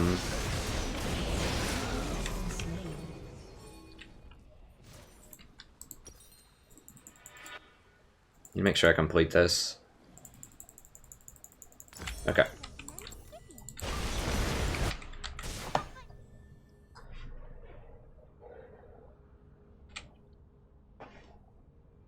Hey, Mikhail. I'm not a huge fan of Thresh for solo queue this season. The reason is he's made a paper. I just need to make a video. I need to put this in the FAQ because people ask me this constantly. The reason is he's made a paper. He starts off with 16 armor. He has to get 100 souls before he gets anywhere close to the stats that someone like Nautilus is going to get. Which is, if that even happens in most games, it's not going to happen until 40 or 45 minutes. So he's squishier than even Janna for the vast majority of the game in terms of his base stats. And you can say, oh, well, you can build tanky on him. I mean, you can build tanky on Janna, too, if you want. He has a really hard time with his base stats. And then his hook is a very slender skill shot that's hard to hit open field. So he's just basically, he's a really high skill cap. Teammates often won't click on the lantern, especially in lower elo. And his base stats are just really bad for the kind of kit that he has. Or just in general, his base stats are awful. Because they try to balance it out.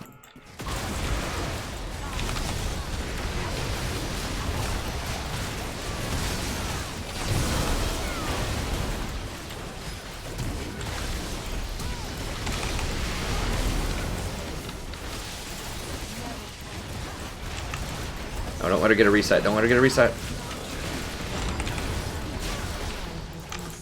God, there's the resets.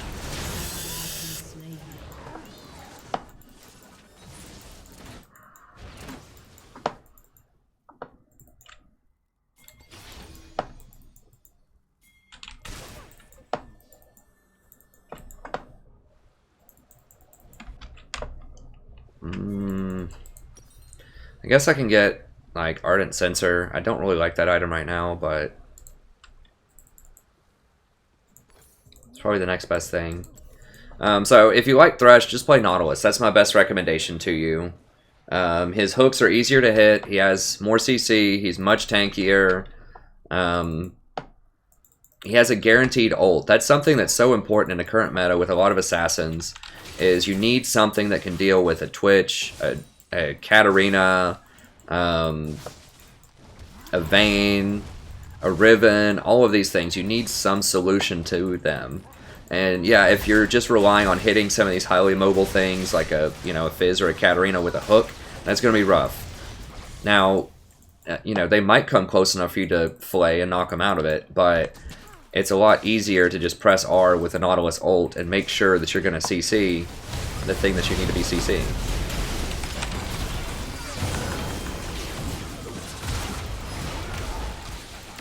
Where's Big Mama? Where's the Jinx? Oh, Jinx is dead. We got Jinx. Nice.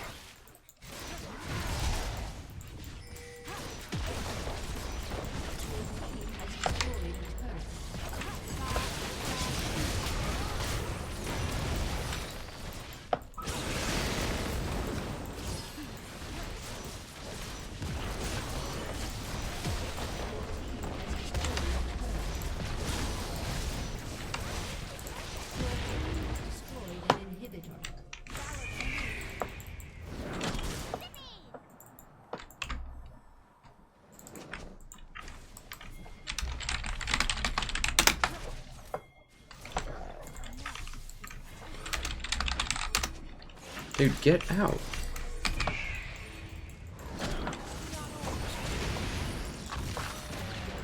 Oh, God. Okay, fine. I don't have a lot of stuff.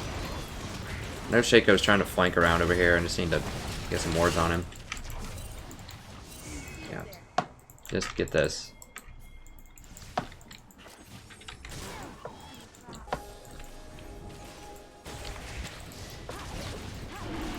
You always want to get the free stuff, like, that's not really that free. Like, we're out of cooldowns. They're spawning. Yeah, get out, get out, get out, get out.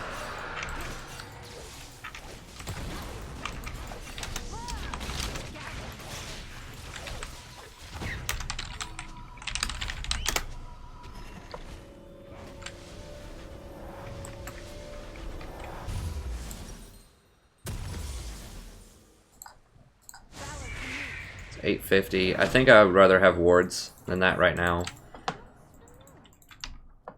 Baron's gonna be up soon. I think our inhibitor just spawned.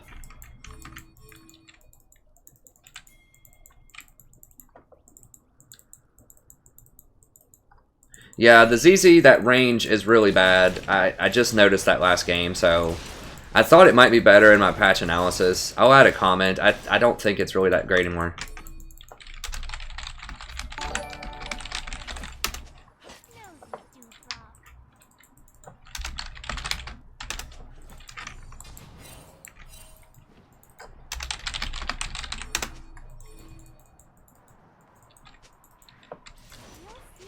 They're gonna just pop out of some random bush. Yep.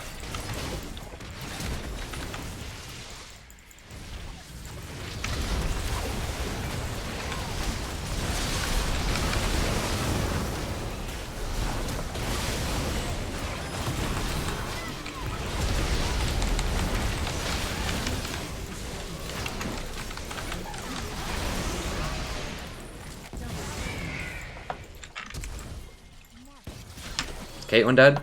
Or Jinx? Jinx is not dead, but Maokai is just a monster. This is why I recommend and say he's like one of the best champions top lane on this patch, just people just don't play him enough. If we get Jinx, this game's over. Karma is just about as good.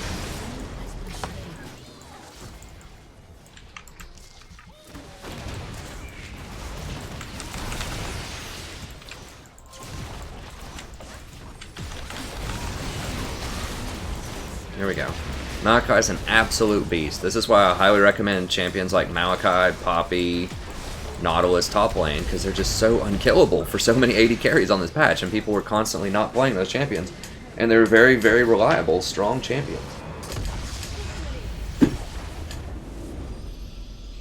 I mean, if you want to have fun, play Thresh. I love playing Thresh. This, first of all, I don't want to seem like I'm a Thresh hater. I'm just being realistic with you. If you want to gain elo...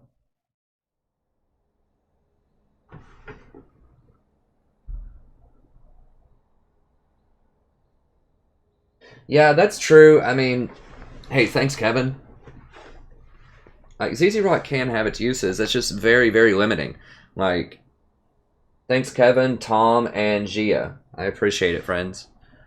Like, it can have its uses. It's just much, much more limited than it has been in the past. I've won every game since I took these headphones off. Have you noticed that? I've won every single game since I took those headphones off. And my spirits have been much higher. It just feels very, just having a much better time. I don't know why.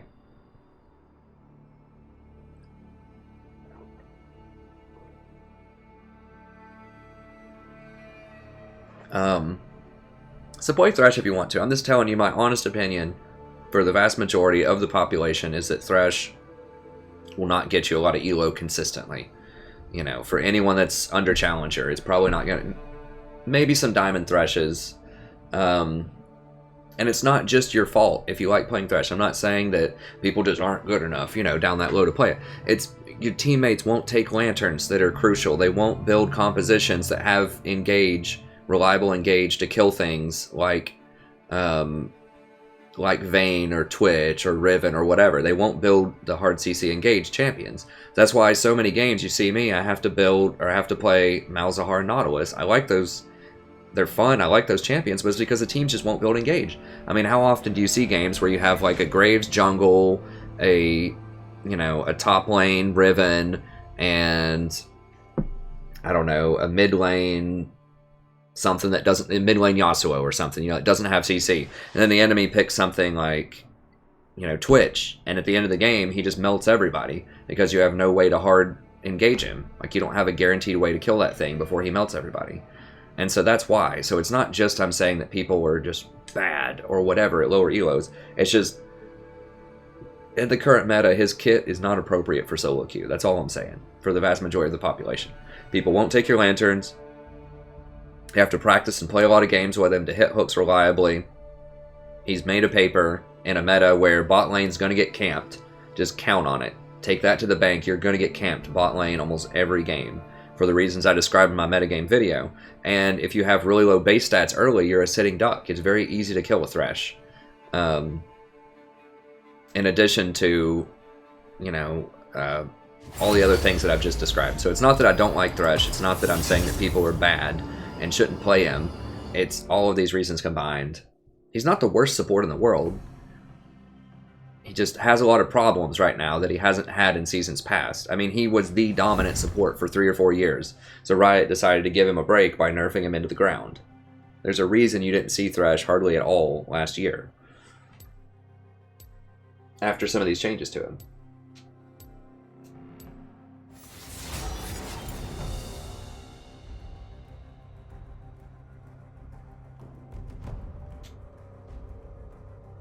What do I think about Is that fear I smell? Lux and Morgana?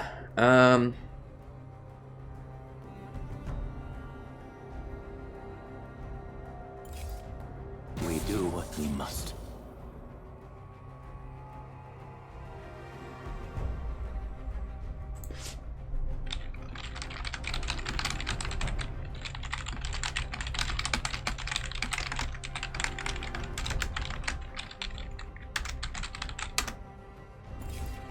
People fear what they cannot understand.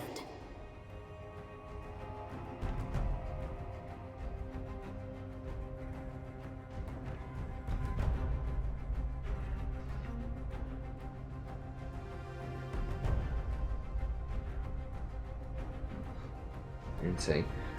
Yeah, I'm not a huge fan of Lux most of the time. She does have really long range, and I have been annoyed, and I have lost to Luxes before.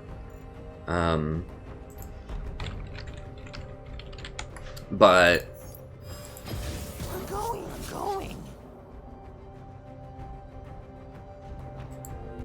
I don't know. She just doesn't have enough. She doesn't bring enough to the table. If you have a really good sort of like blow up all in comp, like she's pretty decent with Jhin, honestly. Are you certain? I don't know. I feel like you need a specific composition with her. She does have long range though. That is unique. Morgana's okay. I mean, if you want to play Morgana, play her with something like Twitch or Vayne. If they have a lot of hardcore CC that you need to deal with, you can put the Black Shield on them.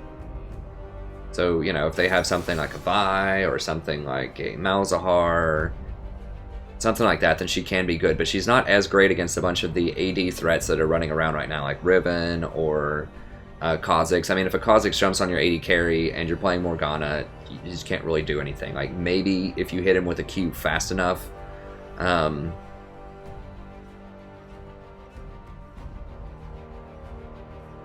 don't know. I just... So, you know, I have them on my tier list. I think I have them at, like, tier 3 or something.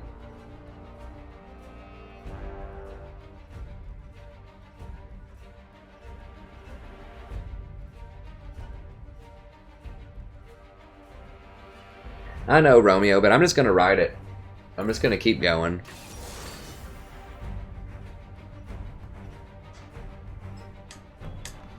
Without the headphones. I mean, if you guys like her, that's fine. You know, obviously people can disagree with my tier list. I'm not like the only person who has an opinion on tier lists.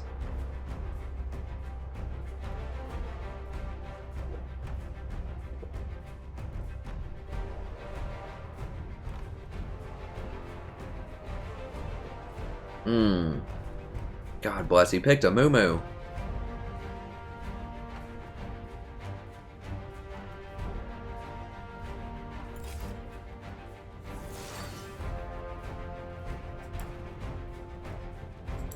This guy wondered why he loses.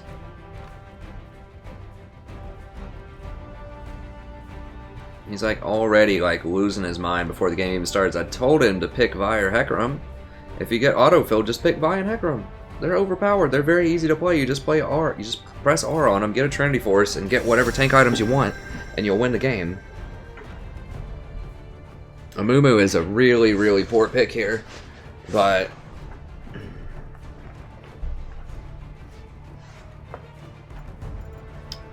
Poppy is extremely good. I mean, we can almost win off of just Poppy, probably. I'm gonna do Lulu again. Was I recording that last one? No, I wasn't. I didn't record that last one, I don't think. I'm gonna do Lulu again. Lulu is very good against Malzahar support. I figured it probably was Malzahar support. A lot of people have now started, you know, watching guides on it and things, and so they're trying it out. Lulu just guts Malzahar support early on.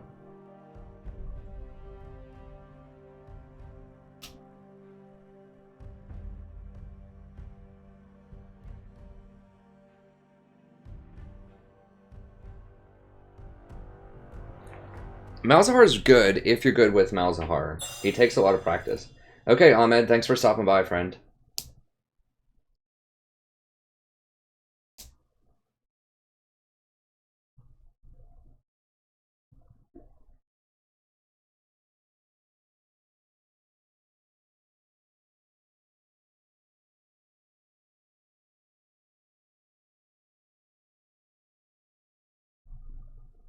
I mean, someone with a name like that is... It's not what I want to see. Someone that's trying to make sure you can't look them up on Lol Nexus or whatever. I try not to look people up, honestly. It doesn't really accomplish that much. Hey, thanks, Ahmed.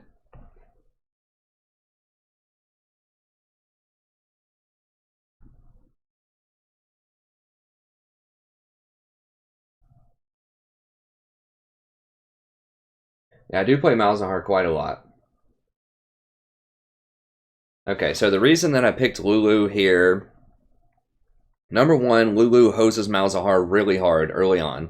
Because if you auto-attack, then you get the picks autos also, so that's 3 hits, and that's exactly the health that the minions have.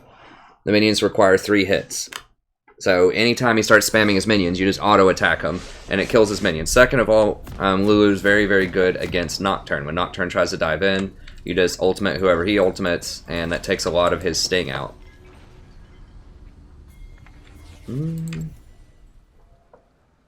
I think we can actually bully this lane. I might go for, well, whatever. I'll do Coin, because I want to do Ruby Sightstone anyways. If you want to go for Eye of the Watchers, then... Welcome to Summoner's Rift. I can't believe we have a Namumu this game.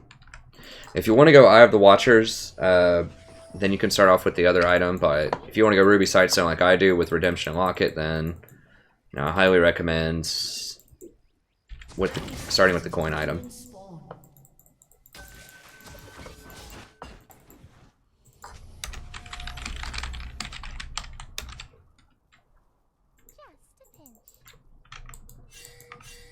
Dude, they're gonna invade you. You're a moo. Minions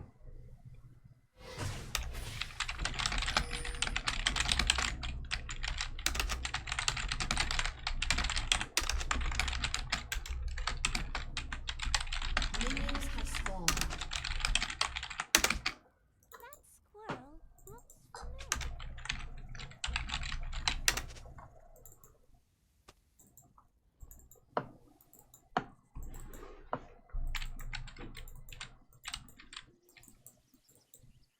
I recommend skipping.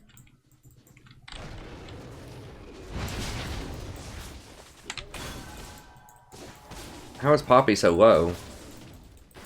Did she get caught in the junglers? She's at like 50% health. How'd that happen? Jesus, man. We can still win, but just for the record, Amumu is very, very bad in the current meta. I mean, he's really good, and he's not really good, I would say. He's playable and like very low elos because people don't fan out and they don't pressure the jungle early.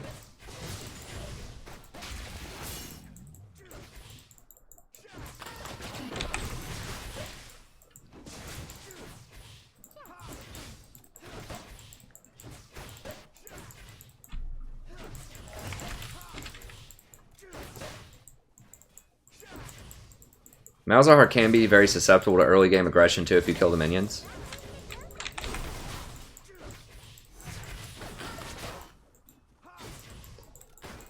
So Malzahar's okay, but he does have counterplay, and Lulu's probably the best champion against him. She also has 2 different ways to cancel his ult. Okay, nice. An ally has been slain.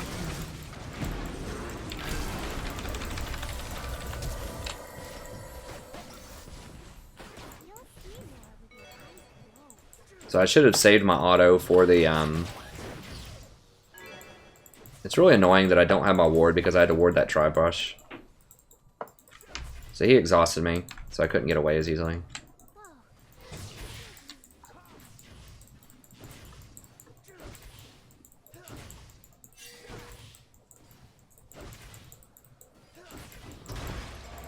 enemy has been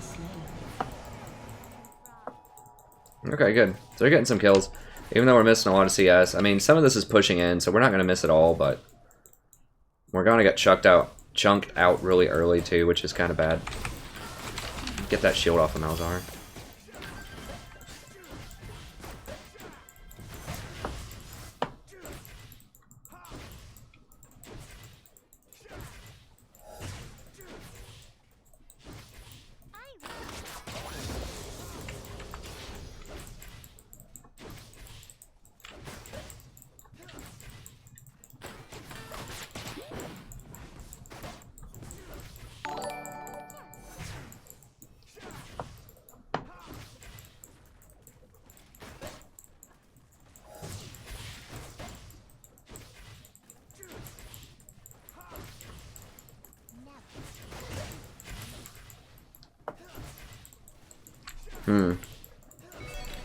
There's not a ton to be done here. We just kind of have to farm it out, I think. Whoa, who died? Okay, Oriana died. To Fizz? To Nocturne. Okay.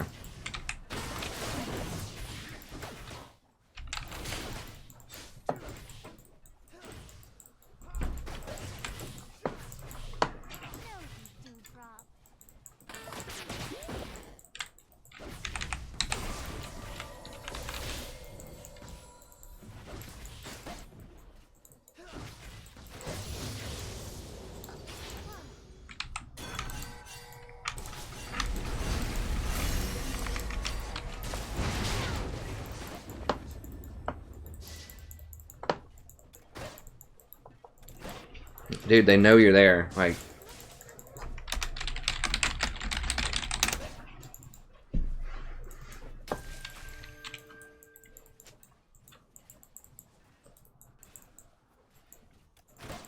this guy's like, easy fight, man. Let's go fight into Malzahar in the middle of the lane.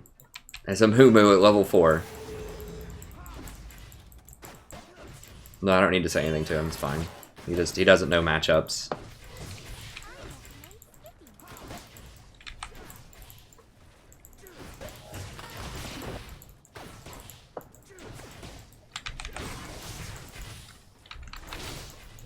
he have Warlords? Yeah, he does. Oh. I was hoping he'd take Fervor, so that's how he's kind of healing up. So, you know, I can't really put that much damage on him. We can't go all in because Malzahar's right there. Is there... I guess their jungler's Nocturne. We gotta be a little careful. Garen has TP too, so we need to make sure like Garen doesn't TP behind us or something. Because we know that's warded. The ward may have died already, but... I don't know, we just can't get that aggressive against Malzahar. Now, Ezreal's out of mana though.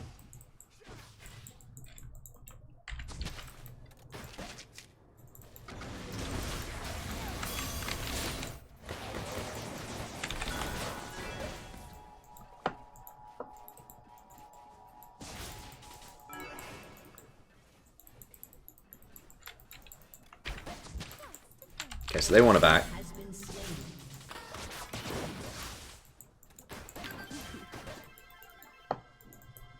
I mean, the MF plus a Mumu combo plus Orianna is a pretty good team fight combo if we can get it off.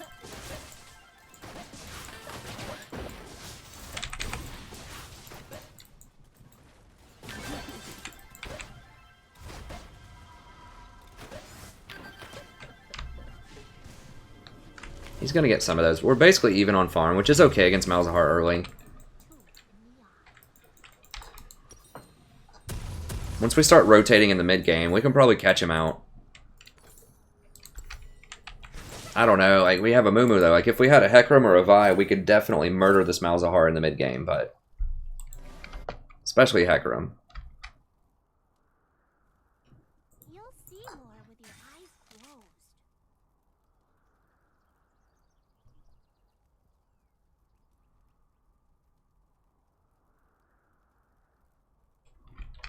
That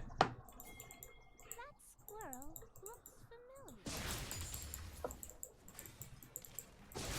Yeah, I probably shouldn't have questioned it, Mikhail. I mean, that's why I didn't continue the conversation with him. It's not worth having. It doesn't matter either. I mean, he, you know, I suggested Vi and Hecarim in a platinum level game, or maybe this is gold, high gold, I don't know, whatever. In a high level, relatively high level game, and he chooses to go with a Mumu, so there's not really a lot, you know, a lot to be done there. We're just gonna have to play around it. An ally has been slain.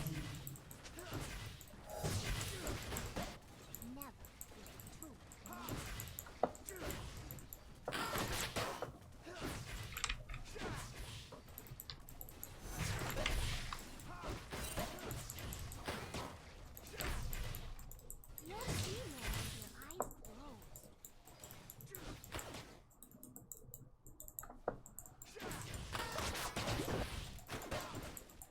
An enemy has been slain.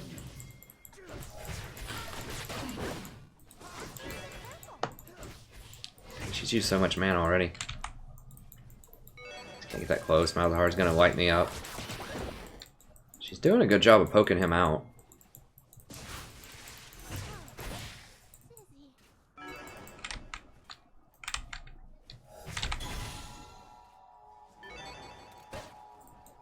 god, is he trying to solo dragon?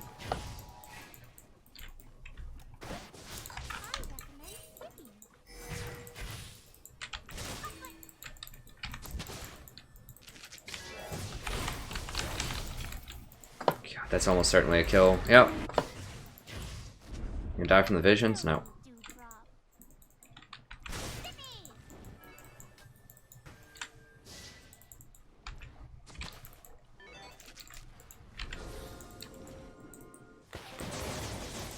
Okay, so Malzahar doesn't have ult.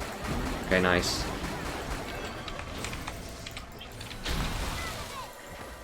There we go. Got him.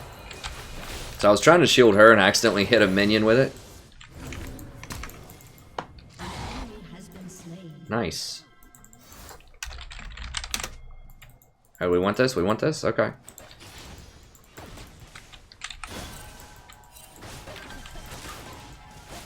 Give her some attack speed. Can we get it? I mean, we might be able to get it, actually. Or at least make easy throw his ult down here.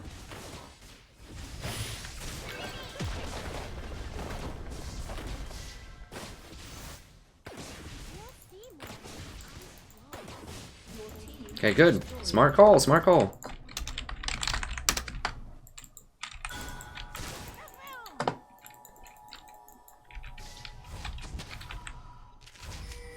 Now he's gonna go looking for us. He might stop her from backing. Nope. Didn't quite get it. Am I gonna get to back?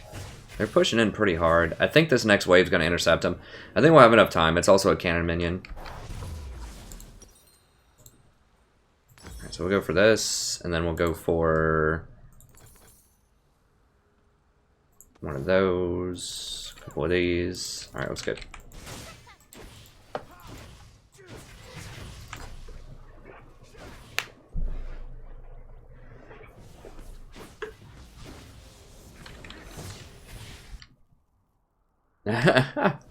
Yeah, you like that? Blocking the easy farm? That's a neat little trick. If you have a shield champion and Ezreal's trying to farm with his Qs, just stand in front. If you have the mana and HP to afford it.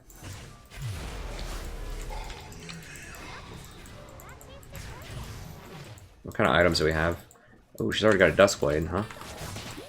Killing spree. You know what? This Amumu's doing okay. If we can close out the game.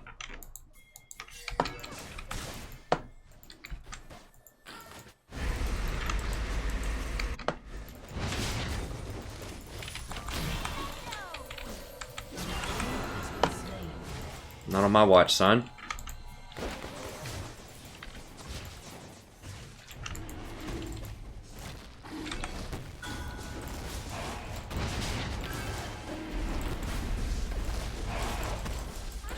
Eat a couple of these hits.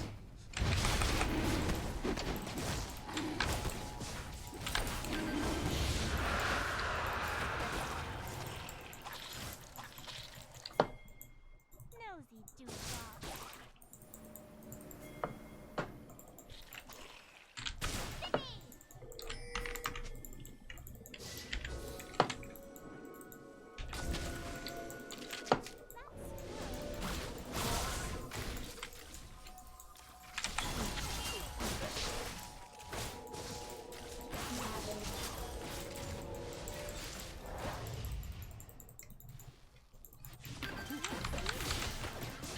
Malzahar is very easy to kill, though. If you get a hold of him, he's easy to kill. Trust me, when I was trying to learn Malzahar, I had some really high-death games.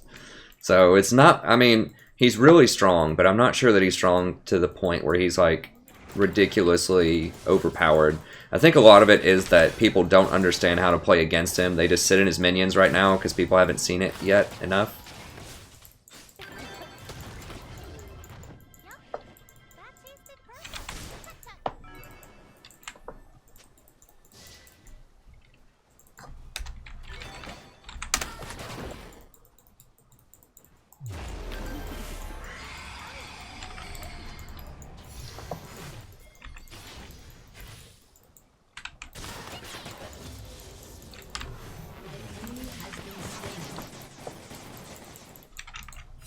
An ally has been slain. Malzahar's top. You'll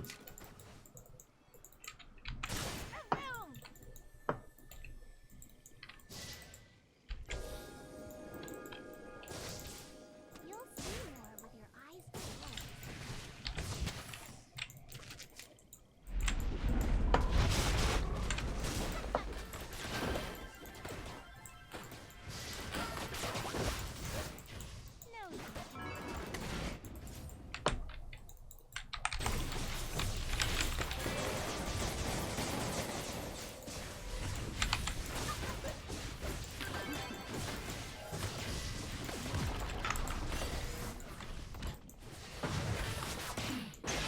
Oof, that was nice.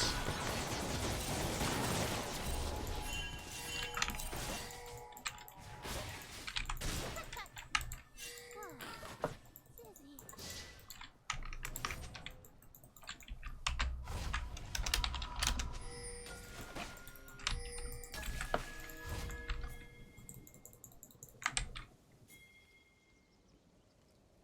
Too tall.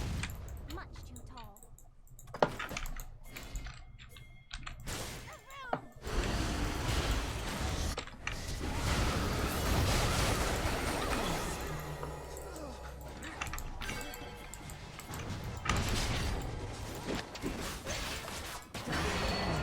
Okay, nice.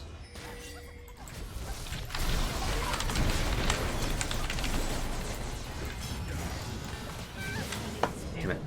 Did we get the fizz at least?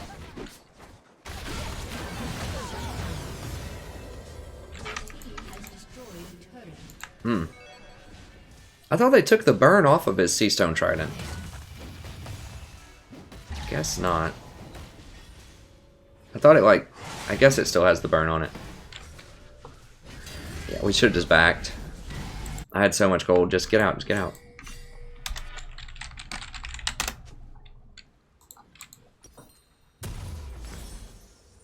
You know what? Maybe I should go for that first. Like, that's way better against Fizz, specifically. Yeah, I think we'll go for that first. Just to mitigate some of the upfront burst. Because it's not gonna matter if I have a redemption if I just die or anyone else dies before the redemption goes off. So I think having a locket here, also it gives you a lot more, or gives you better defensive stats. It gives me magic resist, so... Because Fizz does have some kills.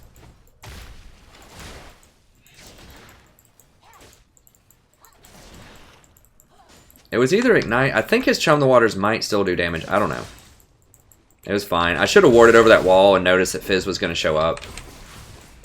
I mean, I really wanted to back there. I just knew something bad was going to happen diving that much. I wish we would have just gotten the turret, but...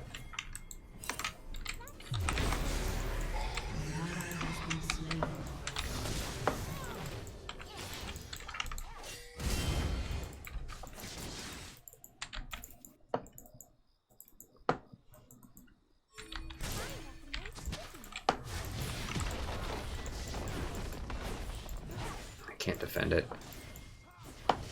Your turret has been destroyed.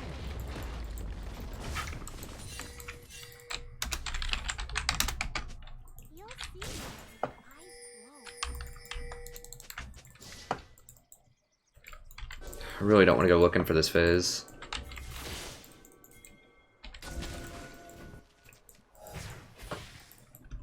Yep. That tasted purple.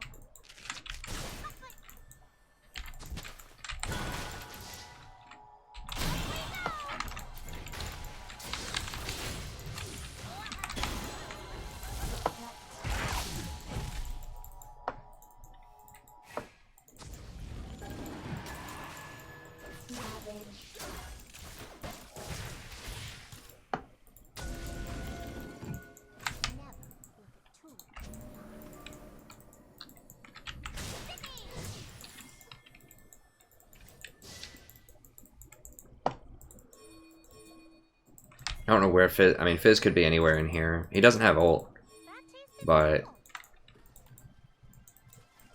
See if he pops out of this bush. I need to be near MF in case he does. I still have exhaust. I mean, I had to use my ult, which sucks, but... I needed to try to get wards in that area because Dragon was coming up. He's not so powerful that he zeroes me out if I blow everything a lot of times. Especially if I run to help.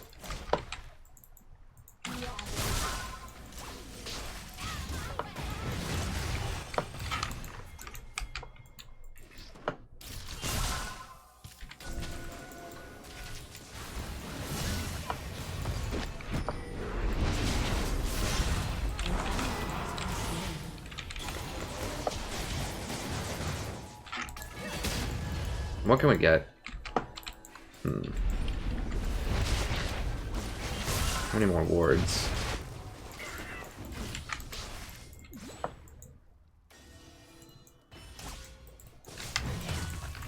Maybe it was the Ignite that was killing me. Yeah, because I don't think his Chum the Waters does dot damage anymore. I think it does the spike damage instead if you combo it.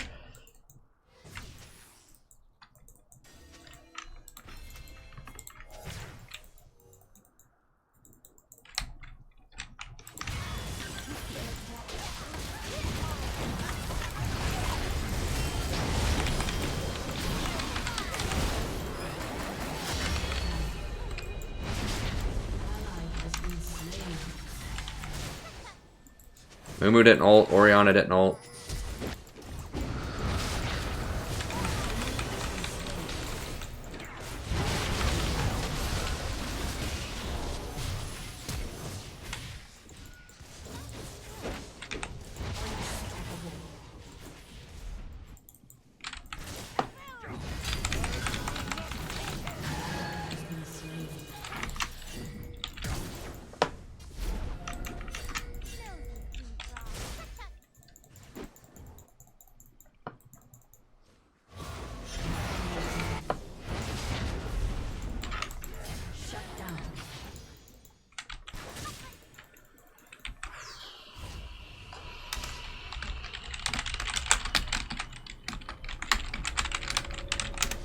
I mean, ADC ran way, way back. Yep, that tasted purple.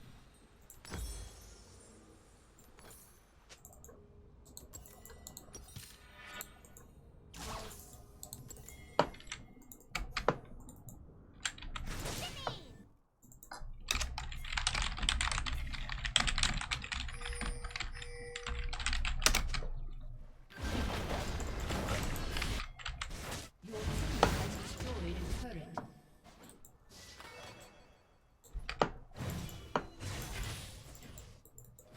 Yeah, I mean, I probably should have. Okay, fine. I probably should have peeled Jinx more in hindsight, or MF more in hindsight.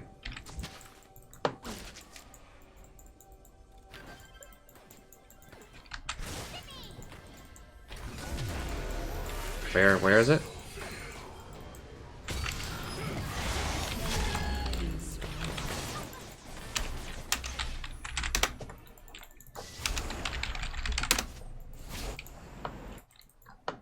Never look a tulip in the eye. Jesus, I'm coming up here.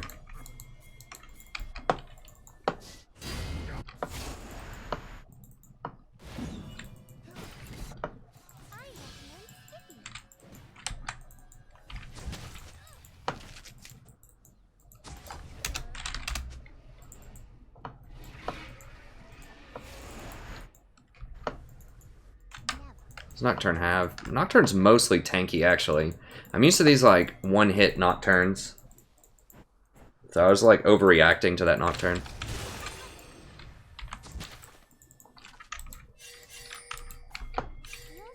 God, they're hunting him down.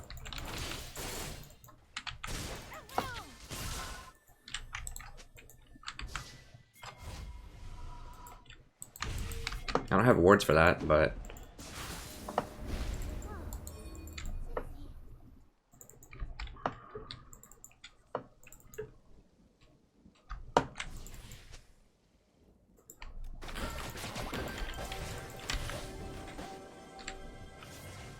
Okay, Poppy's kind of distracting a bunch of people there. It's good. I don't have any wards. Nocturne shouldn't have his ult back, though. I still have Exhaust and Locket.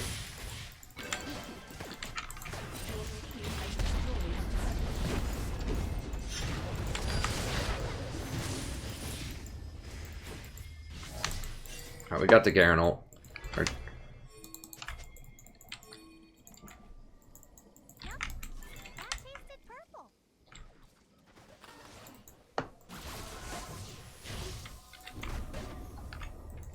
okay. I guess we do have all of our ults. Poppy splits. This feels really bad.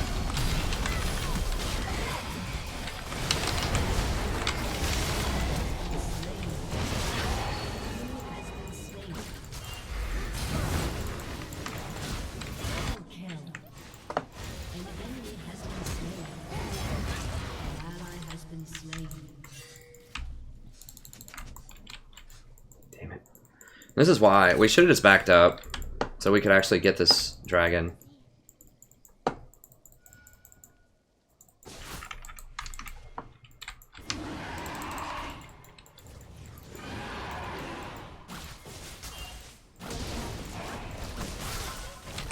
Like, you don't want to do a fight because then if you lose the fight, they're going to get the major objective. So you don't want to do a fight near a spawn time for a major objective. You want to do the fight near the objective where you have vision, you have control, and they have to walk into you. That's when you want to do fights. You don't want to be diving their base when a major objective is about to come up. Or really, probably ever. But, alright. I'm going to go ahead and sell that. I'm going to undo that. I need more wards.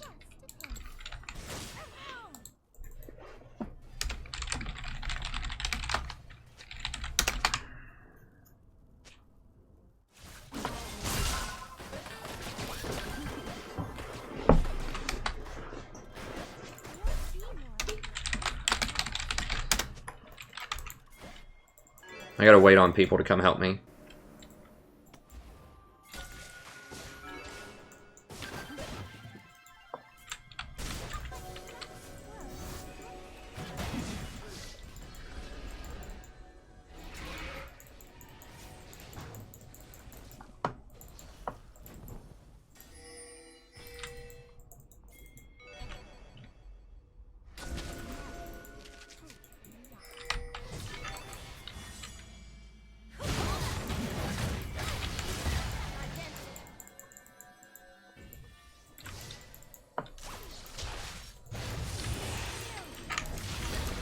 I have vision of that.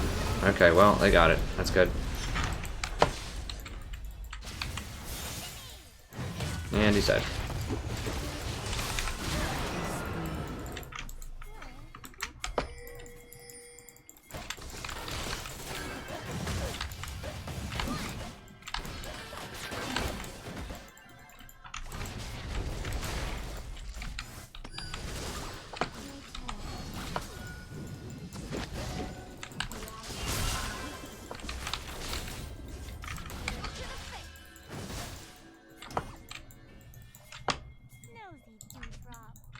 We could have maybe done the Baron there. I don't know. It's just really risky. I'd rather not risk a steal.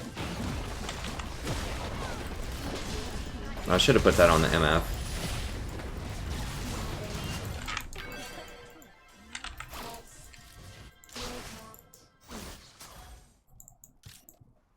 People are actually listening to pings this time, which is nice. It's refreshing.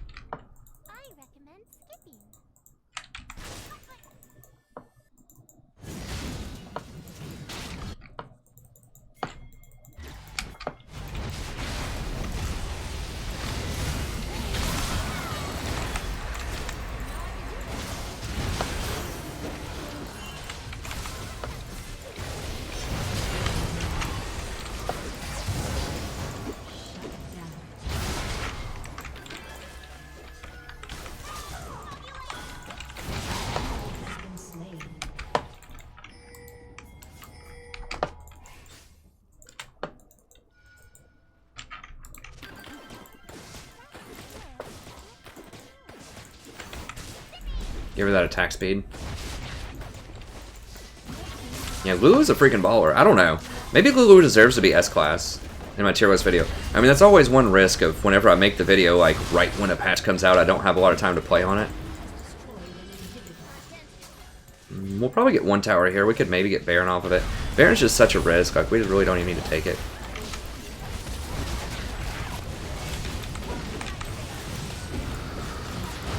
Okay, or we can just do that. It's fine too.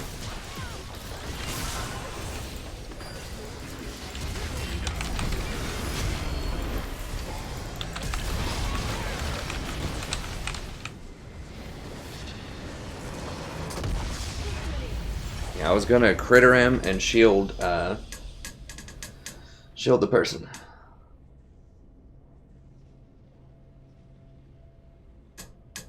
Yeah, sorry about the Nightbot. I keep saying I'm gonna work on it, and I can let Celaguara work on it pretty soon. We're working on it. We just started getting it. I've just been so busy, like creating the new guides and just trying to tidy up stuff around around the channel that, you know, it's I just haven't been able to get to it. That's just all there is to it. Thanks everybody for tuning in. For all the new people here, I think we have a lot of new people. From what I understand, someone was nice enough to promote me on Reddit again. So let me show you around really quick. I'll show you what we have to offer. Let me see if anyone subbed also. I want to give you shout outs. I just don't have my headphones in. So thank you Kevin, Tom, and Alv. So we're in queue right now. We're just waiting. So on the main channel, you can see we have all of the past streams cataloged. Now, I haven't done it with the ones over the last week or so, but for the older ones, and I'm going to do it with the new ones, I might be able to do it tomorrow. I have to go to the doctor's office with my wife. But I put in all of the timestamps, so you can see when games start, the runes that I use, and the character that I use for every game on the stream. And so it just makes it really helpful to find the games that you want to find. Once again, those aren't there yet for the ones this week. I just got back from vacation, and I've been really busy to go back and do all that stuff. But I will do it very soon. And then we have the guides. I just released a solo queue tier list guide. I spent a lot of time on this. It's really in-depth. It's also a patch analysis. It's quite long, but it's just a ton of wonderful information in there, I think. So most of the guides are about an hour long. This one's a double header. It's 2 hours long. I probably should have... Oh, gosh. Do I let him...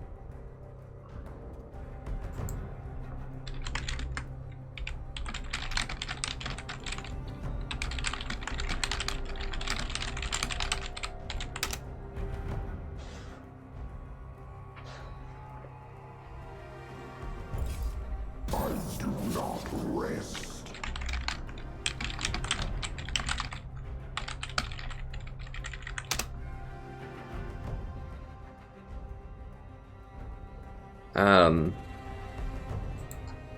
Anyways, it's kind of long, but I do have great timestamps in there, so you can see whenever I talk about different topics. So if you want to know, well, what do I think about Malzahar, Janna, Nautilus, Tahm Kench, Lulu, or whatever on the current patch, you can just see it right here. Skip to your favorite champions if you want. If you want to know what do I think of the Lucian changes, what do I think of the ZZ Rot changes, what do I think of the jungle changes, who are the best champions to each role, I have all of that right here for you. And I have a wonderful Google Doc as well. So if you click on that, you can just kind of get the TLDR version of it. Overall notes, I do some nice spacing for you with highlights to help you find all of the key moments that I talk about in the video. And with this tier list, I spent a lot of extra time doing these little mini guides for each of the top champions in Tier 1 and Tier 2. So you can click on these little mini guides, takes you to another Google Doc, and then it has matchups, so who a champion is good with, who they're good against, who they're bad with, and who they're bad against. I explained why, all of this stuff in the video, but you can just see the notes here if you want.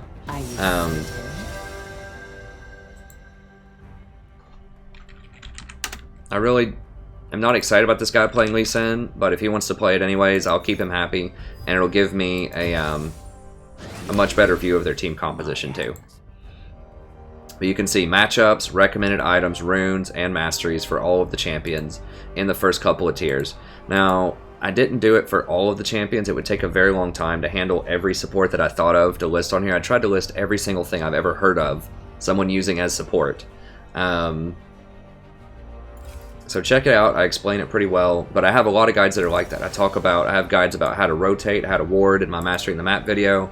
I have guides about itemization, so if you've ever wondered just how OP is Locket, how OP is Redemption on the current patch, I break it down. I tell you the gold efficiency of a bunch of different items. That has Google Doc and the timestamps as well. We have a compositions and matchups, so if you're ever wondering, well, what should I pick into different compositions? Why are certain comps really strong right now? I have all that listed for you. So just a lot of good stuff. Check them out. They're real laid back. There's not a lot of graphics or crazy stuff on them, so you can just kind of listen to them in the background if you want, while you're driving to work or cleaning the house or working on your homework or just chilling, eating some lunch or something. You can just listen to them. You can watch them too, but there's not a lot of visual frills to them. It's just just an analysis with just a lot of good information in there, I think. And then we have the individual playlist, so if you want to see all the times that I play Zyra, Tahm Kench, Malzahar, Janna, these are handpicked from the stream to be good quality games most of the time, so be sure to check those out. If you really want to focus up on Janna, for example, you can click on it. I've got 60 Janna videos. Starts with the newest, works its way back to the oldest, and I'm constantly releasing more of these videos. I do, maybe 3 per day, depending. And then I tell you the runes that I use as well. So I need to make sure that I switch with this guy here in a second. This looks like a pretty good Malzahar game.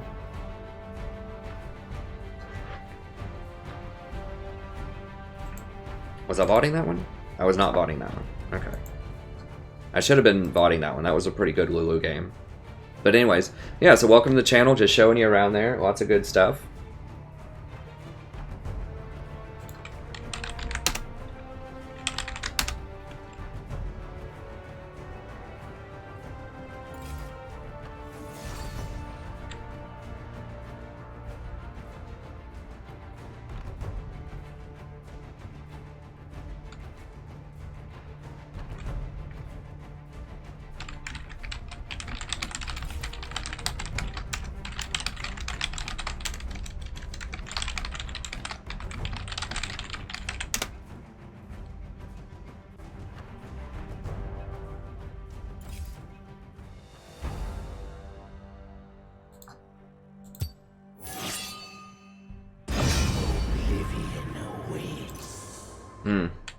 Xerath's pretty good into him. So Malzahar is great against Blitzcrank. He can't ever sneak pull you because you have the shield. It's great against Yasuo. Most Yasuos never get a Quicksilver Sash. He's okay against MF. He's okay against Warwick. He's not like an all-star. You can cancel Warwick's ult with his ult, which is nice.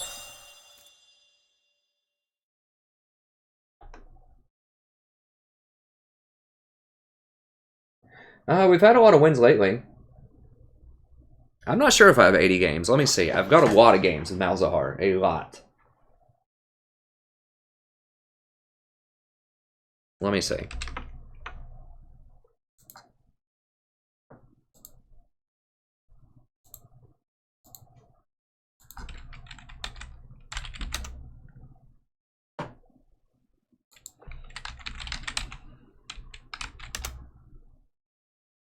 I've got 75 games with him so far.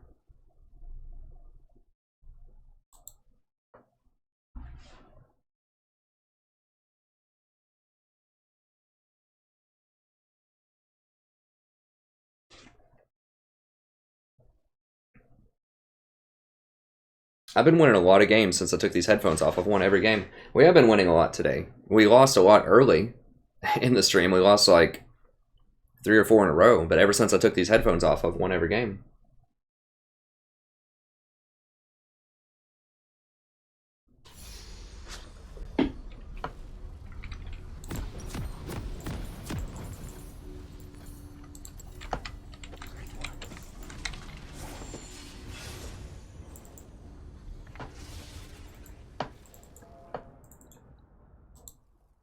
I'll get back to my winning ways. Like I said, we've had a rough time, but there's just a lot of variance really early in the season for the reasons I've described before. I should make an entire video about that. I talk about that on my metagame analysis.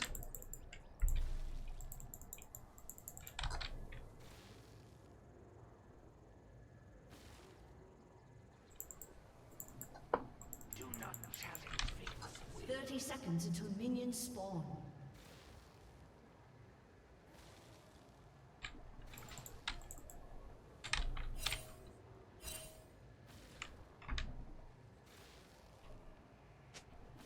I am getting a little parched. I should have gone for some water. I need to take a break after this one. I'll probably grab some water and maybe a snack or something. Summoner has disconnected.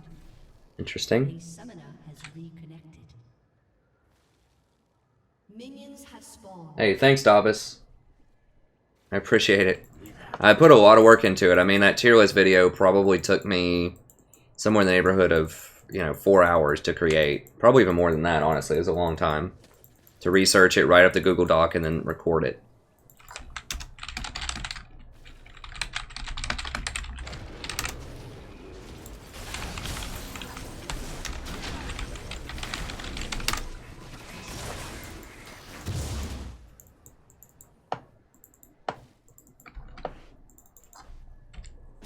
Now I'll go ahead and VOD this.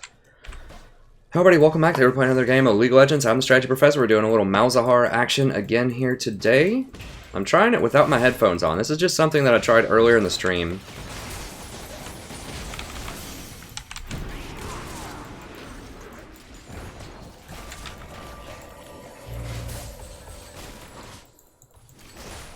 I should have probably put those on MF.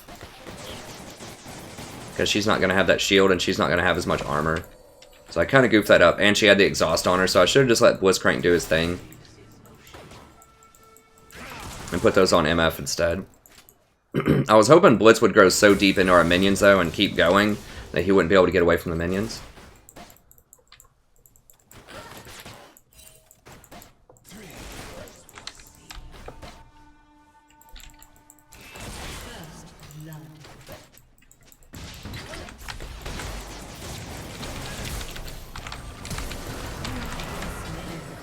He already used his heal. Dang it.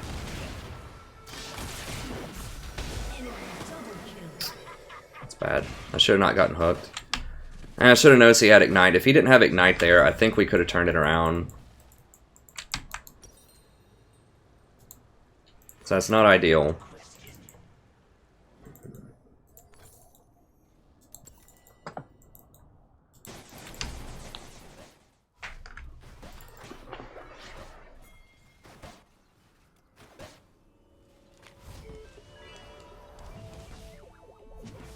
Yeah, I'll try to grab the cap.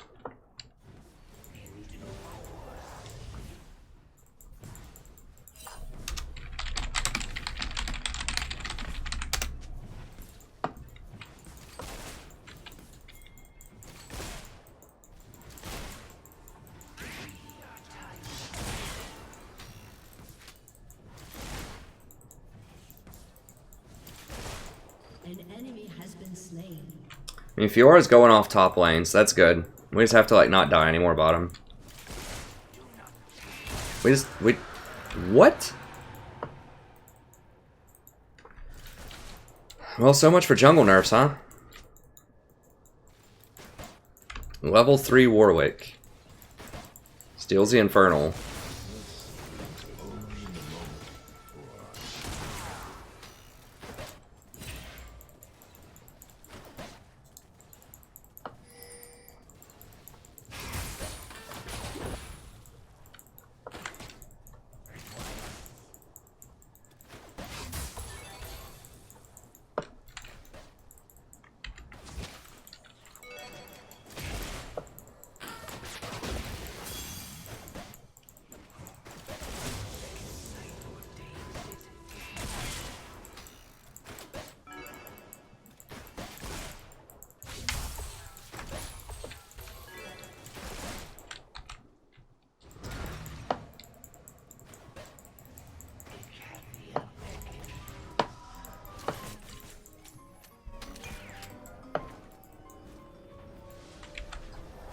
Alright, I guess I'm gonna go get some health or something.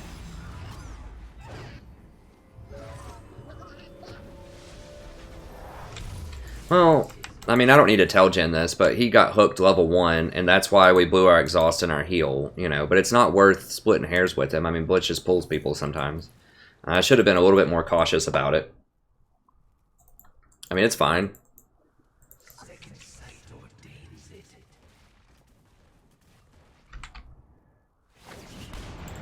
I mean, Fiora is going off top lane, so all we have to do, like I said, she's up like almost double CS and 2 kills. So all we have to do is just really just not die here, and we'll probably be okay. I mean, Jen doesn't scale that well later into the game, but neither does MF. If we get to her. So how's Jace looking? Jace is doing okay mid lane.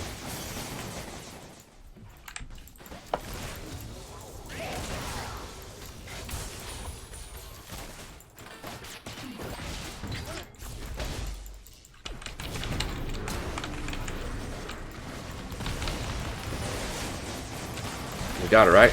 Yeah, we got her, baby. Oof. I don't think he would have hit him, to be fair, even if he hit that Q. Warwick's going to roll in for a cleanup here in a second. I don't like it.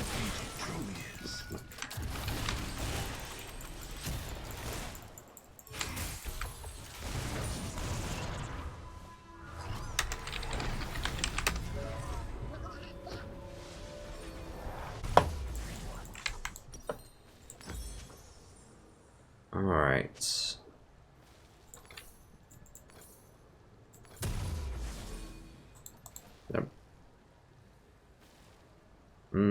I want boots. Whatever. That's fine. Let's get a... we'll get a refillable. I'll sell it back. It might not even be worth it. I think I'm just going to have too many components. People ask me sometimes, why don't you get a refillable more? It takes up too many slots in your inventory. If you're getting a lot of control wards like I get, and you're getting all these components for items, and you just don't have slots for it a lot of times.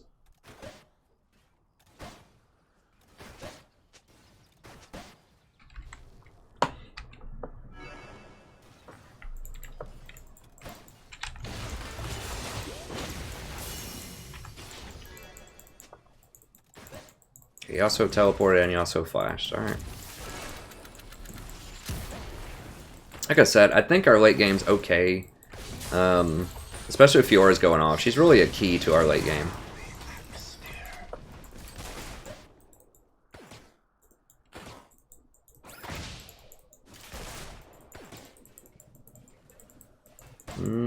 You also might have her top lane. We'll see.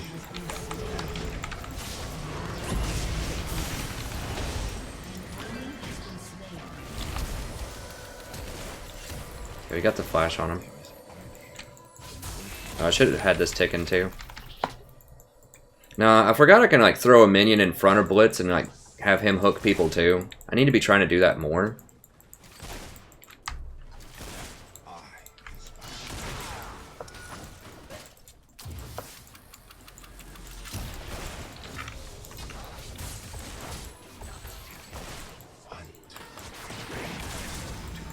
He's getting so chunked. Damn it, if I can just kill a ward or something. I need to find a ward to kill. That'll give me the experience.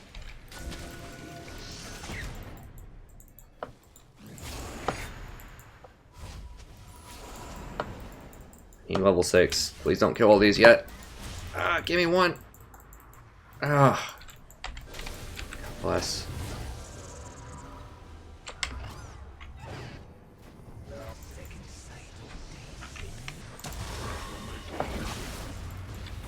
You kill a minion.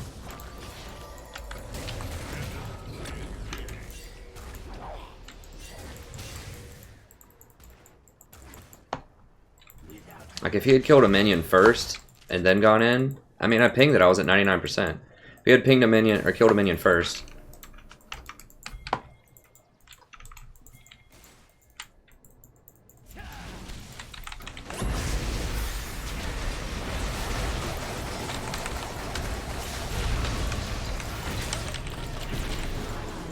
Are you kidding me right now? Bro, what?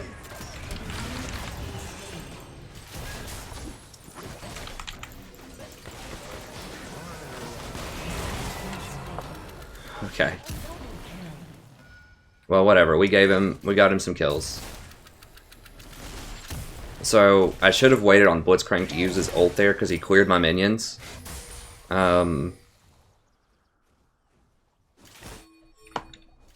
I think. Didn't he clear before I nethergrass? I'm not sure. I'd have to go back and watch it, but I'm pretty sure he cleared my minions before I could nethergrasp him. So, I should have played around that better.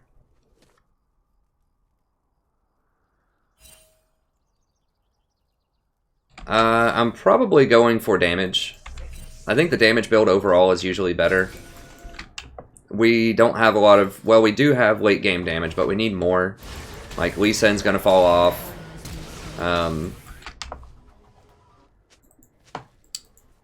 Jace is gonna fall off. Especially with that build. What is that build?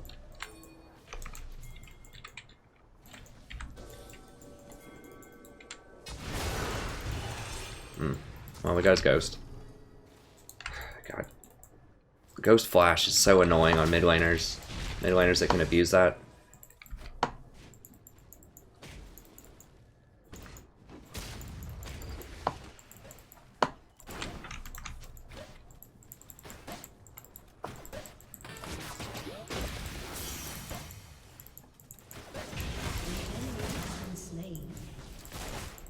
Top lane's still doing well. I can't really go on MF. We need Lee.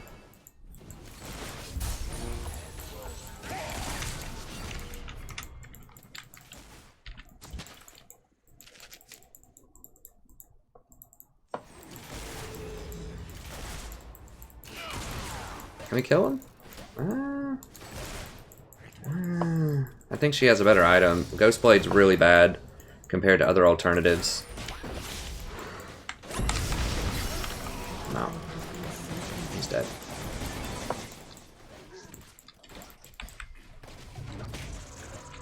I don't know why people go Ghostblade. This item is awful. Just do not buy this item, please. Don't buy it. Like the only... If you can actually not die because you buy that item, then you can buy it. But you have to never die.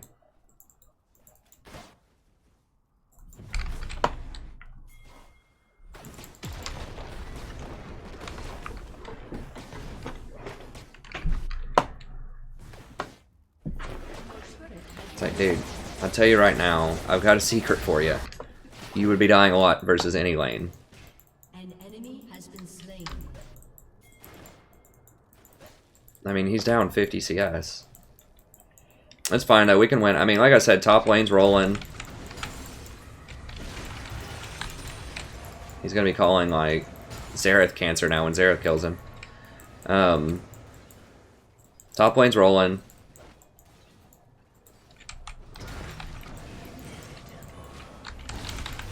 So that's good.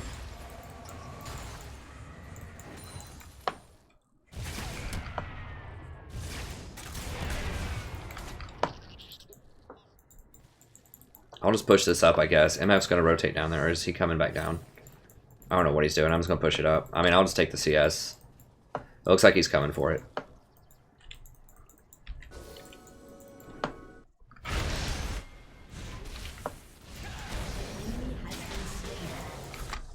An ally has been slain.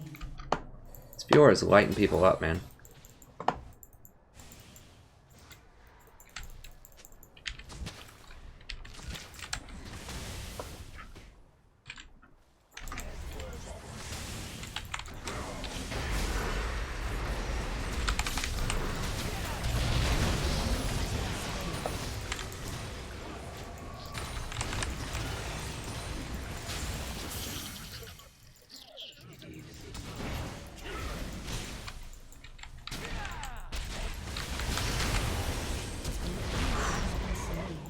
That ult nerf damage, though.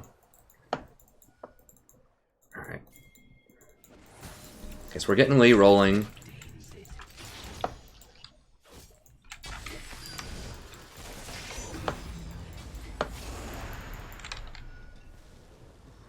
I think he saw me.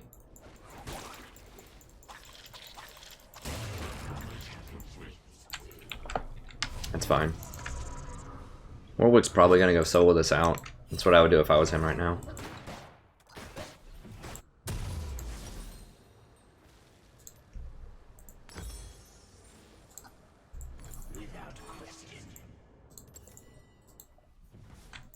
Is Lee at least going damage? Yeah. Sort of. This Fiora can like carry this game by herself right now, though. I believe in Fiora, so we need to roll around with Fiora and just make a lot of plays. Like Jhin is really underperforming.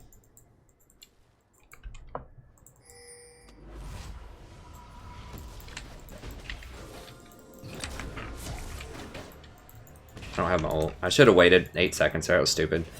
I didn't look. I was reading the text. We would have had him if I had ult.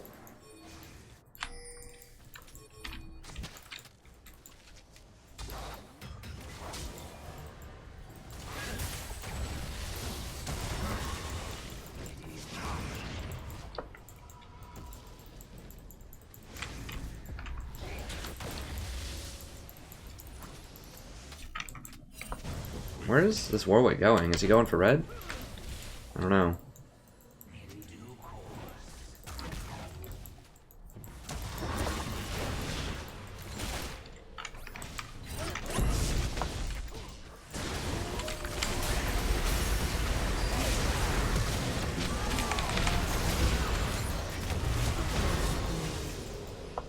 You have slain an enemy. Got him. Yeah, let's get this tower. That's good. Oh, God.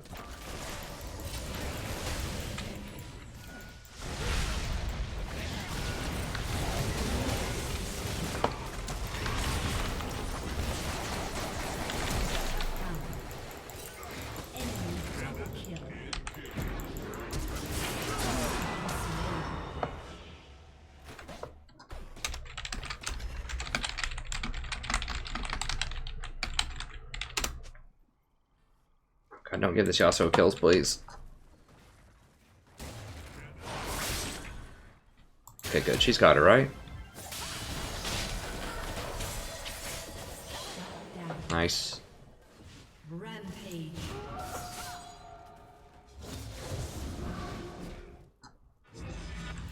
She's like running sideways, like Warwick has skill shot. She's gonna juke.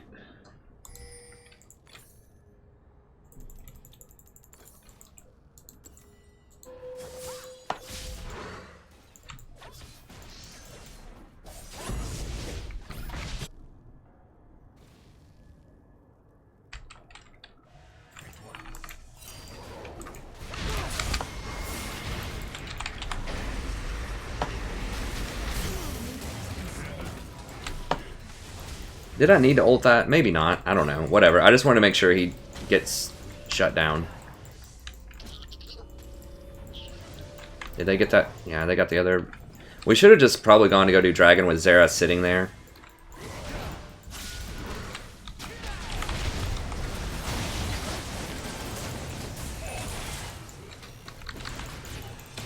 Oh, God. Enemy double kill. I shouldn't have gone up to the Xerath like that without my ultimate. It's not fast enough.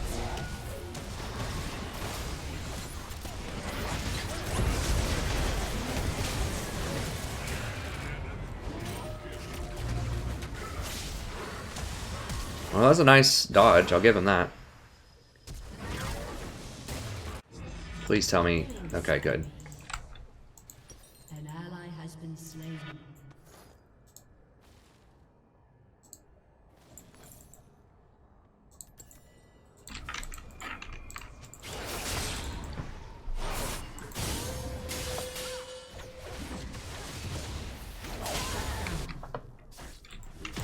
An enemy has been slain. Rampage.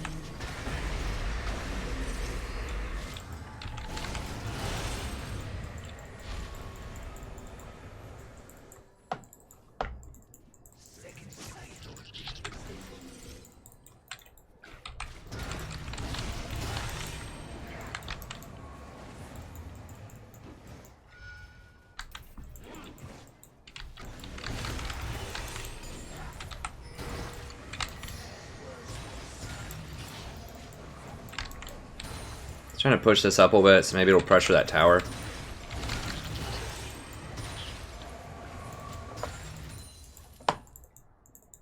Maybe go one more wave. Your turret has been Yeah, she's way up there. That's annoying.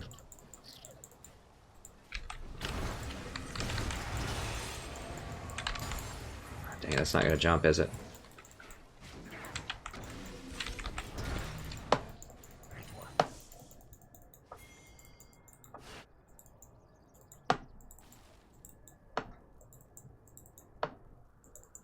It will help me start to get to Rylai's though, which is important.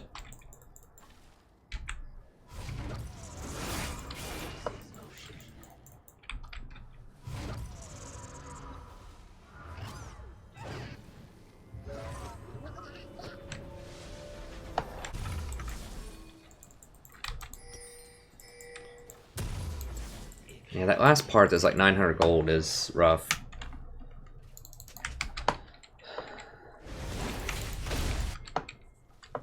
Where's Yasuo?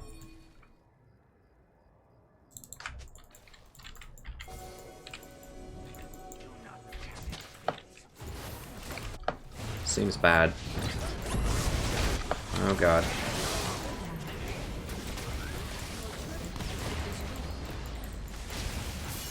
We need Fiora.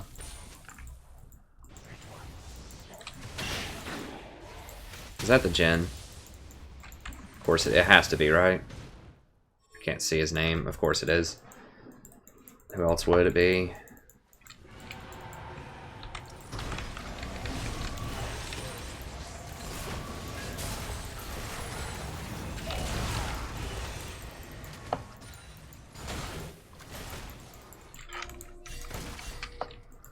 Fiora. So Fiora's good in laning phase, but she's making some really bad decisions right now. An ally has been slain.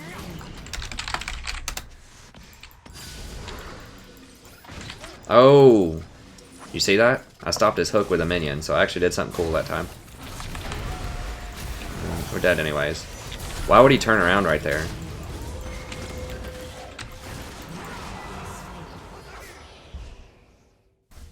He seriously turned and went back into them. Like, I got him out of the hook. We see 3 people coming at us, and he's like, I think I'm gonna turn around and do this 1v3.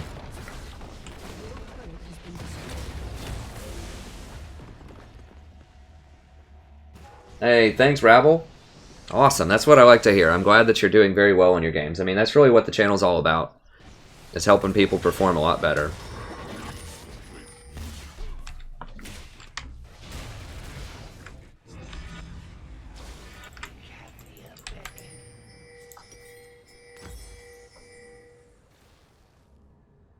What do we want next? I guess we go with the Andres next.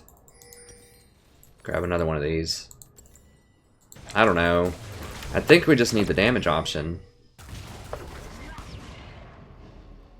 Make sure we blow people up when I ult them. We need to get this MF. She still doesn't have a QSS. Just complete disrespect.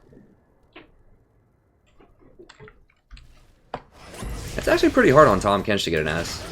I think...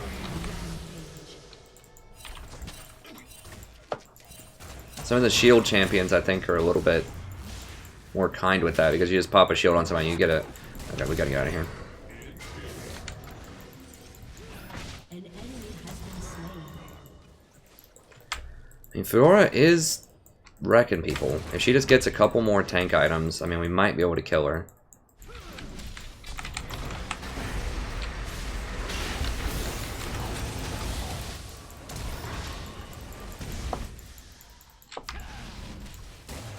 So we got that Blitzcrank flash.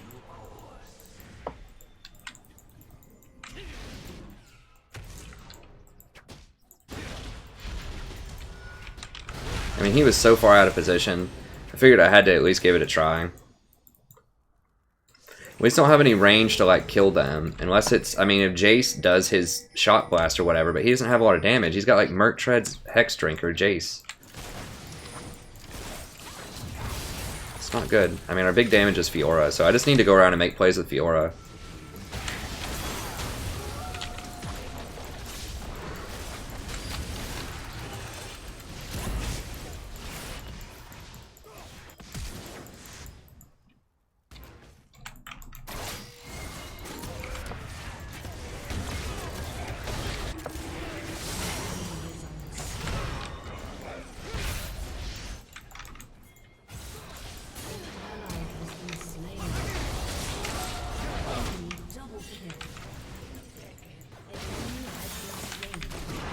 God, why is she in that bush? Enemy triple kill. Double kill. Aced.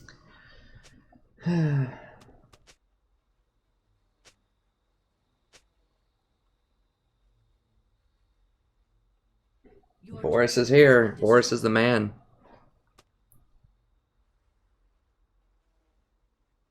Your inhibitor has been destroyed.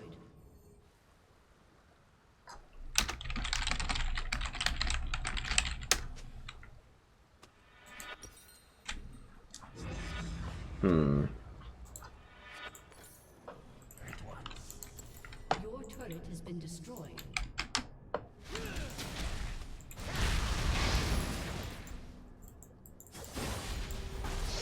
Oh, does mute actually stop pings? You can't hear their pings now? Is that true too? That would just be glorious.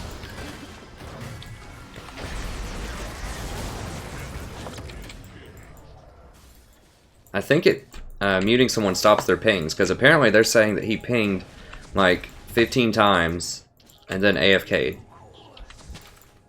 So now if you mute somebody, it stops their pings. That's pretty awesome.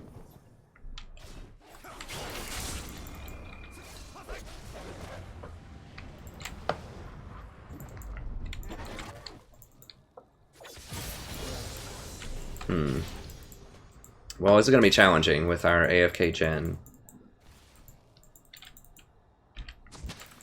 I don't know, I guess we're just going to have to give up Baron. I don't know what the path to victory here is. Okay, he's back. He's decided he doesn't want to...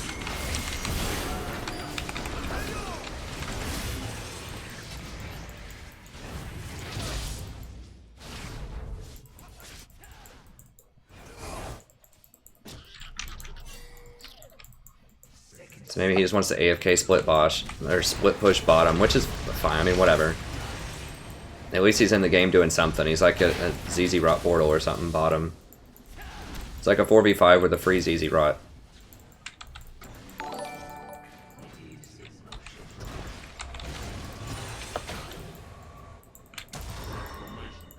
An enemy is unstoppable.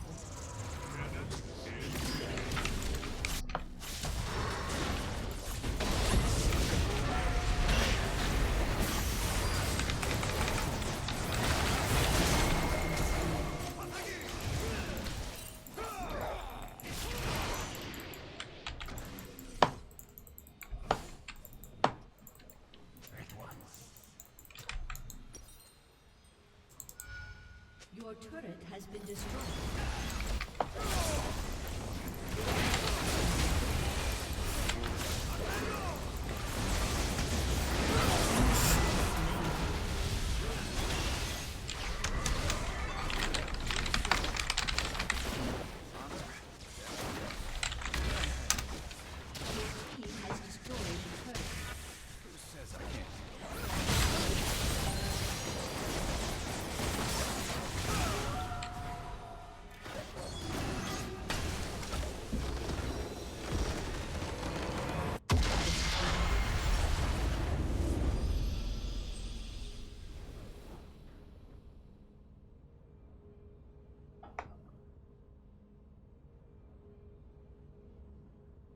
Hey, sorry, Rabble Rouser. We're gonna work on that Nightbot.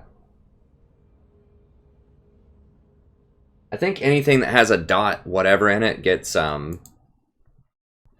blanked right now. So we'll try to work on that. So my bad. Thank you. Whoever just subbed, let me see.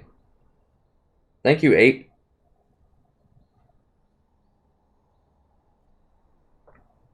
Alright, we gotta report this guy.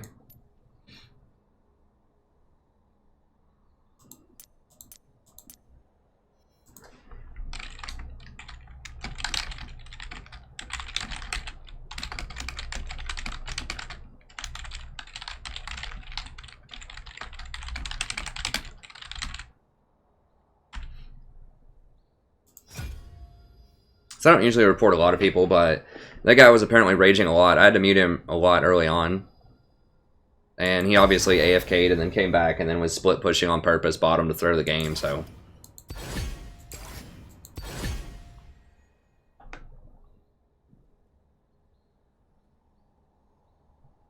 Okay. Thanks for the sub, Mr. Desix. I'm gonna grab a drink of water. I'll put us in queue. I may not make it in time for the queue, but I'm gonna try to grab a drink of water here just really quickly, and then I'll be right back. I'm parched. I've been talking for however long the stream's been going on. So I'll be right back.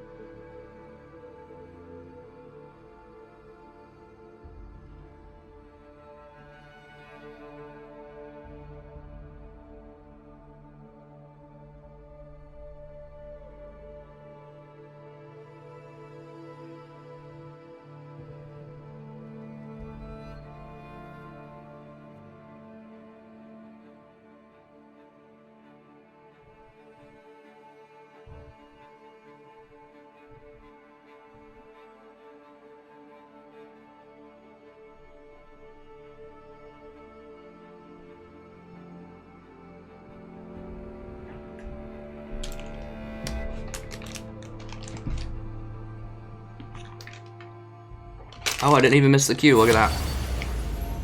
Perfect. Okay.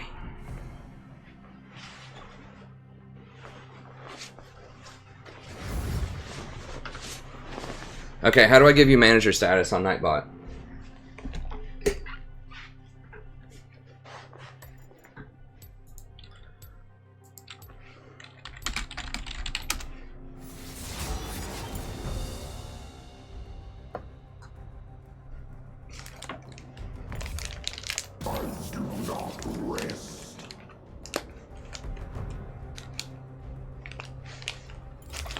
Is that fear I smell?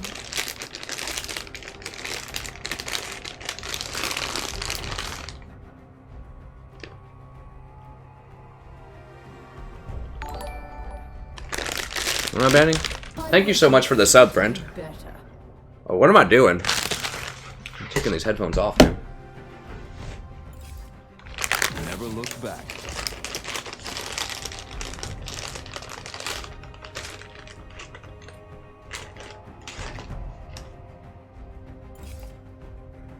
Seems you left your brave pants at home. Want me to wait while you go get them?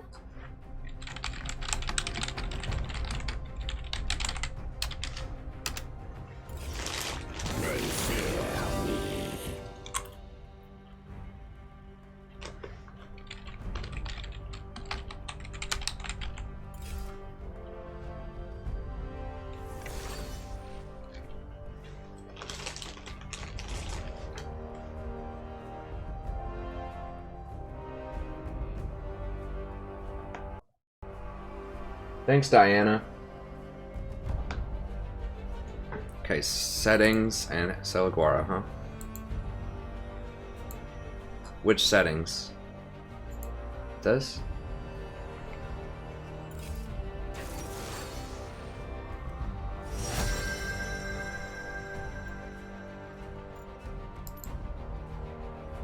Alright, we're gonna do Malzahar again. Malzahar just hoses Yasuo really hard. He's also pretty good with Ashe.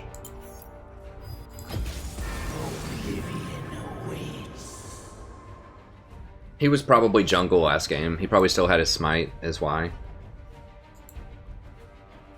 Where are the settings? Is this for,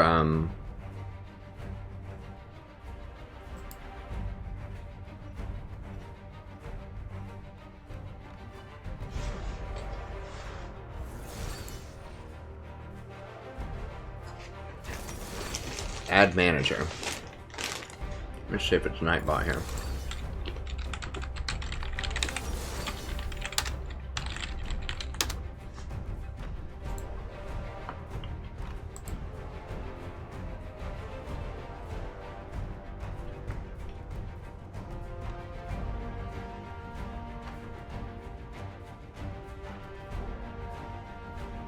Where's...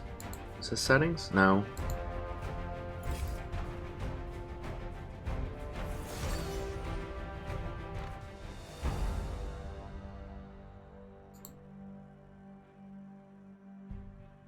Okay, I like our team. It's pretty strong.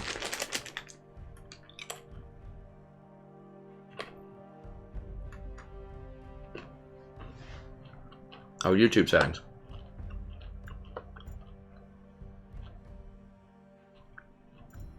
We'll go with Snow Day. I want to switch over to Jen here soon, because Jen was also gifted to me.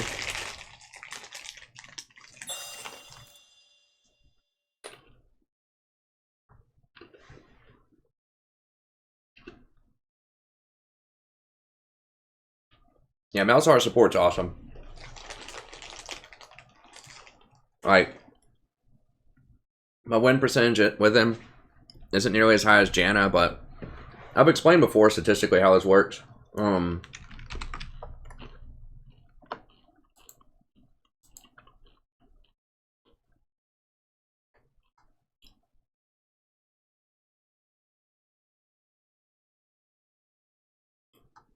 I don't know. We can figure it out tomorrow, Salguar. I can't figure out where to add.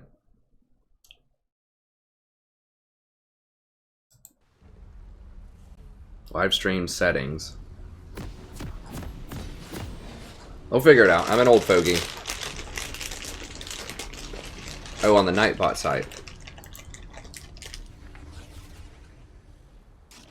Right here? Oh, okay. Okay, I'll do that after the game. So one thing to keep in mind when you're analyzing your statistics, I think my Malzahar is like 40, it's like 48% or something right now. But one important thing to keep, let me shut this door really quickly. One important thing to keep in mind is that, analyzing settings, is that I often take Malzahar into hot situations. So, you can check bushes with Malzahar sometimes to make sure there's no one in it with his minions. When I pick Malzahar, that usually means they have, or could have, a hyper carry on their team that I need to lock down and deal with. So that means they have a large chance of winning the game. Minions have spawned. Malzahar. So that means they have Twitch, they have Vayne, they have Riven, they have all these other champions that are just really good in the game a lot of times. And so they usually have higher scaling champions when I pick Malzahar. So if the game goes long, or if allies mess it up and it snowballs really hard, then he's going to lose those games. Whereas when I play someone like Janna,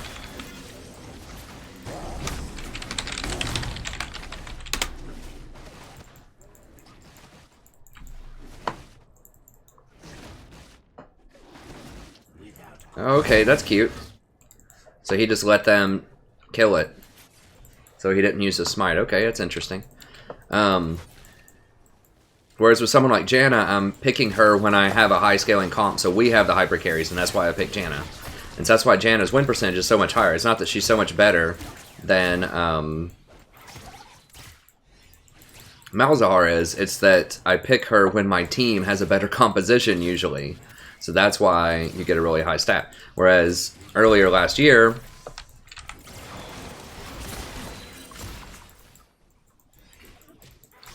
my Janna win percentage was abysmal. Like right now it's like, it was like 58%. I'm not sure what it is right now.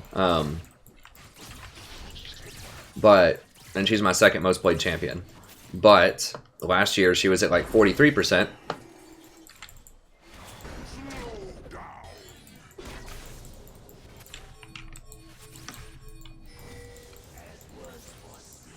Last year she was about 43% because I played her with Vayne, who was really bad last year, before they gave her that crit stuff. And so it wasn't that Janna was really bad back then, it was that I was playing her with a champion that was really bad because she was the best with Vayne, even though Vayne was bad. So you have to remember that about your statistics if you're thinking critically about picking compositions. Someone has to be the cleanup crew, or whatever you want to call them. The janitors, right? Like, you have to pick them into games where you don't have a great comp, but you have to play it because you can't dodge every game. And Malzahar is usually that pick for me. Oh, is he going to get him? An enemy has been slain. Okay.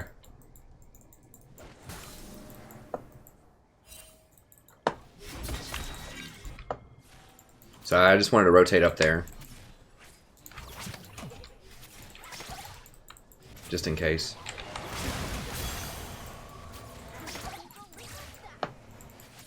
So someone has to be the janitor. You have to have champions that you just are going to pick into bad comps because they're just good overall general champions. I mean, Nautilus is becoming another one of those this season that I play a lot. Although my win percentage with Nautilus is still pretty good. But early on when I started playing Malzahar, there would be a decent, you know, maybe 1 out of every 8 games or so, maybe less, that just straight up you would lose.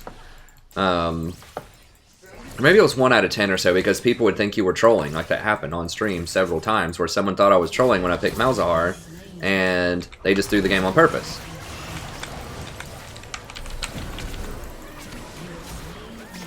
Oh, got him, coach. Look at those minions go. Those are some beautiful minions, I'll tell you what.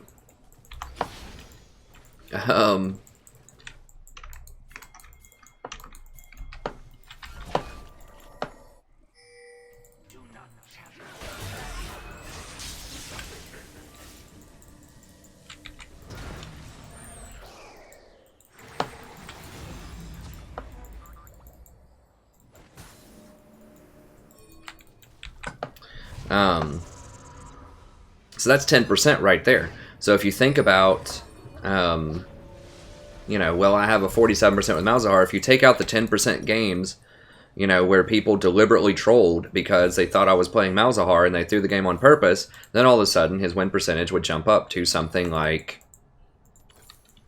you know, 57%, 58%. So, you know, there's a lot of things that go into that statistic that you have to keep in mind.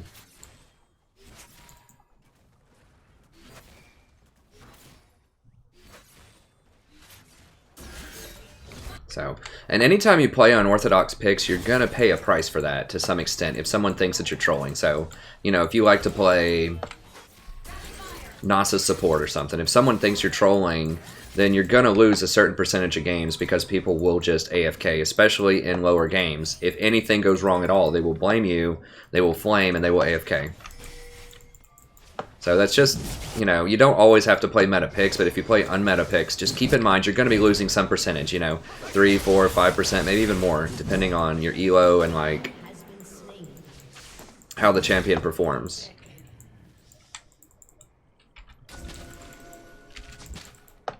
An ally has been slain.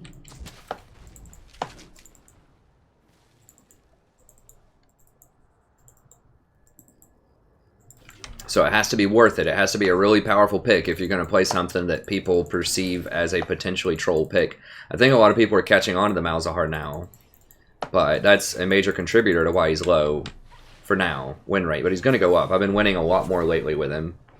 Also, he's just hard to play. Like, he's hard to learn, you know, his limits, when you can go in, when you can't, when you're going to die, when you won't, like how to build him, runes, masteries, all that stuff. Very, very complicated on Malzahar. Everything you can do with his minions, there's so much you can do with his minions. I don't even use them probably half as well as you could. Like, you can block skill shots with them, you can scout with them, you can obviously kill people with them. I should have held my, my thing.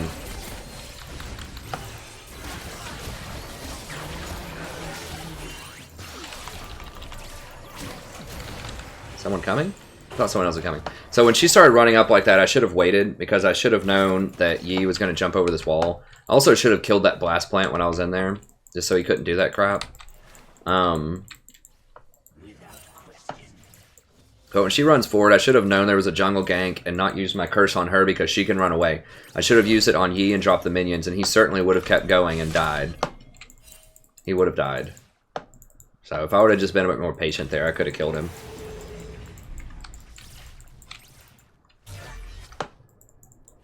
Yeah, so I really want to make a play on this guy. An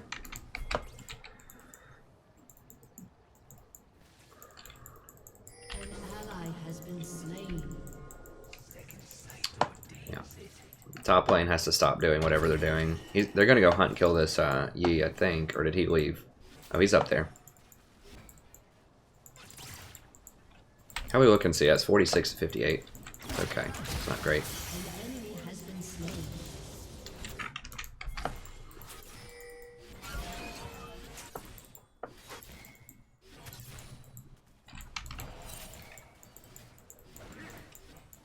They're very, very scared of me. And potential ganks. I mean, they do have that warded.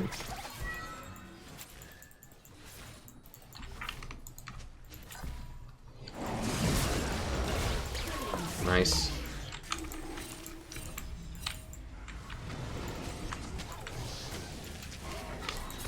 Double kill.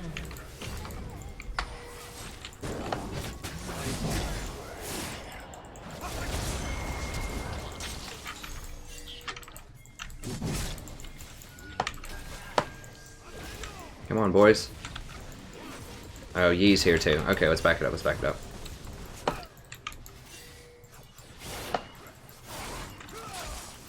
That might be warded, guys. Okay, good. An ally has been slain.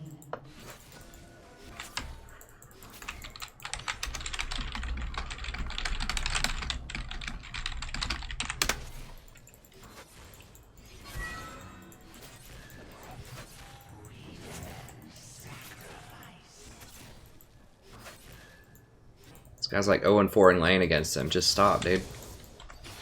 It's okay to be behind in lane.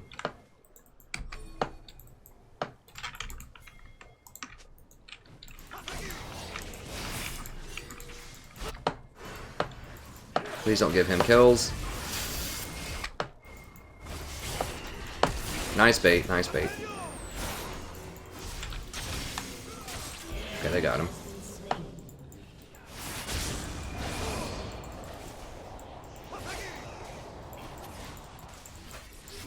She didn't have her arrow. I think we can put a lot of damage on this tower, though.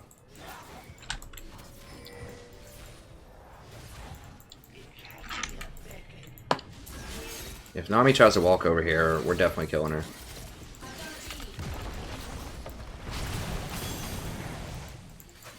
Okay, she used her ult for it. Now Jinx is going to have a lot of good alone time with our tower, though. We need to come down here and kill her. Okay, she's running really early. That's good. Killing spree. God, dude.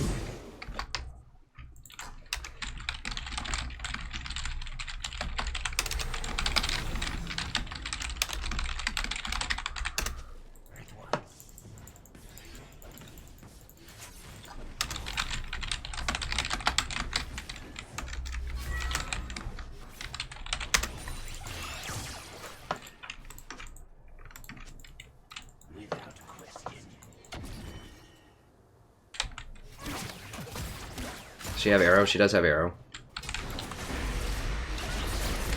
Arrow her, arrow her. There we go. Oh god, should have arrowed sooner, man. So she couldn't use her stuff.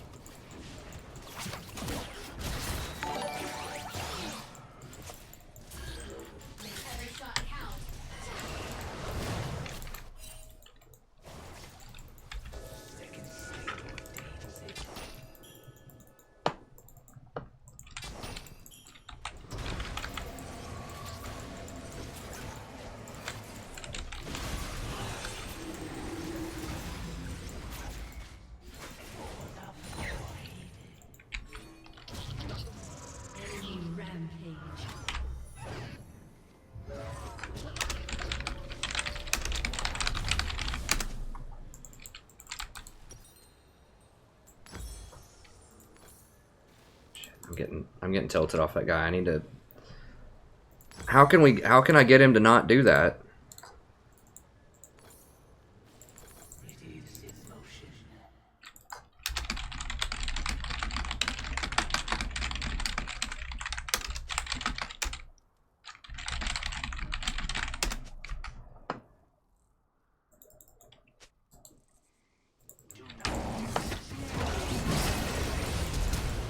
Nice, get him, baby, get him.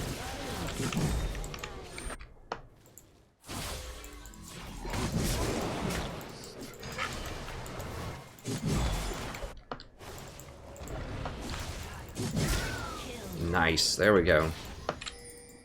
If Graze will just stop. Your turret has been destroyed.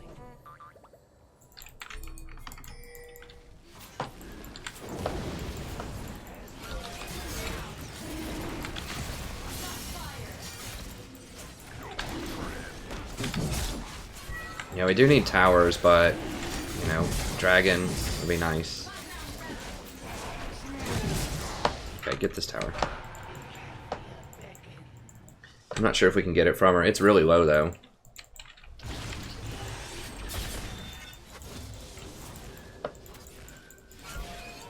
How's Ashe looking? BFCO. Oh, yeah, we're miles ahead. We're light years ahead of this Jinx. In terms of items. She didn't even have a BF.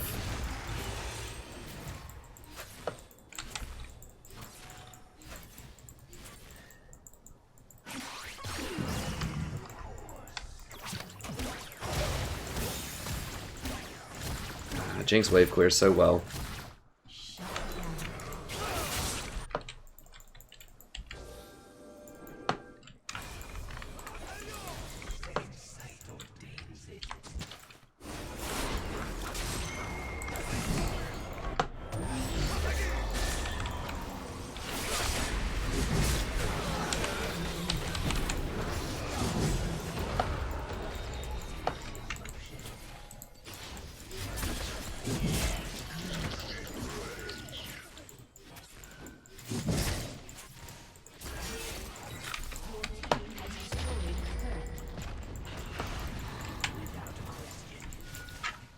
That guy's really big.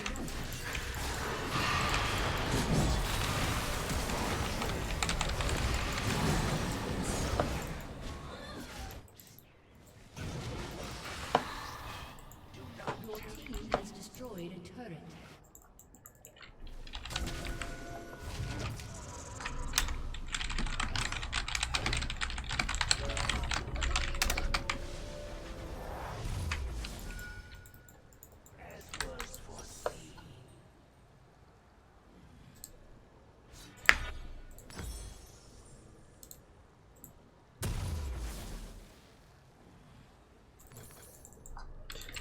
Alright.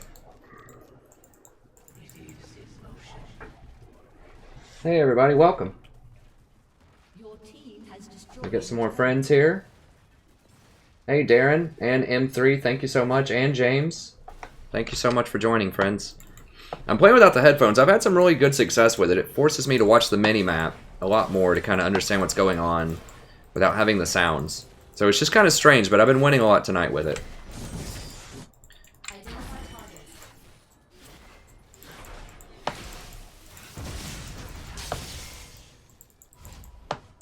It also helps me moderate my volume so I don't scream and wake my wife up in the other room. Because I can actually hear how loud I am. When I have those headphones in, I can't hear anything, so...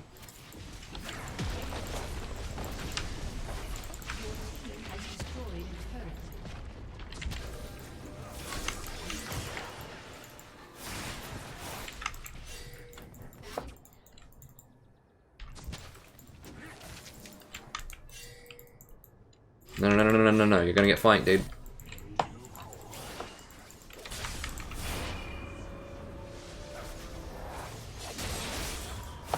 If he would have stayed, he could have baited and killed him, but that's alright. We finally got some good vision in their jungle here.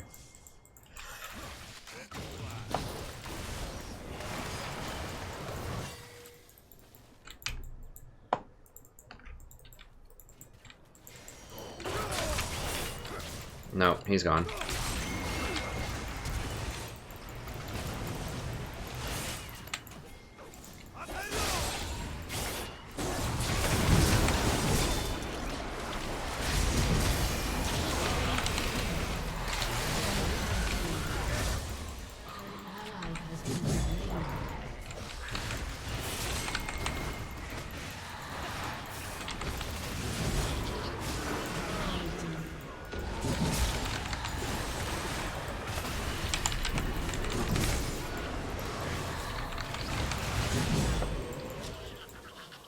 You gotta hit those silences on that Vlad. I should maybe be maxing silence for the Vlad. I don't know. I think that the E is better a lot of the time now. It just does so much extra damage.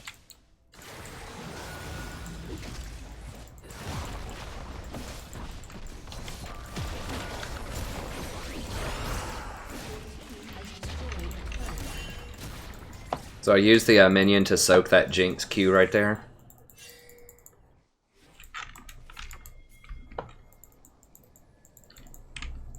Dragon's about 1 minute.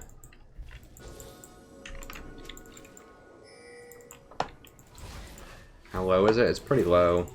They're all over there. I don't know. This feels really dangerous. Okay, we've got a ward there. Okay, they're going to base race us? They're going to go for a tier 1?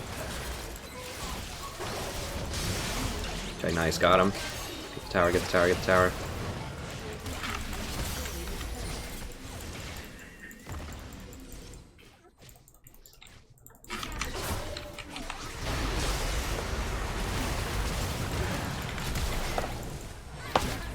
Okay, he ran. Let's just get out. He was going to run Ashe down.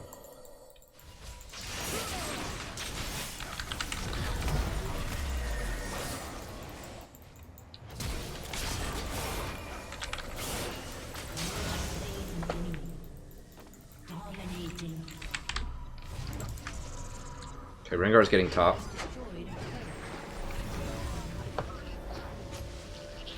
Taking him out, baby.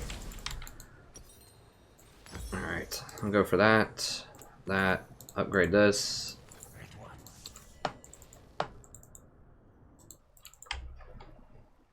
Shut down. MF support, Dixon. Sorry, I need to be looking over more. This is kind of a tough game. I'm trying to focus up here. I think MF support was very good at Worlds at that specific moment in time. He's very good against...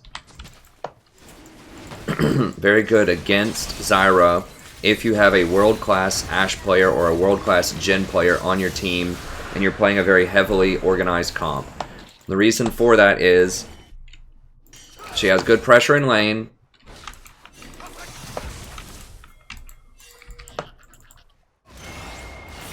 He's probably dead. Oh, maybe not. I mean, they might.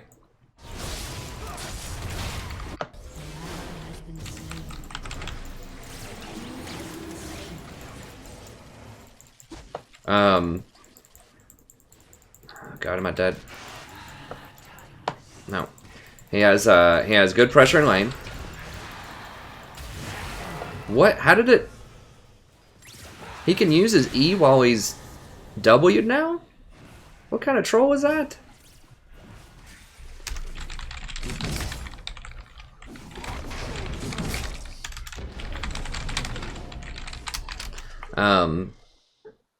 Because it had a point-click slow, which allowed Ashe to hit her arrows very accurately, which is important in pro play because most pros will dodge a lot of skill shots. And so having that point-click slow is really nice.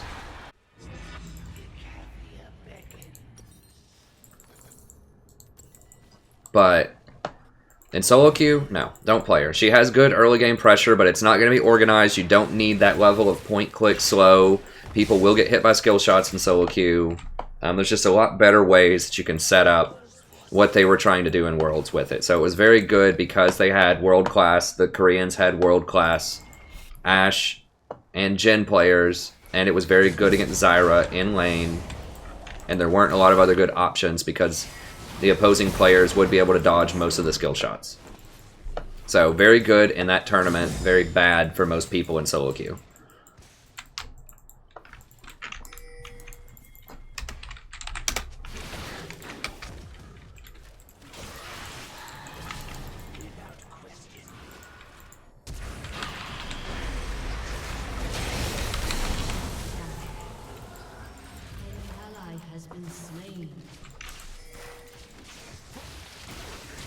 We should have stayed together. Shut down. Your team has destroyed an inhibitor.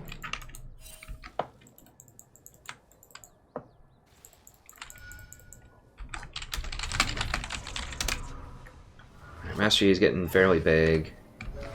I need to drop all my wards. Oops, I forgot about that. I need to start doing that a lot more. Just anytime I'm going to back, just drop wards. Sometimes if I go directly to a fight, I'll forget to drop wards, and I need to get a lot better about that.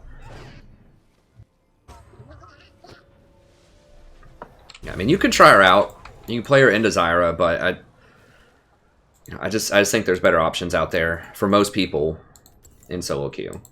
It's cool. I mean, I've never actually played it. The problem, like one of the big problems, is there aren't really good support AD items.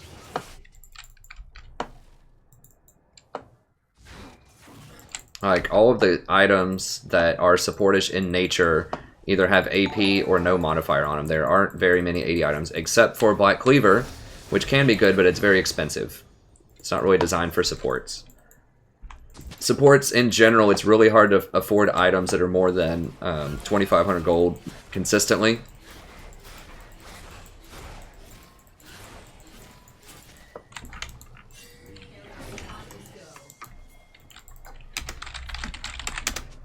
Dude.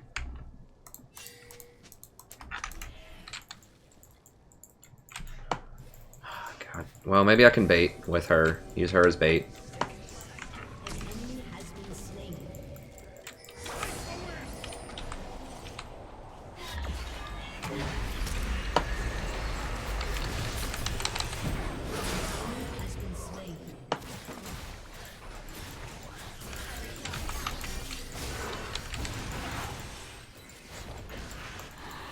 She's gone. Shit, am I gonna die too?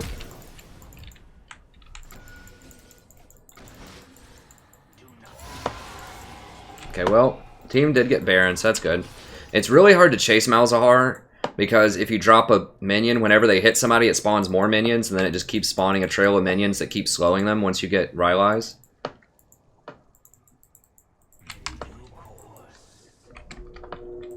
So Ashe is starting to really underperform. That's a huge lapse in judgment. I mean, we did get Baron, but we could have just baited and gotten it anyways. We didn't need to die for that.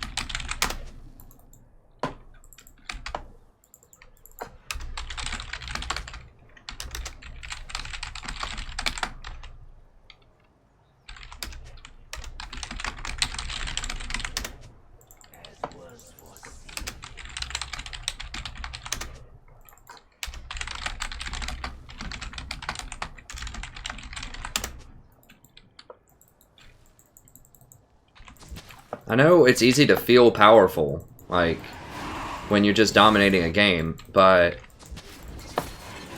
we're really not that far ahead. I lose these types of games all the time because people throw.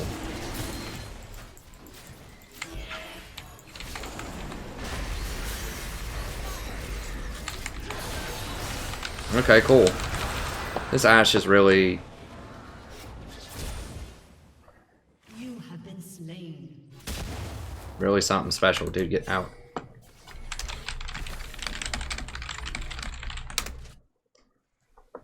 She has arrow.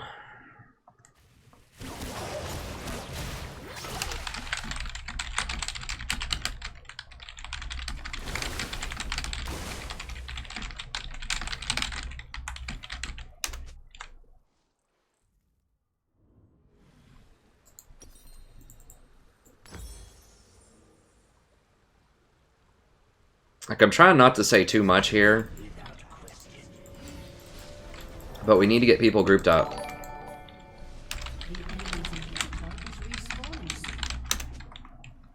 Like, Rengar's time is passing. He's trying to run through and just go assassinate people, but they're grouped up.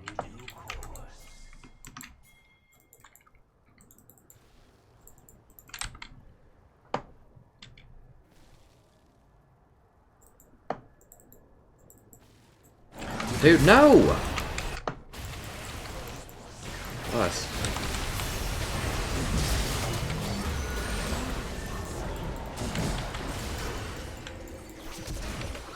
Ashe arrow?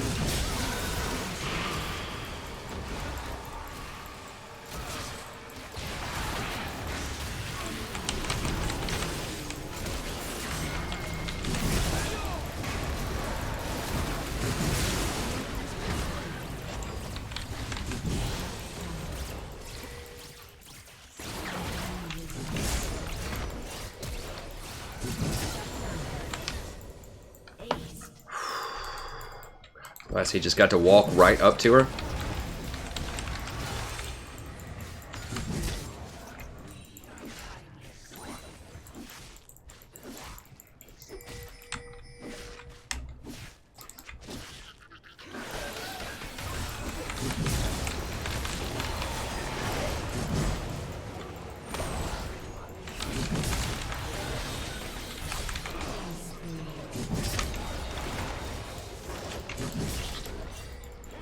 Team has destroyed an inhibitor.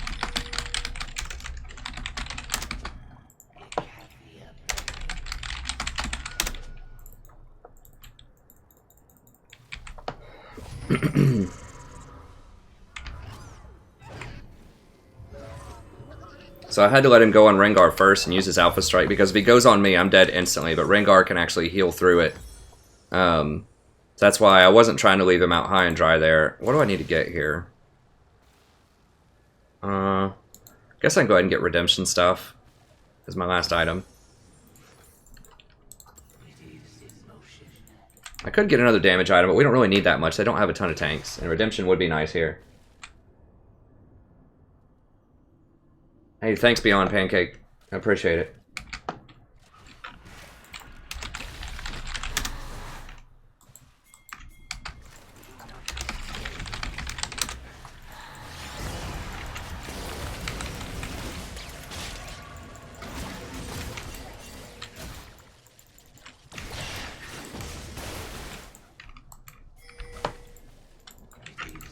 No, no, no. Over here. Dude. Please, God, what? Like, if anyone jumps out, they can kill him right now. Okay, thank God, he's walking this way. Rengar's walking this way. Oh my God, we might have 5 people on the same screen at one time here, ladies and gentlemen. We might be making some progress. Oh no, don't do it, Rengar. Don't do it, Rengar. Oh God. God, I can't.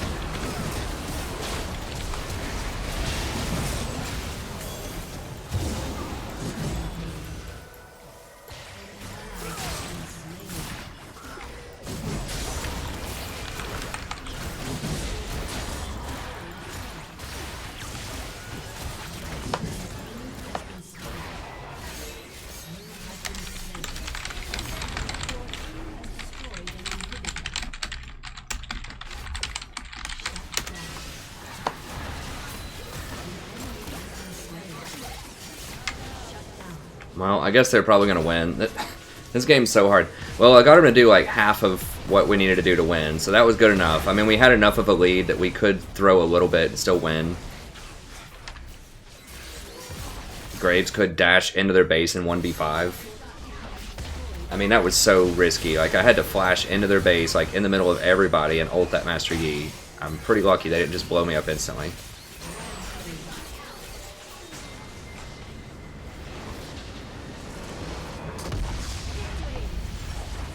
Hey, thanks Casey, and CJ600, and M3. Thank you so much, friends. Thanks for joining up. So yeah, we just try to direct people. What is that?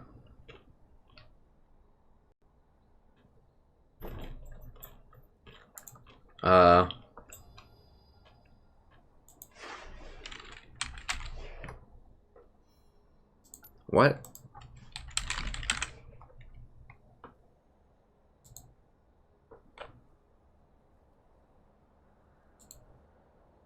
It was low on memory or something. Okay, let me add, oh,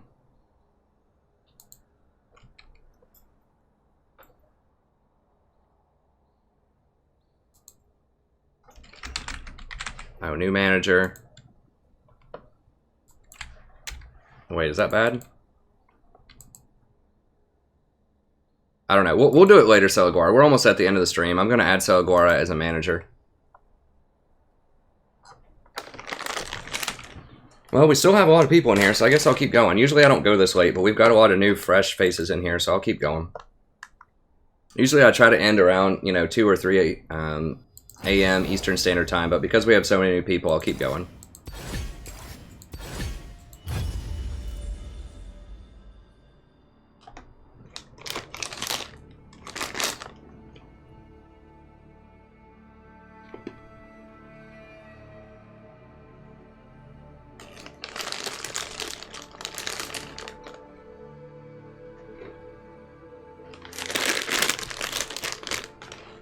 You got the cat here too.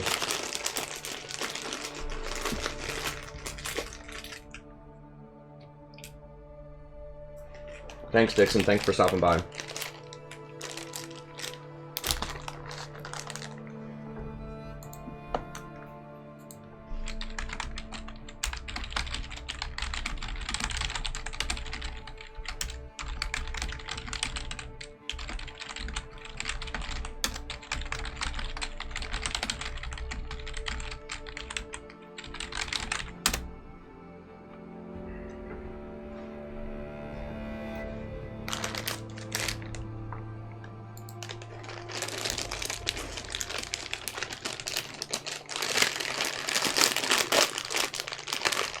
Hey, Pedro, good to see you, friend.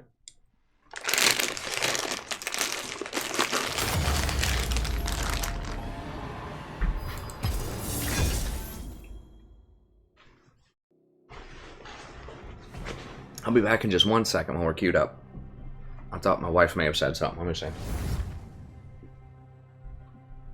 Oh, actually, I'm the first band, so I can't do that. Wait a second. Oh no, can we see the cat from that angle? And there she is. She's a little bit kind of off screen. There she goes. You want to get in the chair, Sadie?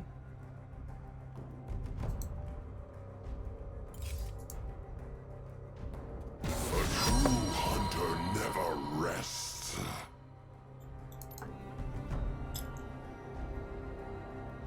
Hi.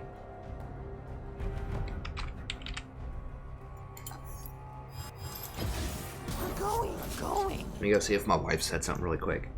The cat might leave. I hope she doesn't. We'll see. She follows me around sometimes. We do what we must.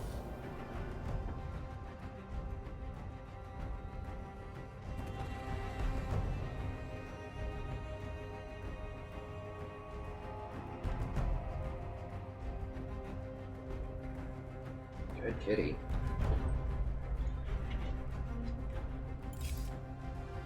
Are you certain?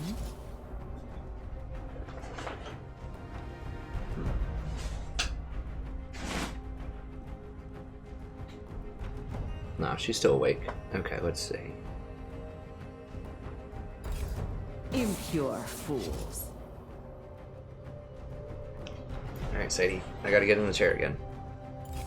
Does that Move feel over. small? Let's see here. There we go.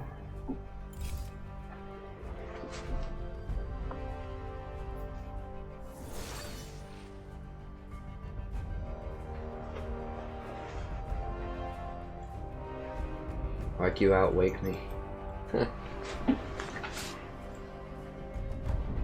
Oh, I see what you're saying.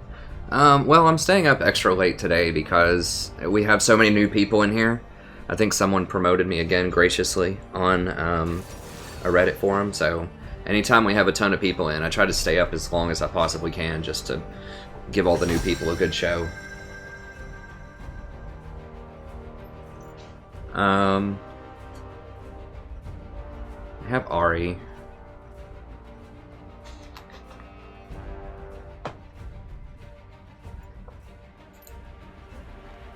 Yeah, I think Malzahar is good here.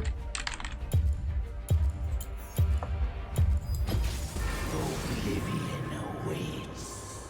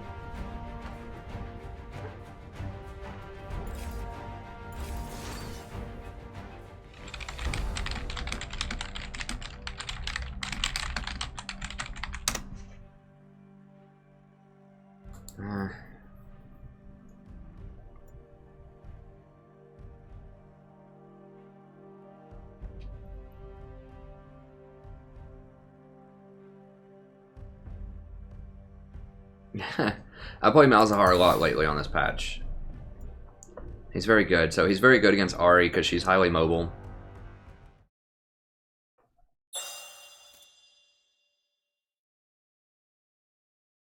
Awesome. Thanks, Kashinto. That's the goal, was to get everybody a lot more elo to help everybody out. And thanks so much, Forme, for joining as well.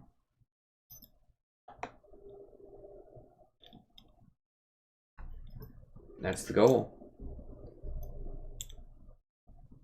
Oh, thank you so much, friend. I just released a video today. I'm not sure if you've seen it, but I talk about my tier list and I analyze the current patch with the patch notes. So be sure to check that out as well if you like them. And I have some like little mini guides in each one of the tier lists. I'll show you here. I think I still have it up, right? Or do I not? Yeah, so it's a solo queue tier list.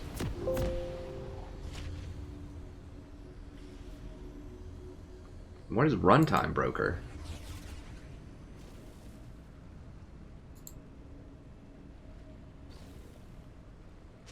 That's weird. I'm gonna have to analyze what's going on there. But yeah, be sure to check this out. If you look at the Google Doc version of it here. To Summoner's Rift. Are we already loaded in? Okay, we're already loaded in. Wait, what the heck? Why can't I use my mouse? What?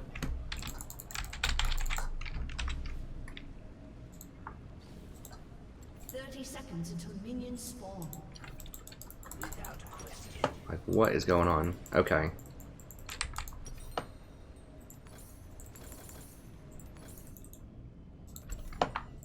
That was really bizarre. Like, I was clicking and my mouse just wasn't working. Yeah, so I give you a little mini guide. You can click on the Google Doc, and then there's like little Google Docs within the Google Doc for each champion in the tier list. So if you want to know like good matchups with Janna, what she's good against, what she's bad against, when to pick her, the items that I recommend, the runes, the mastery, all of that, I've got that in that tier list video in the Google Doc. So just be sure to check that out. Was I VODing that last one? Okay, I was VODing it. Oh, I should have said goodbye to the VOD. I'll keep that around. Probably, we'll see.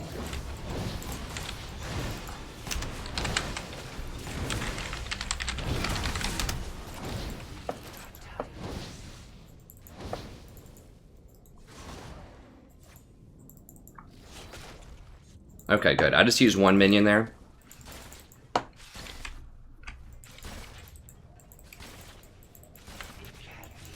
Yeah, Malzar's just really good into a lot of things right now. He's not good into everything, but he's very good into a lot of things.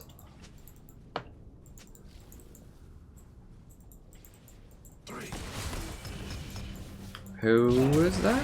Hopefully that doesn't sound... I don't want to hear that.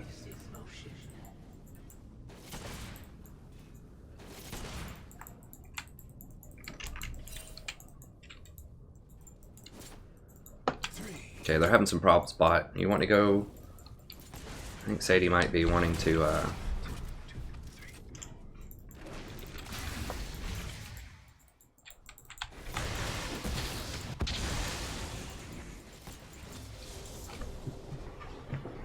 go back on the blanket there. There we go. Yeah, so Jinx is lagging out or something, I don't know.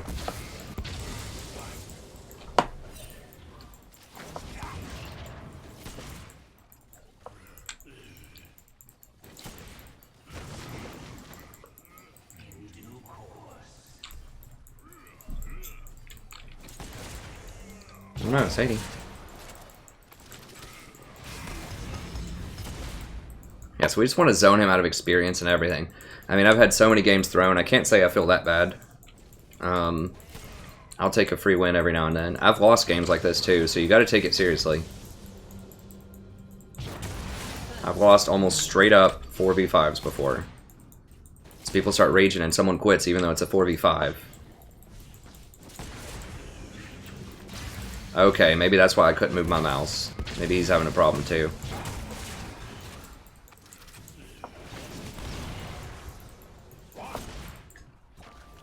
Hey, hey. Sadie, what are you messing with? What are you... Hey! Oh, she's just chewing with her claws, I guess. Thought she was eating something weird. What are you... You're not eating a cord, are you? She's chewed through my, a laptop cord before. I think it was her. Maybe it was something else. I don't know. It looked like it had been chewed. Hopefully there's not like rats or something running around the house. I don't know.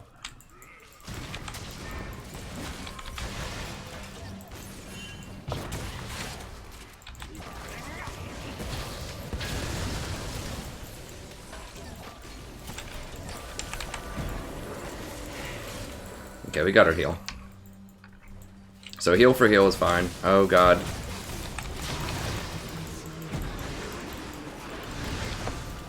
I got exhausted. Yeah.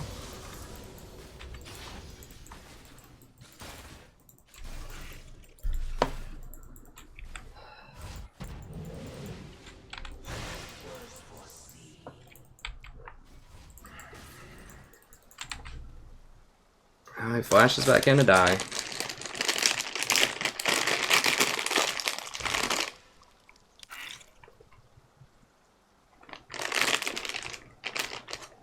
Thanks so much, Grant. I appreciate it.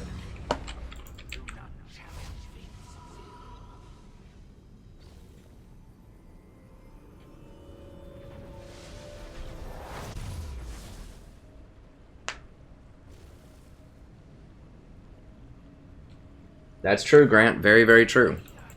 Yeah, just come check out the stream sometime. I'm on every Monday to Friday starting at... yeah, we'll go ahead and grab one of those. Monday to Friday starting at 8:30 Eastern Standard Time. I'm on a lot of weekends too. Not all the time. Sometimes I travel on the weekends, but I'm on quite a bit.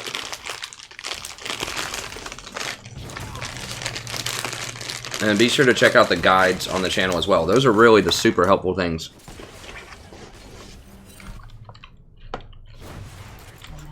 The guides, the playlists, and the past streams.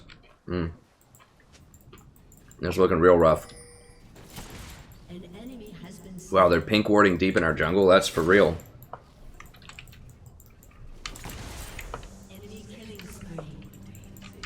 And this Ari is like straight smurfing or something.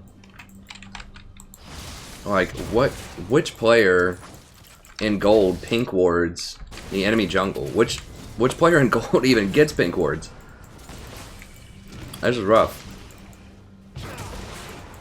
At least Jinx is kind of having problems, but once again, she showed up and got a kill. This guy's only up 13 CS in an open lane, basically. Okay, he hit him. He's gone. Pretty sure. Dang it. He got away with like 1 health.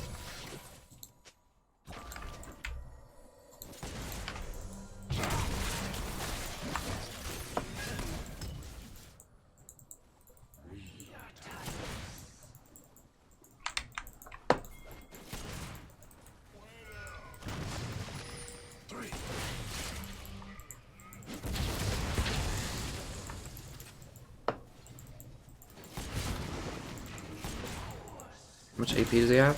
36. Huh.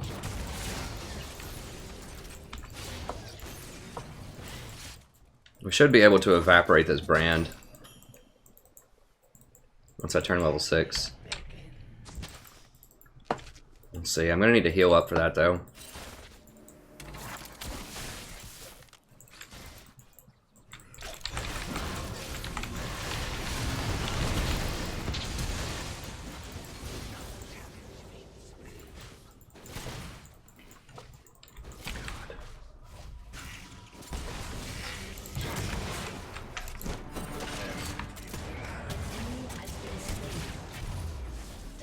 Nice. Double kill, I like it. Okay.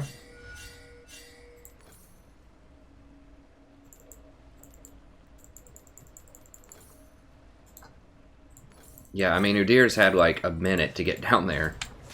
Okay. Jen finally backed up. It's good. Got pretty lucky on that end.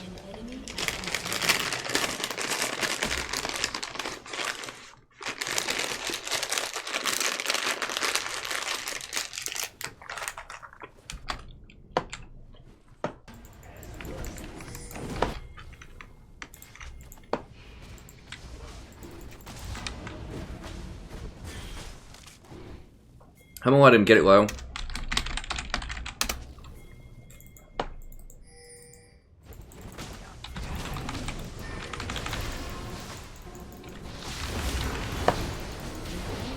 Okay. So if someone's doing Baron or Dragon, you don't have to stop it immediately if they're not doing it super quick. Just let them get it low and then go in there and steal it. And kill them.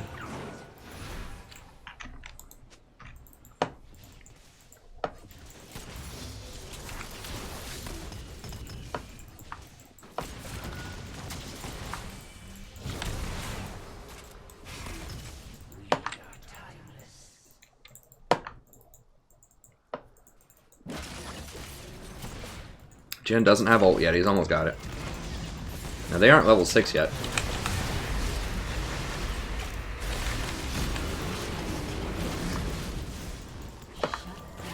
Jen's almost got his ult.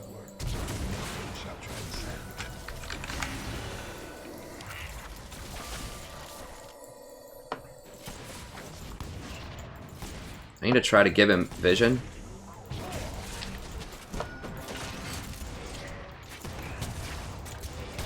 There we go. Is your deer dead? No. We can beat him though if he comes in. We got exhaust. You gotta wait till it starts hitting the cannon minion, then you drop both of your minions and they'll attack the tower really quickly. And it won't prioritize your minions because it's already attacking the cannon minion. But if you drop it too early, then it'll prioritize your minions. So you gotta make sure that if you have a tower minion there, that it starts targeting the tower first, and then you drop the minions. And they take towers actually pretty dang fast.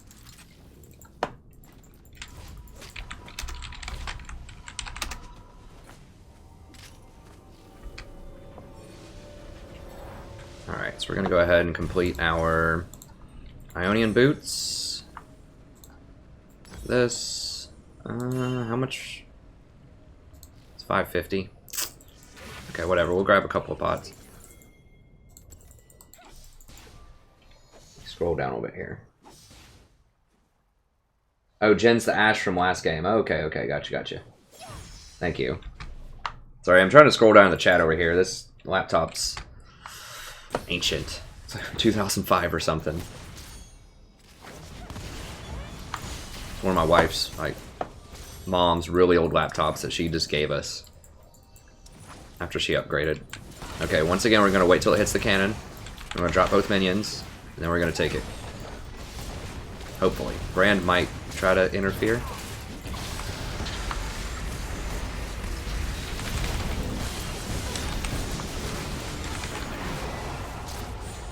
Wow, okay. I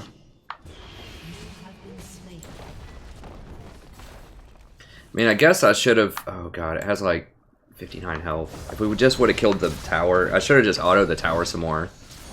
Just like 1 or 2 more autos on the tower, we would have had it. Okay, I'll run down there. Don't do wolves. Get down there.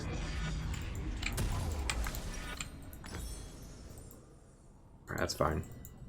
I think you can stop it, or you can at least kill her if she stays. Yeah, you got her, I think. Kale's really strong, or she can be. Now, she doesn't have any mana, though, which is a problem.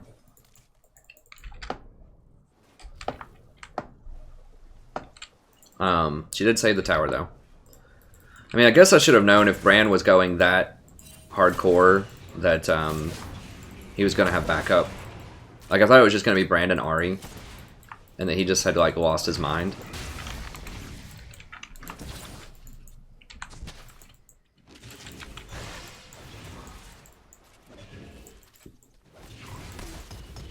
But I should have dropped wards just all over the place when we were doing that. I just need to drop more, like, wards faster. I try to put them in the perfect spot, but sometimes you just got to put them anywhere when you're trying to siege.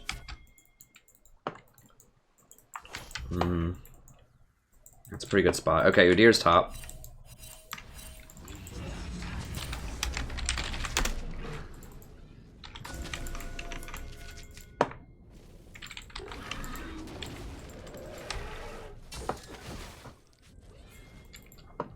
An enemy has been slain.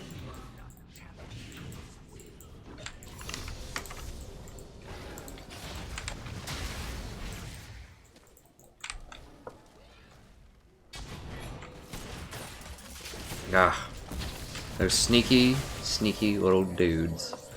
Okay.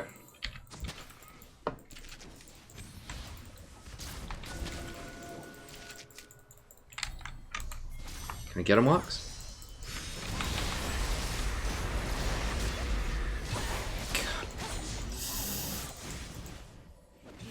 That Lux is so slow on the draw there. She should have just ulted immediately. She was trying to make sure she sniped the last hit.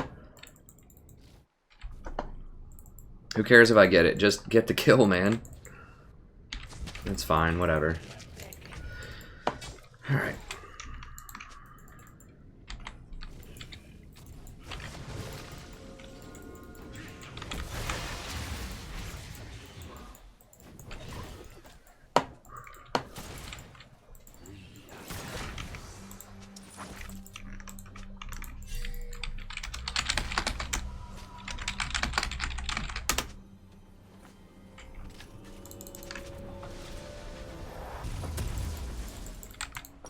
Alright, we'll go ahead and grab one of these, grab a couple more of these. Can't upgrade that yet.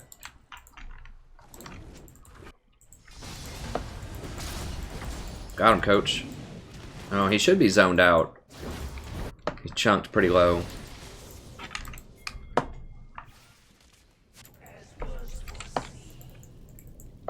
Is that the same Graves from last game too? I don't know, whatever.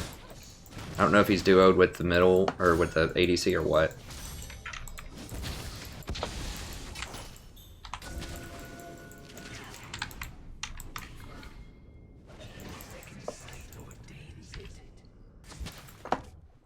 An ally has been slain.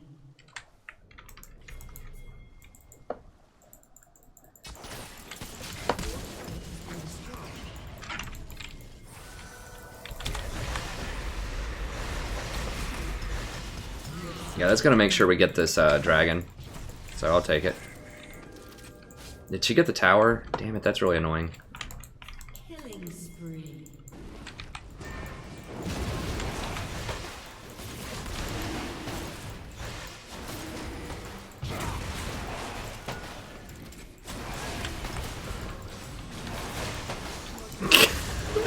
God, this Kale. This guy's such an angry person. He typed in all caps to me, too, and I said, hey, if you don't like ADC a lot, you could play Twitch or Caitlyn.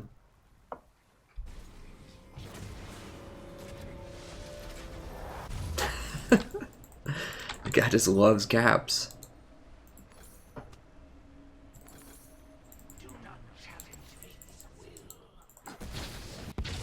Let me scroll up a bit, see if I can see some chat here. Playing Thresh on a touchpad? Oh my god.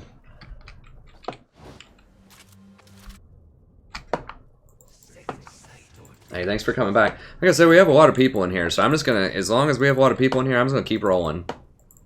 I'm happy to have all these new faces. Excited.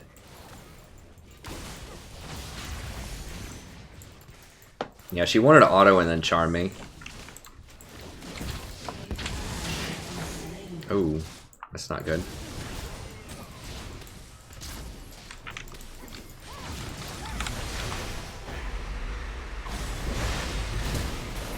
Really?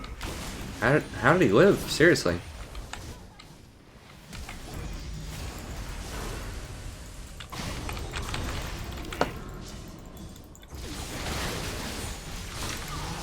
Oh god, that misclick.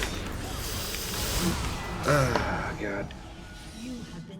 Seriously, how did Brand live?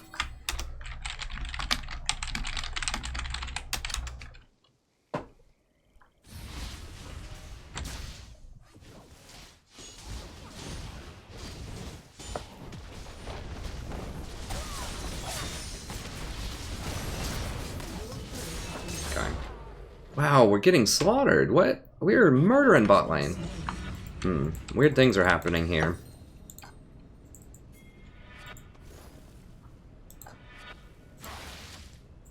Unstoppable.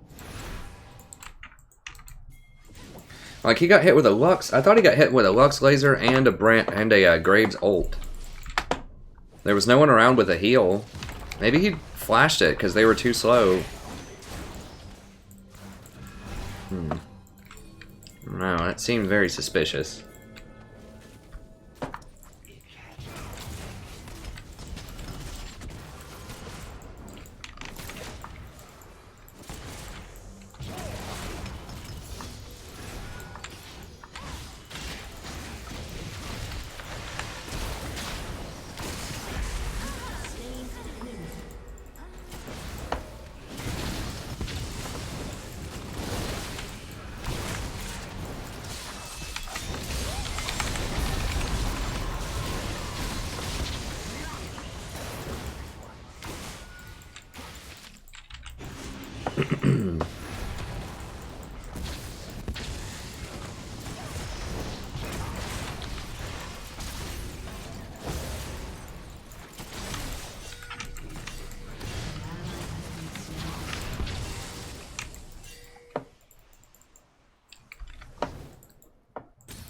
Drop a bunch of wards.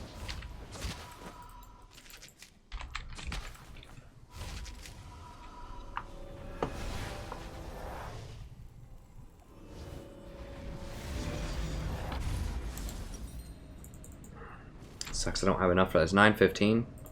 Sell one of these and get it. There we go.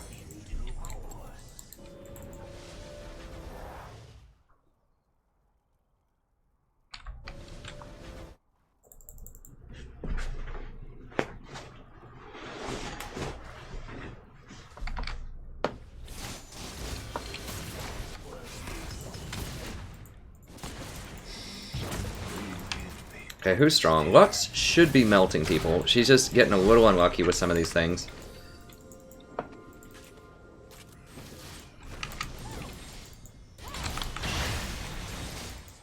I could flash ult on her, but I'm not sure if that's worth.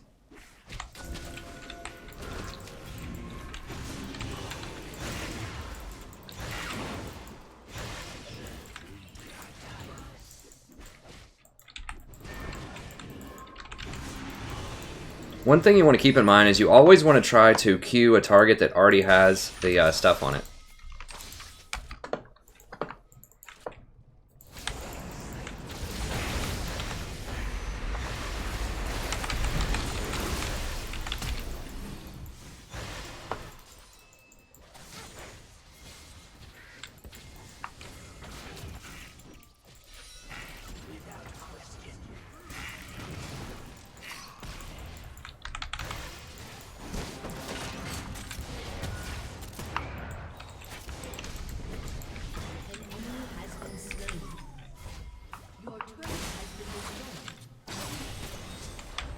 Is that like Trinity Force? No, not Trinity Force.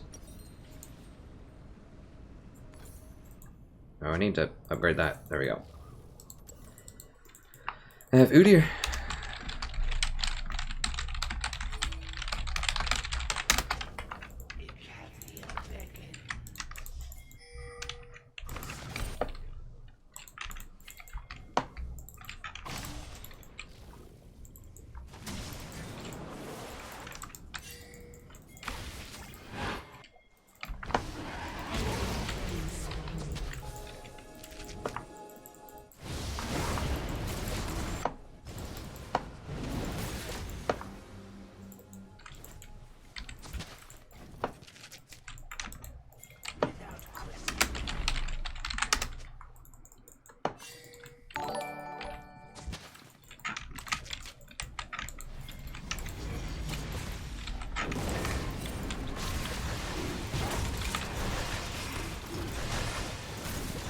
Okay, they see Kale chasing, so maybe they won't think we're doing this. That's what we're hoping for here. Just... Lux should be able to clear that wave. Okay, yeah, we got it. I don't think they're next leveling us and like hiding in one of these bushes or something. Okay, Brand's down there.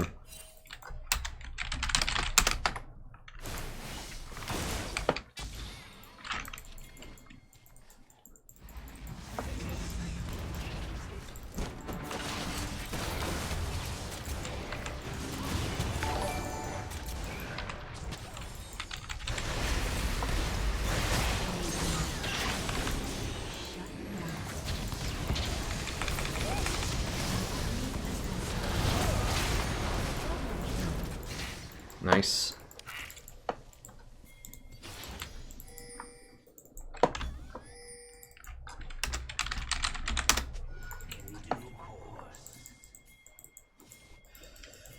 Can he tank?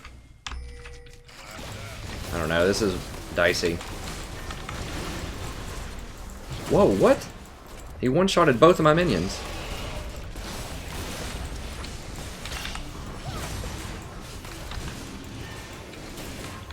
They're on the backside there, maybe he won't hit them as quickly. God, this is so risky. But they don't have wards on it, I did sweep it. I mean, their smite was bottom also, so... I would have felt better if Lux lasered it, but she didn't have her laser.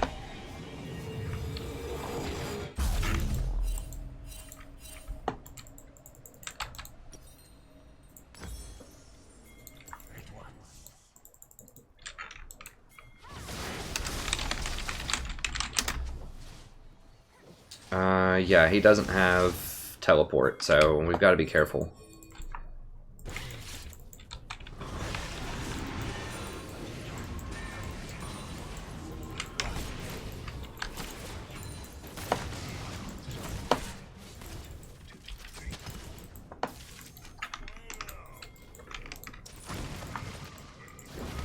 We gotta wait on everybody.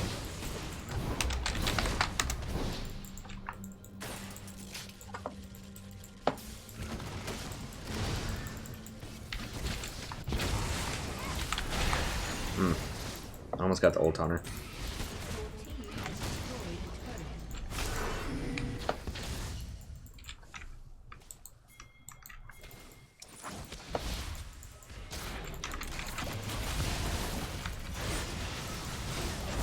Well, what's going on over here?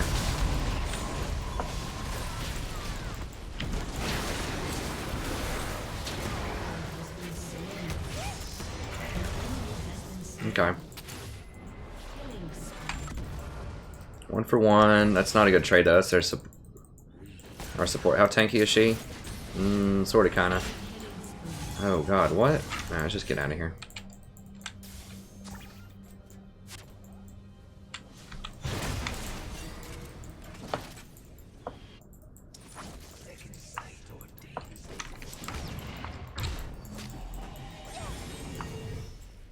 If Lux hits one of those, somebody's gonna die. Oh, I could have ulted her there. I didn't know who else was there.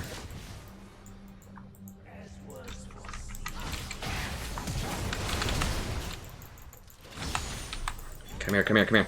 Okay, they got her. Oof, that charm. I was gonna be so sad if I didn't get to ult her.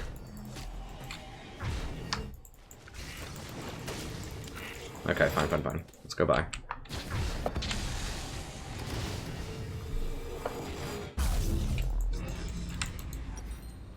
Can't do anything. Might as well just get a couple awards. Bull crit blitz. I miss my mouse. A little space on the laptop. Huh. That's true.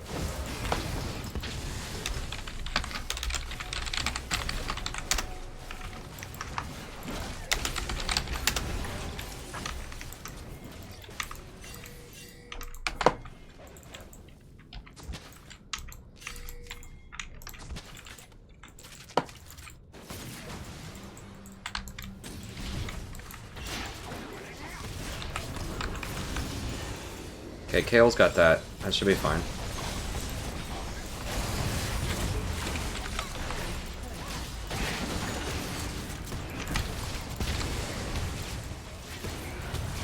No one's gonna be close enough.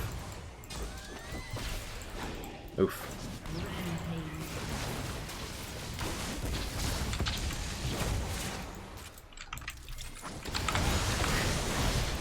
What? God, she's getting so lucky with these charms. Like, she's charming like a millisecond before I get my ult off.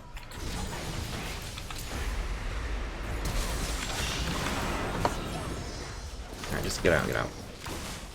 Graves is backing in a super unsafe spot. I tried to bail him out. I guess he doesn't have any mana, to be fair.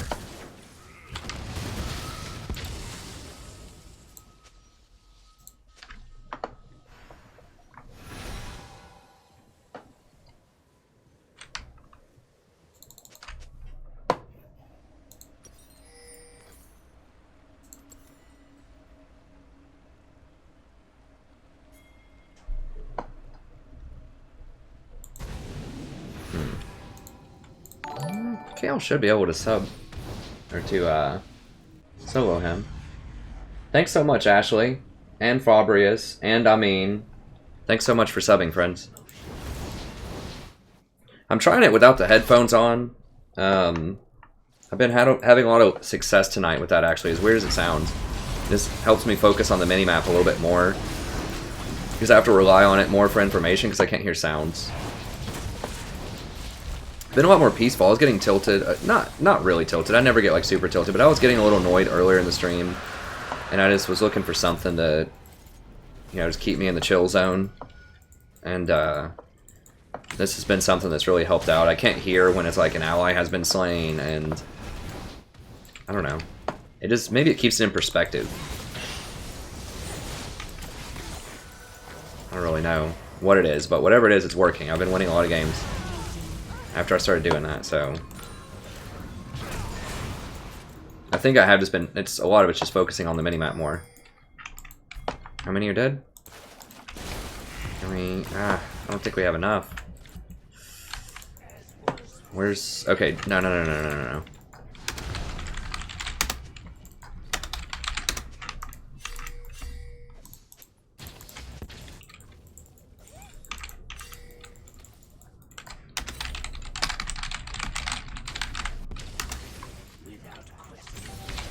Oh, we need to get this pink out of here for sure.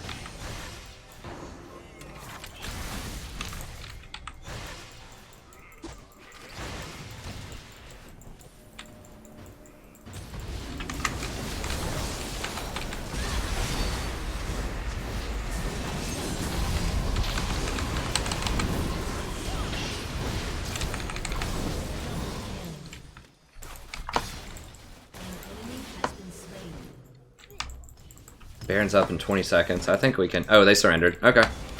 Sweet. Yeah, so I just chased him over there. Ulted the Irelia. Don't be afraid to ult tanks. I mean, you do really high percentage damage, and, you know, 2.5 seconds, that gives your ADC some quality time, or in that case, some Kale quality time with the tanks.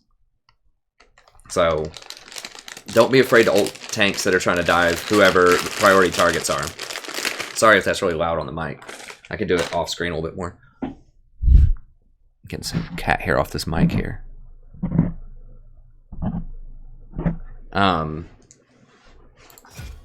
How are we looking here? I'm not really super tired yet, and we still have a lot of people, so just had 3 more people sub that game, so we'll keep going. Yeah, I've been in the zone, though, since I took off those headphones. Yeah, you could kind of see right there how Malzahar can get away from people pretty easily. You just drop your minion with Rylai's, and whenever it hits somebody, it slows them, and it spawns another minion on you. So, I'll show you on a map here.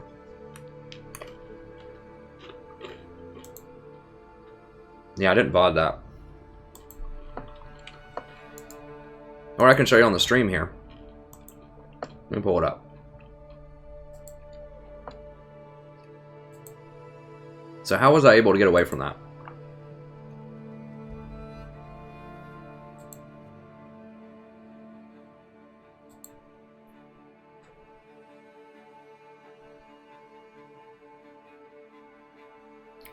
What's going to happen, you'll see, is when I start dropping minions when I'm running, if they attack somebody, they spawn another minion at my location. And so it creates this trail of minions that's just constantly walking back and hitting people. So that you have this basically perma-slow on them. And it can hit multiple people too if they're all chasing you, so watch. So I put a minion there just in case someone comes. They start coming. Watch, he gets slowed. Drop it there. Another one. He gets slowed. She gets slowed. It keeps spawning more minions. They're constantly getting slowed. And then I just pop it, turn around, grab the Aurelia, because she's isolated. She's really far ahead of everybody. And then Kale just melts everything. I exhaust through a deer, who's trying to get on the Lux. Kill her. That was pretty much it. And Jen was split pushing bottom the whole time. It was basically a 4v5. But the reason that I was able to get away was because those minions were just constantly slowing.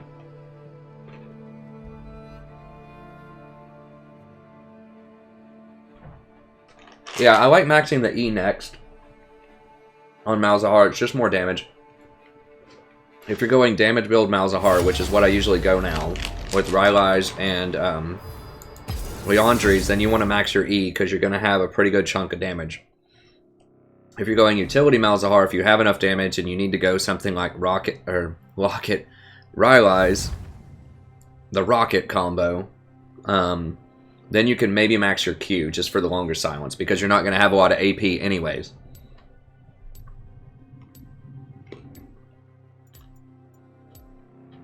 She did, but she doesn't go to the doctor for another, like, I think like 6 hours or something.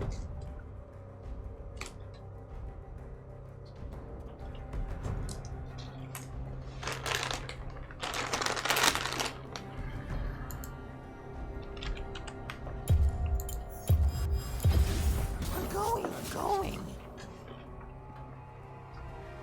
Yeah, she's fine. If I want your opinion, I'll beat it out of you.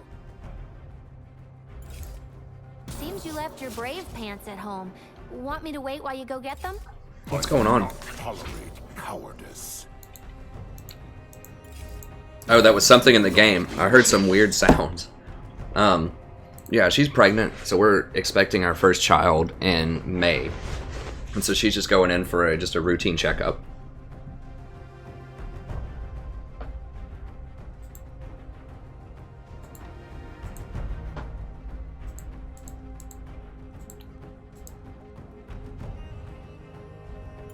I will wait for you to be better.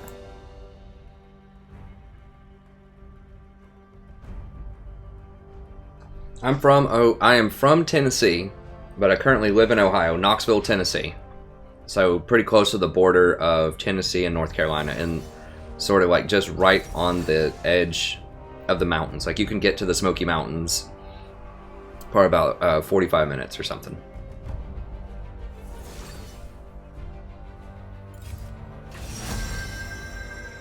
Huh. Well, they have a Nautilus. Yeah, I could just do Malzahar again. Janna is not going to work here because we have Ezreal. I can't pick Nautilus. I could pick something like Tom Kench, but it's really risky because I'm just going to have to go Malzahar. It's really risky because if I go for Tom Kinch and they pick something like Vayne or Twitch, then we're going to be in trouble. So I do like playing Malzahar, but he's just the safest pick right now into the meta. So if you don't know a lot about what they're doing, if Vayne and Twitch aren't banned, then Malzahar is good.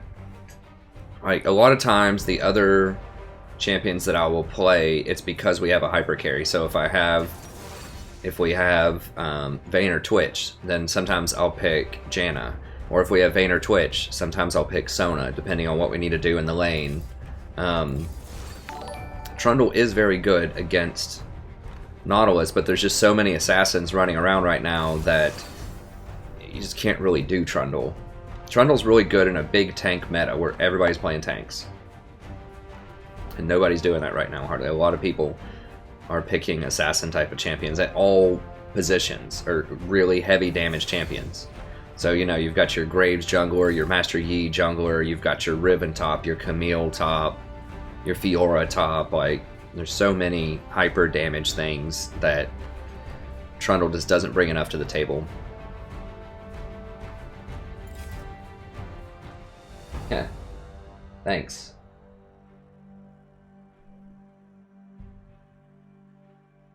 Hey, thanks from Portugal, friend.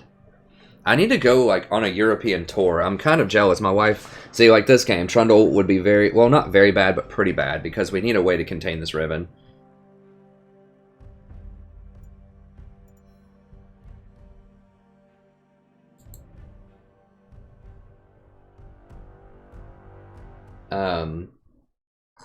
Yeah, thank you very much. Who joined? I don't have the headphones on, so I don't hear the little ding. But, Dugsef, thank you very much. Yeah, my wife, when she was in college many years ago, she studied abroad in Spain for a semester. I don't remember if it was a year or a semester. I think it was a semester. And she got to travel around to, like, Italy, Portugal, of course, Spain itself, and a couple other places. And I really want to go on a European tour, so that would be fun. Portugal, I'm sure, is a beautiful place. Probably has some lovely coasts there. The North Atlantic is pretty cold, right? Like, around Portugal. That's like cold water. I'm not sure if, like, because it's really weird in the United States, on the right side, near the Gulf Stream, like, if you go, like, Florida obviously is very southern, but then, you know, even as you go up into South Carolina, North Carolina, you can get some fairly warm water. Whereas if you go to the left side of the United States in California, the water is freezing all the time, even in really hot places. Even in really hot sort of southern places, like Los Angeles is the only place I've been to in California. But the water is absolutely frigid there. That was one of the most shocking things. I was like, oh my god, this water is cold. I just ran right out and jumped right in the ocean. I think it might have been in, like, March or April. I thought it was going to be like Florida, because I was like, okay, it's a really hot place. You know, we've got palm tree type of stuff. Let's jump in that water. And then I was like, ah! It's like so cold. I still, like, went out in it, because if you're at the beach, you gotta go in the water. That's my sort of thing, but it's cold. And I'm used to cold water, too, from, like, mountain creeks and things, but it was definitely on the shocking side.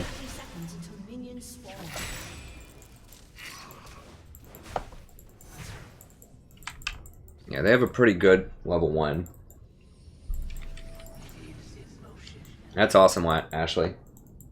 Yeah, I definitely need to go to England, for sure, because you know, my specialty, I do actually teach at a university, if you're new to the channel. I do teach persuasive writing and 19th century British literature.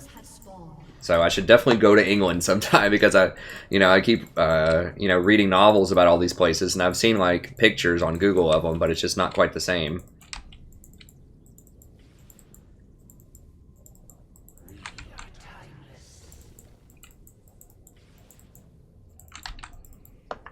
Like, you know, London, Brighton Rock, Liverpool, but it's just not the same.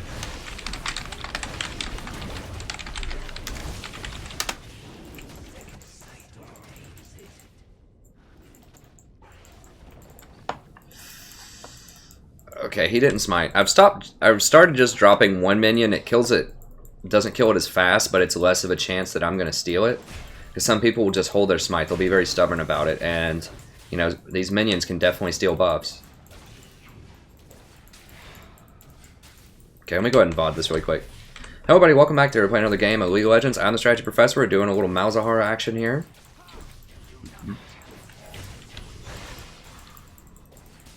Still rolling without the headphones. I've been having a lot of success with that tonight. I don't know if it's just a coincidence, if it's just a placebo effect, but I feel like I'm just playing much better.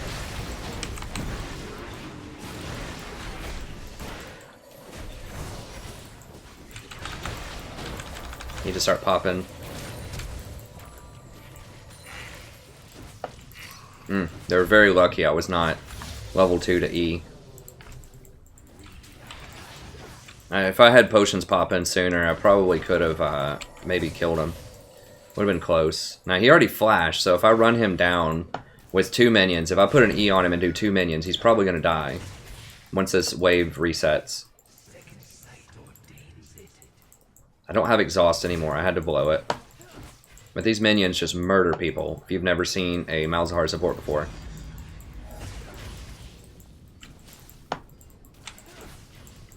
I don't want him to get too much health back.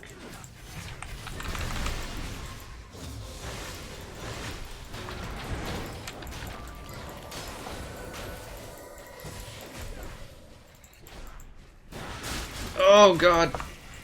Oof.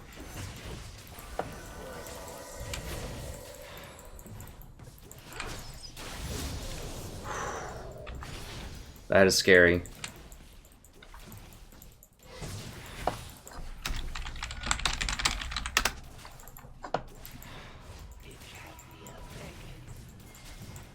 God, he's gonna get sniped out by an arrow. Oh god. And Zach just showed up right now.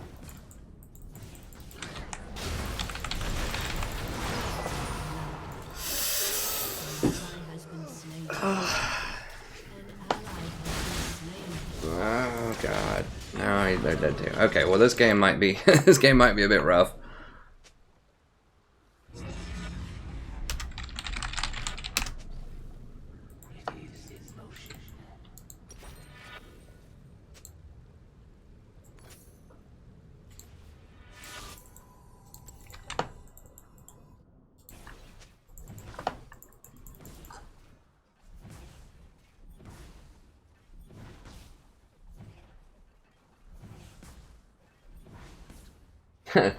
That's true, Pedro. A little cold water does the spirit good. Does the spirit well, probably would be the grammatically correct way to say that. Now, just imagine if Zach came bottom right there during all that. This is why you have to just camp bottom. You're just not going to kill Riven top, probably.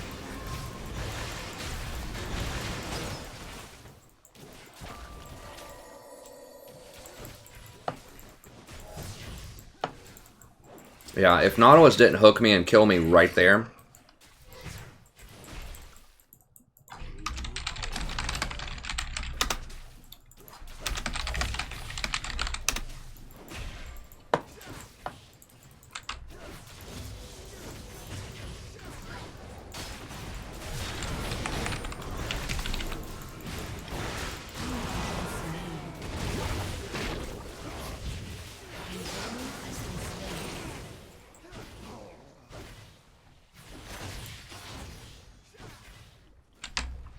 Why is he saying after that, then?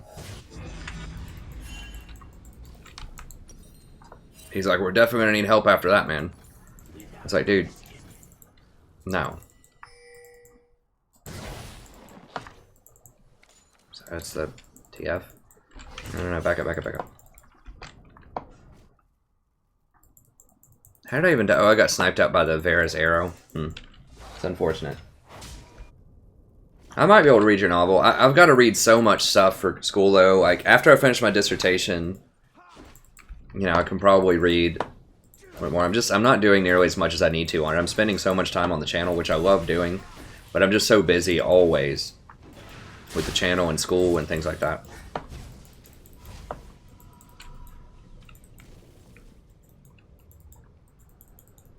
But yeah, I might be able to check it out at some point. Did you say it was like science fiction, or was it? I don't remember what genre, which genre you said.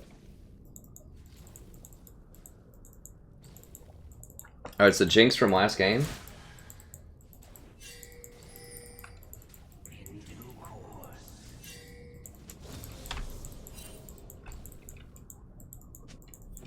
Ezreal? Swear to God, dude.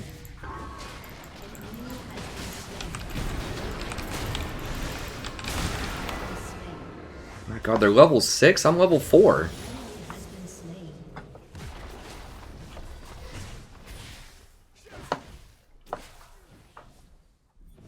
Well, I guess that's worth.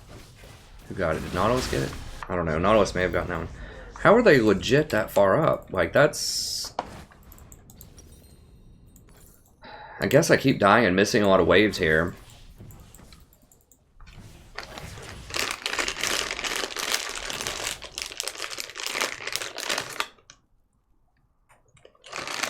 Oh, I see.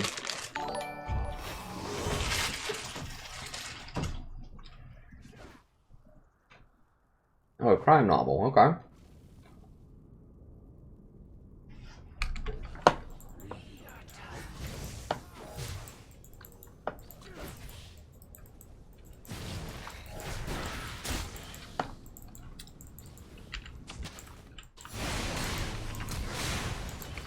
Well, at least he's playing, Damn it, we're getting worked by this guy. Oh, I've got like 100 milliseconds too. I gotta... An enemy has been slain.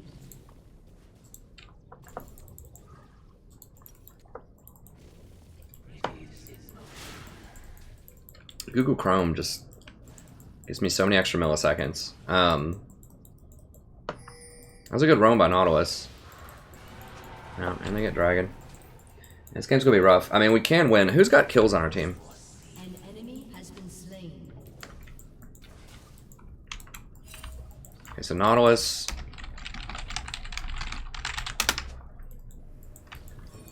Oh my God, they're gonna dive the crap out of me probably.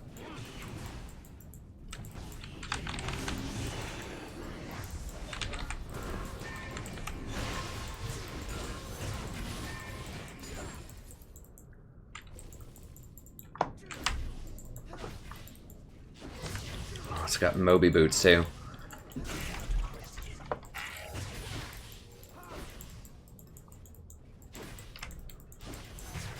I really need to get my ultimate. Probably dead again. I mean, we do have really good scaling. Well, sort of. God, this Nautilus is just a true terror. This guy, I just tried to ward. I tried to drop a ward up there. I don't have a sight stone yet because I've been denied so much gold by never being in lane. Are they going to get that? They're going to get it. Oh.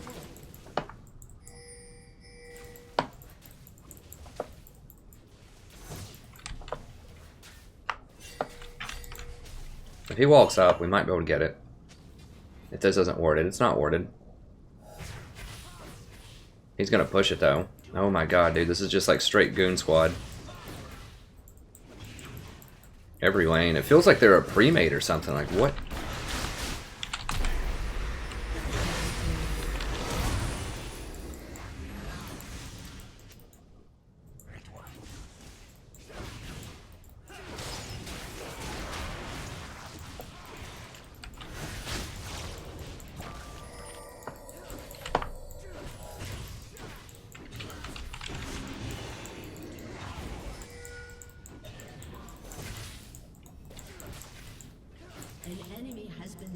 I feel like I need to rotate up there. It's just too far away. I mean, they're at a severe numbers disadvantage, but they're trying to fight.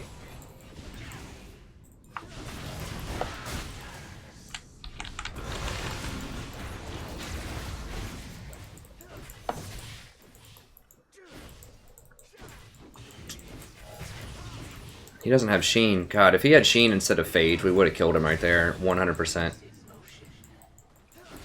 Or at least made him use his flash. I don't, or his heal. I don't know if he did or not.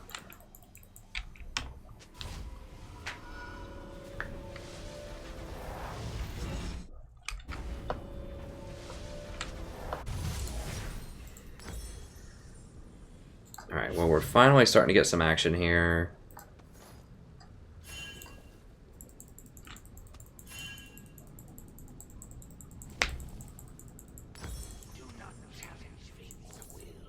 I should have pinged it like 3 times first, so that, you know, Ezreal would know I was going to go for that. This Nautilus is a true pest right now, though. He's getting Locket first. This guy's pretty smart.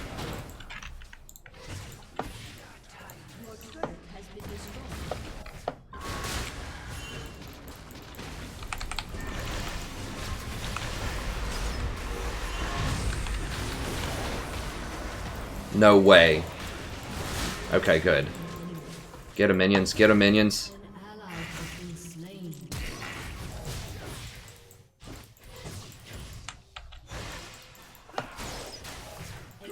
Okay, got him.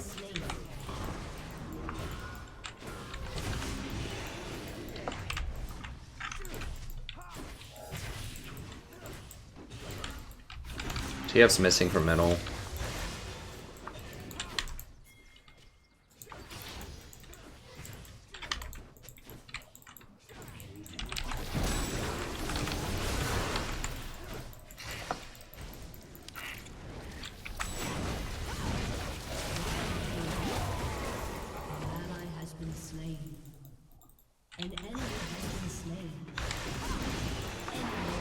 No.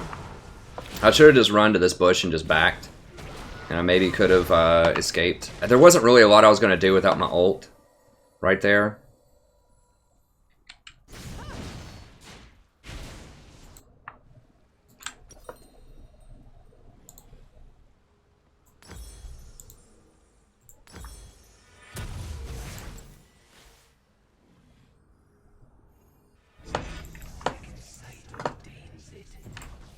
Shut down.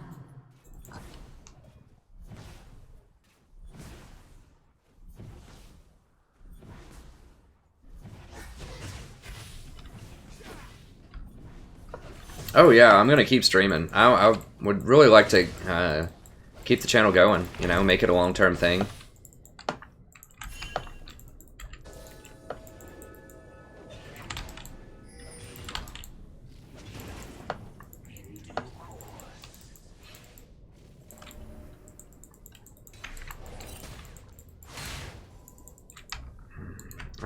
We're just not in position. Zach's like top lane getting blue or something. I hate giving up Infernals.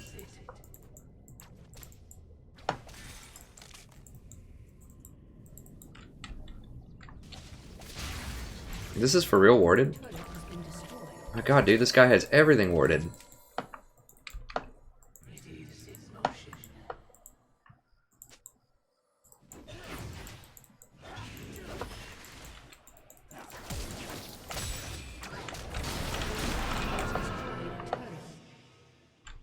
At least 2 of these people have to be duo queued. Like, this is ridiculous. The kind of vision they're starving out in these rotations.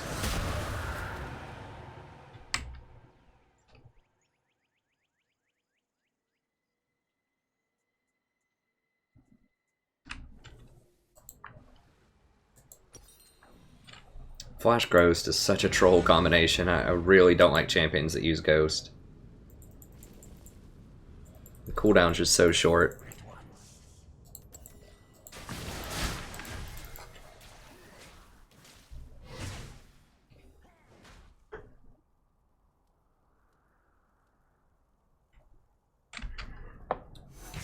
No, I'm gonna keep going. I'm gonna keep making content for, I hope, a long time.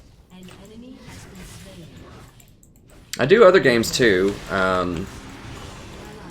Right now it's just primarily Total War Warhammer, but I want to do some more Civ 6. I just haven't had time for it. Like, I put so much time into this channel and everything else that I do.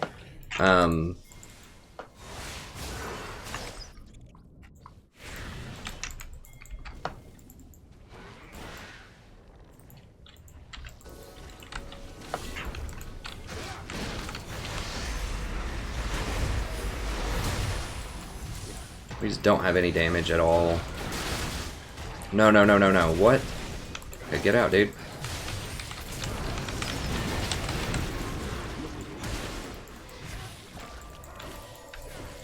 Got his flash, I guess. We are in this game, dude. Oh my god, what? Jesus.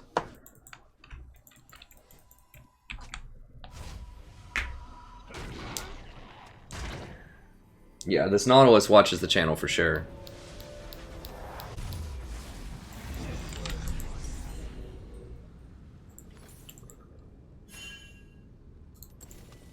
I need to get more control wards too. God, that ghost TF is just like such a terror. It's like a free kill every 2 minutes. It's basically like an ult.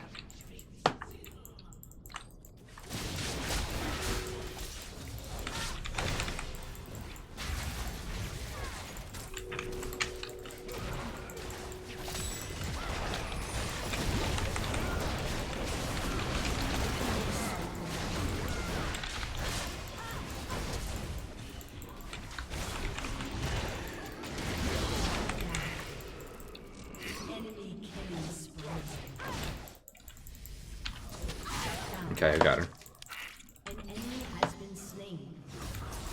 Oh, and Renekton got him. I mean, we're really not that far behind, even though, like, I really haven't had the greatest game in the world. The team is not that far behind. You know, we are behind towers, for sure. We're behind a little bit in kills, but we do have really good scaling with Kayle. Like, Kayle can just murder an entire team by herself later in the game. Like, TF's nice and everything, but once Kayle gets going, Kayle's one of the hardest carries in the whole game.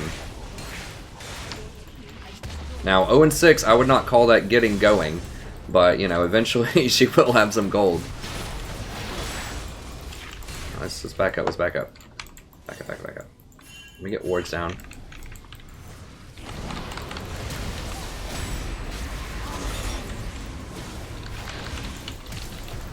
Now we're all gonna die from this Nautilus, probably. No, dude. Bless.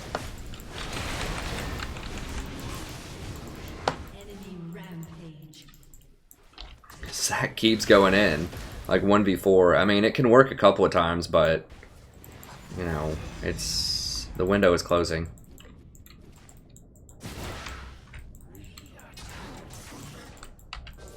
Oh, you're not getting that.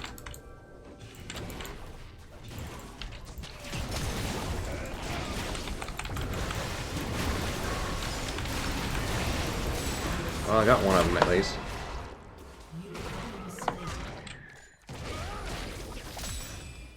Oh my god.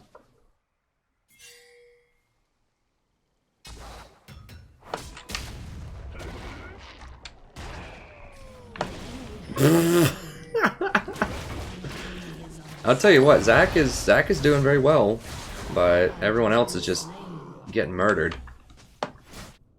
Your turret has been destroyed. An enemy has been slain. Is Ezreal like lagging out now or something?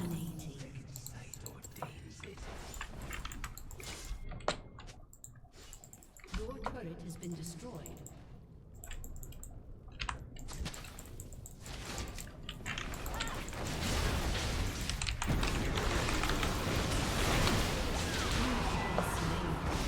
If it was just Riven, I could have killed her, but since it's both of them, I can't, because as soon as she hit me under tower, I could have ulted her and baited her to die, but I can't do it because Shiv's just going to kill me.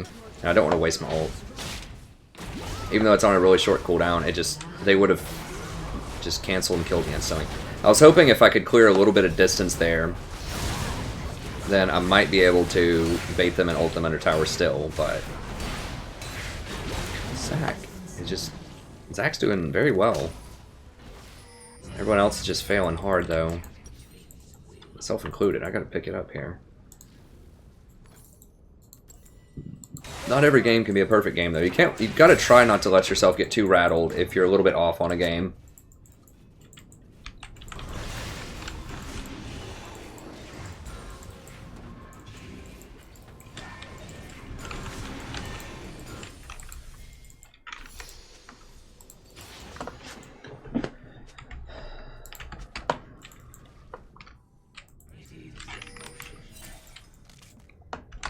Who's going down there? Riven? Really need to get 2 Rylai's. Okay, good. Now Kale's going. She got a couple of kills, right? Yeah, she's got 3 kills now. Okay. That's their wave clear.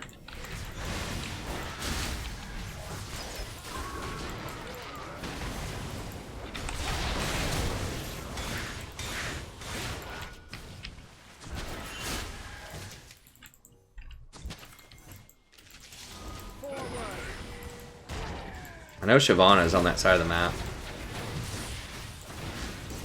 Shyvana's gonna flank and kill us.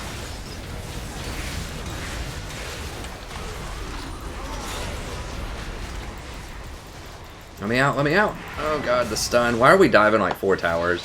Just get this right here.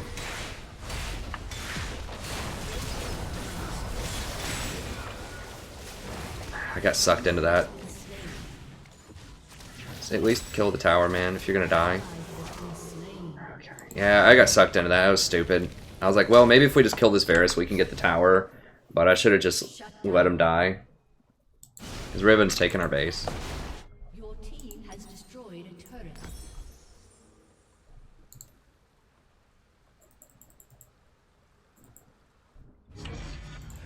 Your turret has been destroyed.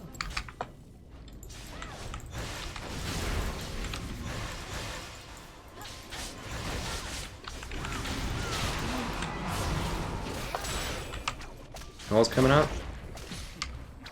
Ezreal's up. Oh, Ezreal's over there running around. I was like, if I can stall Riven enough for like Zac to come in and make a play, then maybe I could do it.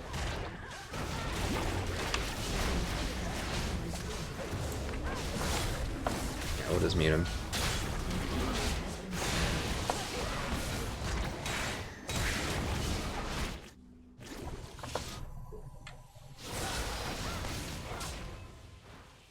I at least stalled him long enough for us to get a couple of kills. Because if I don't go there and distract that Riven for those, you know, 5 to 10 seconds, then they get to walk away clean. And so, yeah, it looks like I just suicided there trying to distract her. But it did stall her for about 10 seconds, which ultimately did give us 2 kills. So I don't like dying a lot, but I had to do something there just to try to get us back into the game. Just to stall her out until help arrived.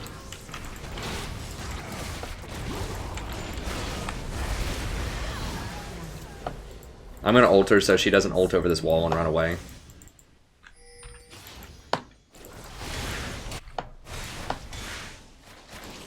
Gosh, nobody's going to stand on that or hit it. Alright.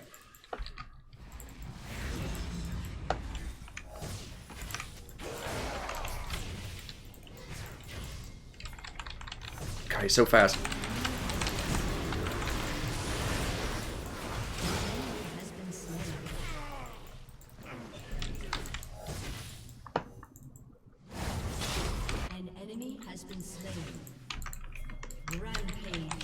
Here we are, coming back. Okay, we got the Riven too. Nice, that's an ace, right? Yes. Okay, we're coming back. Coming back, boys and girls. Making the comebacks. A bunch of them are still dead. I think we'll get this for sure.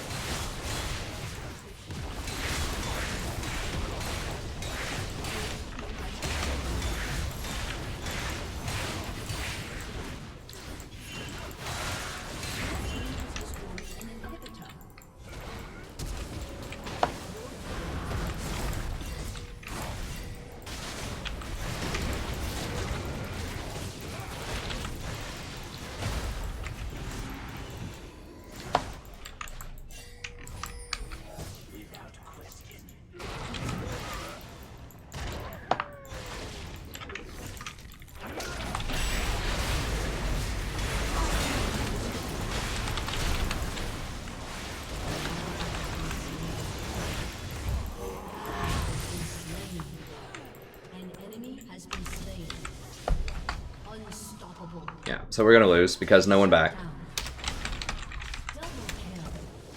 Everyone wanted to keep playing around the base. Hey Ethan, welcome back.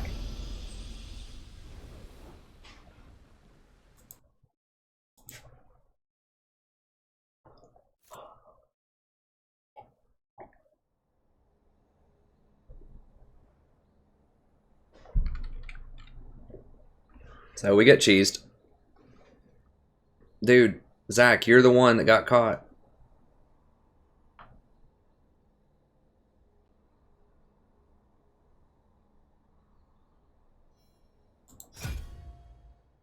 Zach's like, no one wanted to go back, man. It's whatever, though. It's fine.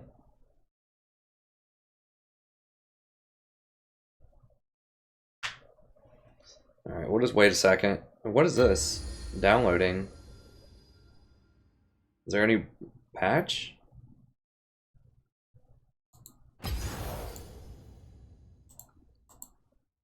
Alright, so we'll just give it a second here.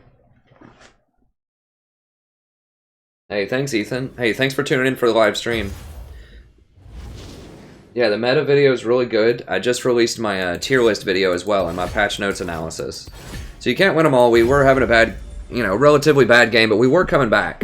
Like, if Riven hadn't backdoored us right there. I mean, I pinged the base as much as I could. I should have just run off somewhere.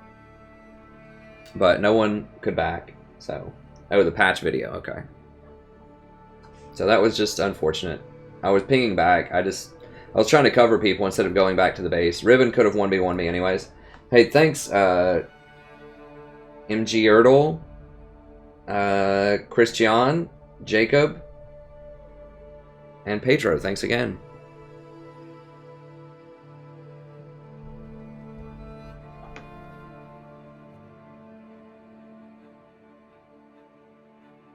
Hey, Master Fantasy.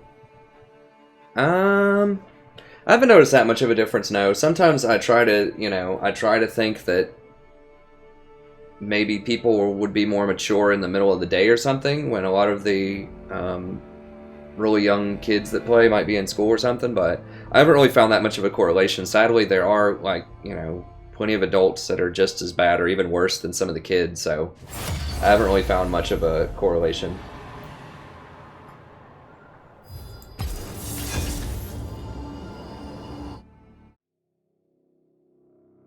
Oh, thanks, Bollock. Yeah, I forgot that you guys are related. That you're the same person.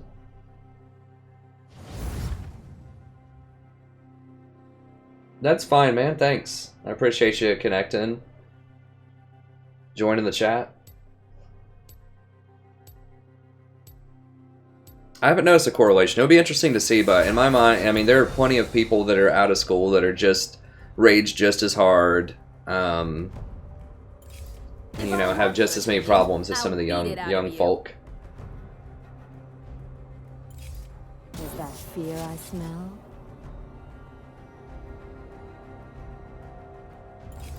I do not rest. If you see me looking off to the side here, I'm just reading the chat. I'll try to load it back up here. I have to keep getting out of Google Chrome. What is the fascination with Jhin? Like, I don't understand why people are playing Jhin over, like Twitch and Vayne. Are you certain? They're still so overpowered. Jhin is really just not good right now. He's like the new Vayne. Jhin is the Vayne of last January. Holy cow, we've had a lot of people sub today. That is awesome. Thanks everybody who's brand new that just found out about it. I do play Zyra support sometimes. I feel like she isn't really that great in the current meta. If you do want to see Zyra, I have an entire playlist of her. I do break her out sometimes. So I have 24 Zyra videos if you want to see the Zyra. And I know people love Zyra. It's really hard in the current metagame because she's very good with those early game burst champions. Like what Lucian used to be, and Jhin, and MF.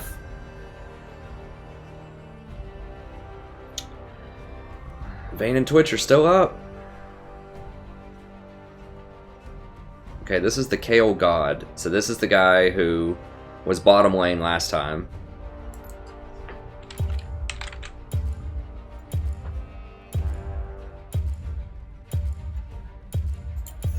Yeah, because Jhin and or because Vayne and Twitch are still up, I just have to go Malzahar again. But the problem is, a lot of the early game aggression champions relied on flat armor penetration. So Lucian and MF, Jhin, all of these early game burst champions that Zyra's good with rely on armor penetration, and they removed that stat and added in lethality, which is really, really bad. So it's they didn't nerf Zyra, but they indirectly nerfed Zyra because they nerfed the champions that she's really good with. So you don't have, like, so people aren't playing really early pressure champions. So whenever you root somebody and get your plants on them, then a lot of people can't follow up and get the kills early. Also, in the assassin meta right now that we're in, then it's really easy to pick Zyra off because people are playing these massive burst champions with high mobility all over the place. Like Ribbon's in virtually every game. And then Hecarim's in almost every game, he's banned this game. Vi's in almost every game. So there's just a lot of stuff that can assassinate Zyra really early. And the metagame right now has shifted to basically camping bottom lane. Really smart junglers who know what to do to win games will camp the bottom lane relentlessly. So all of this is not good for Zyra. Zyra wants a game against people that don't have a lot of mobility, that are squishy, that you can burst out, and she wants to be left alone in a 2v2 lane most of the time. And those things just don't happen a lot. So Zyra is good if you get a burst champion in your lane. Like, she's good with someone like Draven, probably. If the enemy team doesn't have assassins.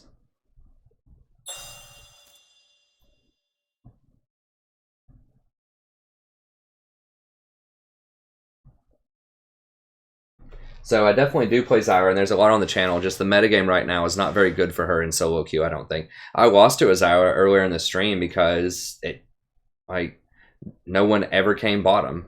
Like, they just had us pushed in the entire time, and the jungler never came. So if that happens, if for some reason the jungler never goes bottom, which is extremely rare in the current meta, then Zyra can be very strong. But, you know, in a lot of games, it's really hard to play her. And Malzahar is just a lot better in many situations.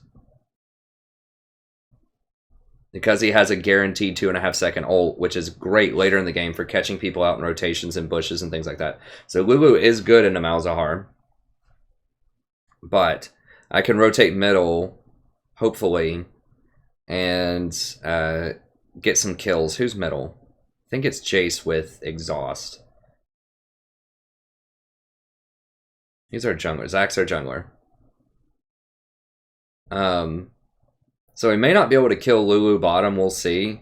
But we should be able to rotate middle and get lots of kills on this Jace, I'm hoping.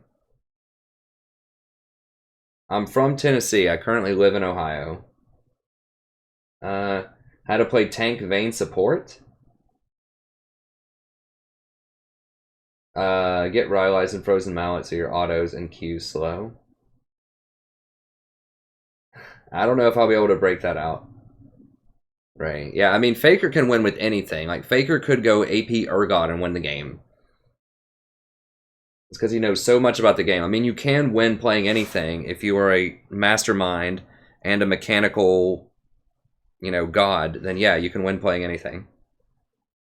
But I can't do that, and most people can't do that. Hey, Michael. I think Fiddlesticks is currently underpowered. I did love Fiddlesticks too back in Season 3. He was my second most played support next to Zyra. So I did like Fiddlesticks a lot, but they nerfed his fear down to 2.25 seconds from 3 seconds. And they did some other stuff. They made his crows 98% win rate in 65 games. I highly doubt that. 30 seconds until There's no way. That means they would win 64 of 65 games. I don't care who you are. Like, Faker can't even do that in solo queue.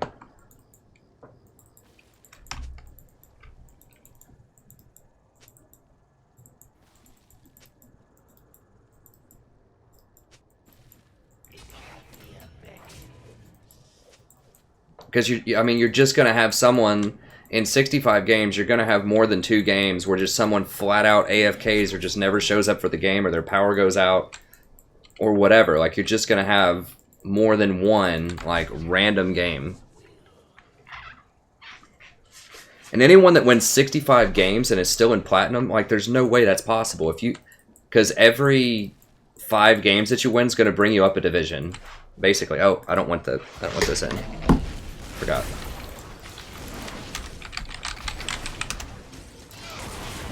There's just no way that's accurate.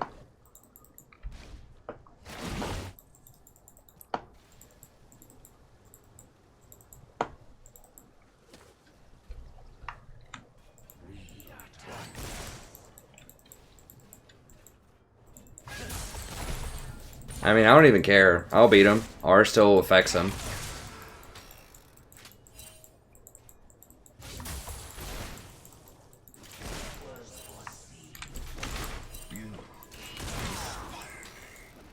Unless they're like, I mean, if they're using whatever the computer script, if they're scripting or whatever, maybe. But those aren't champions you would script with, I don't think. I don't know. Like, something weird is up with that stat.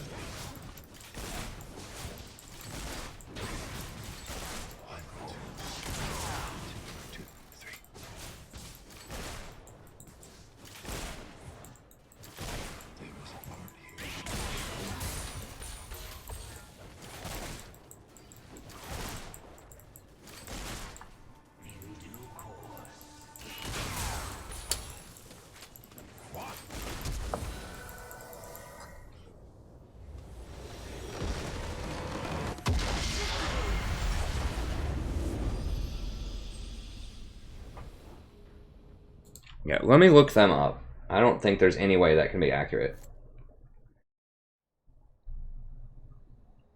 Yeah, I don't think Fiddle's that good. Who are the people that were supposedly, like, super OP?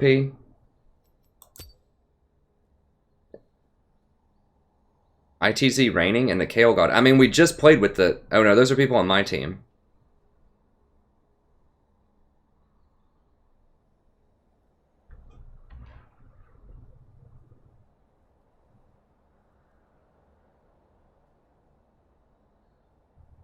Who are the people? Let me look and just see. I'm curious now. Unless they're like Koreans that just like bought a bronze account for fun or something. I mean, one of them was called Import Jungler. Yeah, so since I took off those headphones, we've been running real hot. It was in my last game.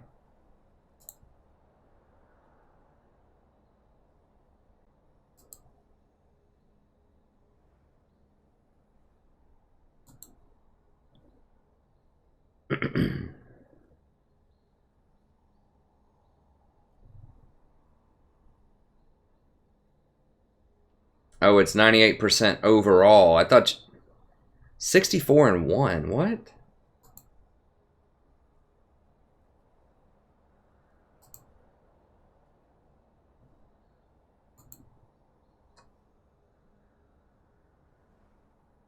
Oh, they just play all kinds of different champions.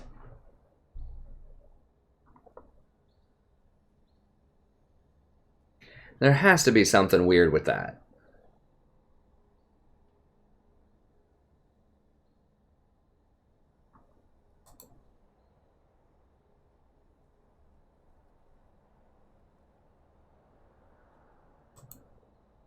It says they're winning a lot. Oh, a lot of that's leveling. So that's starting at level 14. So that's not ranked. So a lot of those might be just leveling up or bot games or something like that.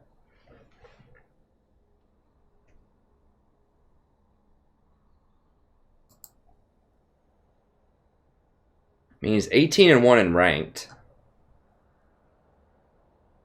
I don't know, maybe it is someone that just power levels accounts. I don't know.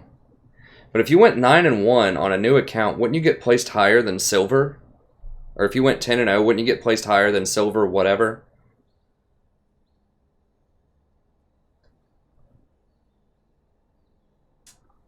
I don't know. Well, whatever. It doesn't matter. We're not playing them. That is interesting, though. But a lot of that was leveling.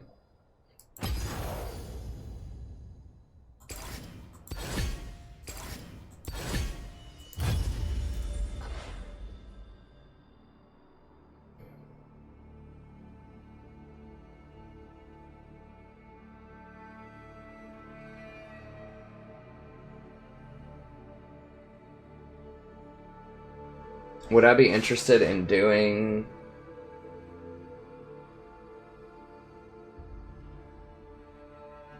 Huh. I mean, they had a good counter against it. They had Lulu.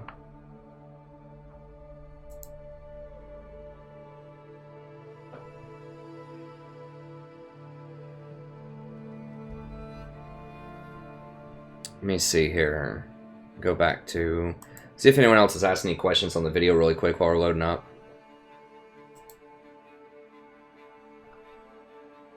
It's good.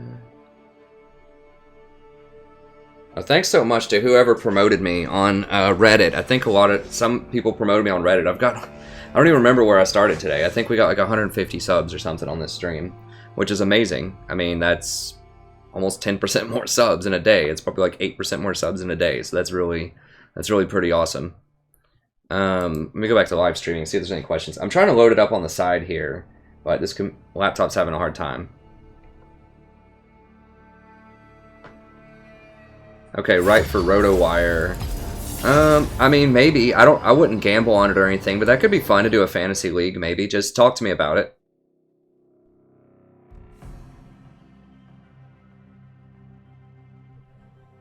Yeah, I mean, we could do a fantasy LCS league if people want.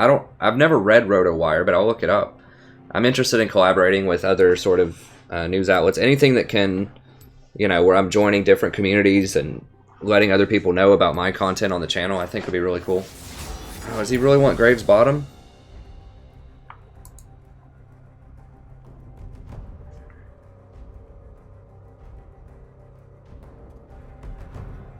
Yeah, the Fiddlesticks was a lot of fun, but yeah, the problem is they've nerfed his fear, they nerfed his his crows and his silence. I mean, I saw Fiddlesticks win the other day, but it's really tough for him. If you like Fiddlesticks, maybe try out Malzahar. They are a little different, but he's kind of the lockdown anti-assassin champion that Fiddlesticks used to be with his fear. Oh, they already banned Ziggs. Okay, I won't ban Hecarim then. If they pick Graves, I just might do Zyra. We'll see what all they pick, but Graves would be the type of champion that could be good with Zyra because he has really high burst damage, even though he's very short range. And we're kind of all in on winning the game before 20 or 30 anyways.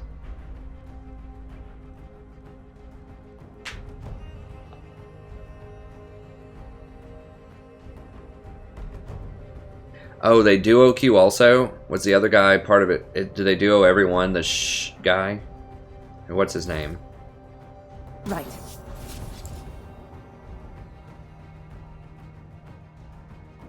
QOG? Yeah, okay. No cure for fools.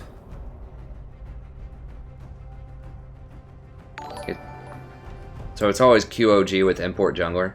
I think QOG, isn't that a person, like a Korean? Like, either champion or it's something Korean, I think. Okay, so he always duos. So he's a mid laner that always duos with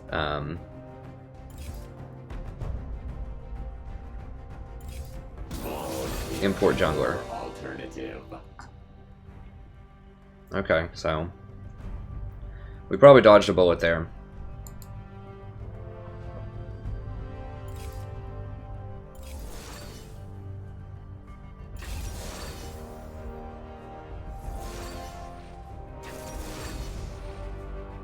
Oh, we can't do Zyra against Katarina.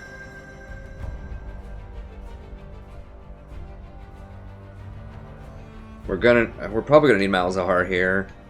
I mean, Janna can work, but I don't want to do Janna with Graves. I'd rather roam and make sure we kill this Katarina. And Janna against Brand is kind of a bad news too. I'm just gonna go ahead and do Malzahar. I want to do Zyra, but there's just too many assassins. All three of them are really, well, Fiora's not great into Zyra, but all the rest of them are.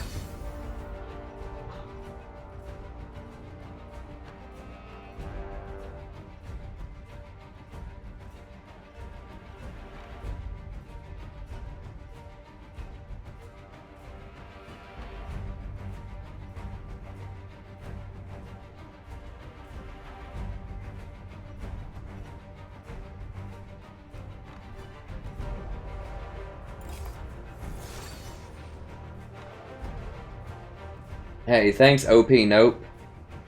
MGR Troll.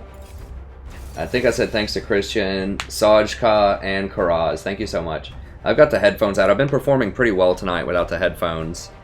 Our team's pretty nasty. We have a good team, except for Zenzao top is pretty unorthodox, but... Oh no, not Vi. Yes, Volibear. Okay.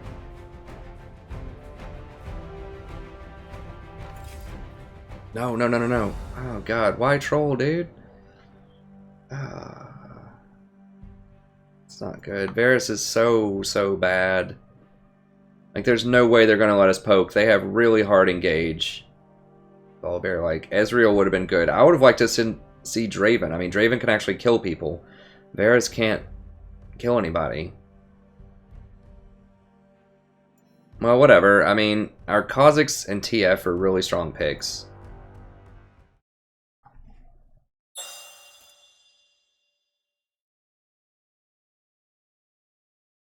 I think Celaguar may have passed out on us with a bunch of other people, but we're running hot. We've been at about 60 viewers, which is great for me. Usually on a weekday, you know, I'll run at... Lately it's been, you know, in the 40s, maybe 50, but we've gotten almost up to 80. We've been like 60 to 75 all night, so that's really sweet. We have so many new viewers in here. I just want to keep going. Usually I don't go this long on stream, but I'm just going to keep going, so we have so many people, so many new people rolling in.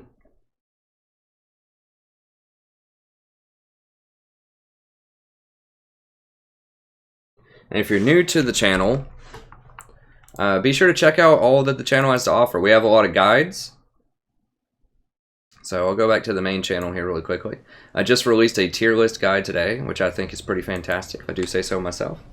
We have a lot of guides here that'll help you out.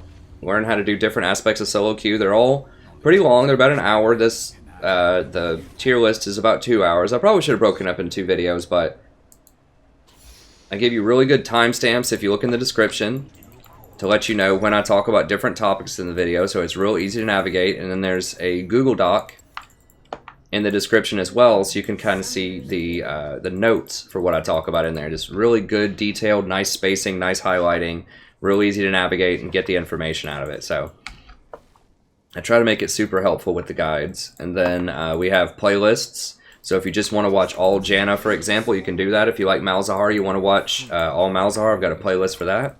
And then all of the past streams, if you're not able to make it, but you still want to watch the stream, they're all recorded right there at the top of the channel as well.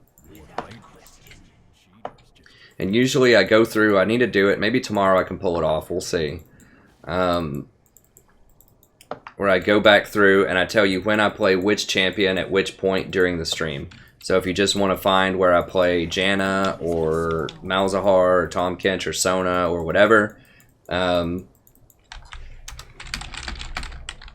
you can find that in the description. I keep wanting to grab my headphones, but I'm going to keep rolling with it off.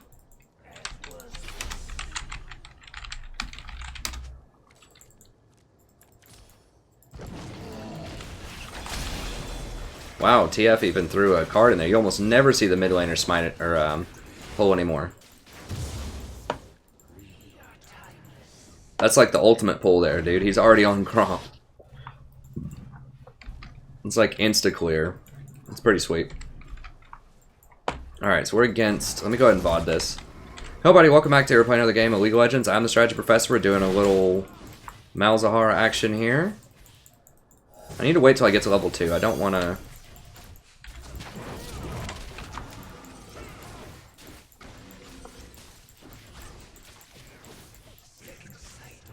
I don't want to risk getting hit by too much poke early on.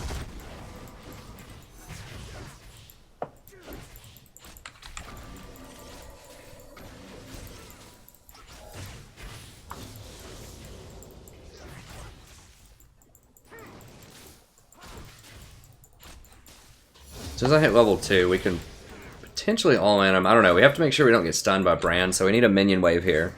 The Malzahar can do a lot of damage. I need to probably put it on Ezreal.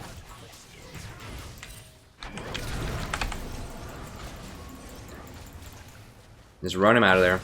Run him out of town. I don't want to auto attack if possible, because the wave will hit you back if you auto, but if you don't auto, if you just put the spells on him, then the wave won't actually hit you. So he missed a lot of CS, in addition to taking a lot of damage there, because he had to run all the way back to his tower to get away from him.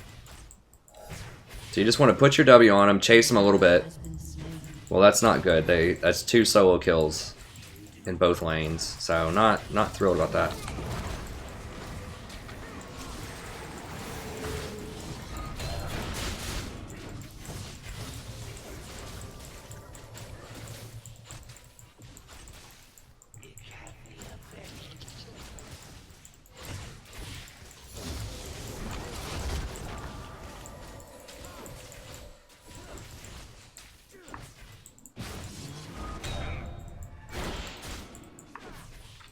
I think I can kill this Brand. I think he's going to go real hard on us here in a second. And the Brand doesn't have an escape, unlike the Ezreal. Now, he's hanging out at the back of the bush, so we got to wait till he steps up to try to harass us under tower or something. We might be able to kill him while that ward's up. Because that's one thing, if they run into a bush that's not warded, then it gets away from the minions. So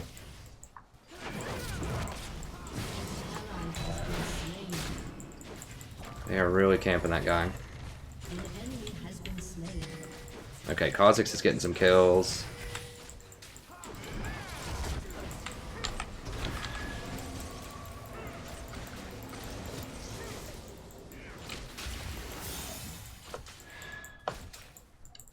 Yeah, you want to get him away from the minion wave if you can. That way it won't take the CS from your AD carry.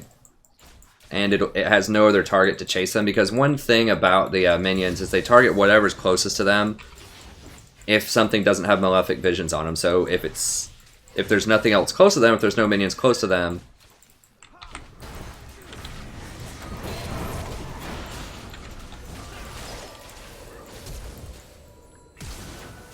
he shouldn't have flashed for that. It was a mistake. Xin Zhao's like, please camp me, I'm feeding. That's exactly what you don't want to do.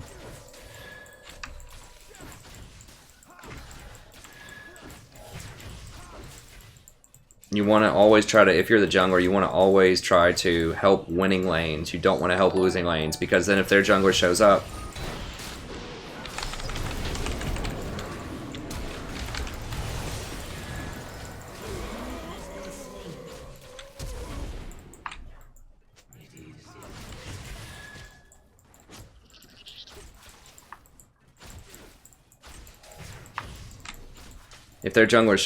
then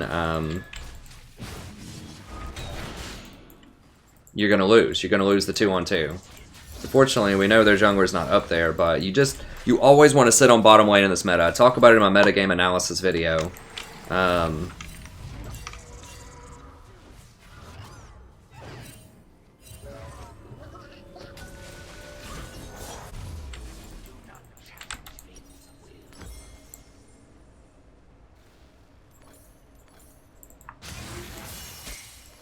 Okay, he did get away. That was close. Exactly, this is what I'm talking about. Well, thank God TF went up there. But usually, if it's a 2-on-2 and you're going into a lane that's ahead, then the lane that's ahead is going to kill you. Like, they probably would have died right there. Both of them, if not just one of them. So you don't want to camp losing lanes. You just, in this current meta, you don't even have to think about it. You always camp bottom lane. Like I said in my meta-analysis video, it's because bottom laners can't fight back. They're pretty underpowered on this patch. Dragons and first tower blood are so valuable, and you have a much better chance of getting those if you're on the bottom side of the map.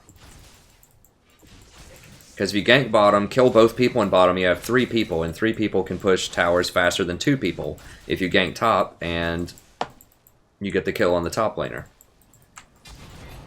So that's why everyone's camping bottom. There's a lot of reasons, but those are the 2 main ones, is that ADCs are really easy to push around in the early game, to take advantage of. And, no, you're not getting experience, bro. Get out of here.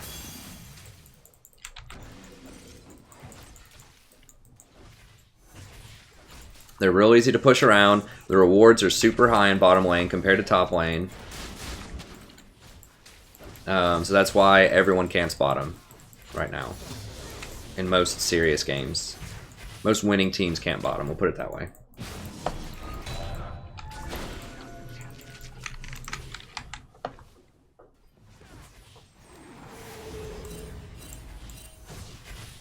Okay, cat's right there. I think we can kill him.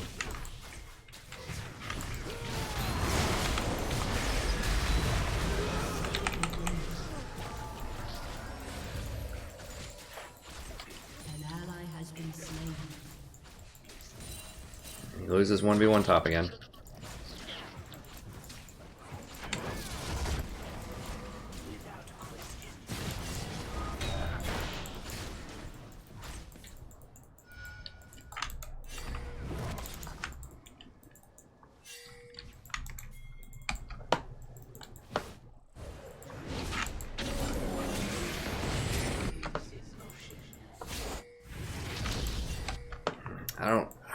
I don't think Zen either. He doesn't top, he's really tired. There's something just not right with this guy.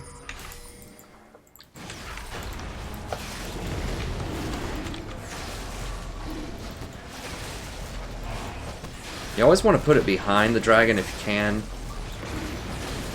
Because the dragon does this kind of AoE breath that'll kill them all with the minions. It's fine. I mean, you can do with one person. You can deal with one person who's kind of underperforming on your team if the other people are doing okay. Like I said, TF and Kha'Zix are pretty good picks. Just overall right now. Let's go for this. I want these Boots-Loo cities so that I get the CDR reduction next time I ult.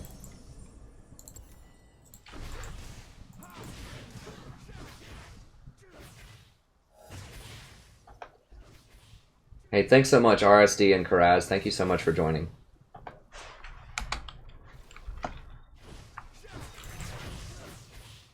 Alright. What is... He's doing okay item-wise. He's doing pretty well. We might be able to kill him here. We need to get the brand, probably. Now, Volibear is missing. Gotta be a little careful here.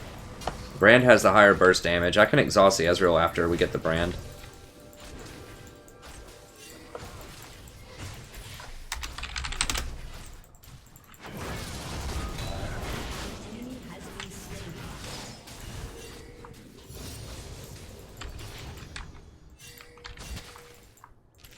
An enemy has been slain.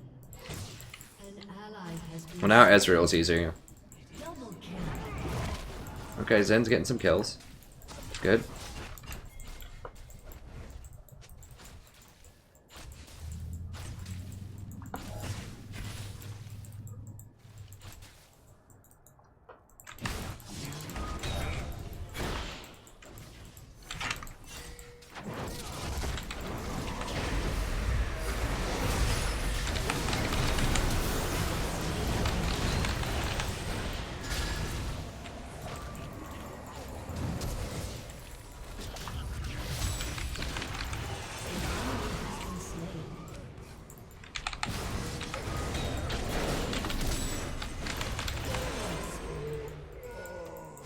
Nice.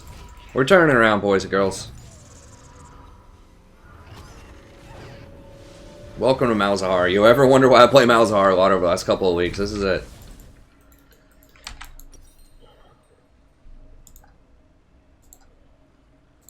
$10.50. We're not going to have enough for that. Let's go ahead and grab that. We'll grab a book. And one of these. That's good. This TF's doing a good job roaming. I'm a little scared of Katarina. I probably need to get a couple of kills, slow her down a bit. Varus, I mean, if you need a support to play with Varus, I don't like Varus in the first place. This guy's doing a good job with the skill shots.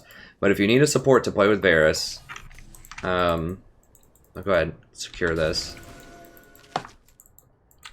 Just go ahead and prep that because I'm going to come back here in a little bit. Oh, what the heck? There's a ward? Where's their ward?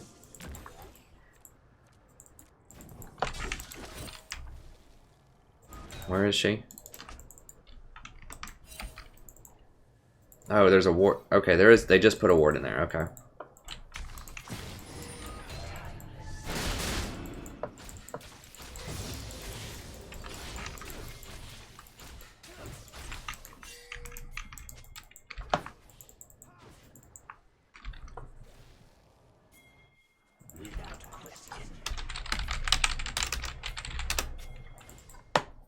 Okay, now we go. We're ganging bottom lane.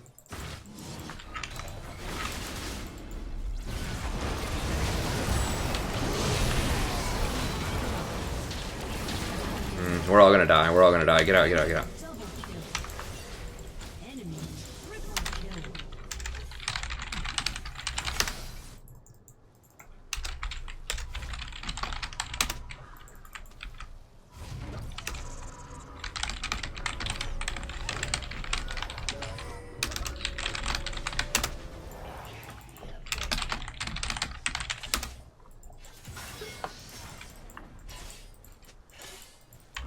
That's really catastrophically bad, honestly. Katarina gets a triple kill and they get mid tower, and we didn't have to do it. Like, all we had to do was just wait. We could have caught him out with my ult. Because Bran just basically killed them all. Varus is okay. Varus is okay. I really still prefer almost any other AD carry. I mean, there are worse things than Varus, but... God, I really want to get the scuttle, but I just can't.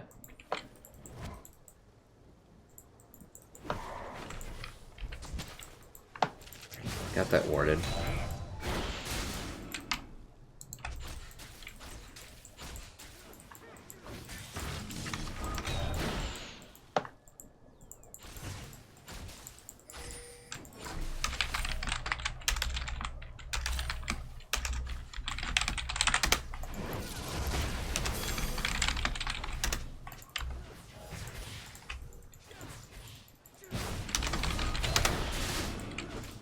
Jeez. Okay, they're all up there.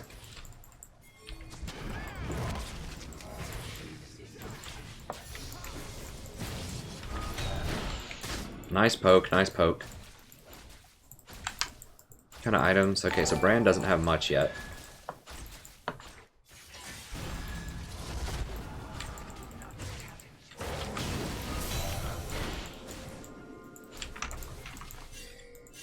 God, I'm probably dead. Help me, help me. Right here, right here. Oh, I'm dead, I'm dead, I'm dead. Oh god, she ran. She's low.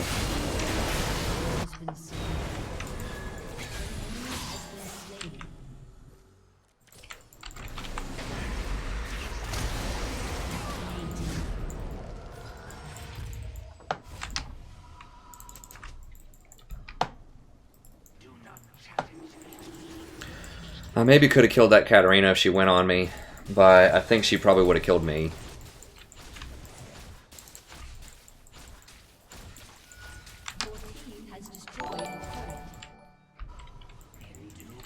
Okay, yeah, let's just go by.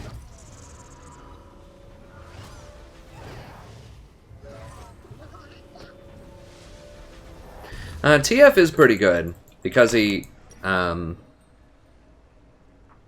need Rylai's. Absolutely.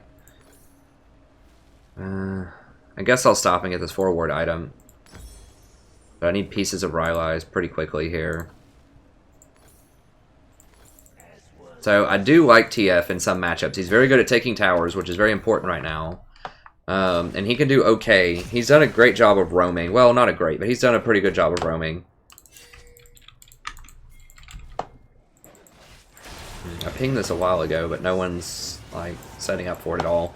If we only had 2 dead, we could have gotten it, but okay, they're just gonna come sit on bottom now.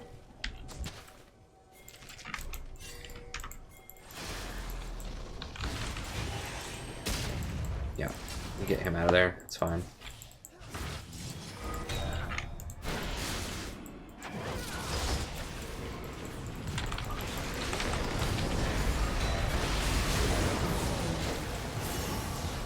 Even though he's tanky, you still melt him. He doesn't have any tank items really yet. Dude. Gosh, we're pretty lucky. Okay, well, nice. Get him, baby, get him. Oof. No. Get out, get out. Okay, Katarina's in middle, so we're lucky for that.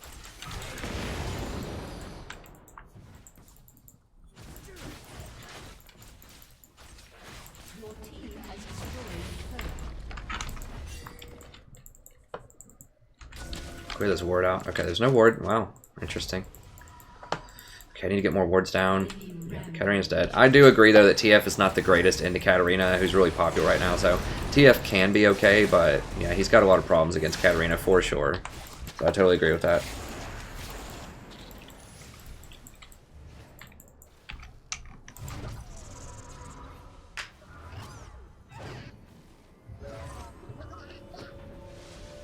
Oh, okay. The mini patch was for Dread Nova. Wait, why do I have 2 of these? Oops. I meant to grab one of these. I mean, we'll use them. We just don't have another control ward right now, which is not great. Well, we do have one still up, but I like to have a bunch of them just to help me clear out vision. Because it's control wards are important not only for just getting vision of an area, but for actually shutting out vision of a bunch of other... Is he like AFK or what? Shutting out vision of for the enemy team. It's like you have an extra sweeper when you have a sack full of control wards, which is really, really powerful. That's how you win games, is you shut out vision and you bush bait people most of the time.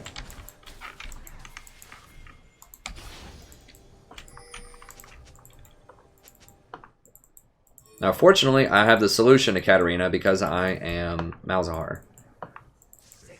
Katarina very, very rarely, if ever, will get a QSS. They almost never get QSS AP assassins. That's what makes Malzahar so good into them. Now, this might be warded, so I got to be a little careful here, but I do have a blast plant in case something pops out of that bush. I might be able to solo this out.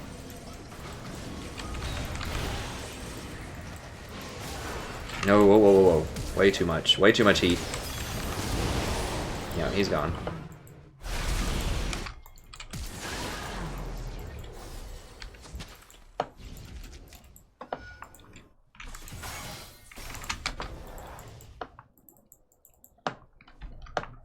Alright, she's running.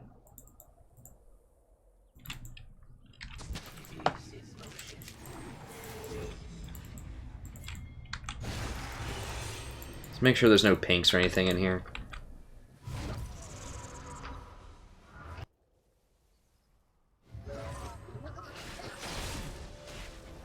I do need to get to level 11. I should have probably stayed up for some experience there. I don't know. I'll go ahead and grab that. I'll get a control ward.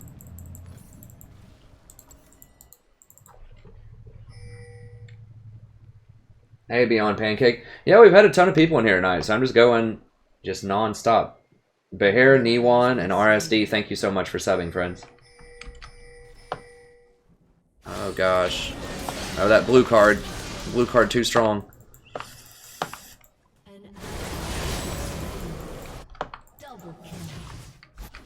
God bless.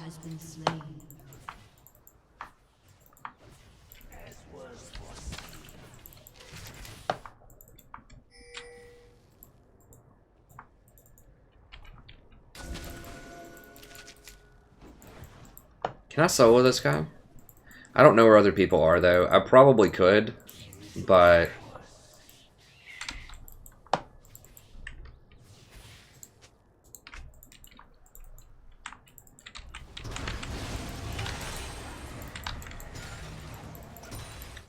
Is she gonna get him? I think she's gonna get him. What slowed him? Oh, Gunblade.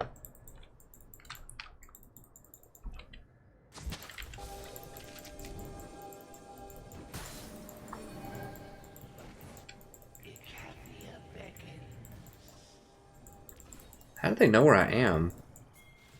They have a pretty good nose for where I'm going to be.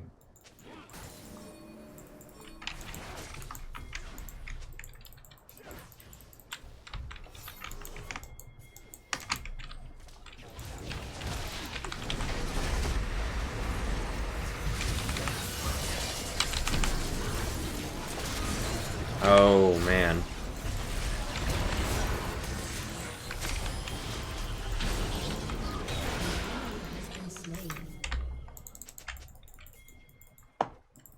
There we go, we got him. So I just pinged like 3 times just so people would come up. Still no one hit him. TF could have just wildcarded him and he would have died. But at least I gave him a chance to know like where I was going to put him.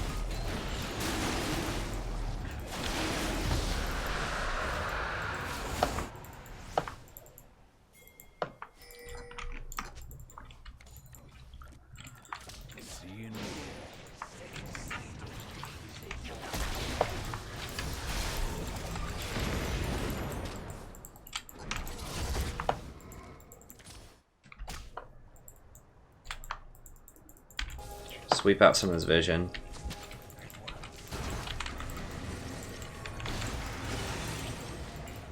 Remember, if you hit something with... Now, Fiora's gone missing here, which is not great. But I think I can get this. It's a little dangerous. I gotta get it and run. She could be like here. She could be, you know, trying to make a play on this Kha'Zix. We don't know. She could have stuff jungled. We've lost sight of her for a little bit.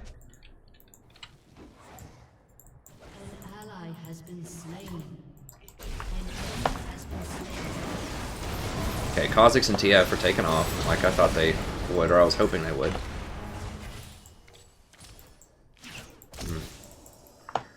TF's got to start hitting some gold cards. I mean, I'm not any better at TF. I'm just saying, like, if you play TF, you got to get gold cards.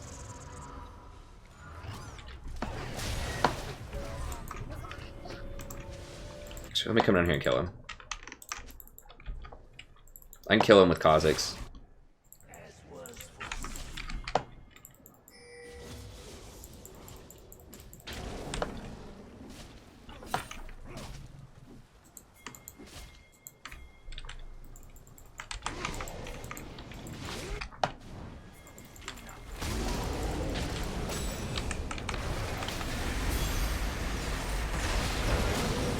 There we go.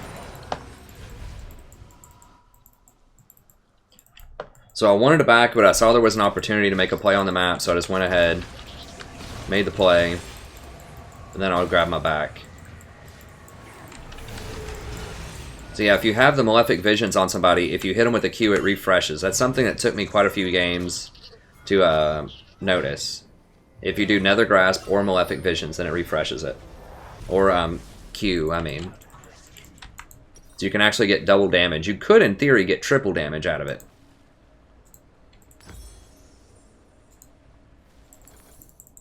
Malefic Visions. If you time it correctly. So there's a lot of nuance to maximizing Malzahar. Oh yeah, good call. Yeah, I do need to use my Q to stop that Katarina ult. I don't remember if I'd already used it before or not, but yeah, good call. I forgot about that.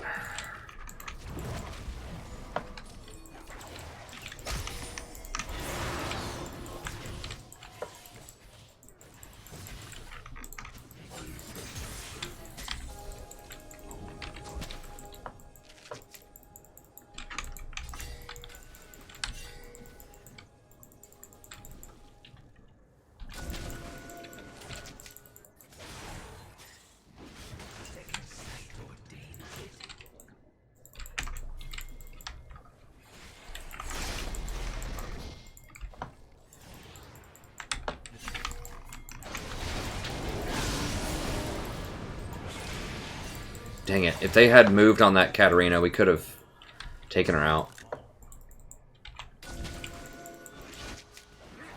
So we're just cutting off vision everywhere. Making sure that we have this area covered, and then when someone tries to rotate down, and we catch them out in the jungle. This is our jungle now. People will think they're safe walking in their jungle. They aren't a lot of the time. If you're really far ahead and you're doing vision properly.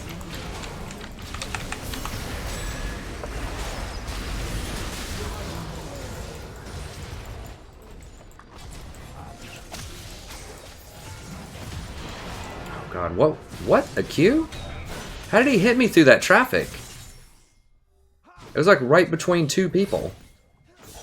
Oh, that was so unlucky. I should have just run. Once I saw Katarina, I was trying to run, but I just couldn't get there fast enough.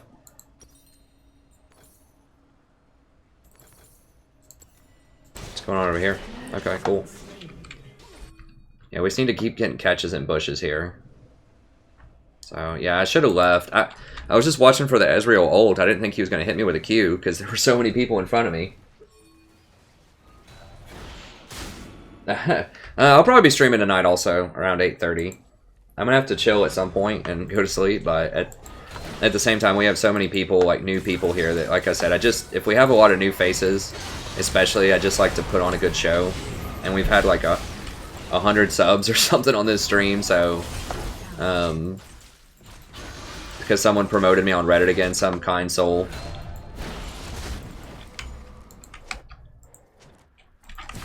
Alright, we gotta get him out of here. Get him out of here, coach. Yeah, if we can starve out Vision in here, we might be able to make a play.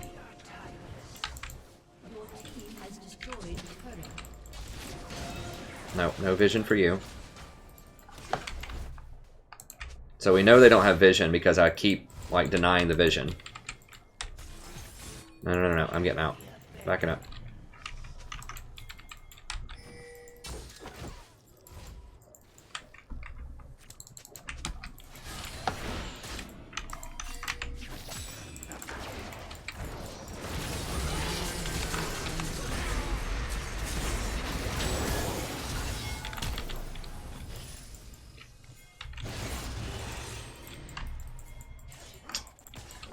Yeah, that's bad.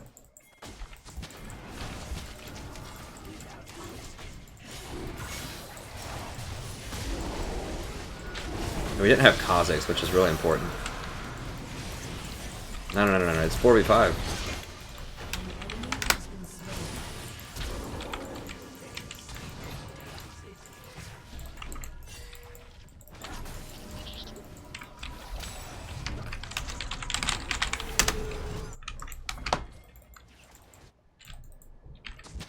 Hi. I guess we're giving that up. That's fine. Oh no, it's my phone. You've been reading my texts? Oh, she's right.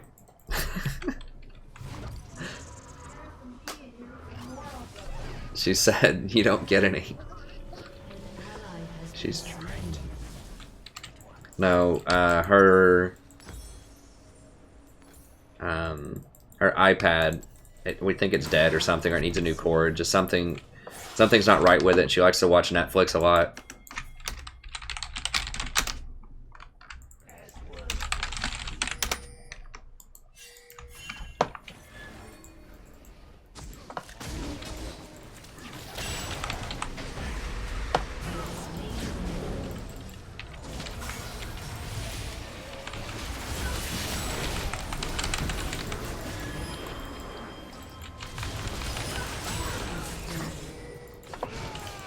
Oof. Oh, we did get him.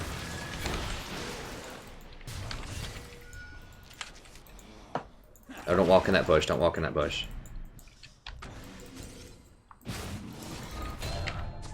Okay, he ran. He must have flashed. Okay, so we stopped him.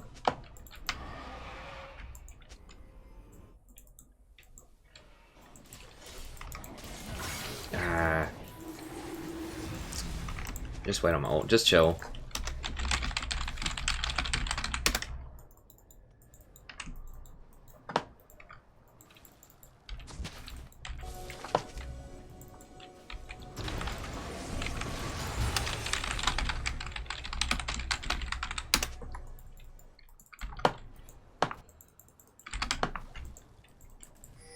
Yeah, we don't need to throw the game here.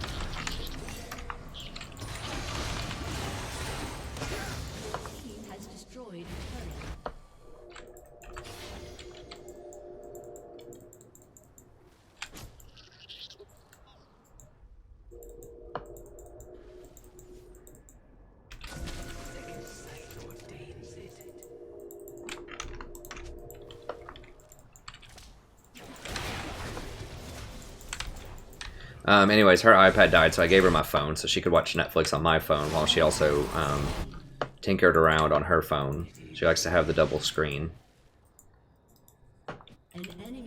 So she had my phone. I really don't need it most of the time.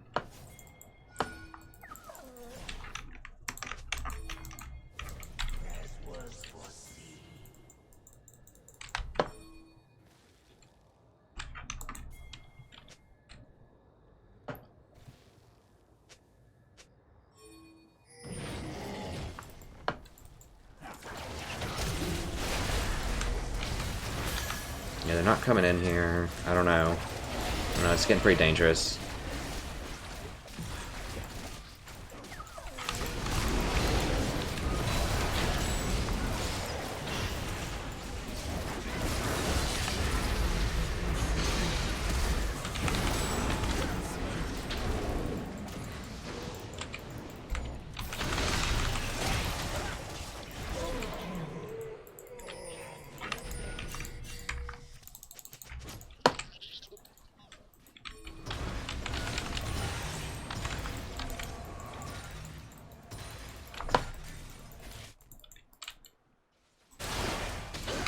Okay, I can drop like some minions over the wall or something. It's just so dangerous. Okay. I guess she had to run. If I would have dropped the minions, I probably would have killed her. I think I just ulted her straight up. I didn't even want to waste time pressing W twice. Okay, what do we get? I guess we just get a redemption here.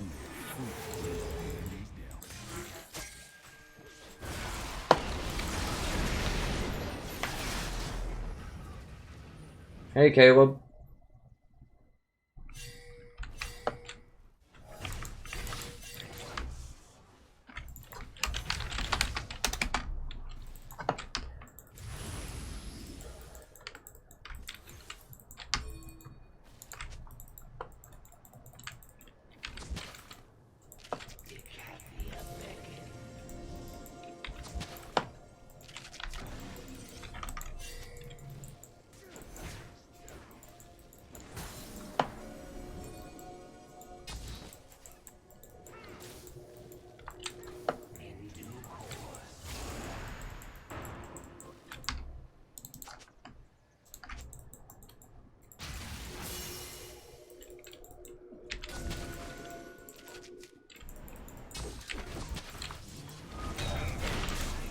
Gold card him, and he's gone.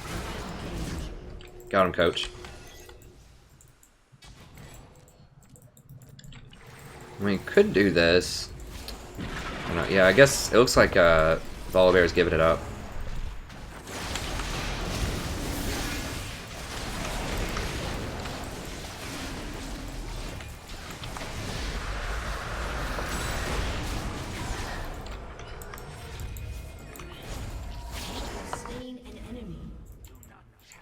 Oh god.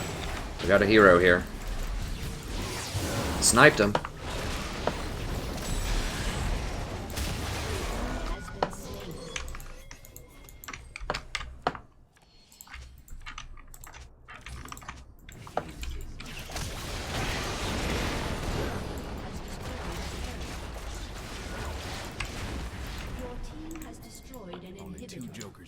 Yeah, we do take towers exceptionally quickly here. Where is Katarina? Is she just giving up the game? She's just had enough, I guess. I'll take it.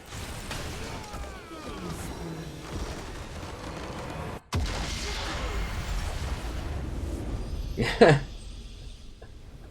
What, Facundo, is he like, how am I still here?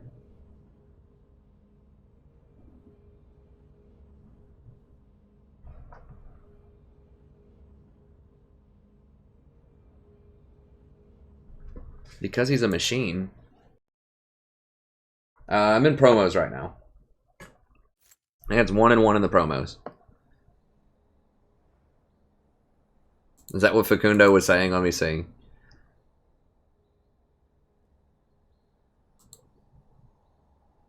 That'd be pretty funny. Like, how is he still here? How is it possible? How can he do it?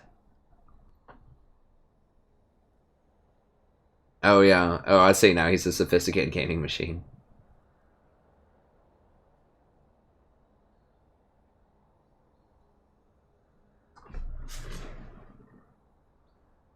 Should have...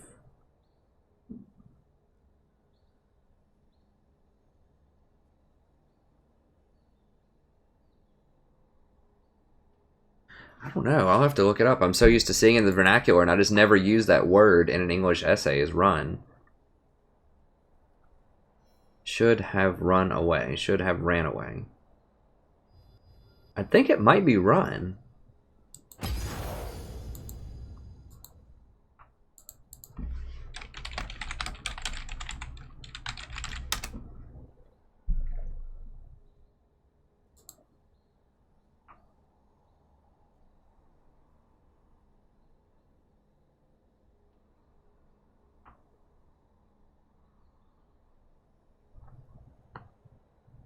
Yeah, I'm correct. I am the English professor. It should have run. Should have run. Should, apostrophe VE, run.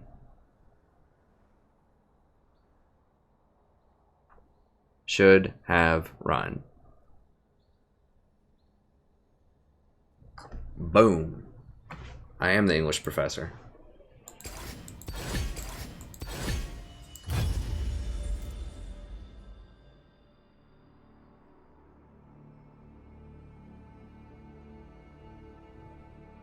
Don't question me, gentlemen. Don't question me. No, you can question me. It's fine. But it is should have run. I'm right.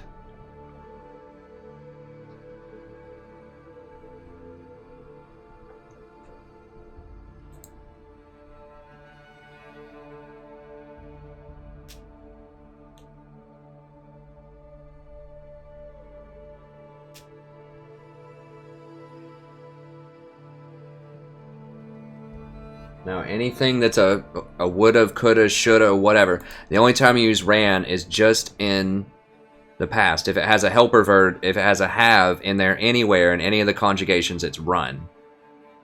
So I ran, and ran in the imperfect. I don't even remember how the imperfect is set up in English, honestly. But if it has a have on it, it's run.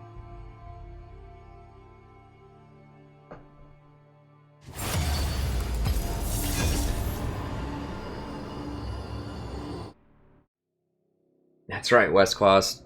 We're going hard because we have a bunch of extra new people in here today. That's why. We're going really hard today.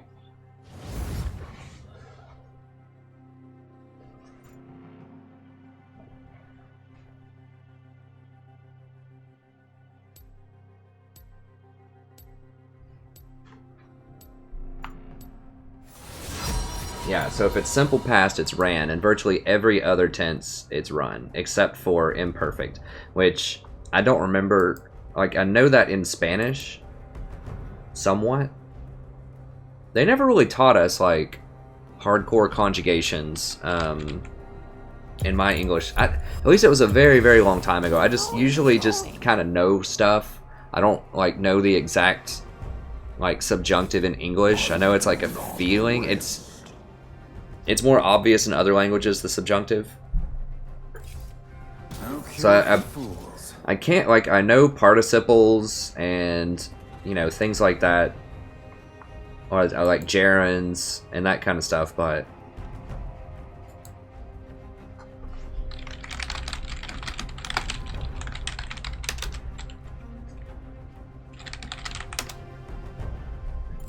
Draven out.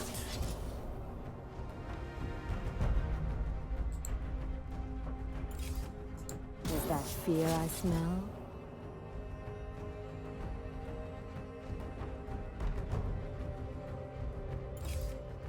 The joke's on you. I am from East Tennessee in the United States. And I am an actual English professor at a university. I do teach persuasive writing and 19th century British literature. Huh. Okay, well, you got the vein.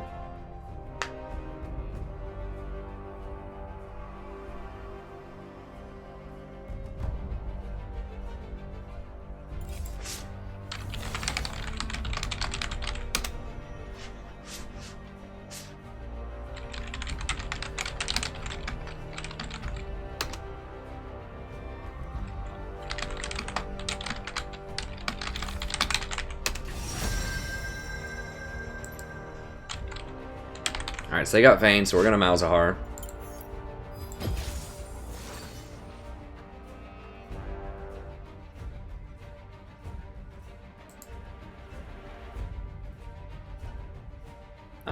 Yes. Well... That's awesome, Mikhail. Let me see. Okay, so on the run thing, basically if it's just single pass, simple pass, if you're just saying, I ran yesterday, singular, in the past, something that's a completed action that you did yesterday, it's ran. Imperfect is, I'm trying to remember what is, it'd be like,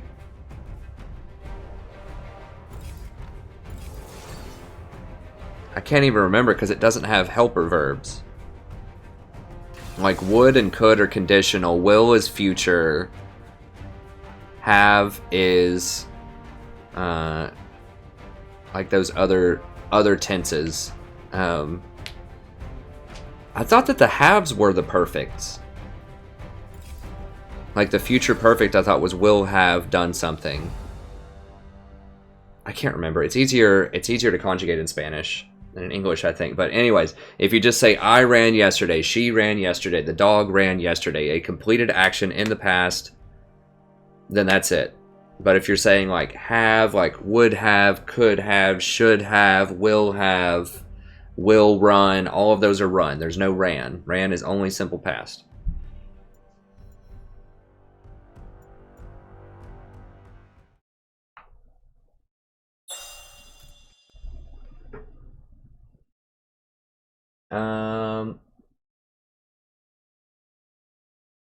Oh, Mike. Okay. Alright, Mike.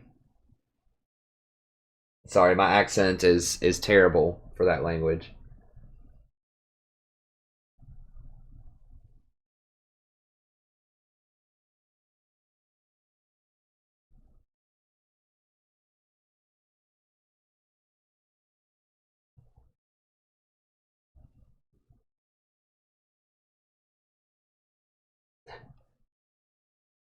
I would say, I don't know, Zyra bullies in a different way than Malzahar does.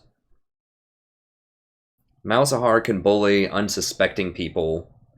Zyra has an easier time blowing people up all in with her snare, but Malzahar is much better later into the game. He just has a lot more utility with his ultimate, with his minions. There's just a lot more stuff you can do with him. We have a pretty solid lineup. I'm not thrilled about Jhin, but if Jhin actually lands his W in lane when I have minions on him, then they're going to have to flash or die. They have a pretty nasty comp. Like, their comp's pretty good. They have Poppy Jungle. I mean, both comps are pretty decent. I think we can take them, though. We got the Malzahar power. Did I end the VOD? I hope I ended that Malzahar VOD. I don't think I did, though. I didn't end the VOD. Okay, so thank you very much for the last Malzahar video. Hope you enjoyed it. Be sure to check out the channel. Sorry, I had a little bit of extra aside with the stream there. I've been streaming for a long time. It's a little late. I forgot. But I'm going to keep it because it was an awesome video. So, thank you very much. Have a wonderful evening. And I'll see you next time. Oh, God. Is that same Poppy? Sneak birds. 30 seconds until minions spawn. 18 games, 89% win rate.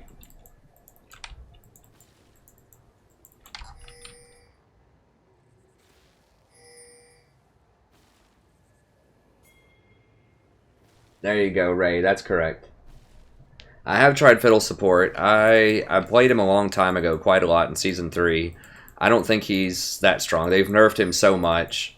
He was really good when... Well, not really good, but he was a good anti-assassin pick back in Season 3 when his fear lasted for a full 3 seconds and there just weren't a lot of good anti-assassins that you could play as support back then. And so he was really good. But Akali was one example where she was very popular back in the day. And she's getting more popular now, but back then she was popular. You needed a solution to her, and so you could just fear her if she went into you. But now they've nerfed it to 2.25 seconds, which still sounds like a lot, but it's not really that great when you consider that the fear, I think, has 500 range, and it does no damage. For 2.25 seconds, that's not that great. And then they nerfed his crows where it can only hit the same person once, or at least it prioritizes other people after one hit on a person. So I don't know, he's okay. I just think there are a lot better options out there right now if you want AP supports. Mostly Malzahar and Zyra. I mean, Malzahar is just ridiculous right now. They're gonna nerf him, but you know, hopefully it'll last for a patch or two.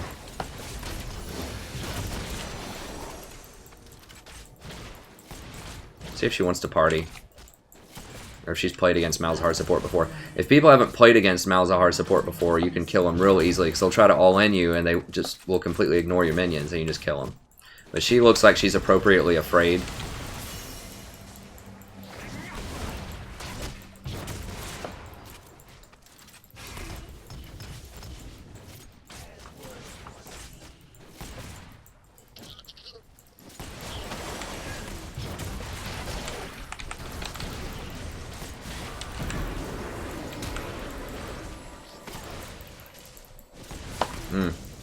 We almost got her. I put the exhaust to lower her armor and magic resist by 10 right there.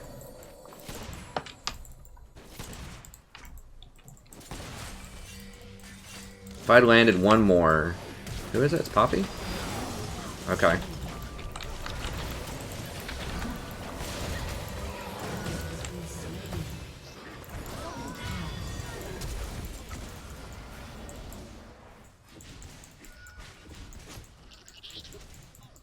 No, we're not going to get it. Okay, Jin did get the double kill though, which is good. I feel like if I got one or two more auto attacks in there, I could have killed her. I don't know. I feel like there's something I could have done. If I'd leveled up my W before I cast the first one, then I would have killed him. I was just too busy in the moment, like drop it right now and try to save Jin. So I should have leveled up my W first. And we probably would have been able to kill her. I know we would have, because all of them would have been doing so much more damage. So we goofed that up. We could have had another kill there, and I would have had double buffs. But you know what? Sometimes you just mess up and keep going. Did they? That's right. My wife said I done goofed. That is right.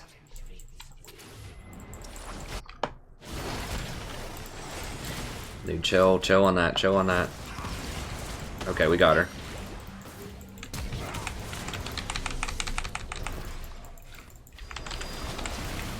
Please. Get her minions, get her minions! God bless. Ah. Okay, good. Nice, Jen got her. Okay, I like this Jen. He's hitting a lot of stuff. So she managed to, like, get off right in that bush at the last second. Before the minion got her. So we got her, but it wasn't a good flash. I mean, we got lucky that Jen finished it off. I should have just let her run away and just zoned her off the wave. But, I mean, it worked out, but it was the wrong play.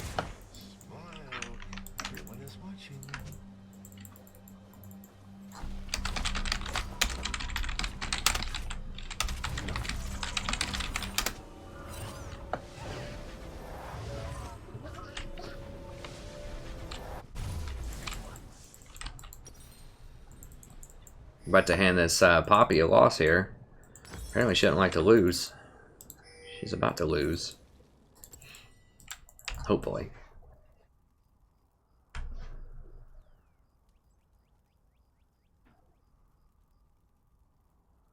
Oh, did you hear her? She's not very close to me at all. She's on the other side of the house. I guess that mic picks up quite a lot. Do what? You do have some fans. They love you on the stream. You're like the mystery woman. They never get to see you, but they hear you sometimes. Oh, come on, dude. Come get it.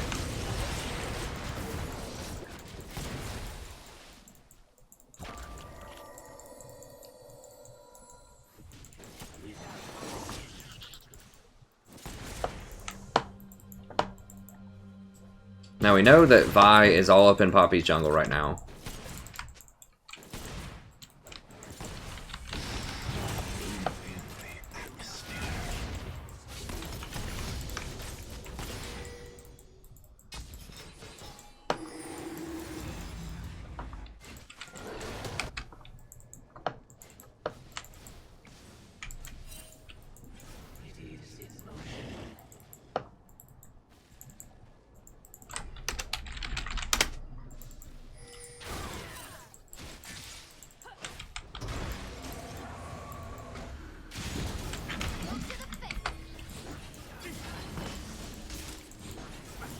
One more, baby. One more, baby. Oh, nice. Oh, what? No!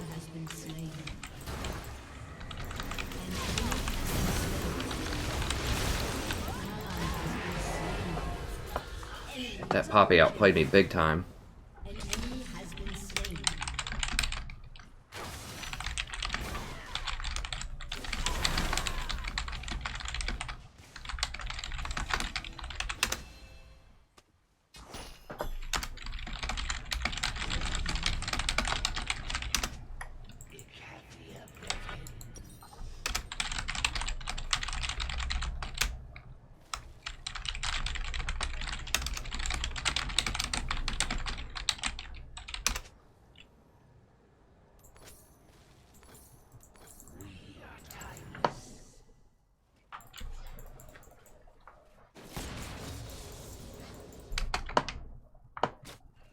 I still think it's the correct move to walk up there and try to make a play on that Poppy, because if we get the Poppy, I mean, not once that dive happened. I should have pinged him back, but I think it's correct to go up there when they have that blue, try to get Scuttle and get Dragon. And just, I mean, Jhin should be able to handle himself for 10 seconds there. I mean, the Vayne was at like 2 health. I don't even know how he died.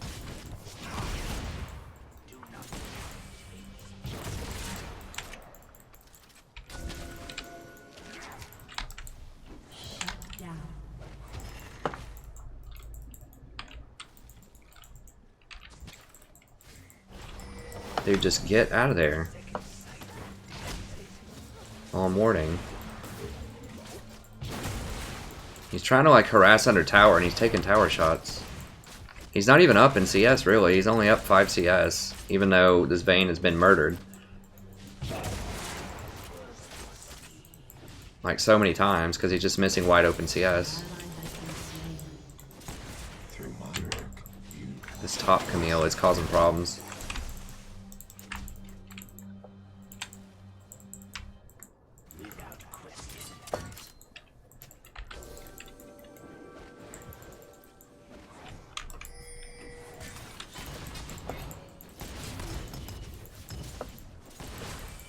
I feel like they're trying to bait me for Poppy.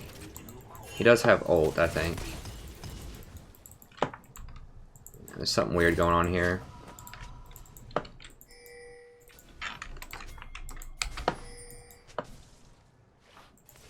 Yeah, trying to shut that out.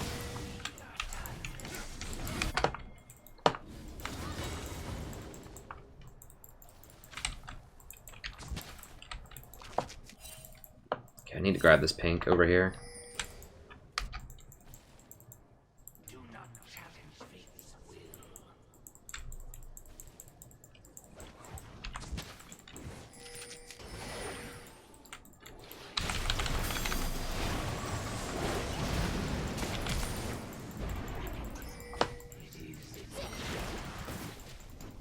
What the hell? Poppy's here too? God bless.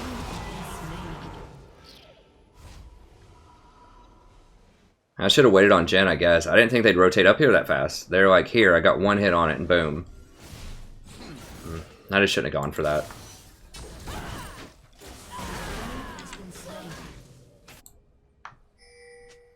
I thought we had more pressure. Like, Ryze had them all pushed in. I thought we could make a play. I just wasn't. I'm just trying to do too much.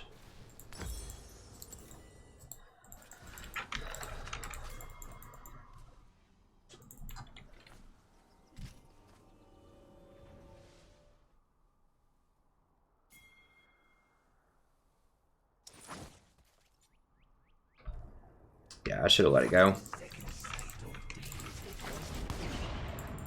If I can sneak into this bush here, I think I can maybe get a kill on him.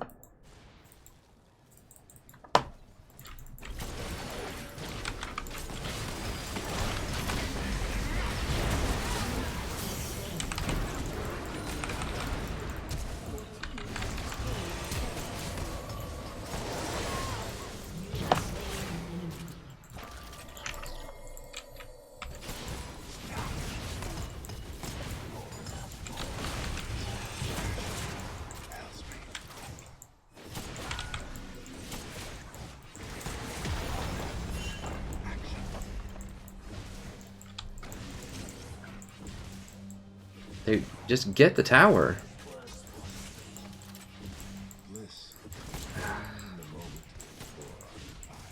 He's trying to be cute. I mean, we are letting minions die, but at the same time, we're losing map pressure. Like, we could be backing and preparing for Dragon.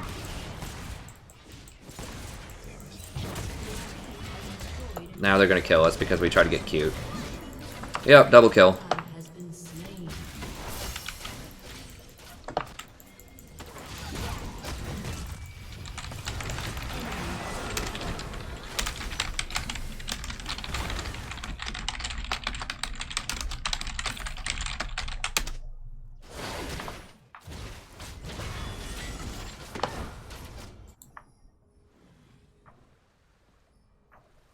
An enemy has been slain.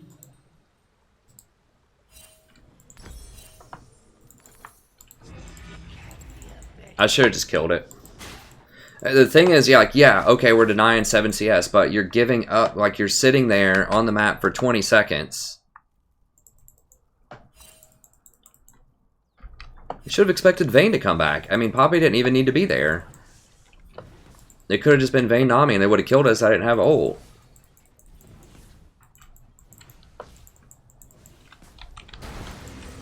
But yeah, this is why you don't get cute. Like, yeah, you deny 7 CS. It doesn't matter in a solo queue game if you deny 7 CS. What matters is getting good map positioning. So we basically gave up 2 kills and a dragon right there. We could have just backed, bought, got vision control around dragon, and baited it for kills, or just taken the dragon. So it looks like, oh, I'm denying some CS. You're not. You're giving up map pressure. And it's not worth it the vast majority of the time to get a couple of extra CS. Okay, if she turned that corner right there, we would have killed her. An enemy has been slain.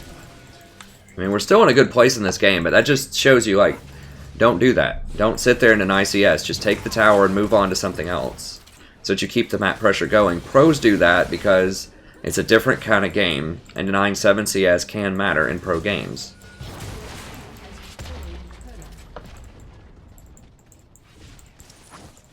But in solo queue, you just want to keep your map pressure as high as you possibly can, and that means just taking objectives very quickly and then moving on to other things and trying to close out games fast.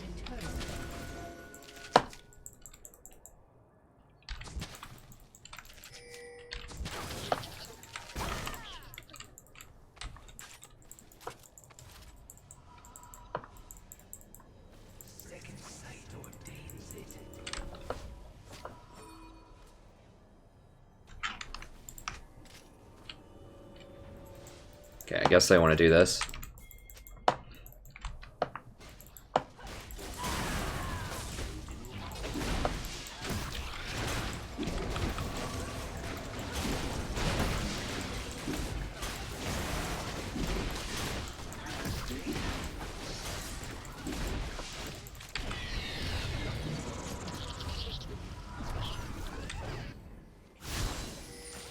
I need to try to make a play and get a kill before I go back.